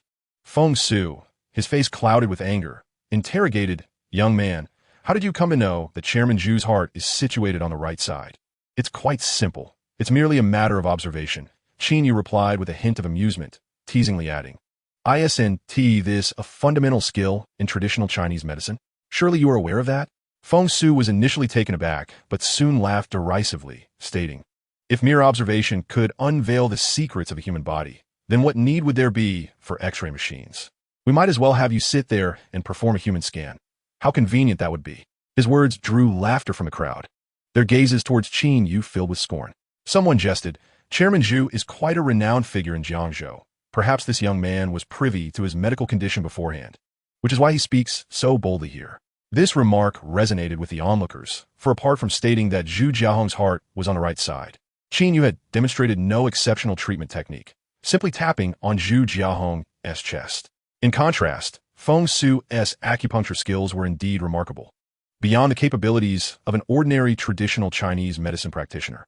Amidst the jeers and taunts, Qin Yu remained unfazed, directing his attention towards Zhu Jiahong. At that moment, Zhu Jiahong suddenly coughed vigorously twice. His previously ashen face regained color, and he astonishingly awakened. The secretary, witnessing this, was filled with joy and hurriedly assisted him to stand. Initially, the crowd had derided Qin Yu as a charlatan, but upon seeing Zhu Jiahong truly awaken, they fell into a stunned silence, their eyes wide with disbelief. Xiao Peizi's face was equally lit with astonishment as she exclaimed, "He really has awakened. How is this possible?" Feng Su stood agape, his jaw nearly dropping in disbelief. "Originally, I believed that Qin Yu was merely an uneducated charlatan, a mere purveyor of nonsensical tales. However, I was taken aback to learn that Zhu Jiahong had indeed been revived by him. Could it be that the two slaps he delivered to Zhu Jiahong's chest held some profound mystery? Just as Feng Su surmised, those two strikes were not something an ordinary person could accomplish. Not only could a common individual not achieve this feat, but even Feng Su's esteemed grandfather, Feng Guanyin, would find it utterly impossible. The reason is simple. Qin Yu's palms were infused with true energy, a quality unattainable by the average person.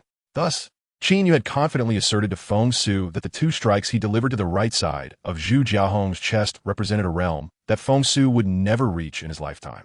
One aspect was the penetrating gaze that allowed him to discern the anomalous positioning of Zhu Jiahong's heart, a gift Feng Su could never possess. The other was the ability to clear blood clots with those energy-infused strikes, which Feng Su was equally incapable of achieving. Upon realizing that Qin Yu had saved him, Zhu Jiahong hurried to grasp his hand firmly, his expression filled with gratitude. "Young brother, I owe you my life. Had it not been for your timely assistance, I would have lost everything. Here is my business card. Should you ever require my aid, do not hesitate to call." With that, he presented a card that gleamed with gold, illustrating his considerable wealth. Qin Yu accepted the card, noting its gilded nature, a testament to Zhu Jiahong's affluence. He tucked the card away and smiled gently. "Chairman Zhu, you are being overly modest. It is my duty to heal and save lives. There is no need for thanks." Although Qin Yu was not a doctor in the conventional sense, he had inherited a millennium-old legacy from the Golden Light Taoist, which encompassed both medical knowledge and alchemical practices, thus qualifying him as a practitioner of traditional Chinese medicine, albeit in an unconventional manner. "Well done, young brother." Zhu Jiahong nodded appreciatively at Qin Yu, and as if struck by a sudden thought, he added, "I have yet to learn your name. May I ask what it is?" "I am called Qin Yu," he replied. Zhu Jiahong repeated the name thoughtfully before turning to his secretary. Secretary Yu, please bring me that painting. The secretary promptly retrieved a box from behind her and handed it to Zhu Jiahong. Presenting the box to Qin Yu with a grateful expression, Zhu Jiahong said, Mr. Qin, since you have come to this art exhibition, it is clear you have an appreciation for fine art. This is an authentic piece by the renowned Southern Song Dynasty painter, Liang Kai, entitled Snowy Retreat of the Ancient Temple. I acquired it for nearly 10 million. I hope you will accept it. As he spoke, Zhu Jiahong opened the box and, with the assistance of his secretary, gradually unveiled the painting. What a beautiful artwork! Exclaimed Xiao Peizi, captivated by the lifelike ink painting before her. Though Qin Yu was not an art connoisseur, his keen intuition allowed him to sense the ancient aura emanating from a piece, confirming it as a genuine artifact of significant historical value. Turning to the elated Xiao Peizi, Qin Yu inquired, Do you like it? She nodded vigorously in agreement. Qin Yu then addressed Zhu Jiahong. In that case, I shall accept this painting. You wouldn't mind if I gifted it to someone else, would you? Once it is in Mr. Qin's possession, how you choose to handle it is entirely your prerogative, replied Zhu Jiahong, an astute observer of human interactions, who quickly discerned the special bond between Qin Yu and Xiao Peizi, eagerly seizing the opportunity to extend a favor. Qin Yu politely greeted Zhu Jiahong, then carefully stored the painting, placing it into Xiao Peizi's hands with a smile, saying, Since Annie likes this artwork, I shall gift it to you. How can that be? Xiao Peizi was utterly taken aback by Qin Yu's unexpected generosity. Qin Yu stroked his chin with a smile. Why not? You see, I am utterly ignorant when it comes to art. This masterpiece in my possession is a waste. It deserves to be with someone who appreciates it. Furthermore, as your boyfriend, gifting my girlfriend a present is hardly excessive, is it? Upon hearing Qin Yu's words, Xiao Peizi's cheeks flushed crimson, and though she wished to decline, the words failed to form.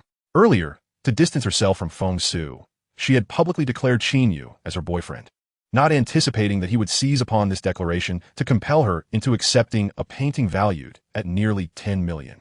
Refusing the gift would expose the ruse of their relationship. After a moment of inner turmoil, Xiao Peizi suddenly rose onto her toes and pressed a swift kiss upon Qin Yu's cheek. The unexpected kiss rendered Qin Yu momentarily speechless as he gazed at her. With a playful glint in her beautiful eyes, Xiao Peizi remarked, Since my boyfriend is so generous and lavish, gifting me such an expensive item, surely a kiss in return is not too much to ask? Qin Yu was caught off guard by Xiao Peizi's reciprocal gesture, eliciting a sheepish smile from him. Meanwhile, as Qin Yu and Xiao Peizi openly exchanged affections, Feng Su, standing aside, was consumed by jealousy, his eyes wide as he shouted at Qin Yu, I refuse to accept this. I challenge you to a duel in traditional Chinese medicine to show you the prowess of Feng Su. Feng Su, the grandson of the renowned physician Feng Guanyin from Jiangzhou, was poised to inherit the Feng family pharmacy. Since his debut, he had flourished under various accolades, overcoming numerous challenges with apparent ease. Yet today, he found himself utterly defeated.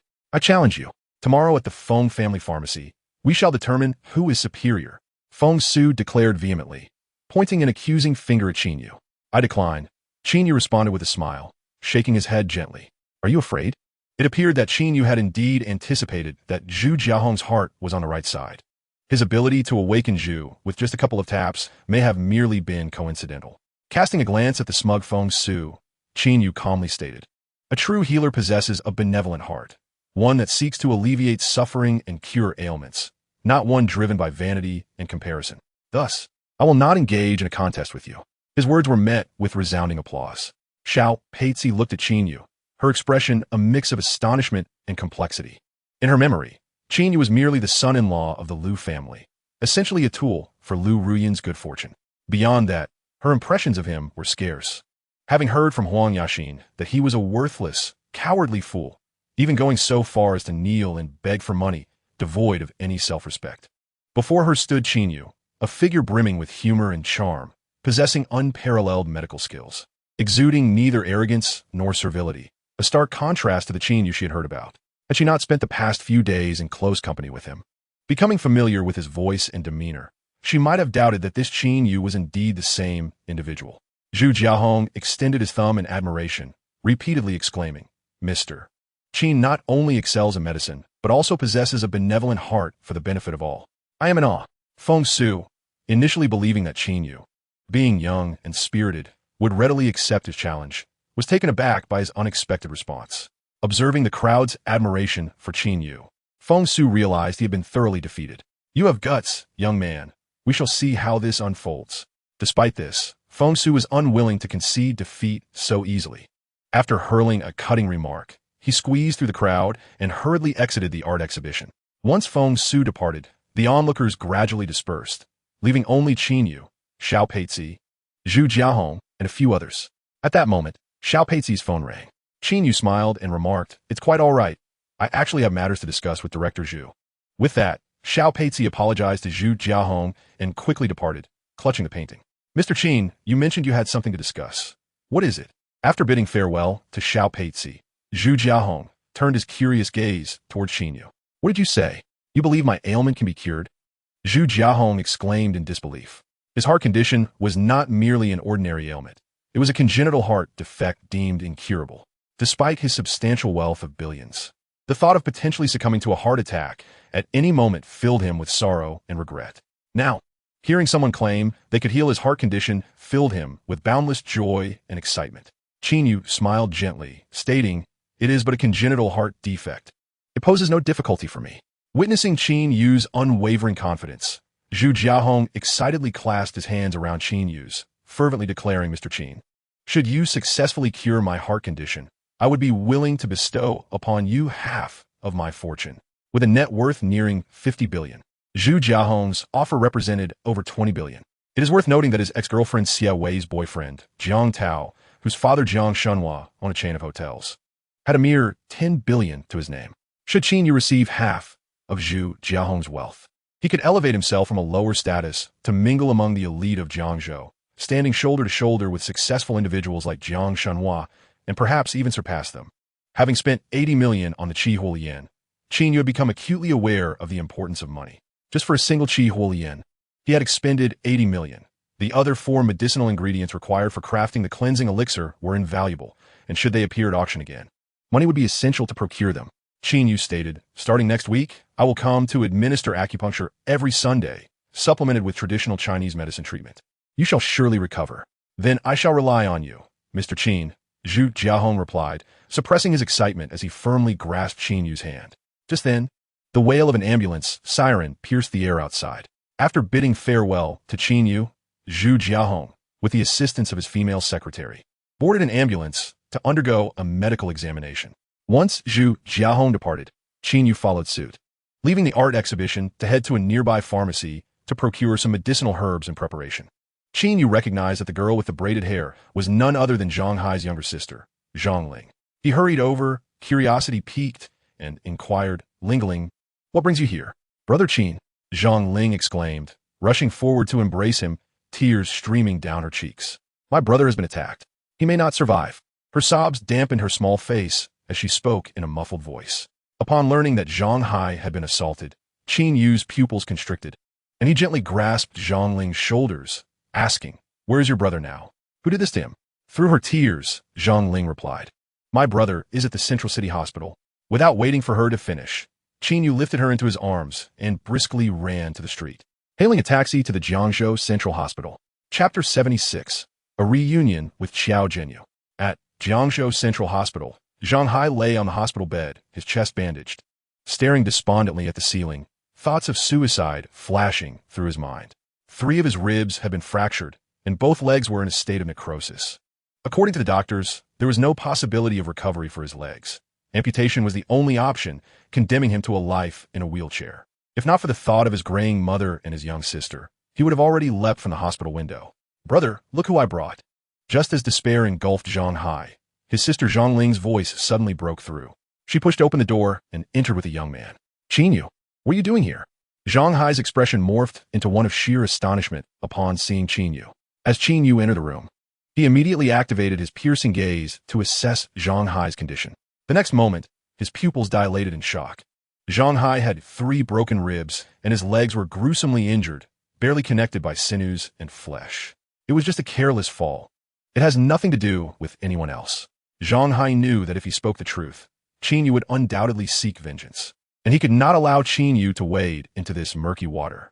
Zhang Ling, oblivious to her brother's intentions, with red-rimmed eyes and a pouted mouth, retorted, "Brother, It was clearly those 3 ruffians who attacked you. How could it possibly be an accident? Lingling. Zhang Hai's face darkened as he reprimanded her softly.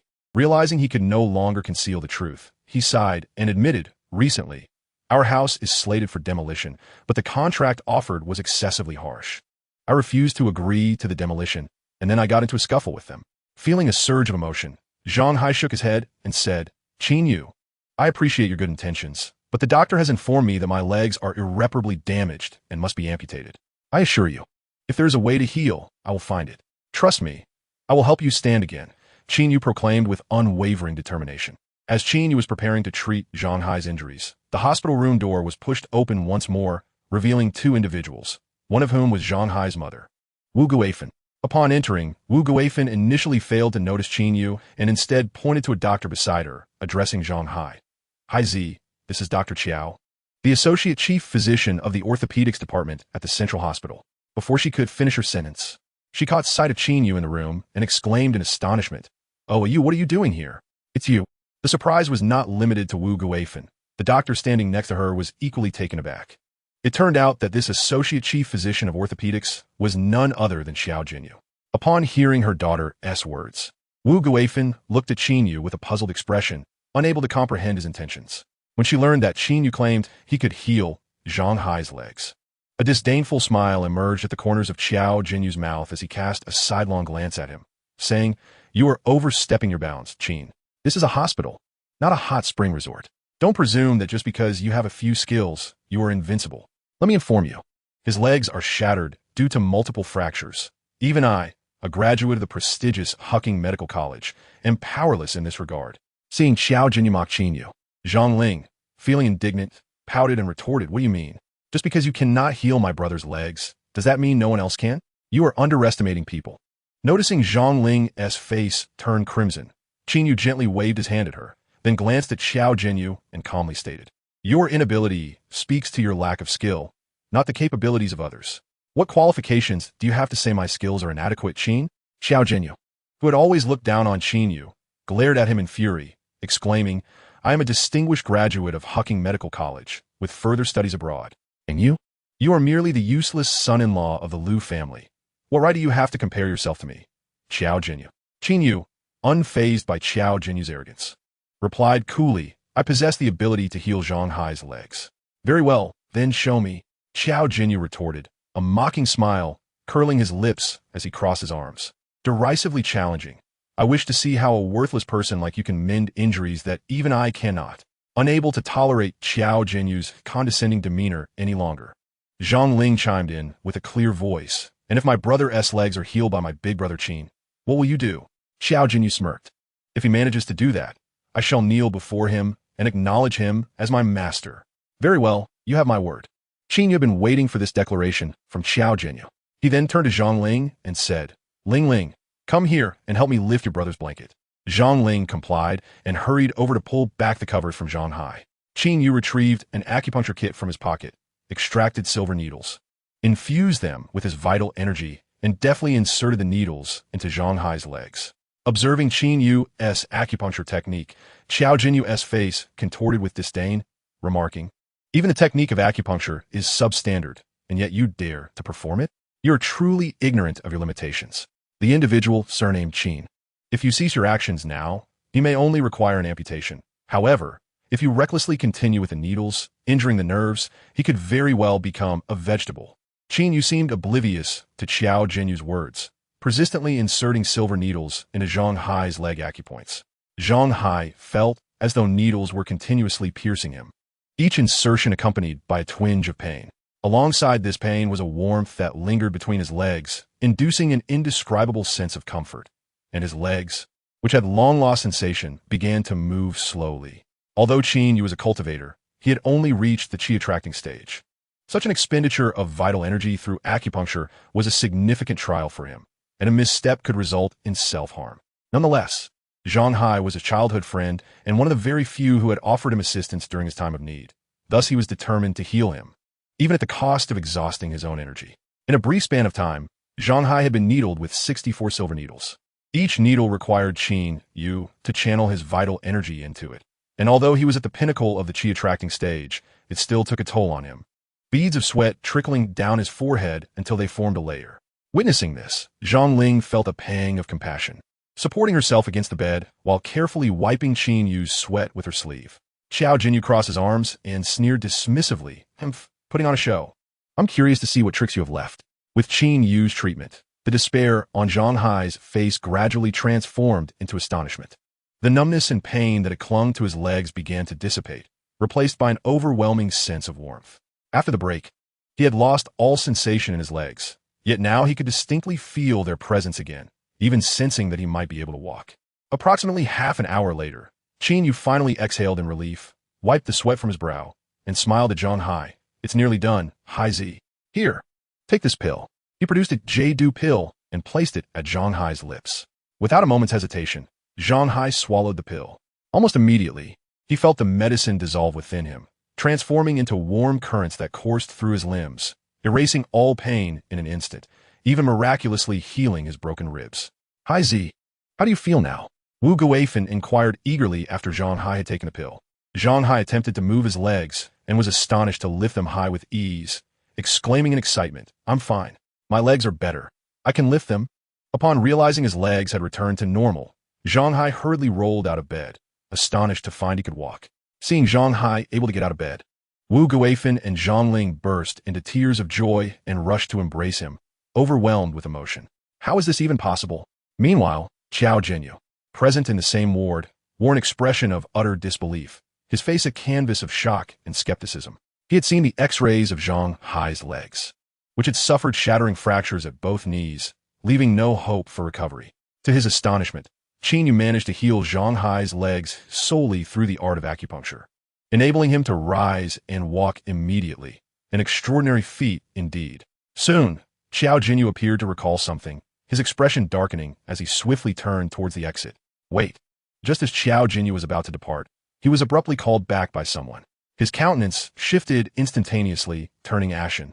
As he glared at Qin Yu and spoke in a low tone, Qin Yu, what do you desire now? Qin Yu approached Xiao Jinyu with a subtle smile, saying, Nothing much. I merely wish to remind you to fulfill your promises before you take your leave. What have I promised you? Xiao Jinyu's eyes flickered with a hint of panic, though he feigned ignorance. Zhang Ling, her small face displaying disdain, piped up, How shameless you are! You clearly stated that if Brother Qin cured my brother's legs, you would kneel and acknowledge him as your master.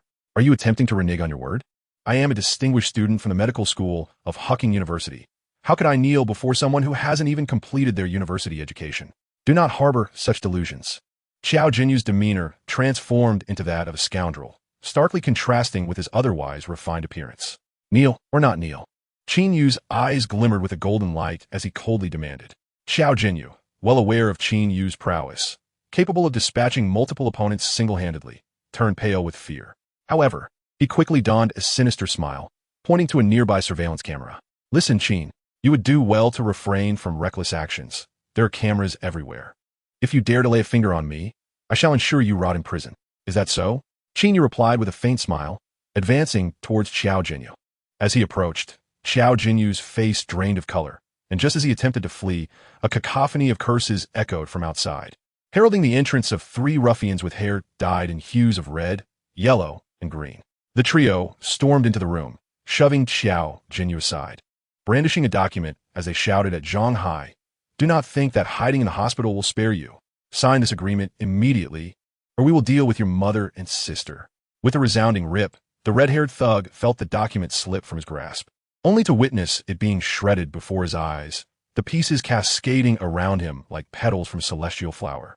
Initially stunned, the red-haired thug's expression twisted into a snarl as he yelled at Qin Yu, How dare you tear up my agreement? You must wish for death. As the enraged thug lunged at him, Qin Yu raised his hand and delivered a resounding slap, sending the thug crashing against the wall. The yellow-haired and green-haired thugs, witnessing this, paled in fright and hastily retreated, fearing Qin Yu might turn his wrath upon them as well. Xiao Jinyu's face twitched violently as memories flooded back of the day. Qin, you had decimated numerous elite subordinates of Liang Haolong with effortless ease. The red-haired thug slammed against the wall, gasping as he spat out blood, struggling to rise. He shouted at Qin Yu, How dare you lay a hand on me? Do you know who I am? My brother is Ding Chong, the boss of the Blue Sky Security Company. Ding Chong? Upon hearing this name, Qin Yu was momentarily taken aback. Then a look of delight crossed his face. The Blue Sky Security Company held considerable power in Jiangzhou, particularly its leader, Ding Chong, who was reputed to be a retired Special Forces commander with exceptional skills. Even Liang Haolong held him in a degree of fear. It seemed that this red-haired ruffian was Ding Chong's brother, and today Qin Yu was in for trouble. So what? Qin Yu replied with an expression of indifference. The red-haired thug, noticing Qin Yu's calm demeanor, coldly retorted, "If you're brave enough, don't leave. I'll call my brother right now. Anyone who dares to lay hands on me will have their limbs broken." As he spoke, the thug pulled out his phone and made a call, his expression turning menacing as he shouted at Qin Yu. "Listen up. My brother is a retired Special Forces king. With one punch, he can dent a wall. If you know what is good for you, kneel down and call me Grandpa 3 times.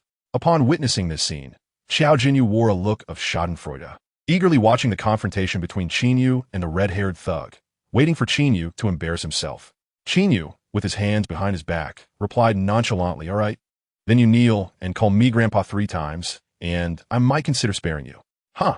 I want to see who would dare make my brother kneel." Just then, a cold laugh echoed from outside the ward, and the red-haired thug and his companions looked on in surprise. A robust young man, around 30 years old, with a buzz cut and dark skin, strode in, his eyes bulging like a bull's as he shouted, "Who just said my brother should kneel and call him Grandpa? Step forward." "Ding, it's him who just assaulted your brother." Before the red-haired thug could speak, Qin Yu eagerly pointed at Qin Yu and said loudly to Ding Chong. After pointing out Qin Yu's actions, Qin Yu added mockingly, "Qin Yu, you have guts. Don't tell me you lack the courage to admit it." Qin Yu didn't even spare a glance at Qin Yu. Instead, he turned to Ding Chong and calmly stated, "It was me." "So what? So what?" Ding Chong smirked, his dark face contorting into a menacing expression as he spoke in a fierce tone. "You're quite arrogant, knowing I'm Ding Chong and still daring to speak to me like this. You must be tired of living." Qin Yu, aware of Qin Yu's prowess, quickly leaned closer to Ding Chong and warned, "Mr. Ding, this guy knows martial arts and is quite formidable." Upon hearing this, Ding Chong's expression shifted to one of understanding, and he sneered, "I see. A martial artist. No wonder you're so cocky. But do you know, I'm a retired Special Forces soldier. I've even been a champion in military competitions. Boy, how many of your flashy moves do you think you can withstand from me?" Qin Yu raised his right hand, extending a single finger, and replied coolly, "One move." "Huh." As soon as the words left his mouth, Ding Chong burst into hearty laughter. "I must commend you for your self-awareness. You know that before me, you wouldn't even last a single move. In light of your recognition, I shall not make things difficult for you. Have your friend sign the agreement, and we shall let this matter rest." Qin Yu slowly shook his head, casting a glance at Ding Chong. "You misunderstand. I meant that before me. You cannot withstand even a single strike." Ding Chong's expression shifted dramatically, contorting into a sinister grimace as he hissed, "You fool, your demise is self-inflicted. Do not blame me for not offering you a chance." With that, Ding Chong's figure suddenly shifted, his fist swinging down towards Qin Yu's face with fierce intent. Truly, Ding Chong was a retired Special Forces champion. His punch was formidable, rivaling that of Liu Hao from the Silver Dragon Martial Arts School, perhaps even imbued with greater malice. In the face of Ding Chong's onslaught, Qin Yu merely sidestepped, his right leg lifting abruptly to deliver a knee strike to Ding Chong's chest. A series of sickening cracks echoed, as Ding Chong instantly broke 2 ribs and collapsed to the ground, clutching his chest, gasping for air, his face contorted in agony. A collective intake of breath erupted from the onlookers, their eyes, especially Qin Yu's, wide as saucers, disbelief etched across their features. Although Qin Yu was aware of Qin Yu's prowess, he was acutely aware that Ding Chong was no ordinary opponent. A retired Special Forces soldier, he was trained in genuine combat and lethal techniques, unlike the ruffians that Liang Haolong commanded. Yet, this formidable Ding Chong was unable to endure even one move against Qin Yu. Witnessing this, Qin Yu swallowed hard, stealthily attempting to slip out of the hospital room, unwilling to confront Qin Yu any longer. "How audacious of you to strike at me. Do you have any idea who I am?" Just as Qin Yu was about to escape, Ding Chong's next words rooted him in place, rekindling a glimmer of anticipation in his eyes. "I am a man of the second master of the Tang family." The mention of the Tang family left Qin Yu momentarily stunned, soon replaced by a surge of excitement. Though he was not part of Jiangzhou's elite, he held the position of Deputy Chief of Orthopedics at the Central Hospital and had heard whispers of the prominent figures in Jiangzhou. Among the tales, none intrigued him more than that of the second master of the Tang family. This illustrious figure, Tang Tingyao, belonged to the second generation of the Tang family. His status unparalleled, almost perched atop the power hierarchy of Jiangzhou. To the average person, the Tang family might seem distant, their lives as disparate as heaven and earth. Yet, to the influential individuals of Jiangzhou, the Tang family was an entity worthy of reverence. In Jiangzhou, one could assert that there was nothing the Tang family could not accomplish. Realizing Ding Chong's affiliation with the Tang family sent a wave of exhilaration through Qin Yu. No matter how formidable Qin Yu was, he remained merely a martial artist. Before the might of the Tang family, he was but a robust ant, nothing more. Now that Qin Yu had struck down a man associated with the second master of the Tang family, one could only imagine the wrath that would befall him. Given the temperament of the second master, it was certain that Qin Yu would have to pay a steep price for his actions. Upon reflection, Qin Yu resolved to remain in the hospital room, eager to witness the moment he kneels before the second master of the Tang family. And so what? Qin Yu displayed an expression of indifference, hands clasped behind his back, and spoke with haughty assurance. Do not presume to think I am acquainted with this second master of the Tang family. Even if he were here, what would he possibly do to me? Qin Yu was indeed aware that the second master referred to by Ding Chong was none other than Tang Tingyao. However, he had never laid eyes on this individual. Having only heard whispers of his name, he knew him to be a notorious wastrel, indulging in a life of leisure and arrogance, basking in the reputation of the Tang family without a care. You possess a truly terrifying audacity. I find myself somewhat admiring you. Ding Chong, under the impression that Qin Yu did not recognize Tang Tingyao, revealed a sinister expression upon his pale visage and ominously declared, I shall call the second master of the Tang family right now. I hope that when he arrives, you will still be as brazen as you are now. With that, he procured his phone and dialed a number. Upon learning that someone in Jiangzhou dared to disregard him, Tang Tingyao erupted with rage, his voice dripping with coldness as he spoke through the phone. Very well, I shall come over immediately. I am most curious to see which insolent youth has dared to injure my people and still exhibits such disdain for me. After the call to Tang Tingyao, an eerie silence enveloped the hospital room, so profound that one could hear a pin drop. Although Zhang Hai was unfamiliar with the significance of the second master of the Tang family, he possessed enough worldly experience to deduce that this was undoubtedly a person of great import. Fearing that Qin Yu might suffer consequences on his account, he hurriedly approached him, urging him to leave while he still could, lest he find himself trapped when the second master of the Tang family arrived. Qin Yu reassured Zhang Hai that he need not worry about him, and suggested he simply observe the unfolding drama in silence. Suddenly, heavy footsteps echoed down the corridor, chaotic and thunderous. The very sound indicated that a considerable entourage was approaching. Zhang Ling, being a girl, was frightened and hastily sought refuge in her mother's embrace, her wide eyes darting towards the door with a mix of curiosity and trepidation. Moments later, 3 figures entered the room. The leader, a middle-aged man, sported a prominent beer belly, narrow eyes, and an unwholesome pallor, his unsteady gait betraying a life of indulgence. Following closely behind him was a burly man, his body marked with scars, exuding a fierce demeanor. Yao Yi, you have finally arrived. Upon their entrance, Ding Chong rushed forward, bowing respectfully in greeting. The trio, known as the red-haired men, followed suit, addressing him with reverence. Tang Tingyao's keen, narrow eyes surveyed Ding Chong, noting his pale complexion, the blood trickling from his lips, and his right hand pressed against a slightly sunken chest. With a furrowed brow, he inquired, Who has done this to you? It was this brat. He dared to speak insolently to you, Yao Yi. Ding Chong seethed, pointing an accusatory finger at Qin Yu.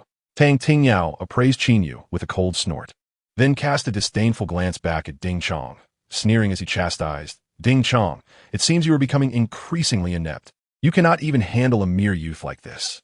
You are nothing but a waste. Ding Chong, reprimanded by Tang Tingyao, lowered his head in silence, too intimidated to utter a single word in defense. Tang Tingyao let out a cold grunt, turning to glare at Qin Yu with a chilling smile that curled at the corners of his lips.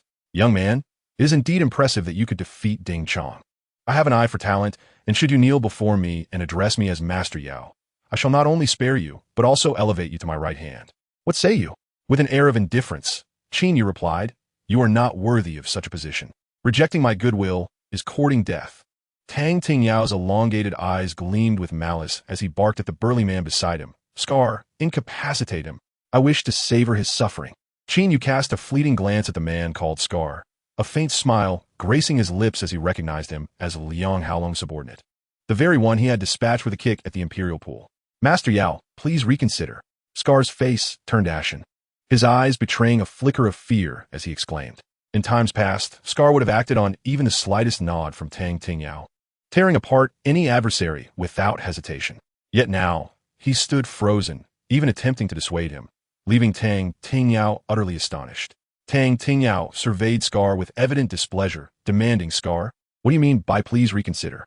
Do you treat my commands as mere whispers in the wind? And no, I dare not. Scar stammered, his face pale, hastily addressing Tang Tingyao. It is not that I resist your orders. It is simply that this man cannot be harmed. A derisive laugh escaped Tang Tingyao's lips as he retorted. What is this? In Jiangzhou, I refuse to believe there exists a person I, Tang Tingyao, cannot subdue. Scar, fearing Tang Tingyao would disregard his warning, urgently urged, Master. This man is Mr. Qin, a distinguished guest of the old master, the very one who cured his long-standing ailment. Following the confrontation with Qin Yu, Liang Haolong had immediately dispatched Scar to investigate the relationship between Qin Yu and Tang Jingrong, and the findings had left Liang Haolong astounded. Qin Yu was not merely a guest, but rather the savior of Tang Jingrong. It was only when Tang Tingyao grasped that Qin Yu was the old master's benefactor that a look of realization dawned upon his face. He stared at Qin Yu in astonishment, exclaiming, You are the renowned divine physician who cured my father's ailment? In Tang Tingyao's eyes, Qin Yu appeared as a young man barely in his 20s. He could not fathom that he was the same figure of the legendary physician.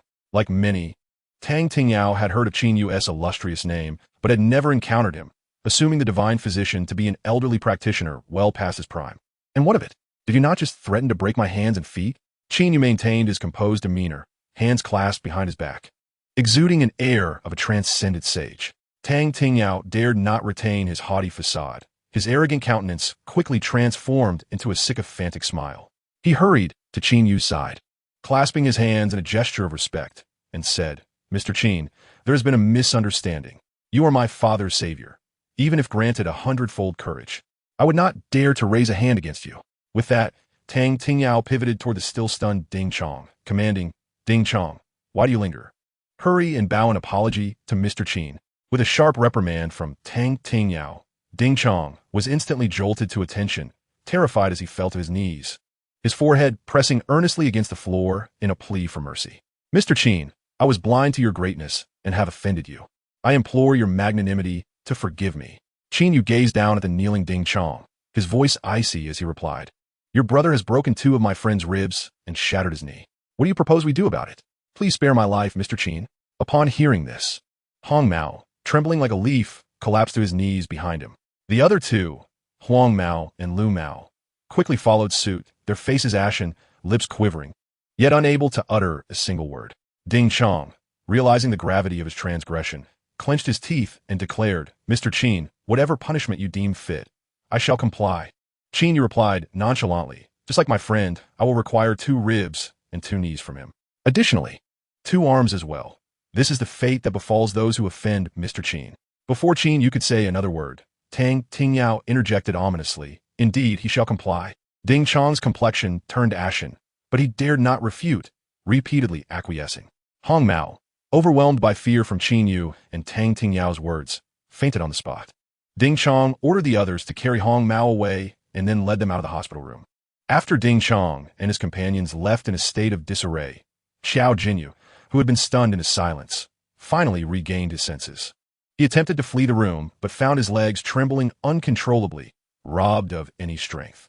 When his gaze met Qin Yu's, he fell to his knees, palms pressed against the ground, panic etched across his face as he stammered, Qin Yu, no, Mr. Qin, I was in the wrong.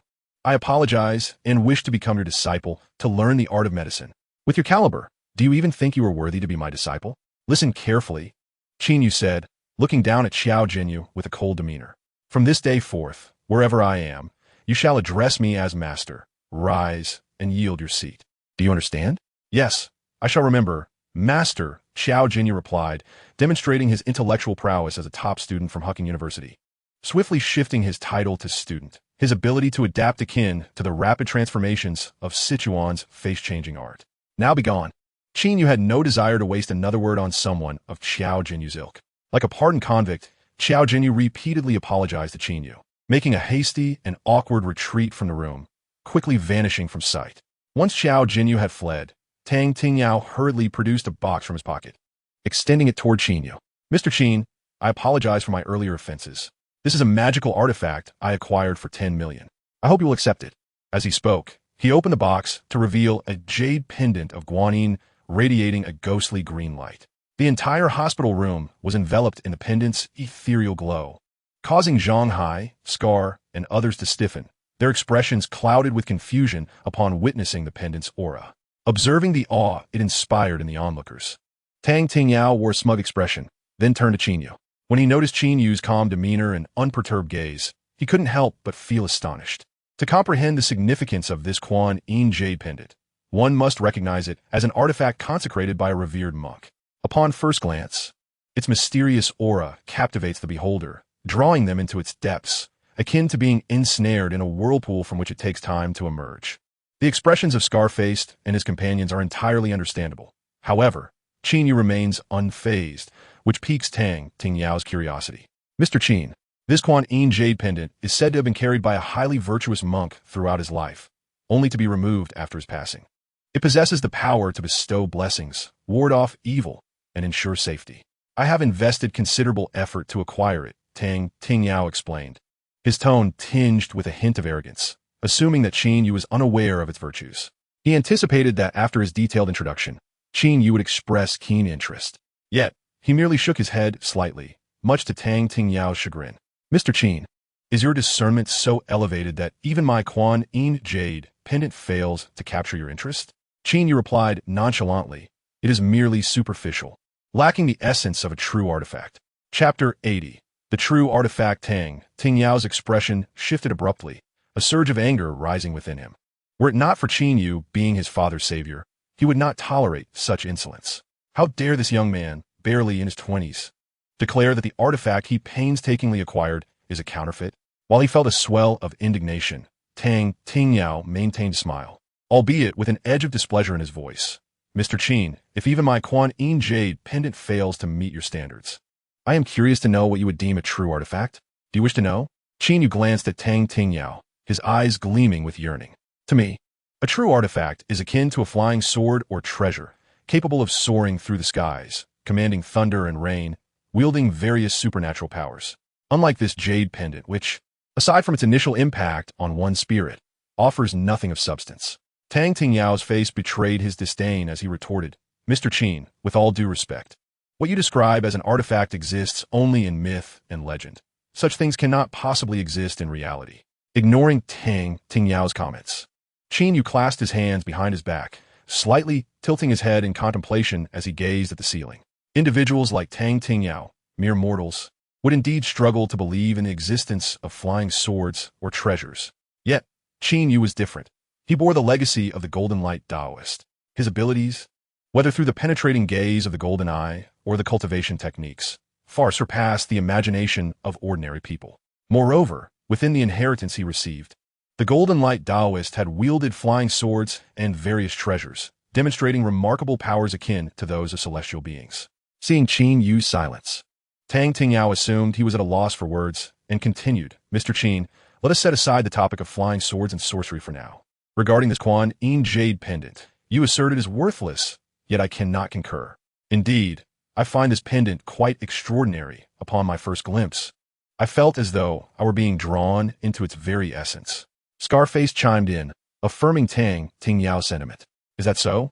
Qin Yu smiled faintly. Suddenly, his eyes emitted two beams of golden light, directing them towards the Quan Yin jade pendant. A resounding thunderclap suddenly echoed in the void. Both the radiant golden light and the tremendous sound transpired within the realm of the mind, thus to Tang Tingyao and the others. It merely appeared as though Qin Yu had cast a fleeting glance at the Guanyin jade pendant.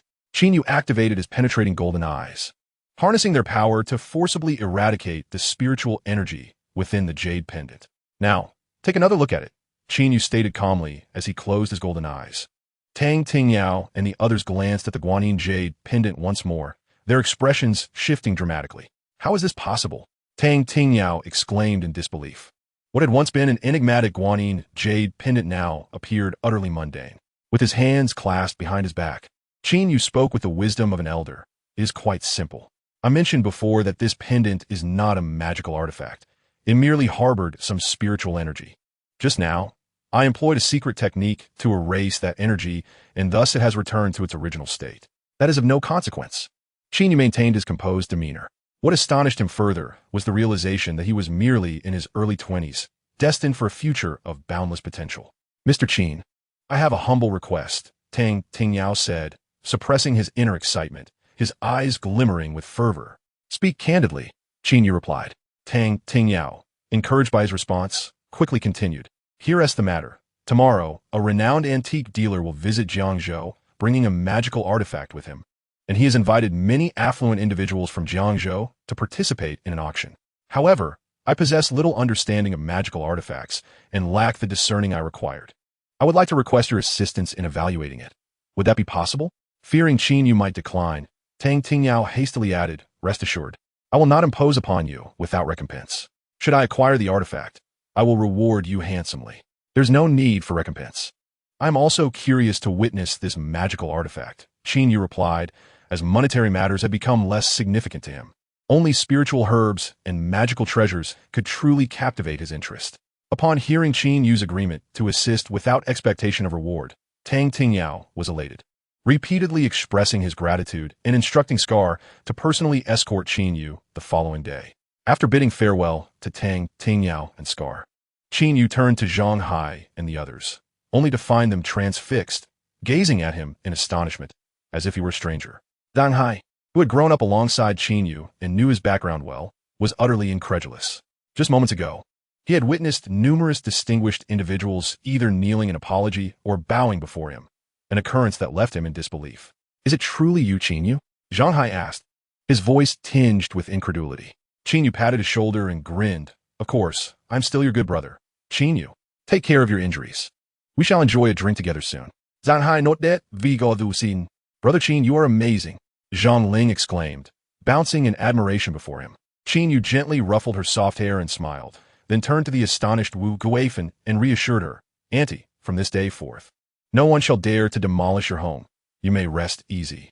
Good, good, good. Wu Guifan could scarcely articulate her astonishment. After exchanging pleasantries with Zhang Hai and the others, Qin Yu rose and departed from the central hospital. In the course of aiding Zhang Hai's recovery, Qin Yu expended a considerable amount of his vital energy. Although this energy could naturally replenish itself, he preferred to avoid such extensive expenditure whenever possible. For the sake of precaution, Qin Yu resolved to procure some cinnabar yellow paper to craft several talismans for Zhang Hai's family. Additionally, he remembered Lu Ruyen, whose talisman had been used during the previous accident. Thus, he needed to prepare one for her as well. Just as Qin Yu emerged from his purchase of the yellow paper, he heard the voice of Lu Ruyen calling out. Upon looking up, he saw her stepping out of an Aston Martin, her delicate features marked by irritation as she approached him. Accompanying her was a young man clad in a silver suit. The man appeared to be in his mid-20s, possessing handsome features and an arrogant demeanor, adorned in a high-end silver suit, a Rolex watch, and a Hermes belt. As he walked alongside Lu Ruyen towards Qin Yu, is he the one you employed to bring you good fortune? The suited man asked with a dismissive glance at Qin Yu, a smile directed at Lu Ruyen. Seemingly oblivious to his inquiry, Lu Ruyen fixed her beautiful eyes on Qin Yu, her tone filled with indignation. Did you not hear me when I told you to stop at the club? Qin Yu had indeed heard her, but fearing that Lu Ruyen would press him for details, he had slipped away. He was taken aback by her persistence in recalling the incident and was left to ponder an excuse. Suddenly reminded of Zhang Hai's situation, Qin Yu brightened and replied, I did hear you, but I was in a hurry to get to the hospital, so I couldn't stop. I sincerely apologize. To the hospital? Is something wrong with Xiao Shui? Lu Ruyen's expression shifted to one of urgency. Is not Xiao Shui. Is my childhood friend Zhang Hai. Observing Lu Ruyen's concern for Xiao Shui, Qin Yu felt a surge of gratitude and recounted the incident where Zhang Hai had his leg broken while trying to prevent an unlawful demolition. Lu Ruyen recalled Zhang Hai from their wedding day. He was a good friend of Qin Yu since childhood and had left a favorable impression on her due to his loyalty. Upon learning of Zhang Hai's injury, she inquired anxiously about his condition. Qin Yu, wary of revealing the severity of Zhang Hai's injury lest the truth about his own healing abilities be exposed, downplayed the situation. assuring her that he had already assisted in mending Zhang Hai's bones and that he was recovering well. Upon hearing that Zhang Hai's legs were intact, Lu Ruyan's worried expression began to ease.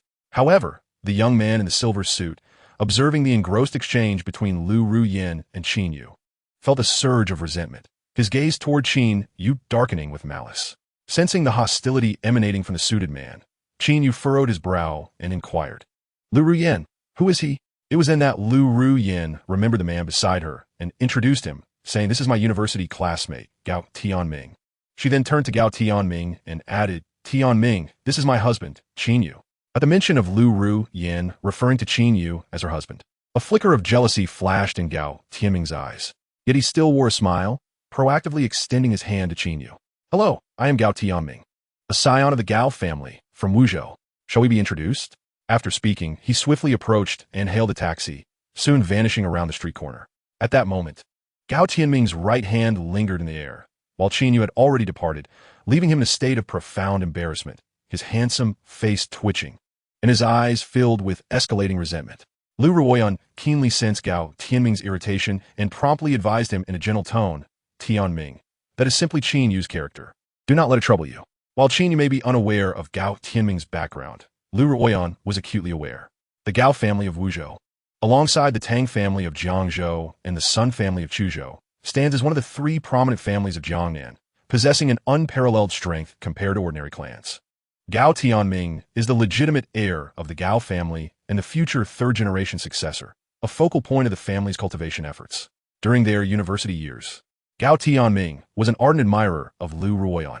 However, at that time, she was wholly devoted to her studies and thus rejected his advances. After graduation, Lu Ruoyan inherited the Lu Group, aspiring to elevate her family's enterprise, only to be beset by misfortunes and a peculiar ailment. Following the guidance of a wise individual, she sought a husband with a pure yang birth chart to counteract her ill fortune, which fortuitously led her to select Qin Yu. Lu Ruoyan's arrangement of a marriage contract with Qin Yu was well known to Gao Tianming, yet he paid it no mind, still nurturing thoughts of her. Gao Tianming's visit to Jiangzhou was not solely for business. He had a significant purpose. Lu Ruoyan. Fortuitously, upon his arrival in Jiangzhou, he witnessed Lu Ruoyan's Qian suffering a flat tire by the roadside, prompting him to invite her into his vehicle, subsequently encountering Qin Yu as he emerged from a nearby shop. "Thank you," Lu Ruoyan expressed sincerely, fully aware of Gao Tianming's nature.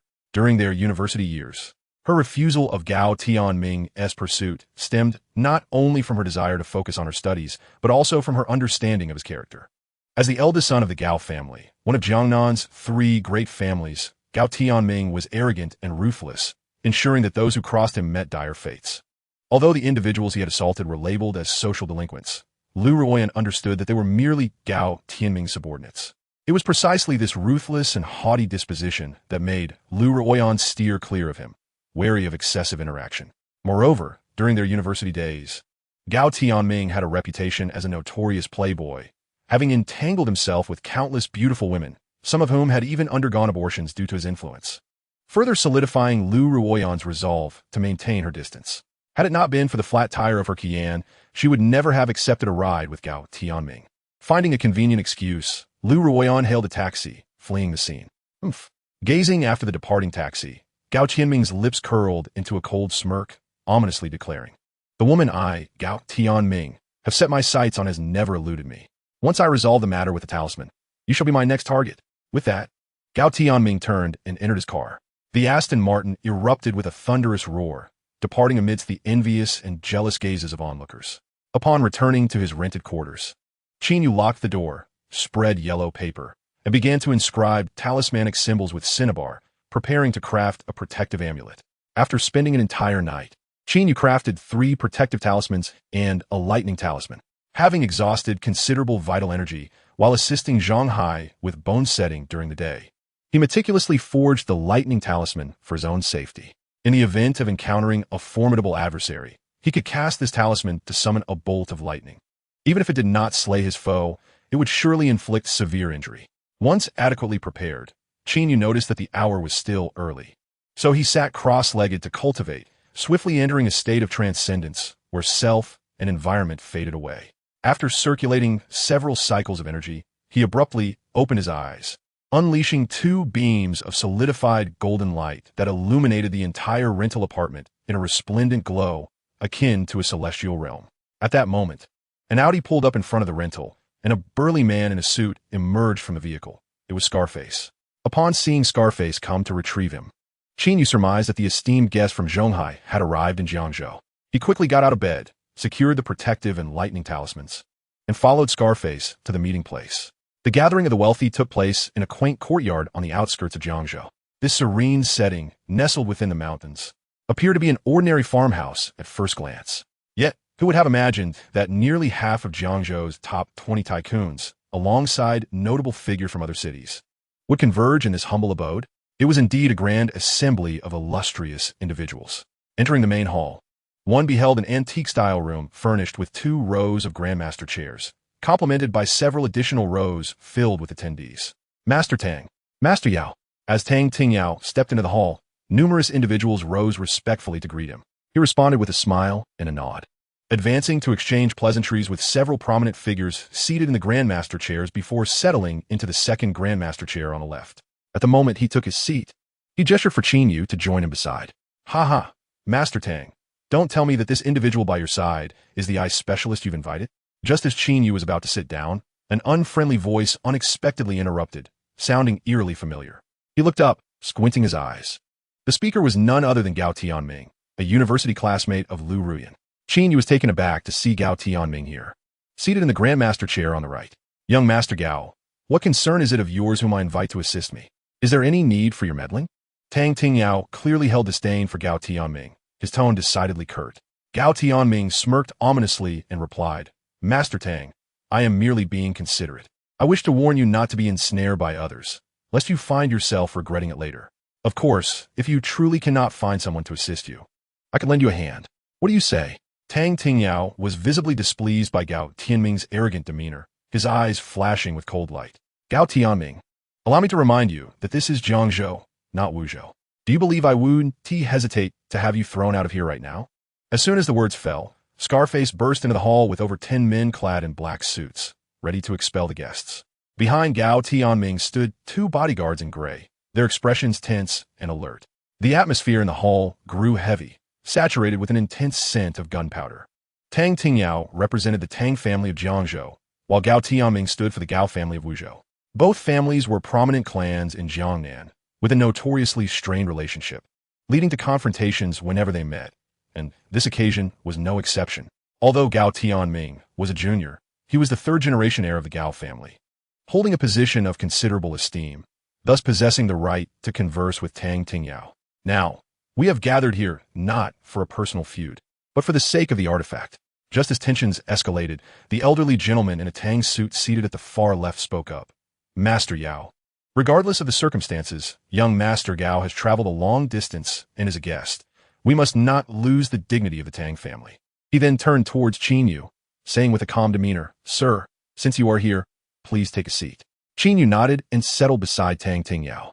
The latter snorted in disdain, but refrained from further comments, instead introducing the prominent figures present to Qin Yu. Few individuals captured Tang Tingyao's attention. Foremost was the elder in the Tang suit who had intervened, named Chu Shangtang, the wealthiest man in Jiangzhou, with a fortune in the billions. His assets spanned various sectors, including hotels, hospitals, transportation, and real estate, making him a dominant force in Jiangzhou.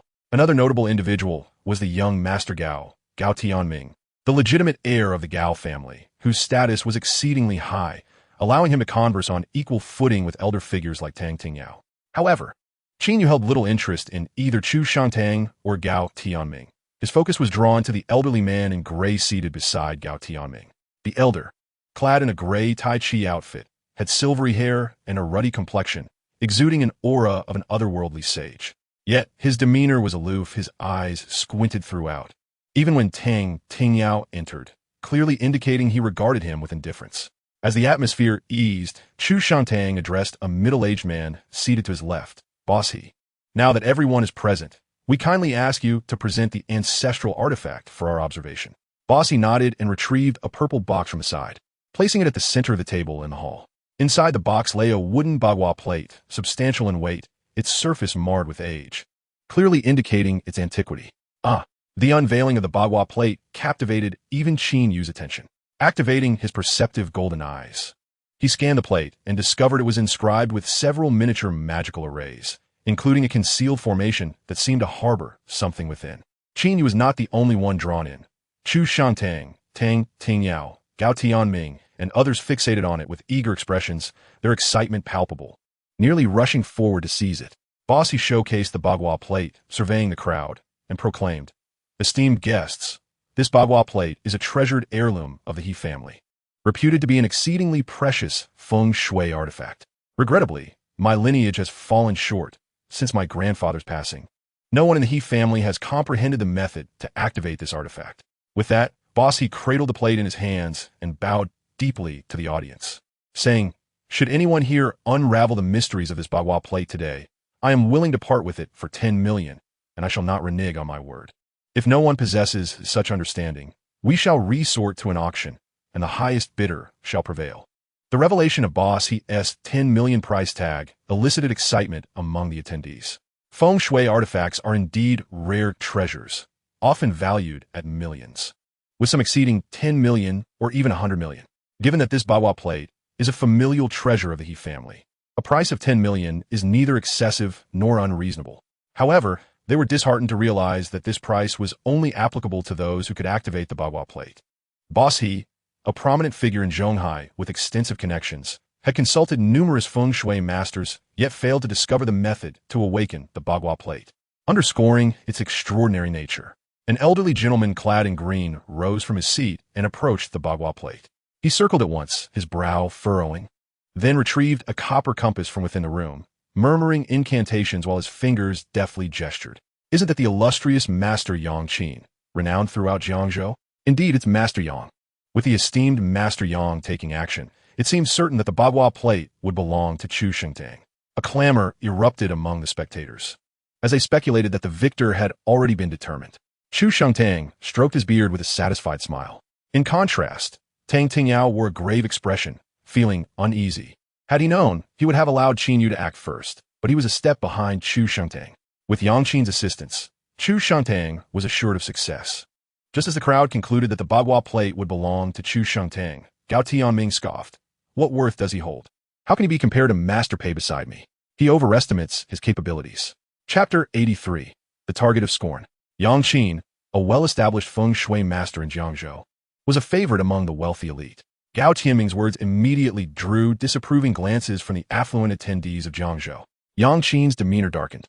He retracted his compass and coldly remarked, "My powers are limited, and I can merely discern that this Bagua plate is a feng shui artifact for gathering spirit and nurturing health. Yet I am at a loss regarding the method of activation. Perhaps we could invite Master Pei to step forward and offer some guidance." The ethereal Master Pei maintained a squinting posture, and after a considerable pause, he slowly opened his eyes, scanning Yang Qin before speaking in a calm tone. "Very well. Your abilities are indeed modest. Recognizing this as a feng shui artifact for gathering spirit and nurturing health is the extent of your comprehension. As a well-respected feng shui master, Yang Qin had never been so belittled, yet he refrained from retorting, instead silently scoffing to himself, eager to witness the arrogant Master Pei falter. Master Pei, with his hands clasped behind his back, sauntered towards the Bagua plate, casting it a gentle glance. Suddenly, his eyes widened, his hair standing on end as he swiftly formed incantations with his hands. The previously tranquil hall erupted with the sound of a fierce wind, causing even his loose-tie qi garment to billow as if inflated by a powerful fan. Was he guiding the vital energy? Witnessing the spectacle, Yang Qin, who had initially worn a defiant expression, was instantly transformed, gasping in astonishment. Not only was Yang Qin taken aback, but even Qin Yu displayed an expression of surprise. Upon entering the hall, he had sensed a unique aura emanating from Master Pei. Initially, he presumed it to be the internal energy of a martial artist, only to realize now that Master Pei was indeed cultivating true qi, just like Qin Yu, both being practitioners of the qi guiding realm. Though they belonged to the same realm of cultivation, Qin Yu soon discerned that Master Pei's true qi was chaotic and scattered, starkly contrasting with his own pure and refined energy. It was akin to comparing two university students. While Qin Yu was a distinguished scholar from Huqing University, Master Pei was merely an ordinary student from a lesser institution, rendering any comparison futile. "Behold!" Master Pei suddenly exclaimed, his voice resonating like thunder as he pointed towards the bagua plate. Initially motionless, the plate began to tremble, emitting a resonant hum and radiating beams of white light, with several incantation seals shimmering within. As these seals emerged, the entire hall became refreshingly cool, the air seemingly purified, invigorating those present with a sense of clarity and delight. Truly, a genuine magical artifact. The onlookers gazed at the bagua plate with wide eyes, their expressions brimming with excitement and avarice. Zhuoxing Tang, seated in a prominent position on the left, had already risen from his seat, leaning forward with his eyes fixated on the vibrating bagua plate, swallowing in anticipation. Tang Tingyao mirrored the same expression, yet he soon felt a sense of foreboding. Master Pei had been invited by Gao Tianming as the expert, and with the activation of the bagua plate, it was destined to belong to Gao Tianming. The thought of such a precious feng shui artifact falling into Gao Tianming's hands left Tang Tingyao feeling quite despondent. A feng shui artifact for gathering spiritual energy and nurturing vitality was a rare treasure. He recalled spending 10 million for a Dragon Jade pendant, underscoring his deep yearning for such artifacts. Observing the activation of the artifact, he sprang from his armchair, his eyes gleaming with excitement as he fixated on the bagua plate, casting a gaze of profound respect and admiration towards Master Pei. Once Master Pei took his seat, Yang Qin had already risen, bowing respectfully with cupped hands, saying, "So, is the esteemed senior who has entered the Qi guiding realm. Earlier, I was blind to your greatness, and I hope for your forgiveness." Master Pei glanced at Yang Qin, a proud smile gracing his lips. "Ah, you are aware of the Qi guiding realm. It seems your decades have not been lived in vain." Yang Qin offered a wry smile, choosing not to respond further. Despite their similar ages, Master Pei's cultivation far surpassed his own, compelling Yang Qin to humbly heed any admonitions. This is the code of conduct for cultivators. The strong are revered. Witnessing Master Pei activate the bagua plate, he was visibly exhilarated, already presenting the box to Gao Tianming, stating, "Young Master Gao, since your Master Pei has activated the bagua plate, I shall honor my promise and sell it to you for the value of 10 million. As Gao Tianming was about to acquire the bagua plate, a sense of disappointment washed over the crowd. Their dismay stemmed not merely from their inability to obtain the magical artifact, but also from Yang Qin's defeat. Yang Qin represented Jiangzhou, yet he bowed his head in submission to Master Pei from Wuzhou. How could these affluent individuals from Jiangzhou face the world, knowing they were now at a disadvantage? Just when everyone thought Gao Tianming would accept the bagua plate, he remained comfortably seated in his grand chair, casting a curious glance at Qin Yu, and teasingly remarked, "Both masters have already taken their turns, yet our Master Qin remains silent.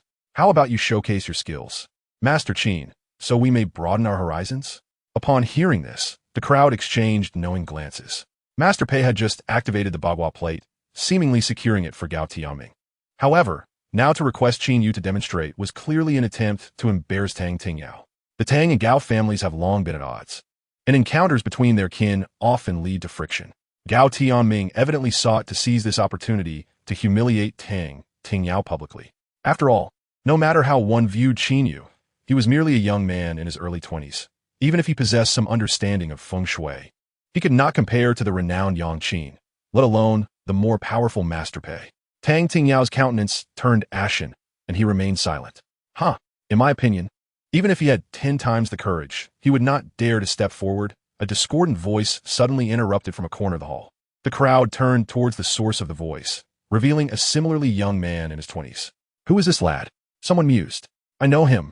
His name is Zhang Yong, son of Zhang Shenkai, the owner of Chunwei Hot Springs Hotel. Zhang Shenkai could not attend today, so he sent his son in his stead." The attendees quickly identified the speaker as Zhang Yong, Huang Yaxin's boyfriend, a close friend of Lu Ruyan. Gao Tianming regarded Zhang Yong with interest, smiling faintly. "What do you mean by that, my friend?" Zhang Yong had come to gain knowledge on behalf of his father, but he was taken aback to see Qin Yu here, not expecting that Qin Yu was the master invited by Tang Tingyao. Zhang Yong had harbored dissatisfaction towards Qin Yu and was eager to find an opportunity to reprimand him.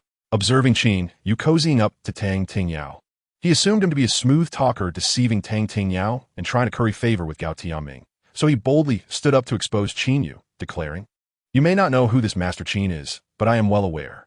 His name is Qin Yu, the son-in-law of the Lu family in Jiangzhou. He once knelt and bowed to others for money. Truly a worthless individual. The revelation sent ripples of shock through the crowd. Chapter 84, Superior Skills. Although the Liu family in Jiangzhou is not among the top-tier aristocracy, they possess a certain level of renown. This matter has circulated widely within the upper echelons of Jiangzhou society. Even though the majority of them have never encountered the Liu family's son-in-law, they have heard whispers of his tale, knowing him to be a worthless young man with a sister afflicted by leukemia. His willingness to surrender his dignity as a man to become a son-in-law to the Liu family was solely to raise funds for his sister's medical treatment. What surprised the gathered crowd was that this so-called useless son-in-law of the Liu family was, in fact, the skilled master summoned by Tang Tingyao. Initially, upon seeing Qin Yu's youth, they assumed that, since he was invited by Tang Tingyao, he must possess some understanding of feng shui, albeit not on par with the other two masters present. "Dear Tang, what sort of situation is this?" Qixing Dang sighed deeply, shaking his head in resignation at Tang Tingyao's folly in elevating a mere son-in-law to the status of a master. The Tang family holds an esteemed position in Jiangzhou, a veritable pillar of society. Yet, here was Tang Tingyao, showing such poor judgment as to allow a mere son-in-law to deceive him, which was nothing short of a disgrace to the Tang family. Upon entering the hall, Qin Yu's attention was wholly captivated by the prominent figures present, oblivious to the fact that Zhang Yong was also in the room. "So, you are here too?" Qin Yu remarked, casting a glance at Zhang Yong, his eyes flashing with a glint of gold as he spoke coldly. Zhang Yong was taken aback by Qin Yu's piercing gaze. After all, Qin Yu's prowess had previously laid waste to Liang Haolong's numerous subordinates, and he was hardly a match for him. However, Zhang Yong quickly regained his composure. Reassured by the presence of Jiangzhou's elite gathered in the hall, he doubted that Qin Yu would dare to act against him in such a setting. Moreover, he was currently aligned with Gao Tianming.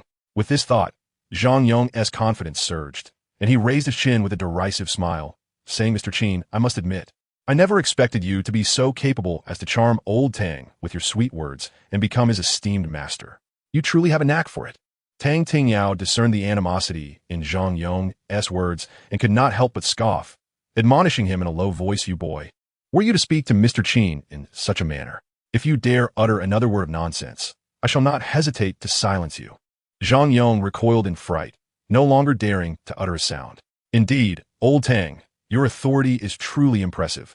Your nephew is in awe," Gao Tianming sneered sarcastically, glancing at Qin Yu with a look of derision. "Master Qin, since old Tang holds such trust in you, it stands to reason that you must possess extraordinary abilities. If you do not demonstrate your talents, it would surely be remiss." Compared to Tang Tingyao, Gao Tianming harbored a deeper resentment towards Qin Yu, incensed that he dared to humiliate him in front of Liu Ruyan. It was a brazen act that could lead to dire consequences. He insisted that Qin Yu assess the divination tool, employing a strategy to achieve two objectives with one action. He aimed not only to publicly embarrass Qin Yu, but also to put Tang Tingyao in a precarious position, thereby casting a shadow over the faces of Jiangzhou's elite. Faced with Gao Tianming's aggressive stance, Qin Yu merely responded, "Are you truly intent on having me appraise this artifact? Do you genuinely believe I would proceed with such an evaluation?" Gao Tianming originally assumed that Qin Yu would certainly shrink back, hesitant to speak. However, he was taken aback when Qin Yu boldly stepped forward. With a faint smile, Qin Yu remarked, "What difficulty lies in merely a bagua plate?" Observing Qin Yu's unwavering confidence, Gao Tianming could not help but feel a twinge of unease. He quickly turned to Master Pei beside him, inquiring, "Master Pei, what is your opinion?" Master Pei, with his youthful visage framed by white hair, did not even open his eyes to regard Qin Yu. Instead, he squinted, his expression filled with disdain as he declared, "He is but a boy who has yet to fully mature, merely scratching the surface of feng shui, daring to call himself a master. He is utterly oblivious to the vastness of the world. Not only does he lack understanding of identifying magical artifacts, but even if such artifacts were presented to him, he might not recognize them." As Master Pei held Qin Yu in contempt, the latter had already approached the bagua plate, stating, "This bagua plate is inscribed with two miniature magical arrays. One is a gathering spirit array, designed to absorb the spiritual energy from the air, converging it into a feng shui magnetic field. If a person resides within such a magnetic field for an extended period, their body will be continually nourished by spiritual energy. While it may not grant immortality, it can certainly extend one's lifespan and ward off ailments." The audience, initially anticipating Qin Yu's failure, was astonished by his articulate analysis, with Gao Tianming displaying a look of surprise. "Master Pei, who had been squinting and ignoring Qin Yu, suddenly opened his eyes wide, gazing intently at him, thinking, I did not expect this young man to possess some knowledge after all. Initially, Laoban did not hold Qin Yu in high regard, believing him to have only a superficial understanding of feng shui. However, upon hearing his insightful remarks, he became genuinely intrigued. Among the crowd, the most exhilarated was undoubtedly Tang Tingyao, who brimmed with confidence in Qin Yu and eagerly pressed, Master Qin, you mentioned that this Bagua plate contains 2 arrays. May I ask what the second array is? The second array, Qin Yu replied, his eyes gleaming with golden light as he scanned the Bagua plate. Then turned to the visibly excited Laoban, is a small-scale concealment array. Laoban, may I inquire if you're searching for something specific? At this question, Laoban's eyes lit up, and he stepped forward with excitement, saying, yes, indeed. I'm searching for an object that has a profound connection to this Bagua plate. Have you uncovered something, Mr. Qin? Qin Yu nodded affirmatively, stating, it is indeed so. According to the records of the concealment array within the Bagua plate, the object you seek is located in the ancient well of the He family's old residence. Ah, Laoban exclaimed in astonishment, suddenly advancing to grasp Qin Yu's hand, his expression brimming with gratitude. Master Qin, I cannot thank you enough. That object is of immense importance to my family. I have scoured the nation for feng shui masters, hoping they could activate the Bagua plate to uncover clues to that object, and I never imagined you would be the one to decipher it. With that, Laoban promptly placed the Bagua plate into Qin Yu's arms, declaring, Mr. Qin, I shall no longer sell this Bagua plate. I gift it to you as a token of my gratitude. After bestowing the Bagua plate upon Qin Yu, Laoban hurriedly exchanged farewells with Zhu Shantang, Tang Tingyao, and the others before swiftly departing the hall, presumably heading towards the He family's old residence.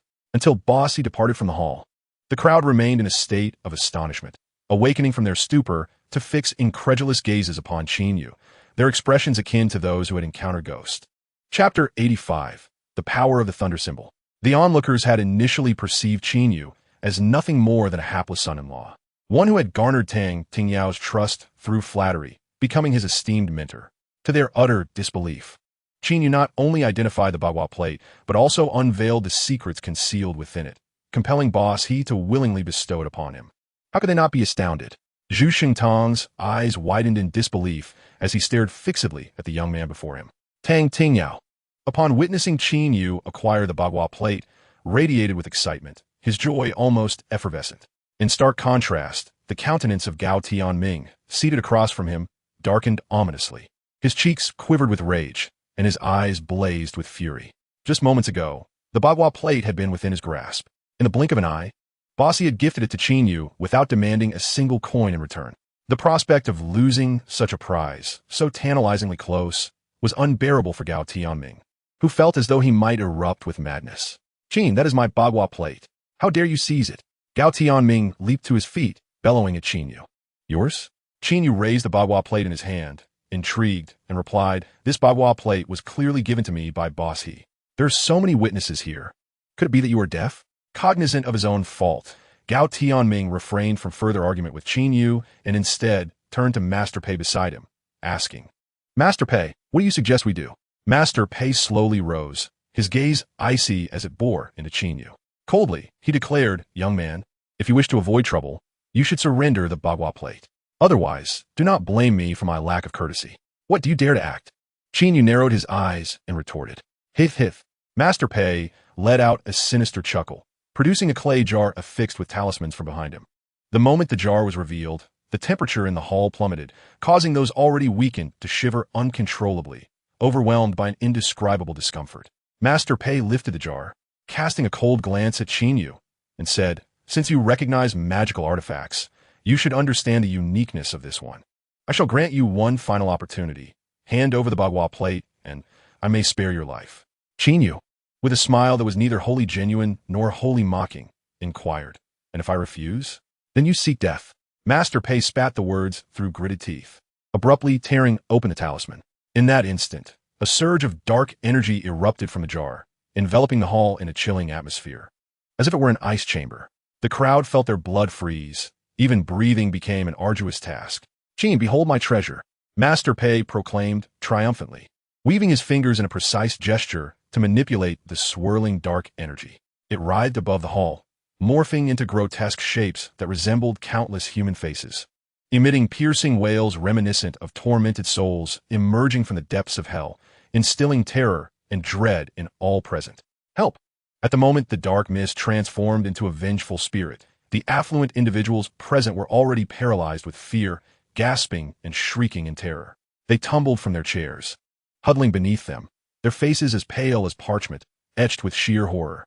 Zhang Yong, much like those wealthy men from Jiangzhou, was rendered ghostly pale. Even Tang Tingyao, frightened, sought refuge behind the scarred man, unable to confront the ominous black haze. The scarred man, once a valiant mercenary, found himself trembling uncontrollably in the face of a supernatural entity that defied all comprehension. Among the wealthy elite of Jiangzhou, the only one who managed to maintain his composure in his grand armchair was Chu Xingtang. In his 70s, with a wealth of experience, he barely managed to remain seated, though his complexion changed drastically, and his legs quaked incessantly. Is this the art of spirit manipulation? Master Yang gazed at the spirit hovering in the air, his expression one of astonishment. The rumors are indeed true. An adept can command spirits to serve their will. Heh, you seem quite knowledgeable. Master Pei replied with a disdainful glance at Master Yang, a cold smirk on his lips. Master Yang dared not speak further. Though he steadied himself, he was inwardly overwhelmed, his visage betraying his utter dismay. Observing the once mighty tycoons now sprawled in abject terror, Master Pei felt a sense of satisfaction and turned to Qin Yu, eager to gauge his reaction. To his astonishment, Qin Yu stood steadfastly like a mountain, his demeanor remarkably serene. It was as if the grotesque spirit before him was merely an inconsequential entity, akin to a bird in flight or a falling leaf. This was the impression Qin Yu left upon Master Pei. Noticing Qin Yu's indifference, Master Pei growled ominously, "Boy, how can you remain unafraid? A mere vengeful spirit holds no fear for me." Qin Yu replied dismissively, "Such arrogance. I shall see if you can maintain that bravado." Master Pei's countenance grew increasingly sinister, disregarding any notions of legality as he gestured a spell, commanding the spirit to lunge at Qin Yu. The spirit, terrifying in visage with its green face and sharp fangs, bore down on Qin Yu with talons as sharp as daggers, intent on tearing him to shreds. As the spirit charged, the audience gasped, convinced that Qin Yu was doomed to a gruesome fate. However, as all hope waned, he smiled confidently, retrieving a talisman from his pocket, pinched between his fingers. "It seems it's time for you to witness true sorcery," he declared. Thunder talisman explode. With a swift motion, Qin Yu cast the talisman into the air, exclaiming loudly. The spectators watched in disbelief as he hurled the talisman, just as their astonishment began to register. A thunderous roar erupted, followed by a flash of lightning that materialized from thin air, which Qin Yu grasped firmly in his hand. The hall was illuminated as brightly as day. With his right hand wielding the electric force, Qin Yu appeared as a deity, surveying the vastness with a piercing gaze. To aid Zhang Hai in his recovery, Qin Yu had expended considerable energy, crafting a protective thunder talisman for safety. While he anticipated that the talisman would prove useful, he had not expected its necessity to arise so swiftly. The thunder talisman, a formidable weapon of attack, possesses unparalleled might and serves as the nemesis of various malevolent spirits and ghostly entities. Upon witnessing Qin Yu wielding the lightning, Master Pei's previously triumphant visage transformed into one of sheer horror. With a resounding crash, the malicious specter exhibited no resistance whatsoever, vanishing into thin air with a chilling wail. Following the obliteration of the ghost, the residual energy surged forth, aimed directly at Master Pei. Terrified, he shouted in alarm, yet found himself unable to evade it, resorting to grasping a ceramic jar in a futile attempt to shield himself from the oncoming lightning. With a deafening shatter, the jar exploded into countless fragments. The force of the lightning struck Master Pei squarely in the chest, propelling him several meters across the room before he crashed heavily to the ground. "How dare you!" Master Pei's upper body was a grotesque mess, and as he attempted to rise with his hands pressed against the floor, he failed miserably, spewing forth a torrent of blood and collapsing back onto the ground, utterly unresponsive. Chapter 86. 8 billion in ransom. Qin Yu, with his hands clasped behind his back, turned his gaze towards Gao Tianming, who stood nearby. Despite being the scion of the Gao family, one of the three prominent clans of Jiangzhou, Gao Tianming was, after all, merely a mortal. At that moment, he was utterly pale, trembling uncontrollably, his spine chilled with fear. Master Pei was no ordinary man. He was a renowned geomancer from Jiangnan, possessing the extraordinary abilities to exorcise spirits and summon the elements, a figure almost divine in stature. Yet, this formidable master Pei had been struck down by Qin Yu's lightning, sent sprawling to the ground, his life hanging in the balance. When Gao Tianming caught sight of Qin Yu's gaze directed at him, he could no longer maintain his composure, staggering backward in fright, his voice quivering as he pleaded. "You cannot kill me. I'm the scion of the Gao family of Jiangnan. If you dare to lay a finger on me, the Gao family will not let you go. Is that so?" Qin Yu stood directly before Gao Tianming, a cold smirk gracing his lips. Suddenly, he raised his right hand and delivered a resounding slap across Gao Tianming's face. Even without employing any internal energy, the force behind Qin Yu's strike was astonishing, sending Gao Tianming sprawling 2 to 3 meters away, his cheek rendered a grotesque mess of flesh and blood. This slap served to awaken Gao Tianming from his daze. He fell to his knees like a dog, desperately bowing his head to Qin Yu in supplication. "Master Qin, I was blind to your greatness. I beg you for mercy. I will give you anything you desire." The wealthy elite of Jiangzhou present at the scene were taken aback by this turn of events. Just moments ago, Gao Tianming had been a haughty and arrogant young master, but in the blink of an eye, he was reduced to a cringing supplicant, devoid of any trace of his former noble demeanor.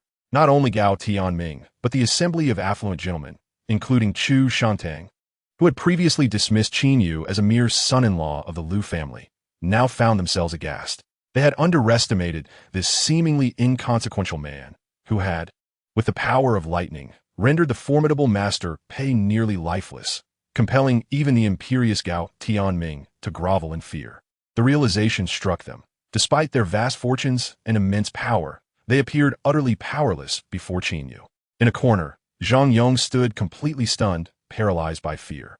He had initially believed that Qin Yu was merely skilled in martial arts, never anticipating that he possessed knowledge of sorcery, able to summon thunder and lightning into the world with talismans, resembling a figure of divinity. Reflecting on his previous disrespectful remarks towards Qin Yu and his foolish ambition to leverage Qin Yu's downfall to curry favor with Gao Tianming, he felt utterly foolish.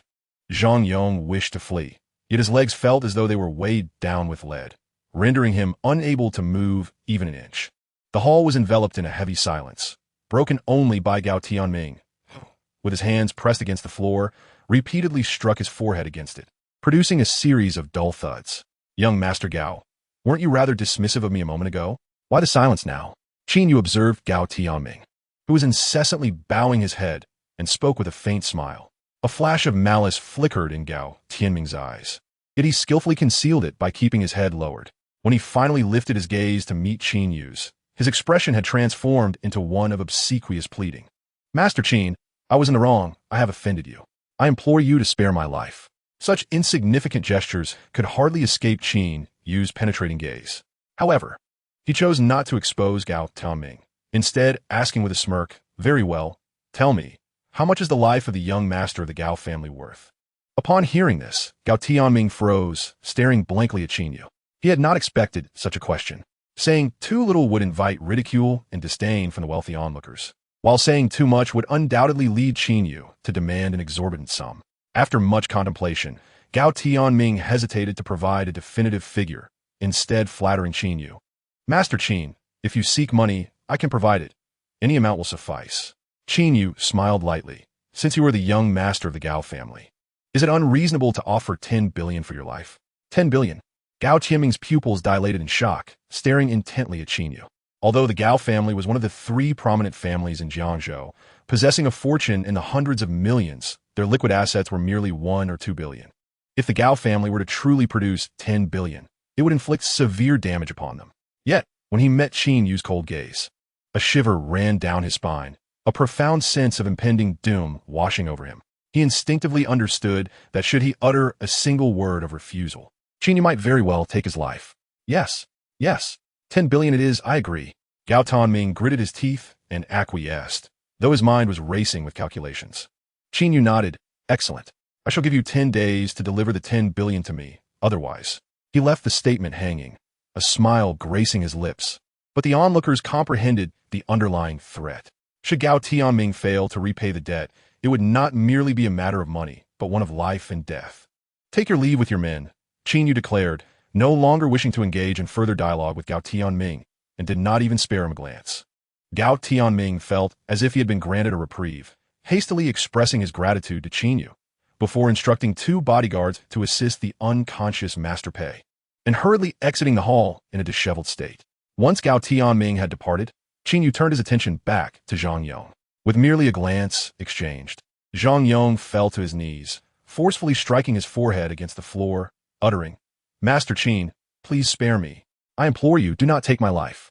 The wealthy individuals of Jiangzhou, who had initially stood beside Zhang Yong, had already distanced themselves as much as possible, fearing that their proximity to him would incite suspicion from Qin Yu, making them seem like accomplices.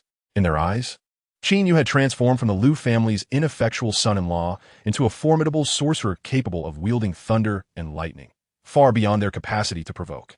As Qin Yu approached Zhang Yong, the affluent bystanders hastily retreated to either side, clearing a path for him. Standing before Zhang Yong, Qin Yu looked down upon him with an icy demeanor, stating, "The last time we met at the Hot Spring Hotel, you spoke to me with disrespect. Out of consideration for Ru Yin, I chose not to hold it against you. However, your audacity to repeatedly seek trouble with me suggests you believe I am easily bullied. And no, I would never dare." Zhang Yong, pale and trembling, stammered, "I was blind to not recognize Master Qin's true form. I beg you, for the sake of your Xian being Ru Yan's dear friend, spare my life." What is Huang Ye Xian to me? She is hardly in a position to negotiate. The mere thought of that woman filled Qin Yu with disdain. Yes, compared to Master Qin, she is nothing but refuse.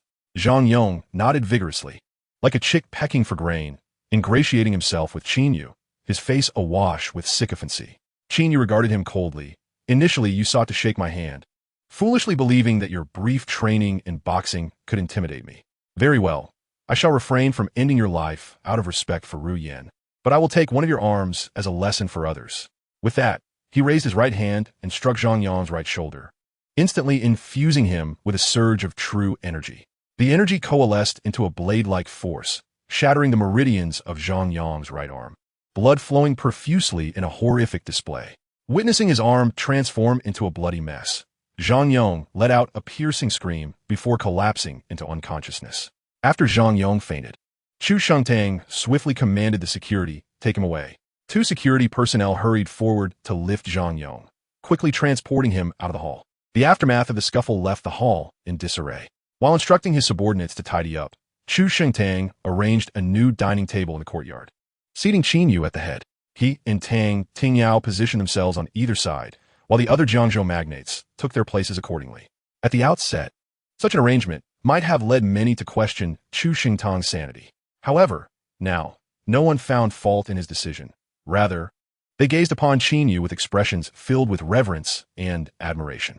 In their eyes, Qin Yu had transcended his former identity as the Liu family's son-in-law and had become a sorcerer capable of commanding thunder and severing limbs. He was now recognized as the supreme powerhouse within Jiangzhou's cultivation realm, a figure sought after by the region's affluent. "Boss Tang, this is for you," Qin Yu said, pushing the divination disc towards Tang Tingyao with a smile. Tang Tingyao, momentarily taken aback, quickly expressed his surprise. "Master Qin, I cannot accept such a precious gift. If possible, I would gladly purchase it for a handsome sum." Qin Yu chuckled, remarking that a mere divination plate on the verge of disintegration hardly qualifies as a magical artifact. His words elicited expressions of astonishment among the audience, who were puzzled by his implication. Qin Yu elucidated that this ancient divination plate, inscribed with a gathering spirit array, was nearing obsolescence and could only sustain its efficacy for a maximum of 2 more years. Once the array failed completely, the plate would crumble into dust. Upon learning that the divination plate had such a short lifespan, Tang Tingyao's expression fell into disappointment. In truth, he did not expect the plate to last indefinitely, but he had hoped it might endure for at least 7 or 8 years. A magical artifact that could only persist for 2 years was, to him, akin to a useless trinket. Observing the wealthy patron's disheartened expressions, Qin Yu smiled gently and continued, "Of course, if you desire a more enduring magical artifact, I am capable of crafting some." "Mr. Qin, you can forge magical artifacts?" Chu Xingtang's previously crestfallen face now illuminated with anticipation as he inquired excitedly. Qin Yu nodded, retrieving a protective talisman from his pocket to display to the crowd. "This talisman is a modest magical artifact I crafted, designed to safeguard its bearer. Even in the event of an accident or gunfire, It will provide complete protection. Upon realizing Qin Yu's proficiency in forging magical artifacts, the affluent audience erupted in expressions of delight. However, when they beheld the talisman, simple and unrefined, their enthusiasm waned. Yet upon hearing that it could withstand car accidents and gunfire, their expressions brightened once more, eyes fixated on the talisman with a mix of skepticism and hope. It is essential to note that each of these individuals was among the elite billionaires who had amassed their wealth often at the expense of others. They would never venture outside without bodyguards, fearing that someone might conspire against them, particularly with an unexpected attack. If Qin Yu's talisman could indeed thwart accidents and bullets, it would essentially grant them an additional lease on life. They would not hesitate to offer half their fortune to acquire it. Qin Yu noticed their doubts regarding the talisman and turned to Tang Tingyao, smiling. Boss Tang, do you believe in me? Forget the titles, Master Qin. Just call me Xiao Tang. Tang Tingyao replied, his demeanor flustered. I certainly trust you, Master Qin, 100%. Very well, keep the talisman close. Qin Yu smiled calmly, placing the talisman in Tang Tingyao's hand. He then turned to a bodyguard clad in black standing nearby, grinning now. You may fire at him. The bodyguard froze in shock, his eyes wide with disbelief. While he indeed carried a firearm, he had never revealed it, leaving him baffled as to how Qin Yu knew. Tang Tingyao's expression shifted dramatically. He had not anticipated Qin Yu would propose such an experiment. Although he regarded Qin Yu as a divine figure, the thought of using his own life as a test subject was daunting. Mr. Qin, this. Tang Tingyao's face drained of color. Qin Yu glanced at him, chuckling. What is the matter? Do you not trust me? Tang Tingyao quickly shook his head. No, I trust you, Mr. Qin. Then rest assured. Qin Yu placed a reassuring hand on Tang Tingyao's shoulder, instilling in him a semblance of confidence. Before addressing the black-clad bodyguard, draw your weapon and fire a shot at him. The bodyguard, however, hesitated, casting a troubled glance toward Chu Shengtang. As Chu Shengtang's personal protector, he carried a handgun at all times, but would not dare to act without his command. Being a man of considerable experience, Chu Shengtang nodded at the bodyguard, saying, You should heed Master Qin's words and fire a shot at young Master Tang. Should anything go awry, you shall not bear the consequences. With Chu Shengtang's assurance, the bodyguard relinquished his reluctance and swiftly drew his gun, aiming it at Tang Tingyao. Bang! The moment the gunshot rang out, the expressions of those present shifted dramatically as they turned their attention to Tang Tingyao. If the protective talisman proved ineffective, Tang Tingyao would undoubtedly suffer a fatal blow to the head. Just then, a radiant golden light erupted from the talisman in Tang Tingyao's hand, enveloping him in a miraculous shield that deflected the bullet, leaving the onlookers astounded and utterly speechless. In that instant, Tang Tingyao, the very subject of this event, instinctively shut his eyes in terror, trembling with fear, convinced that his end was nigh. But after a moment of silence following the gunshot, he felt no pain whatsoever. When he finally dared to open his eyes, he discovered the bullet lying at his feet, while the protective talisman had become riddled with cracks. A gentle touch turned the talisman to ash, vanishing into thin air. It was truly remarkable. It had indeed stopped the bullet. Tang Tingyao bent down to retrieve the dented bullet, his face alight with disbelief and elation. Yet, soon a look of regret washed over him as he pounded his chest in despair. He had squandered a priceless talisman, an item that could have preserved his life. Compared to other wealthy individuals in Jiangzhou, Tang Tingyao had amassed many enemies.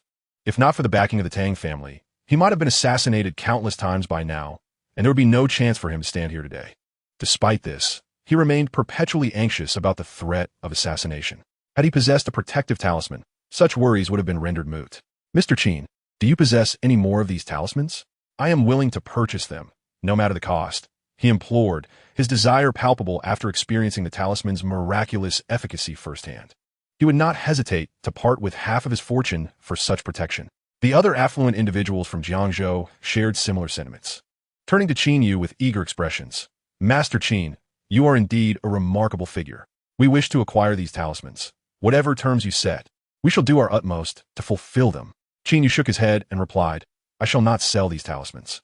Upon hearing this, the wealthy men of Jiangzhou displayed looks of disappointment, only to perk up again when Qin Yu continued. However, if you could assist me with a task, I would be willing to craft talismans for you at no charge. Chapter 88. A Reunion with Old Classmates. Master Qin, I, Chu Shengtang, possess some influence in Jiangzhou. Should you require anything, please do not hesitate to command me. I assure you it will be handled with utmost care. Chu Shantang, a seasoned fox in the realm of experience, was the first to respond, his demeanor respectful and confident. In all of Jiangzhou, aside from the Tang family, it was the Chu family that boasted the greatest power. In matters pertaining to Jiangzhou, Chu Shantang was convinced that there was nothing beyond his reach. Tang Tingyao, slightly delayed in his response, felt a pang of regret as Chu Shantang seized the opportunity to speak. He hastily followed Chu Shantang, eager to add, Master Qin, please feel free to instruct us on any matters. I assure you, we shall spare no effort in fulfilling your requests within our capabilities. Indeed, as long as it lies within our realm of ability, we shall not decline. The other affluent individuals of Jiangzhou eagerly leaned in, their faces alight with excitement in agreement. Had Qin Yu merely demonstrated his extraordinary mastery of thunderous techniques, these wealthy men might have held him in reverence, but would not have regarded him with the utmost importance. However, when Qin Yu unveiled his protective talisman, his stature in their eyes soared dramatically. It was akin to exceptional medical prowess. If he could only heal himself, he would receive mere compliments, but if he could extend his healing to others, it would hold profound significance. Each of these Jiangzhou magnates was worth billions, and their greatest fear was leaving this world prematurely, allowing their vast fortunes to fall into the hands of others.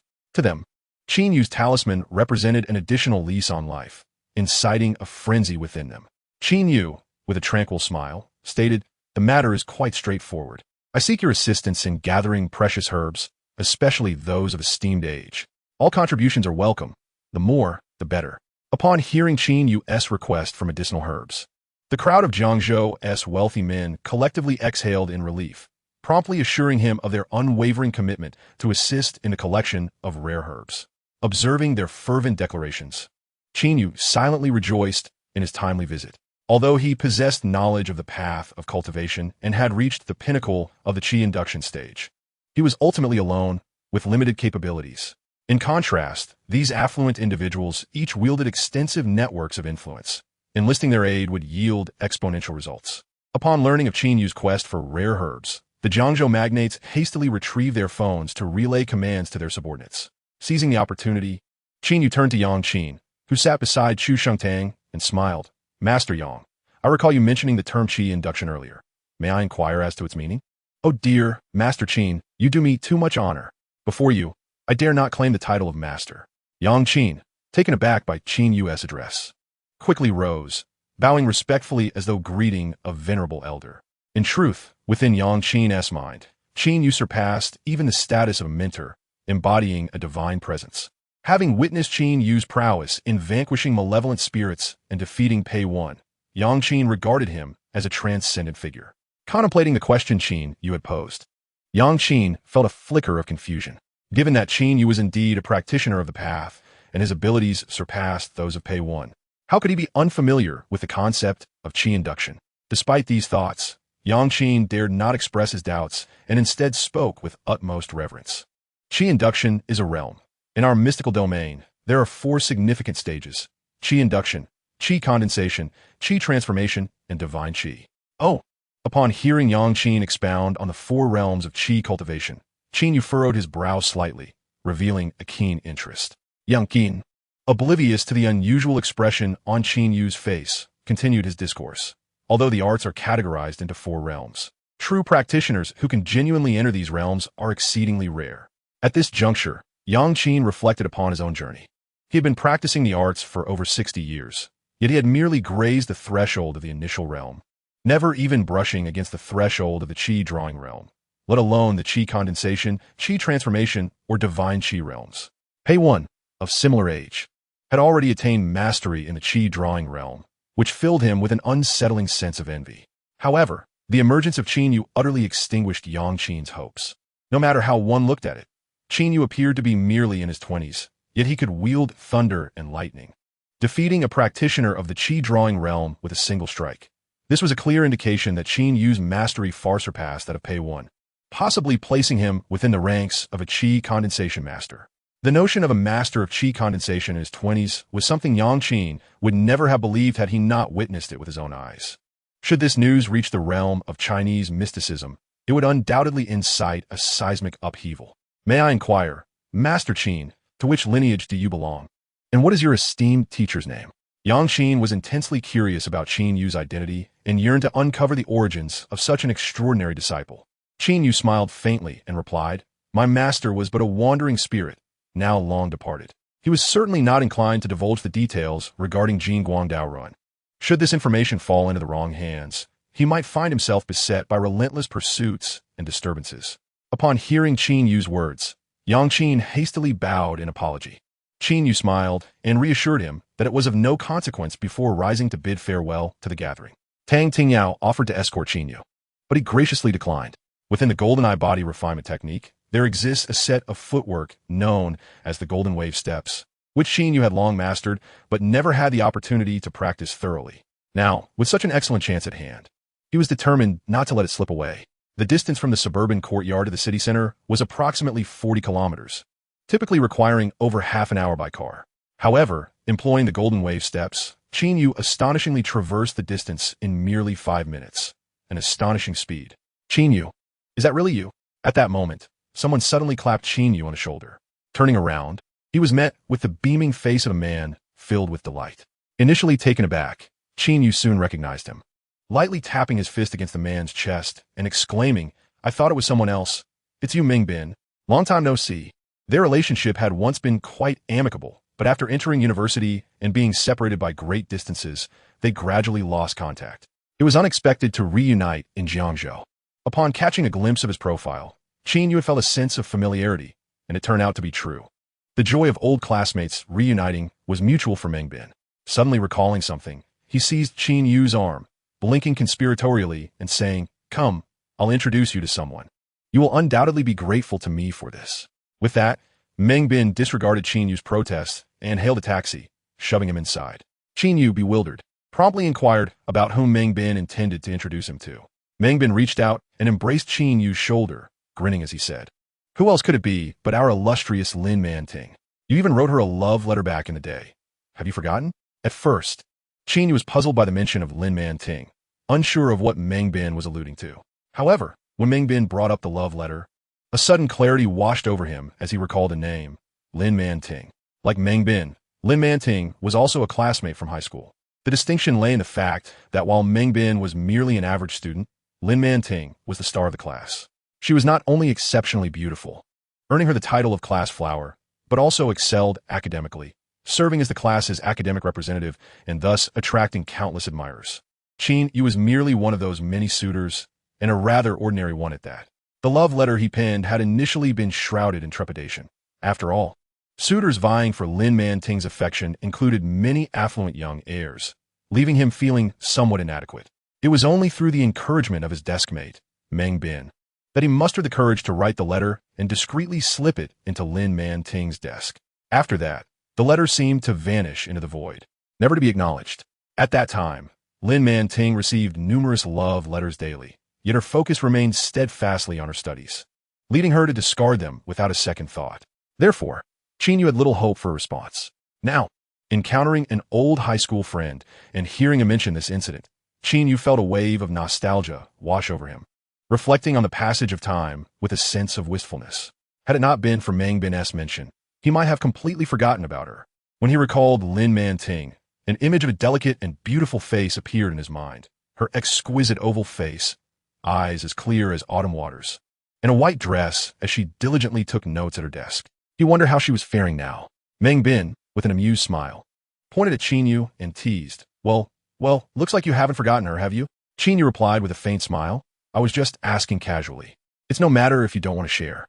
Had it not been for encountering Meng Bin, he would have never thought of her again. Moreover, he was now married.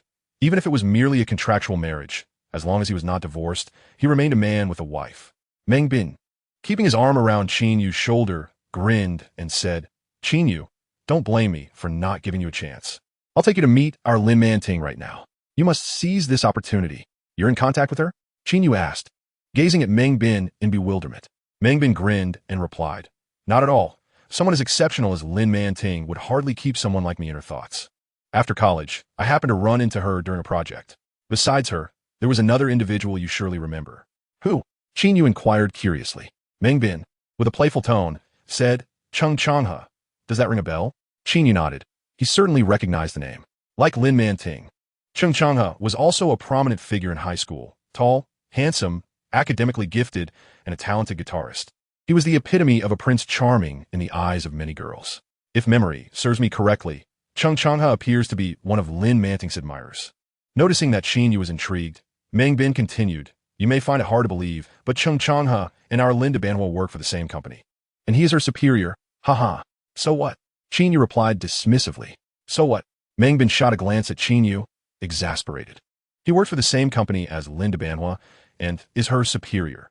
This is a classic case of the one closest to the water gets the moon first.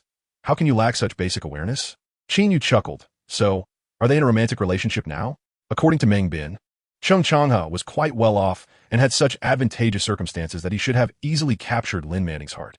However, to his surprise, Meng Bin shook his head mysteriously and said, "If they were truly a couple, why would I go through the trouble of bringing you to meet them?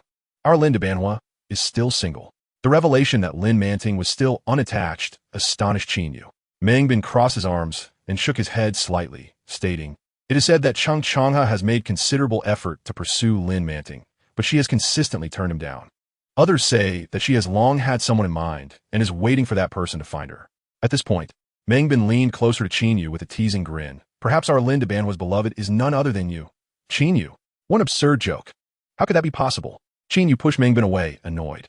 Although Qin Yu's circumstances had changed significantly, he was acutely aware that in high school, he had been an ordinary person with mediocre grades and no remarkable talents.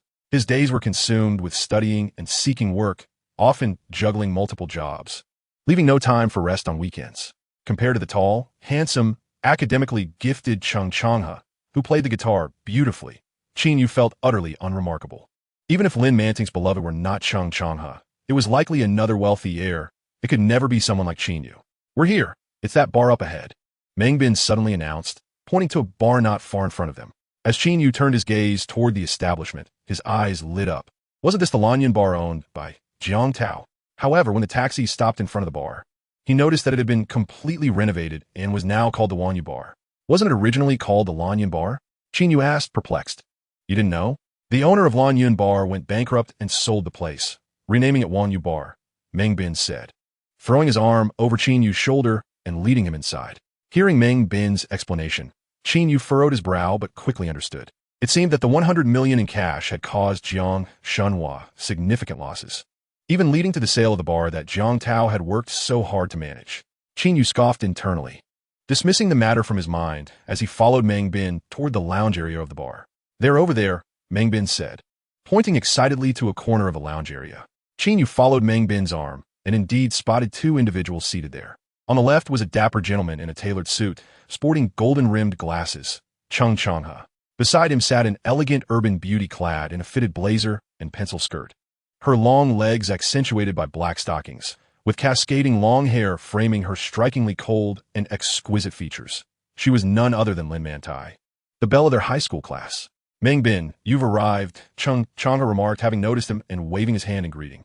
Upon seeing Meng Bin, Lin Mantai lifted her long eyelashes to gaze over, only to have her pupils constrict as she fixated on the young man standing beside Meng Bin, an unusual glimmer flashing in her eyes.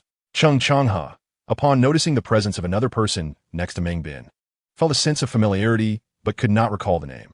However, when he turned his gaze towards Lin Mantai, his expression shifted dramatically. He observed her intently staring at the young man, her beautiful eyes revealing a complex mix of astonishment, delight, and an unmistakable look that left him utterly astounded. Anyone who had experienced love would recognize that Lin Mantai's current demeanor mirrored that of someone confronting their beloved. Could it be? Chung Changhe had heard whispers that Lin Mantai had remained single for so long because she had someone special in her heart. Yet, no one knew the identity of this person. Not even Lin Mantai's closest confidant had managed to extract a name. At times, Chung Changhe even questioned whether this person truly existed. Now, he began to grasp that the object of Lin Mantai's affections was likely the very man standing before him. Who could he be? Why did he seem so familiar, yet elude Chung Changhe's memory? Suddenly, Meng Bin brought Qin Yu forward with a smile, exclaiming, "Changhe Mantai, look who I've brought along." "Qin Yu, it has been a while," Meng Bin said. As soon as these words fell from his lips, Chung Changhe's mind was still racing to identify the individual, while Lin Mantai smiled sweetly and extended her delicate hand. "Qin Yu, Chung Changhe echoed the name, and suddenly recalled that this young man was indeed his classmate from high school. In Chung Changhe's recollection, Qin Yu was not a notable figure in their school, but rather an ordinary individual. He remembered that Qin Yu's parents had tragically perished in a car accident during his childhood, and he lived with his younger sister at their uncle's home, often working part-time jobs after school to make ends meet. How could such a boy, with a difficult background and unremarkable looks, possibly be Lin Mantai's secret crush? The more Chung Changhe pondered, the more implausible it seemed. Yet, when he glanced back at Lin Mantai, he was taken aback to see a faint blush gracing her delicate features. Having spent considerable time with her, he had never witnessed such an expression from her before. Mantai, it's been so long. You've grown even more beautiful since our high school days, Qin Yu remarked, gently shaking Lin Mantai's hand, genuinely admiring her. At his compliment, Lin Mantai's lovely face flushed even deeper, her enchanting eyes sparkling with joy. Upon observing Lin Mantai's subtle delight, Chung Changhe felt an immediate sense of vigilance. Though incredulous, the interaction between the two suggested that Qin Yu was indeed the object of Lin Mantai's affections. Realizing this, Chung Changhe regarded Qin Yu with a gaze rife with animosity. Qin Yu, extending his hand towards Chung Changhe with a smile, remarked, "Class leader Chung, it has been a while. Meng Bin, who is this?" Chung Changhe ignored Qin Yu's outstretched hand, not even deigning to meet his gaze. Meng Bin, initially believing Chung Changhe had simply failed to recognize Qin Yu, was about to introduce them when Lin Manting interjected, "Changhe, this is Qin Yu, our high school classmate." "Have you forgotten? High school classmate? How could I not recall such a figure? Was he particularly renowned back then?" Chung Changhe mocked as he shot a dismissive glance at Qin Yu. Lin Manting, sensing Chung Changhe's unfriendly demeanor, quickly chimed in, "Don't you remember? During a football match in high school, you kicked the ball out of the field and accidentally struck one of the rabbits from the school's animal husbandry group. Fortunately, Qin Yu was there to save it, allowing the little creature to survive. You must recall that now." Witnessing Lin Manting's eager defense of Qin Yu, Chung Changhe's sense of foreboding intensified. Indeed, this was the very person Lin Manting held dear. Being an astute individual, Chung Changhe quickly deduced that it was likely Qin Yu's heroic act of rescuing the rabbit that had captured Lin Manting's heart. He recalled how fond she was of rabbits, having been the vice captain of the animal husbandry group at that time. "Qin Yu, I truly appreciate your help back then. Had it not been for you, the rabbit I cared for would have perished." Lin Manting expressed her gratitude, disregarding Chung Changhe. Qin Yu smiled lightly, replying, "It was a trivial matter. I didn't realize you remembered it so vividly. I had nearly forgotten. Qin Yu, you are quite remarkable. How did you come to know how to rescue a rabbit?" Meng Bin, perceptive as well, sensed an unusual dynamic between Qin Yu and Lin Manting and eagerly probed further. "A veterinary clinic. Do tell, are there many small animals there?" Lin Manting, who had a profound affection for animals, inquired excitedly upon learning that Qin Yu had worked at a pet hospital. Seeing her enthusiasm, Qin Yu seated himself and began to recount his experiences at the veterinary clinic. Meng Bin, who owned a corgi, intermittently sought advice from Qin Yu on minor issues. Meanwhile, Chung Changhe, seated beside Lin Manting, wore an expression as dark as a pot's bottom. Chung Changhe, tall and handsome with exceptional talent, had always been the focal point of any gathering, without exception. Yet, on this occasion, it was Qin Yu who commanded attention, relegating him to the status of an inconsequential bystander. Chung Changhe felt compelled to undermine Qin Yu, hoping to make Lin Manting recognize that, despite Qin Yu's past significance in her life, the only one truly deserving of her affection was none other than himself. Ahem. Chung Changhe coughed forcefully a couple of times, then retrieved an exquisite business card from his pocket and handed it forward. "Qin Yu, here's my card. I am currently the supervisor in the sales department at Haixing International. May I inquire where you are presently employed?" Upon his first glance at Qin Yu, Chung Changhe meticulously scrutinized him, a habit cultivated through his professional experiences. Successful individuals pay great attention to their attire, even without labels. The fabric alone can reveal a level of quality far beyond ordinary brands. Qin Yu's clothing bore no labels, yet it was of inferior material, resembling the commonplace wares found in street markets, totaling no more than 200 yuan. "I'm not officially employed at the moment," Qin Yu replied, taking the card and offering a brief glance, accompanied by a faint smile. Chung Changhe's intention to flaunt was unmistakable, even if Qin Yu were indeed an unemployed drifter. Such a blatant revelation was unnecessary. Upon hearing that Qin Yu had yet to secure a formal position, a trace of disdain curled at the corners of Chung Changhe's mouth. However, before he could continue his mockery, Lin Manting interjected, Qin Yu, both Chung and I work at Haixing International. How about I assist you in finding a position there?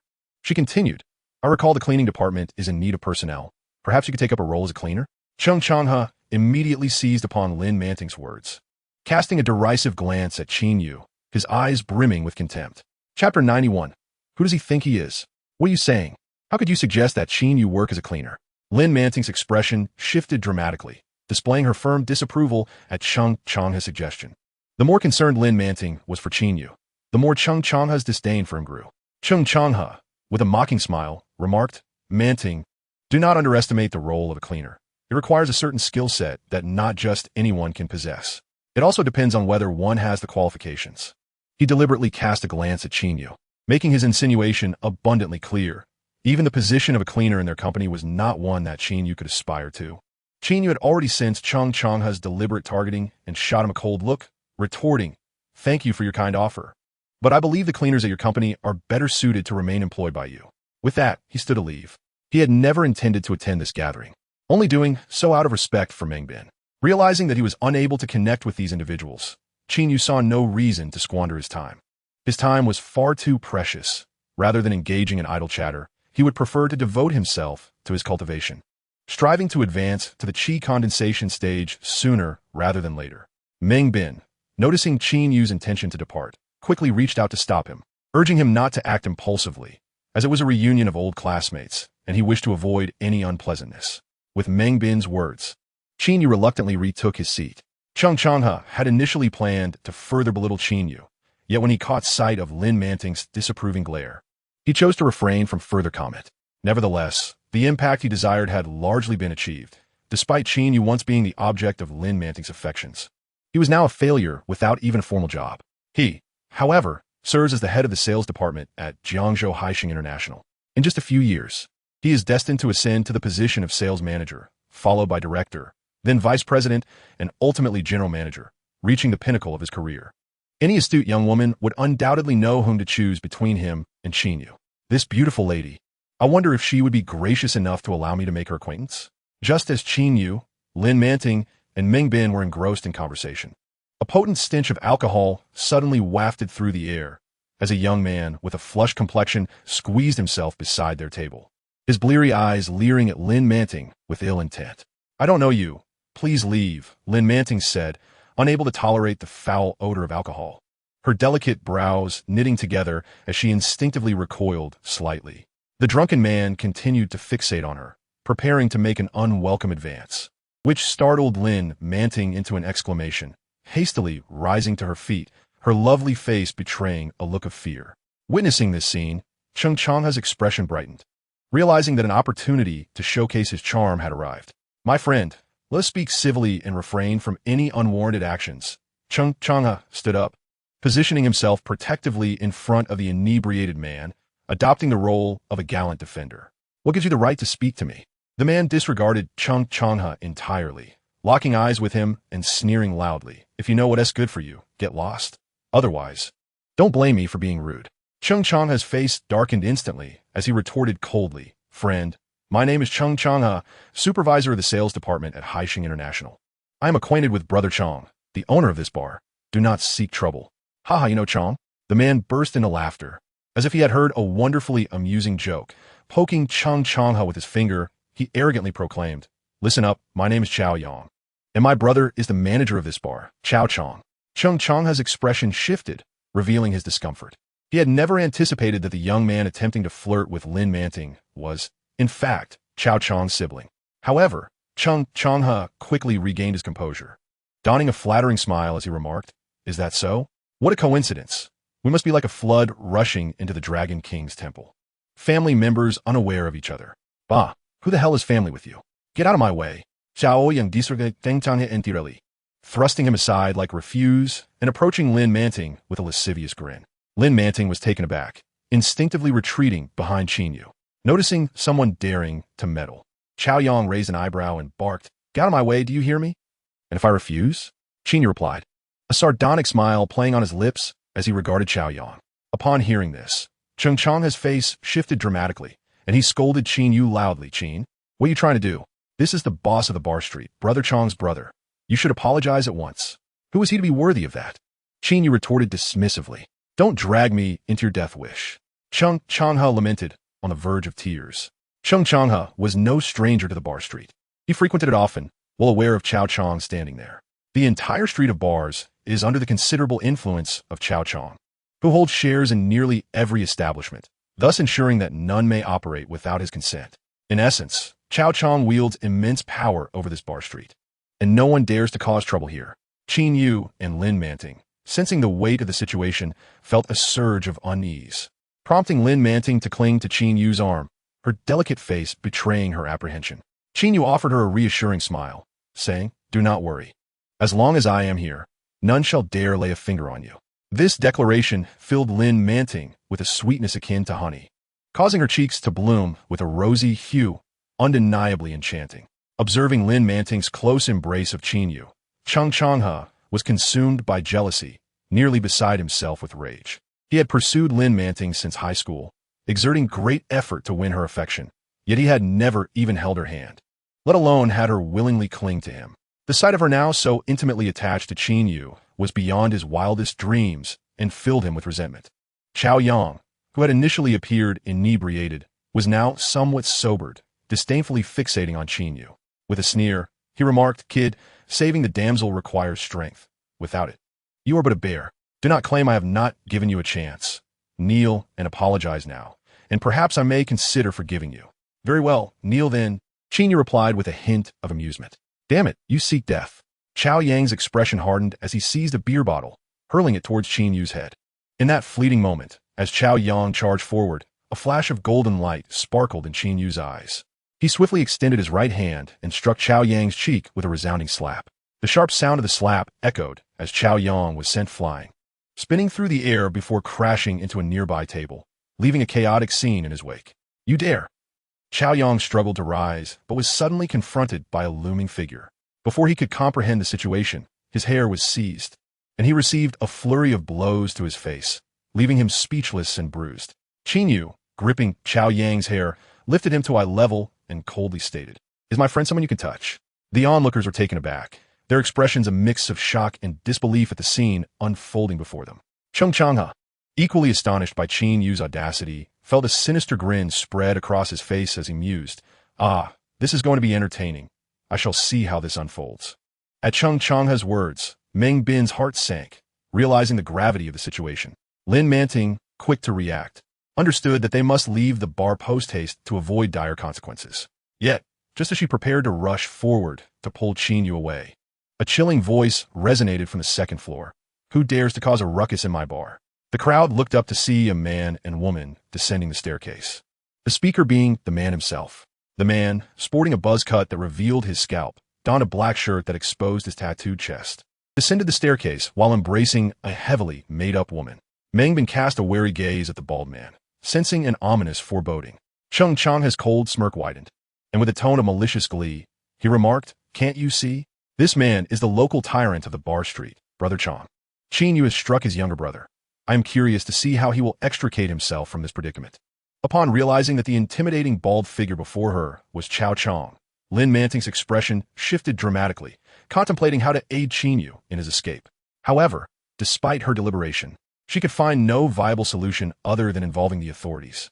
Yet, this was Cao Chang's territory, and Qin Yu had initiated the altercation.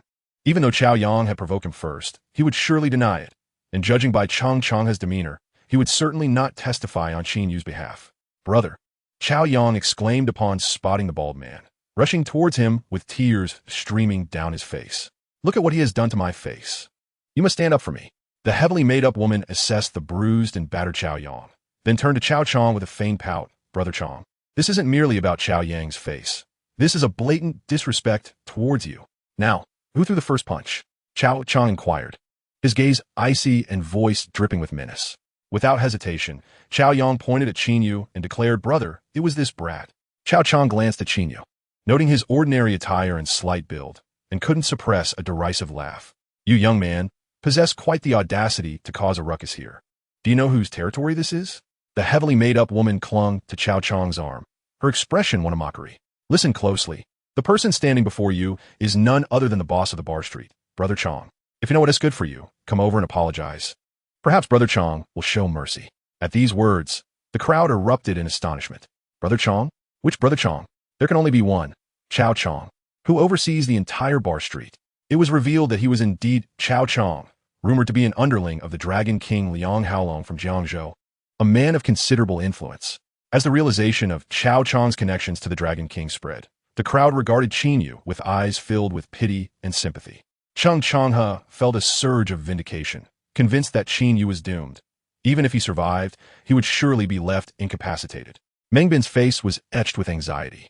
Utterly at a loss for what to do, Lin Manting's face bore a look of determination as she prepared to step forward, only to be abruptly restrained by Chung Changhe's grip on her arm. Manting, what are you planning to do? Mind your own business, Lin Manting retorted, shaking off Chung Changhe's hold. She took several steps forward, standing resolutely beside Qin Yu. This matter is not his fault. He acted in my defense. Lin Manting understood that reporting to the authorities would yield no results. The most prudent course of action was to shoulder the blame herself. After all, she was a woman, and even the brash Chao Chong would not dare to publicly assault her. As Lin Manting disregarded her own safety to shield Qin Yu from blame, Chung Changhe's expression shifted dramatically. He cast a gaze filled with envy and resentment toward Qin Yu, while simultaneously harboring ire for Lin Manting's reckless impulsiveness. This was Chao Chong, the notorious kingpin of the bar street. Although he was not intimately acquainted with Chao Chong, he was well aware of the man's ruthless reputation. Chao Chong was a man who valued his pride immensely. Qin Yu's act of striking his brother was akin to a slap in the face, and he would not let it go unpunished. Moreover, Chao Chong was a subordinate of Liang Haolong, the sovereign of the underground world in Jiangzhou, someone not to be trifled with. Damn that woman. May she perish alongside him. Chung Changhe seethed through gritted teeth as he watched Lin Manting willingly step forward to support Qin Yu, ignoring his warnings.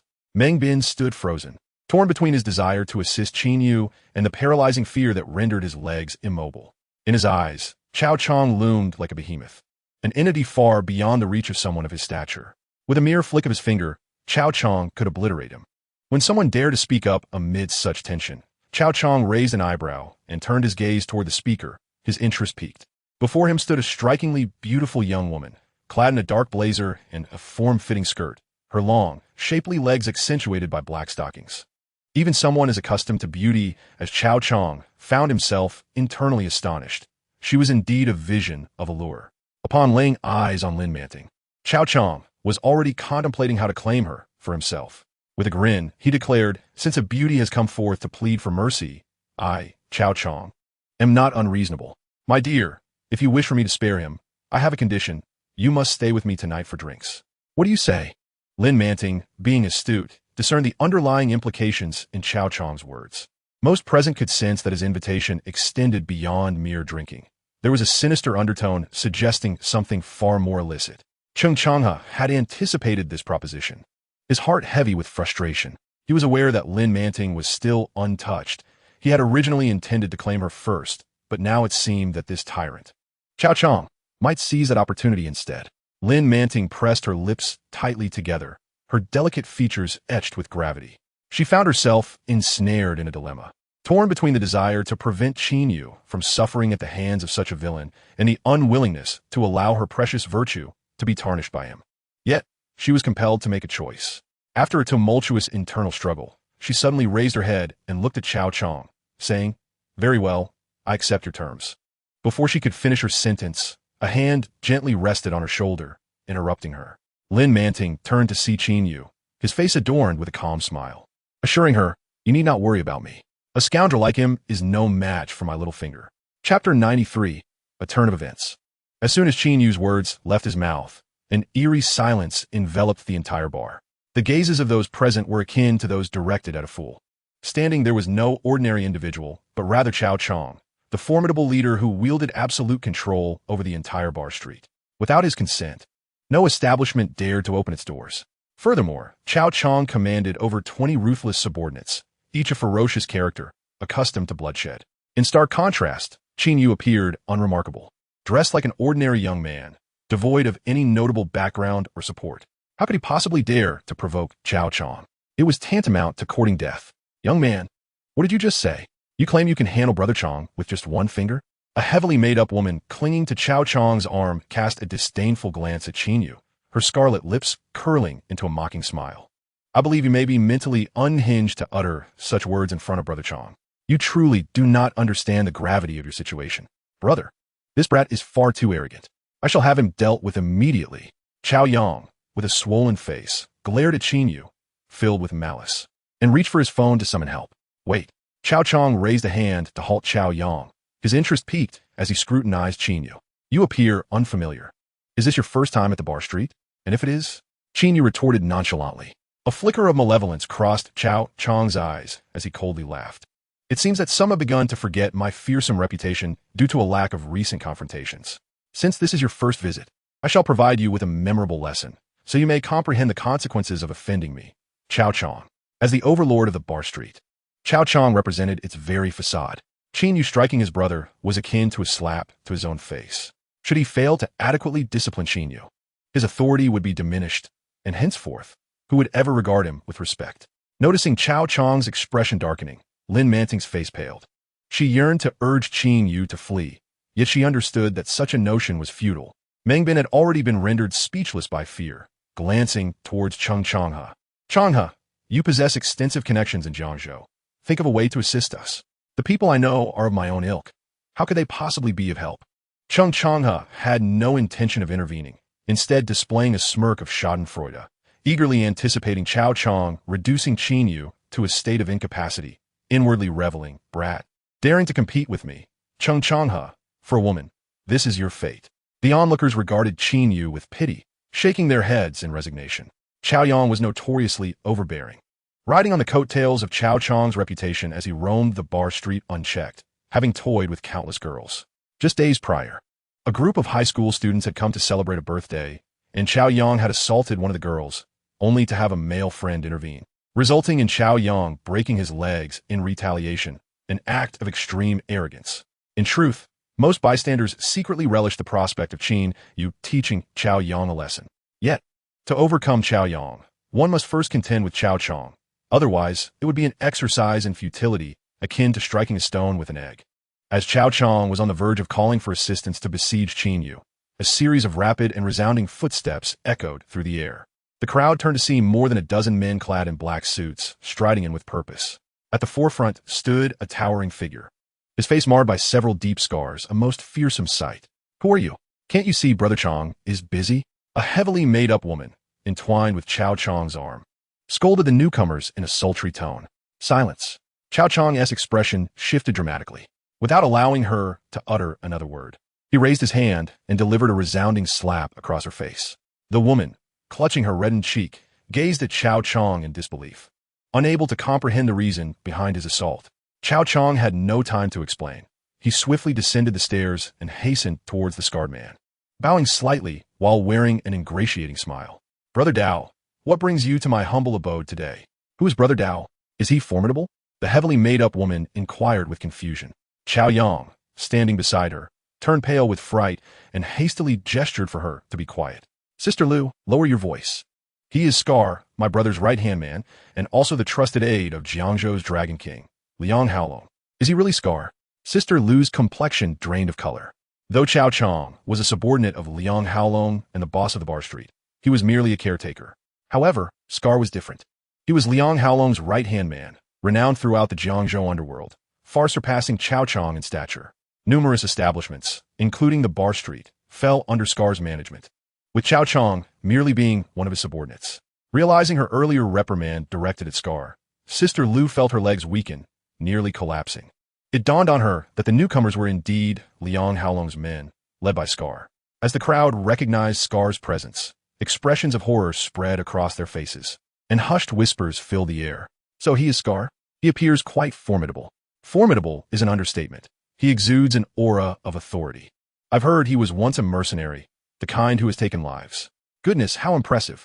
Scar paid no heed to the murmurs around him, dismissing even Chao Chong with a mere wave of his hand. Just as Chao Chong was about to express his astonishment, he witnessed Scar and his entourage striding directly towards Qin Yu. Scar's fierce demeanor startled Lin Manting, prompting her to instinctively retreat behind Qin Yu, her delicate face etched with concern. The onlookers felt their hearts leap into their throats as Scar confronted Qin Yu. No one anticipated that Qin Yu's ruckus at the bar would attract Scar's attention. Compared to Chao Chong, Scar instilled a greater sense of dread and despair among the crowd. If faced with Chao Chong, Qin Yu might only suffer broken legs and still retain his life. However, should Scar choose to act, it seemed that Qin Yu could very well be left in a vegetative state, destined to spend the rest of his life bedridden. Chung Changhe, upon witnessing Scar's arrival, was filled with elation. Qin Yu, I shall relish watching you remain arrogant. This is Scar, a man who kills without a second thought. Prepare for your demise. Mr. Qin. To everyone's astonishment, Scar suddenly bowed at a 90-degree angle, demonstrating utmost respect. Those clad in dark suits behind him also bowed in unison, calling out, Mr. Qin. The entire bar fell into an eerie silence, where even the sound of breathing seemed to vanish. All eyes widened in disbelief, casting incredulous glances at Qin Yu. Sister Lu and Chao Yang were left utterly astounded, their mouths agape in sheer disbelief at the unfolding scene. Chao Chong appeared completely dazed, gazing at Qin Yu as if he had seen a ghost. What was happening? His boss, Scar, had actually bowed to Qin Yu, exuding an unparalleled reverence. Even in the presence of Liang Haolong, Scar had never displayed such deference. Is there something you wish to discuss? Qin Yu inquired, his expression devoid of any discernible emotion. Although Scar was Liang Haolong's right-hand man, he had been serving as a bodyguard to Tang Tingyao in recent days. Just moments ago, he had encountered both Tang Tingyao and Scar at a suburban farm. Scar regarded Qin Yu with a serious demeanor, respectfully stating, Mr. Qin, I have been sent by the second master to invite you to the Kaiyun Club. He has matters of importance to discuss with you. Brother Scar, what is this all about? Chao Chong asked, suppressing his inner trepidation while donning a forced smile as he approached. Scar glanced at Chao Chong, a look of surprise crossing his face. Oh, Chao Chong, you are here as well? Chao Chong was rendered speechless. He had personally welcomed Scar upon his arrival, yet Scar seemed to have disregarded him entirely. Although he felt a pang of grievance, he dared not show it, for Scar was his boss, and his position as a manager in the bar district depended on Scar's goodwill. Instead of dwelling on Scar's oversight, he inquired, Brother Scar, what brings you to the bar? Is there something you need me to attend to? Scar replied, there is nothing urgent. I am here on the second master's orders to invite Mr. Qin to the Kaiyun Club for a discussion. The second master, Chao Chong's expression instantly paled, his speech faltering. In the entire Jiangzhou, the only person Scar would refer to as the second master was none other than the second master of the Tang family. In Chao Chong's eyes, Scar was already an imposing figure he dared not provoke, let alone the underground overlord Liang Haolong. Yet, even someone as formidable as Liang Haolong was merely a minor character in comparison to the second master of the Tang family. To Chao Chong, the second master represented a godlike entity. If he had not misheard, the second master had invited this young man to the Kaiyun Club for a discussion. Upon realizing this, Chao Chong felt a shiver run down his spine, his expression turning exceedingly grim. Anyone invited by the second master was undoubtedly a person of considerable stature, far beyond the reach of someone like him. Scar, despite his rugged appearance, possessed a keen insight. Otherwise, he would not have survived countless perilous missions as a former mercenary. Observing Chao Chong's peculiar demeanor and the strange expressions of those around them, Scar seemed to grasp the situation, feigning a smile as he remarked, Chao Chong, you haven't offended Mr. Qin, have you? Brother Scar, I truly did not mean to. Upon hearing this, Chao Chong realized that he had provoked a truly formidable presence, trembling as he attempted to explain himself. However, Scarface, uninterested in his words, struck him across the face, knocking him to the ground, and barked, How dare you? Mr. Qin is no ordinary man. He is the savior of the Tang family patriarch, someone you cannot afford to offend. Chao Chong fell to the ground, his gaze toward Qin Yu filled with utmost terror. He had initially thought Qin Yu was merely a guest of the second master of the Tang family, unaware that he was the very benefactor of the Tang family patriarch. The patriarch, a former star general of China and a towering figure in Jiangzhou, commanded respect even from the mayor of the city. To have offended such a terrifying individual sent Chao Chong's heart plummeting into despair. Scarface glared at him with disdain and quickly bowed an apology to Qin Yu, saying, Mr. Qin, it is my failure to discipline my subordinates that has led to this offense. Please, instruct me on how to rectify this. Witnessing Scarface's humble demeanor, the onlookers were left in utter disbelief, their expressions akin to witnessing a ghost. Chao Yang and Sister Lu could hardly fathom that this seemingly unremarkable young man possessed such an immense background, rendering them speechless with fear. Previously, when Qin Yu claimed that dealing with Chao Chong would require no more than a mere finger, they had laughed at his naivety, unaware of the true might of the infamous Brother Chong. Now, it was clear that not only did Qin Yu not need to lift a finger, but others were also eager to assist in dealing with Cao Chong. Lin Manting's eyes widened in shock, staring at Qin Yu as if he were a stranger. Meng Bin's face beamed with joy at the scene, while Cheng Chang's expression darkened, his cheeks twitching in disbelief. Qin Yu glanced at Cao Chong and asked nonchalantly, "Brother Chong, do you still doubt my words?" "Mr. Qin, I was blind to your greatness. I was wrong." Cao Chong, terrified, knelt before him, desperately pleading for mercy. The sight of the once arrogant and domineering Brother Chong, now reduced to a supplicant, brought immense satisfaction to the onlookers, who were increasingly intrigued by Qin Yu. Qin Yu looked down at the bowing Cao Chong and stated, "Your brother laid hands on my friend. I require both his hands as recompense. Do you have any objections?" "In no objections," Cao Chong stammered, shaking his head vigorously. At these words, Cao Yang felt his legs weaken, collapsing to the ground in sheer terror. His face a mask of fear as he trembled, unable to articulate a sound. He had thought that his flirtation with Lin Manting would pose no issue, unaware that her seemingly ordinary friend harbored such a terrifying background, and now he was to pay the price with both hands. Had he known such a fate awaited him, he would have rather faced death than approach her. "Yes, Brother Scar, I will comply." Scarface's words had extinguished any lingering hopes Cao Chong harbored, leaving him disheartened. Qin Yu chose to disregard Cao Chong, exchanging a few words with Lin Mantai before turning to Scar. "Let's depart." As they made their way to the entrance of the bar, Qin Yu passed by Meng Bin, offering him a smile, and cast a glance at Cheng Changha. Cheng Changha, terrified, dared not meet Qin Yu's gaze, lowering his head in fear, trembling all over, afraid to even breathe. He had initially perceived Qin Yu as merely a lowly individual lacking connections, intending to leverage Cao Chong's influence to teach him a lesson. However, he was utterly astounded to discover Qin Yu's ties to the Dragon King of Jiangzhou, a revelation that far exceeded his expectations and left him in disbelief. Scar, accompanied by over 10 subordinates, followed closely behind. Once Qin Yu and Scar departed the bar, the once silent establishment erupted into a cacophony of chatter. Everyone began speculating about Qin Yu's identity and background. My heavens, the formidable Scar, the foremost enforcer of the Dragon King of Jiangzhou, actually apologized to an inconspicuous youth? Indeed, he appeared rather ordinary. How could he wield such influence? Did you not hear? Scar referred to him as the benefactor of the Tang family's elder. And that is the Tang family. Upon hearing this, the crowd's expressions shifted dramatically, swallowing hard. The Tang family is the preeminent family in Jiangzhou, the strongest among the elite. Anyone associated with them is either wealthy or powerful, certainly not an ordinary individual. Cao Chong, initially dazed, trembled upon hearing the discussions linking Qin Yu to the Tang family, suddenly springing to his feet and striding towards Cao Yang. "Brother, do not ruin my hands," Cao Yang pleaded, his face as pale as a sheet. Cao Chong delivered a fierce kick to his chest, sending him sprawling to the ground, and roared in rage, "Damn it! You nearly got me killed today? If I do not cripple your hands, we both shall perish." With that, he seized a beer bottle and smashed it against Cao Yang's shoulder, blood gushing forth. "Ah!" Cao Yang's anguished scream reverberated throughout the bar. The onlookers felt their hearts race, yet secretly relished the spectacle. Lin Mantai, as if oblivious to the horrendous sounds, remained transfixed, staring in the direction Qin Yu had departed, lost in thought. Chapter 95. Who can intervene? Qin Yu was respectfully ushered into a Maybach S-Class, and shortly thereafter, they arrived at the Cayenne Club.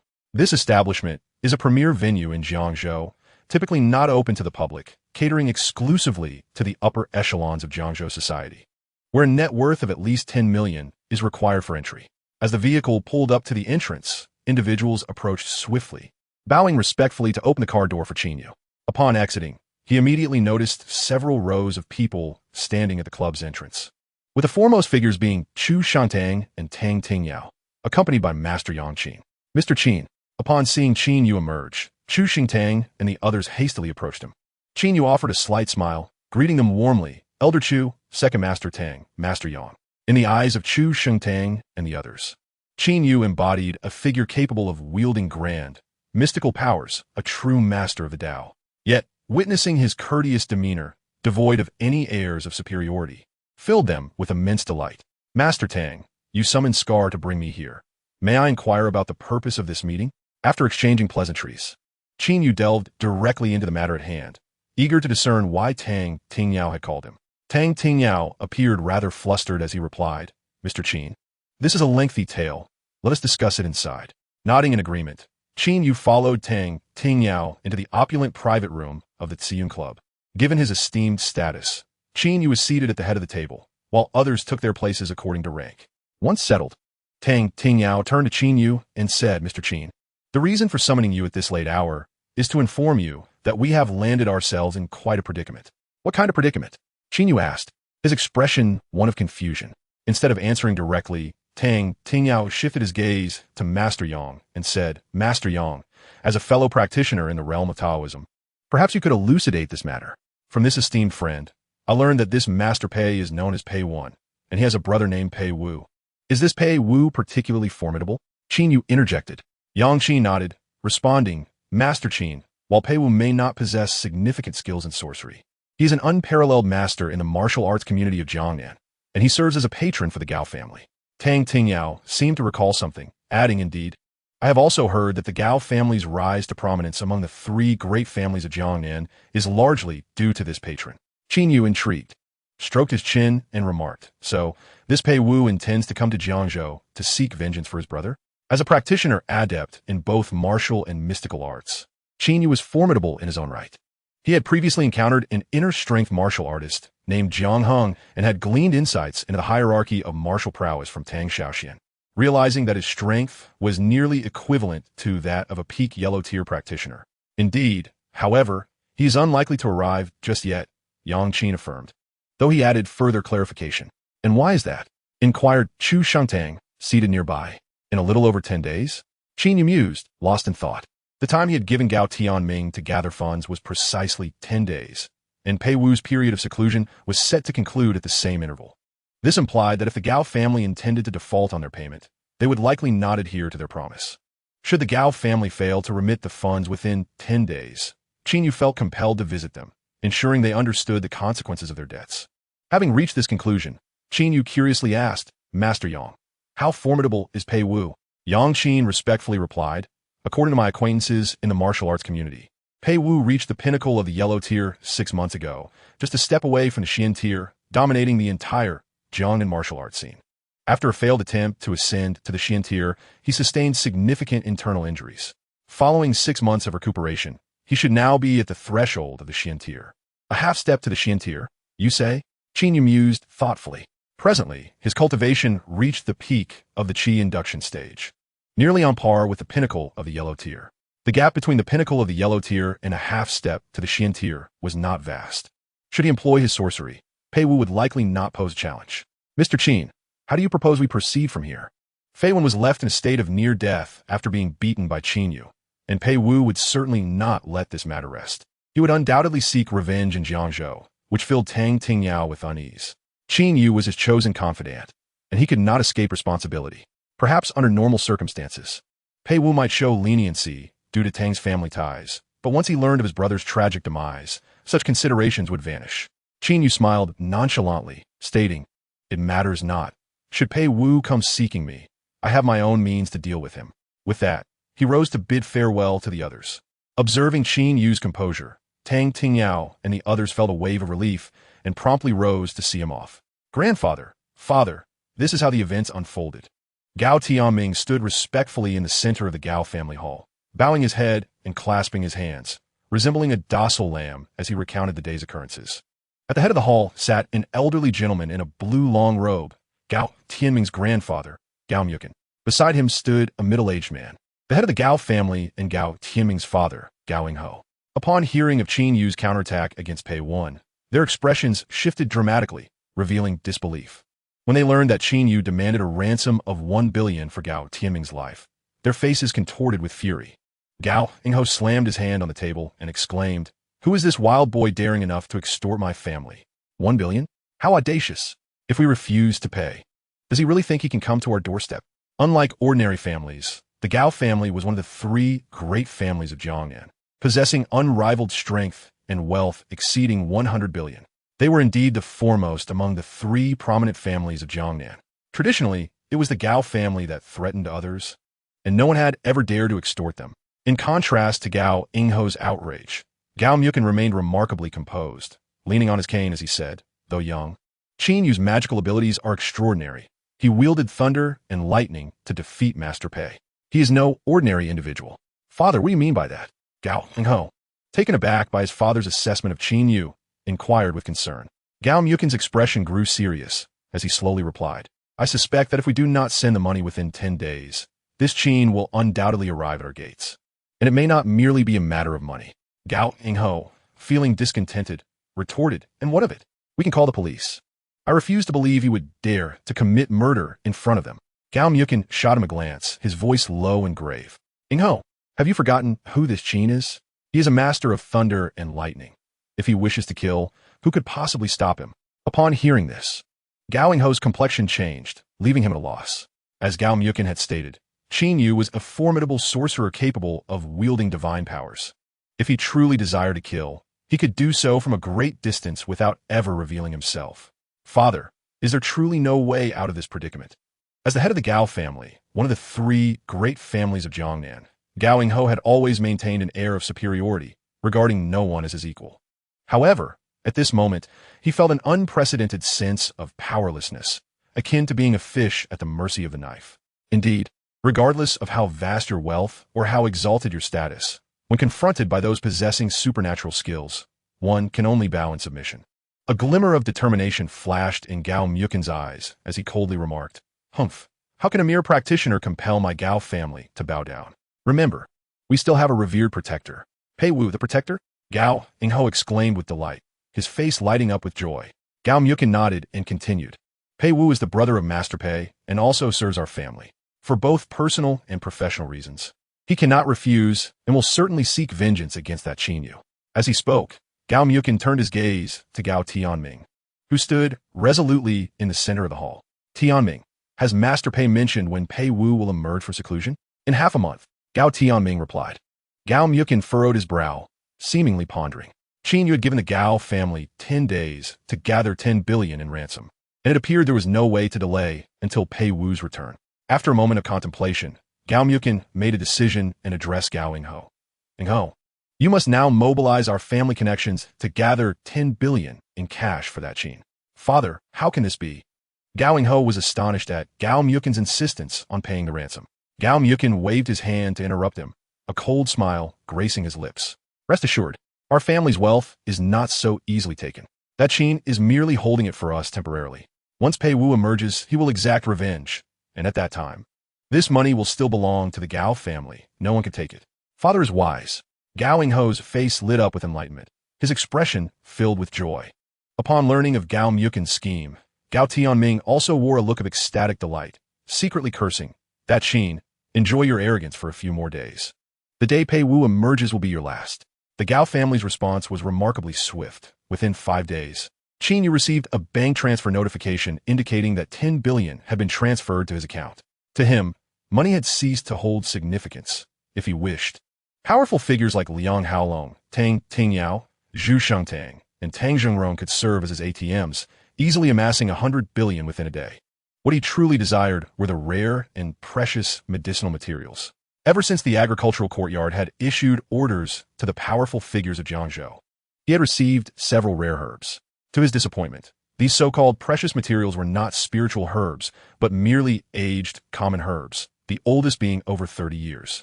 Previously, he had promised Zhu Jiahong to administer acupuncture every Sunday to treat his congenital heart disease. Such afflictions are not easily remedied. Although the consumption of true energy is not excessive, Qin Yu was merely at the qi gathering stage and dared not expend too much. Thus, he divided the treatment into 4 sessions to minimize the consumption of his true energy. Beep, beep, beep, just as he arrived at the door of his rented apartment. Before even stepping inside, Qin Yu was greeted by a cacophony of urgent honking. As I turned back, a Porsche sped towards me, coming to a sudden halt. I then saw Xiao Peizi hurriedly leap out of the vehicle. Qin Yu, get in.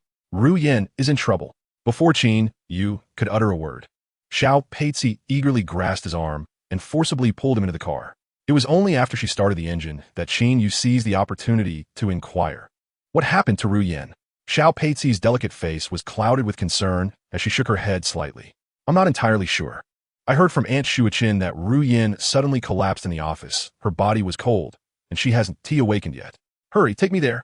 Upon hearing that Lu Ru Yan was in distress, Qin Yu's expression shifted dramatically, and he urged her on. Xiao Peizi pressed down hard on the accelerator.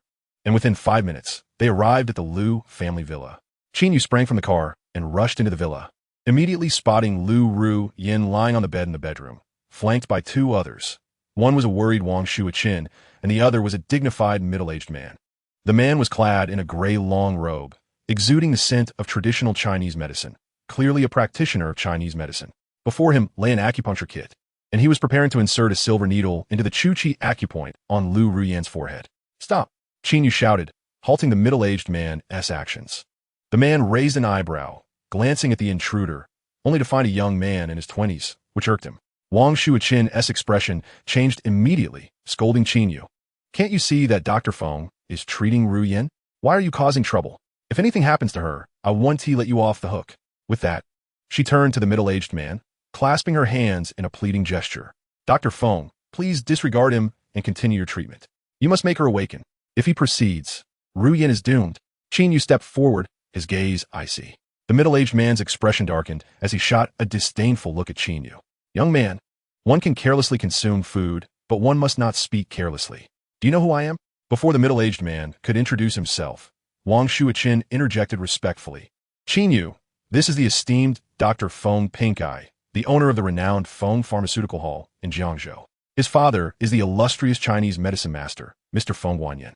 Under Wang Shuaqin's flattering introduction, Feng Pinkai wore a self-satisfied expression, lifting his chin, completely disregarding Qin Yu. Qin Yu furrowed his brow, curiously asking, "What is Feng Su to you?" Feng Pinkai, who had initially dismissed Qin Yu, finally looked at him. "He is my son. Do you know him?" "Indeed, the apple does not fall far from the tree." Qin Yu scoffed coldly. His impression of Feng Su was far from positive, and he was dismayed to discover that his father shared the same arrogant demeanor. Feng Pinkai raised an eyebrow. "What did you just say?" Qin Yu paid no heed to him, instead casting a glance at the silver needles embedded in Liu Ruyin's Yangbai and Yintang acupoints. He let out a long sigh of relief, saying, "Fortunately, I arrived just in time. Had you inserted the needle into the Tsuchi acupoint, Ruyin would have been beyond saving." With that, he prepared to withdraw the 2 needles. "Young man, you must not recklessly remove the needles." Upon seeing Qin Yu about to extract them, Feng Pin's expression shifted dramatically, and he exclaimed, "These needles were inserted using my family's ancestral technique. If you forcibly pull them out, it will surely harm her meridians and cause uncontrollable bleeding." Before he could finish his warning, Feng Pin fell silent, watching in horror as Qin Yu forcefully withdrew the needles. Anger flashed across Feng Pin's face as he shouted at Wang Shuaqin, "I have already advised him, yet he still removed your beloved's needles. If anything befalls her, it will be of no concern to me." Chapter 97. Like father, like son. "Qin Yu, if anything happens to Ruyin, I will not spare you." Feng Pin, who had barely spared Qin Yu a glance, now furrowed his brow in surprise at his boldness. If this young man were indeed a practitioner of traditional Chinese medicine, it would not be strange for him to be familiar with Feng's ancestral needle technique. "Since you are so confident, why not administer the needles to Miss Liu? I am curious to see how you will awaken her." The moment he activated his X-ray vision, Qin Yu's expression changed drastically. He noticed a swirling mass of bloodthirsty energy surrounding Liu Ruyin, and faintly perceived a wisp of a malevolent spirit coursing through her body. Observing Qin Yu's delayed response and serious expression, Feng Pin sneered derisively. "Are you going to perform the acupuncture or stand there frozen? Did you forget your needles? Would you like to borrow some from me? Get out of here." A thunderous roar erupted suddenly. This furious shout startled Feng Pin and the others, causing them to instinctively cover their ears, their faces stricken with fear as they stared at Qin Yu.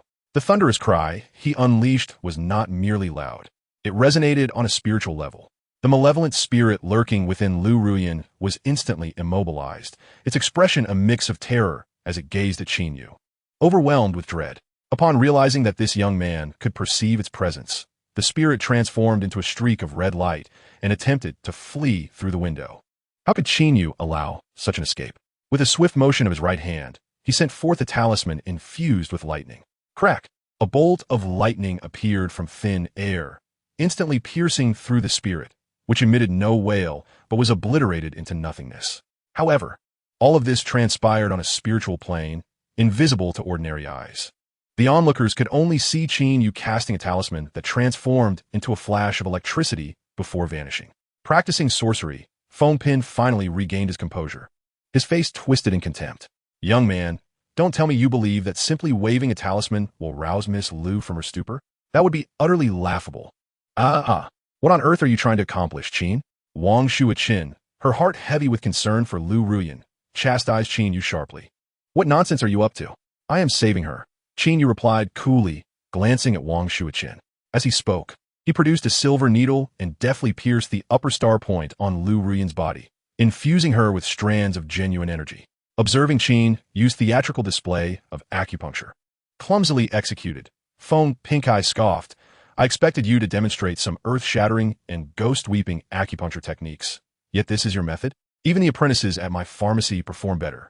Just as he finished speaking, Lu Ruyan, still in a state of unconsciousness, emitted 2 clear coughs.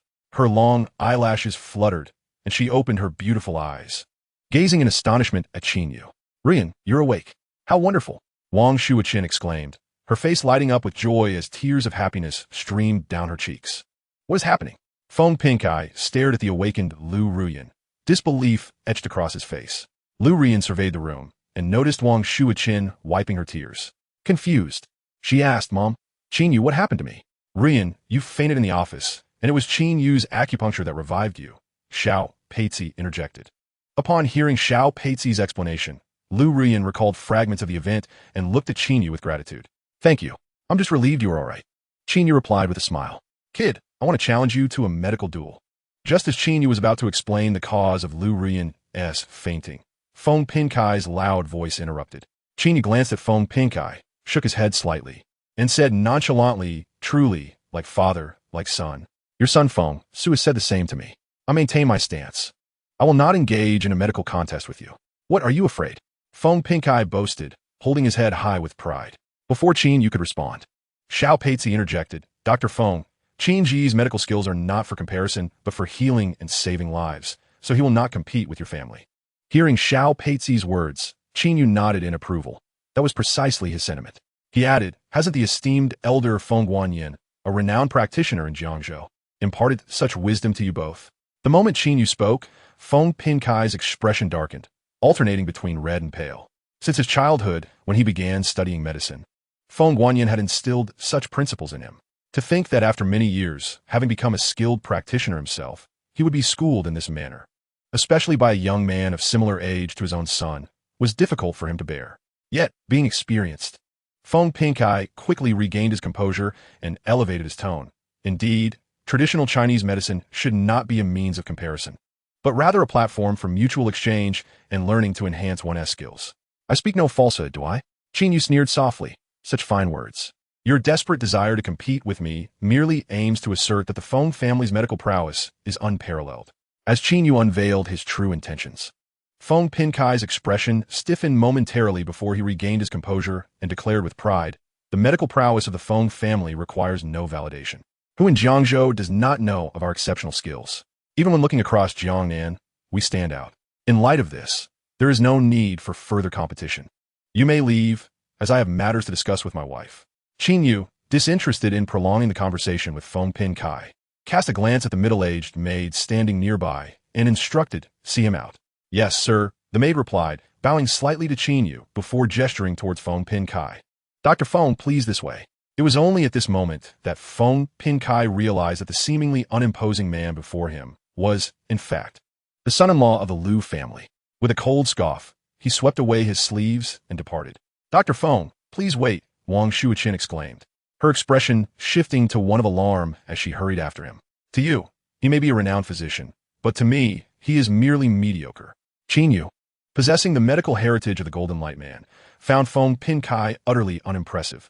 Even his father, Feng Guanyin, fell short of his esteem. Seeing Qin Yu's audacious demeanor, Wang Shuaqin expressed her disdain, saying, you merely stumbled upon a fortunate occurrence, reviving Ruyan by chance. How dare you look down upon Dr. Feng? You are woefully unaware of your own limitations. Mother, please refrain from speaking further, Lu Ruyan interjected, unable to bear the situation any longer. Qin Yu paid no heed to Wang Shuaqin and turned to Lu Ruyan, asking, Peizi mentioned that you suddenly fainted in the office. Is that correct? Lu Ruyan, appearing bewildered, replied, I am not quite sure. I just remember feeling an overwhelming chill, and then everything went dark, after which I lost consciousness. She had been possessed by a malevolent spirit. After a moment of contemplation, Qin Yu decided to disclose the truth. Should Wang Shuaqin have been present to hear him say this, she would have undoubtedly scolded him for indulging in superstition. Yet both Lu Ruyan and Xiao Peizi, having witnessed Qin Yu's extraordinary abilities, held some belief in his words. Is there truly such an unclean entity as a malevolent spirit? Xiao Peizi asked, her expression tinged with fear. There are indeed such things, but ordinary individuals seldom encounter them. Qin Yu affirmed, continuing, when a common person dies, their soul dissipates. Only a rare few can retain their essence after death, forming what is known as a malevolent spirit. However, the conditions for the formation of such spirits are exceedingly stringent, rendering it nearly impossible. One might not find even a single instance among hundreds, unless at this juncture. Qin Yu paused, leaving his statement unfinished. Unless what? Lu Ruyan and Xiao Peizi urged eagerly. Qin Yu, his expression grave, replied, unless someone deliberately sets up a formation to refine the soul, thus creating a malevolent spirit. Upon hearing this, both Lu Ruyan and Xiao Peizi were taken aback, their faces pale with shock. Xiao Peizi glanced at Lu Ruyan, summoning the courage to voice her speculation. Qin Yu, are you suggesting that someone has arranged a formation in Ruyan's office to refine malevolent spirits? I cannot be certain without further investigation, Qin Yu responded. Lu Ruyan looked at him and asked, if you have time tomorrow, could you come to the company to take a look? Of course, Qin Yu replied with a gentle smile. Just as he was about to turn to leave, Lu Ruyan, her expression fraught with urgency, called out, Qin Yu, why not stay here for the night? Qin Yu spoke softly, there's no need to trouble yourself. I am not accustomed to such a splendid villa. Xiao Peizi greeted Lu Ruyan and, clutching her bag, swiftly exited the villa. Soon, Lu Ruyan heard Xiao Peizi's melodious voice resonating outside. Brother Qin, let me see you off. Very well, came Qin Yu's response. As the engine of the car roared to life, their voices gradually faded into the distance, leaving behind a profound silence punctuated only by the ticking of the clock. The thought of Qin Yu and Xiao Peizi sharing a car, laughing and conversing within, stirred an inexplicable discomfort within Lu Ruyan, a twinge of sorrow creeping into her heart. This feeling, Lu Ruyan marveled at the tumult within her, feeling a pang of fear. Though her romantic experiences were few, she was, after all, a woman. Deep down, she recognized that she was indeed envious of Xiao Peizi and Qin Yu's companionship. She was, astonishingly, feeling jealousy towards Qin Yu. Impossible. How could I possibly feel jealous of him? Lu Ruyan clutched her head with both hands, shaking it vigorously as if trying to dispel the thoughts. She repeatedly reassured herself that her relationship with Qin Yu was merely contractual, an arrangement in name only, devoid of any genuine intimacy. Thus, whatever Qin Yu did should not concern her. Moreover, Xiao Peizi was her dear friend, someone she held in the highest regard. Yet, no matter how much Lu Ruyan attempted to soothe her emotions, her heart remained restless. She decided to take a cold shower in the bathroom, hoping to quell her unease. The following day, Qin Yu began his morning with a session of Golden Light Fist in the park, followed by a light breakfast, before walking to the Lu Group. The Lu Group, a local pharmaceutical company in Jiangzhou, boasted nearly 50 years of history, with assets amounting to billions. It held a certain level of renown among local enterprises, though it could only be deemed mid-tier. Hey, what do you think you're doing? Just as Qin Yu approached the company entrance, he was halted by a security guard. A man clad in a security uniform approached, sizing up Qin Yu with a condescending gaze, remarking, "This is the Lu Group. Only company employees are allowed entry." Noticing the disdain in the guard's eyes, Qin Yu replied coolly, "I need to see someone." "Who are you looking for?" The guard circled around Qin Yu, his tone dripping with sarcasm. "I'm looking for Lu Ruyan." Lu Ruyan? The director? Upon learning that Qin Yu sought the company's chairperson, the guard was momentarily taken aback before bursting into laughter. "Kid, are you trying to make me laugh to death? You think someone like you could possibly meet Director Lu?" Qin Yu's expression soured as he retorted, "What? Hasn't Lu Ruyan informed you of my visit? Kid, you should take a good look in the mirror and see what you're made of," the guard scoffed, noticing Qin Yu's serious demeanor. He sneered, circling him mockingly. "Our Director Lu is an ethereal being. Someone of your caliber could never hope to meet. Don't cause trouble. Just leave, or I won't hesitate to be rude." He brandished his baton threateningly. "Very well. I too am curious to see how you intend to be rude to me." Qin Yu stood with his hands clasped behind his back, exuding an air of calm detachment, intrigued by the unfolding situation. "I see you're seeking trouble." The security guard, upon hearing this, was filled with rage and brandished his baton towards Qin Yu. Before he could make contact, a piercing scream echoed through the air, and the guard was abruptly propelled several meters into the air, crashing down to the ground and writhing in agony like a worm. A sharp whistle suddenly pierced the tension, followed by the sound of hurried footsteps.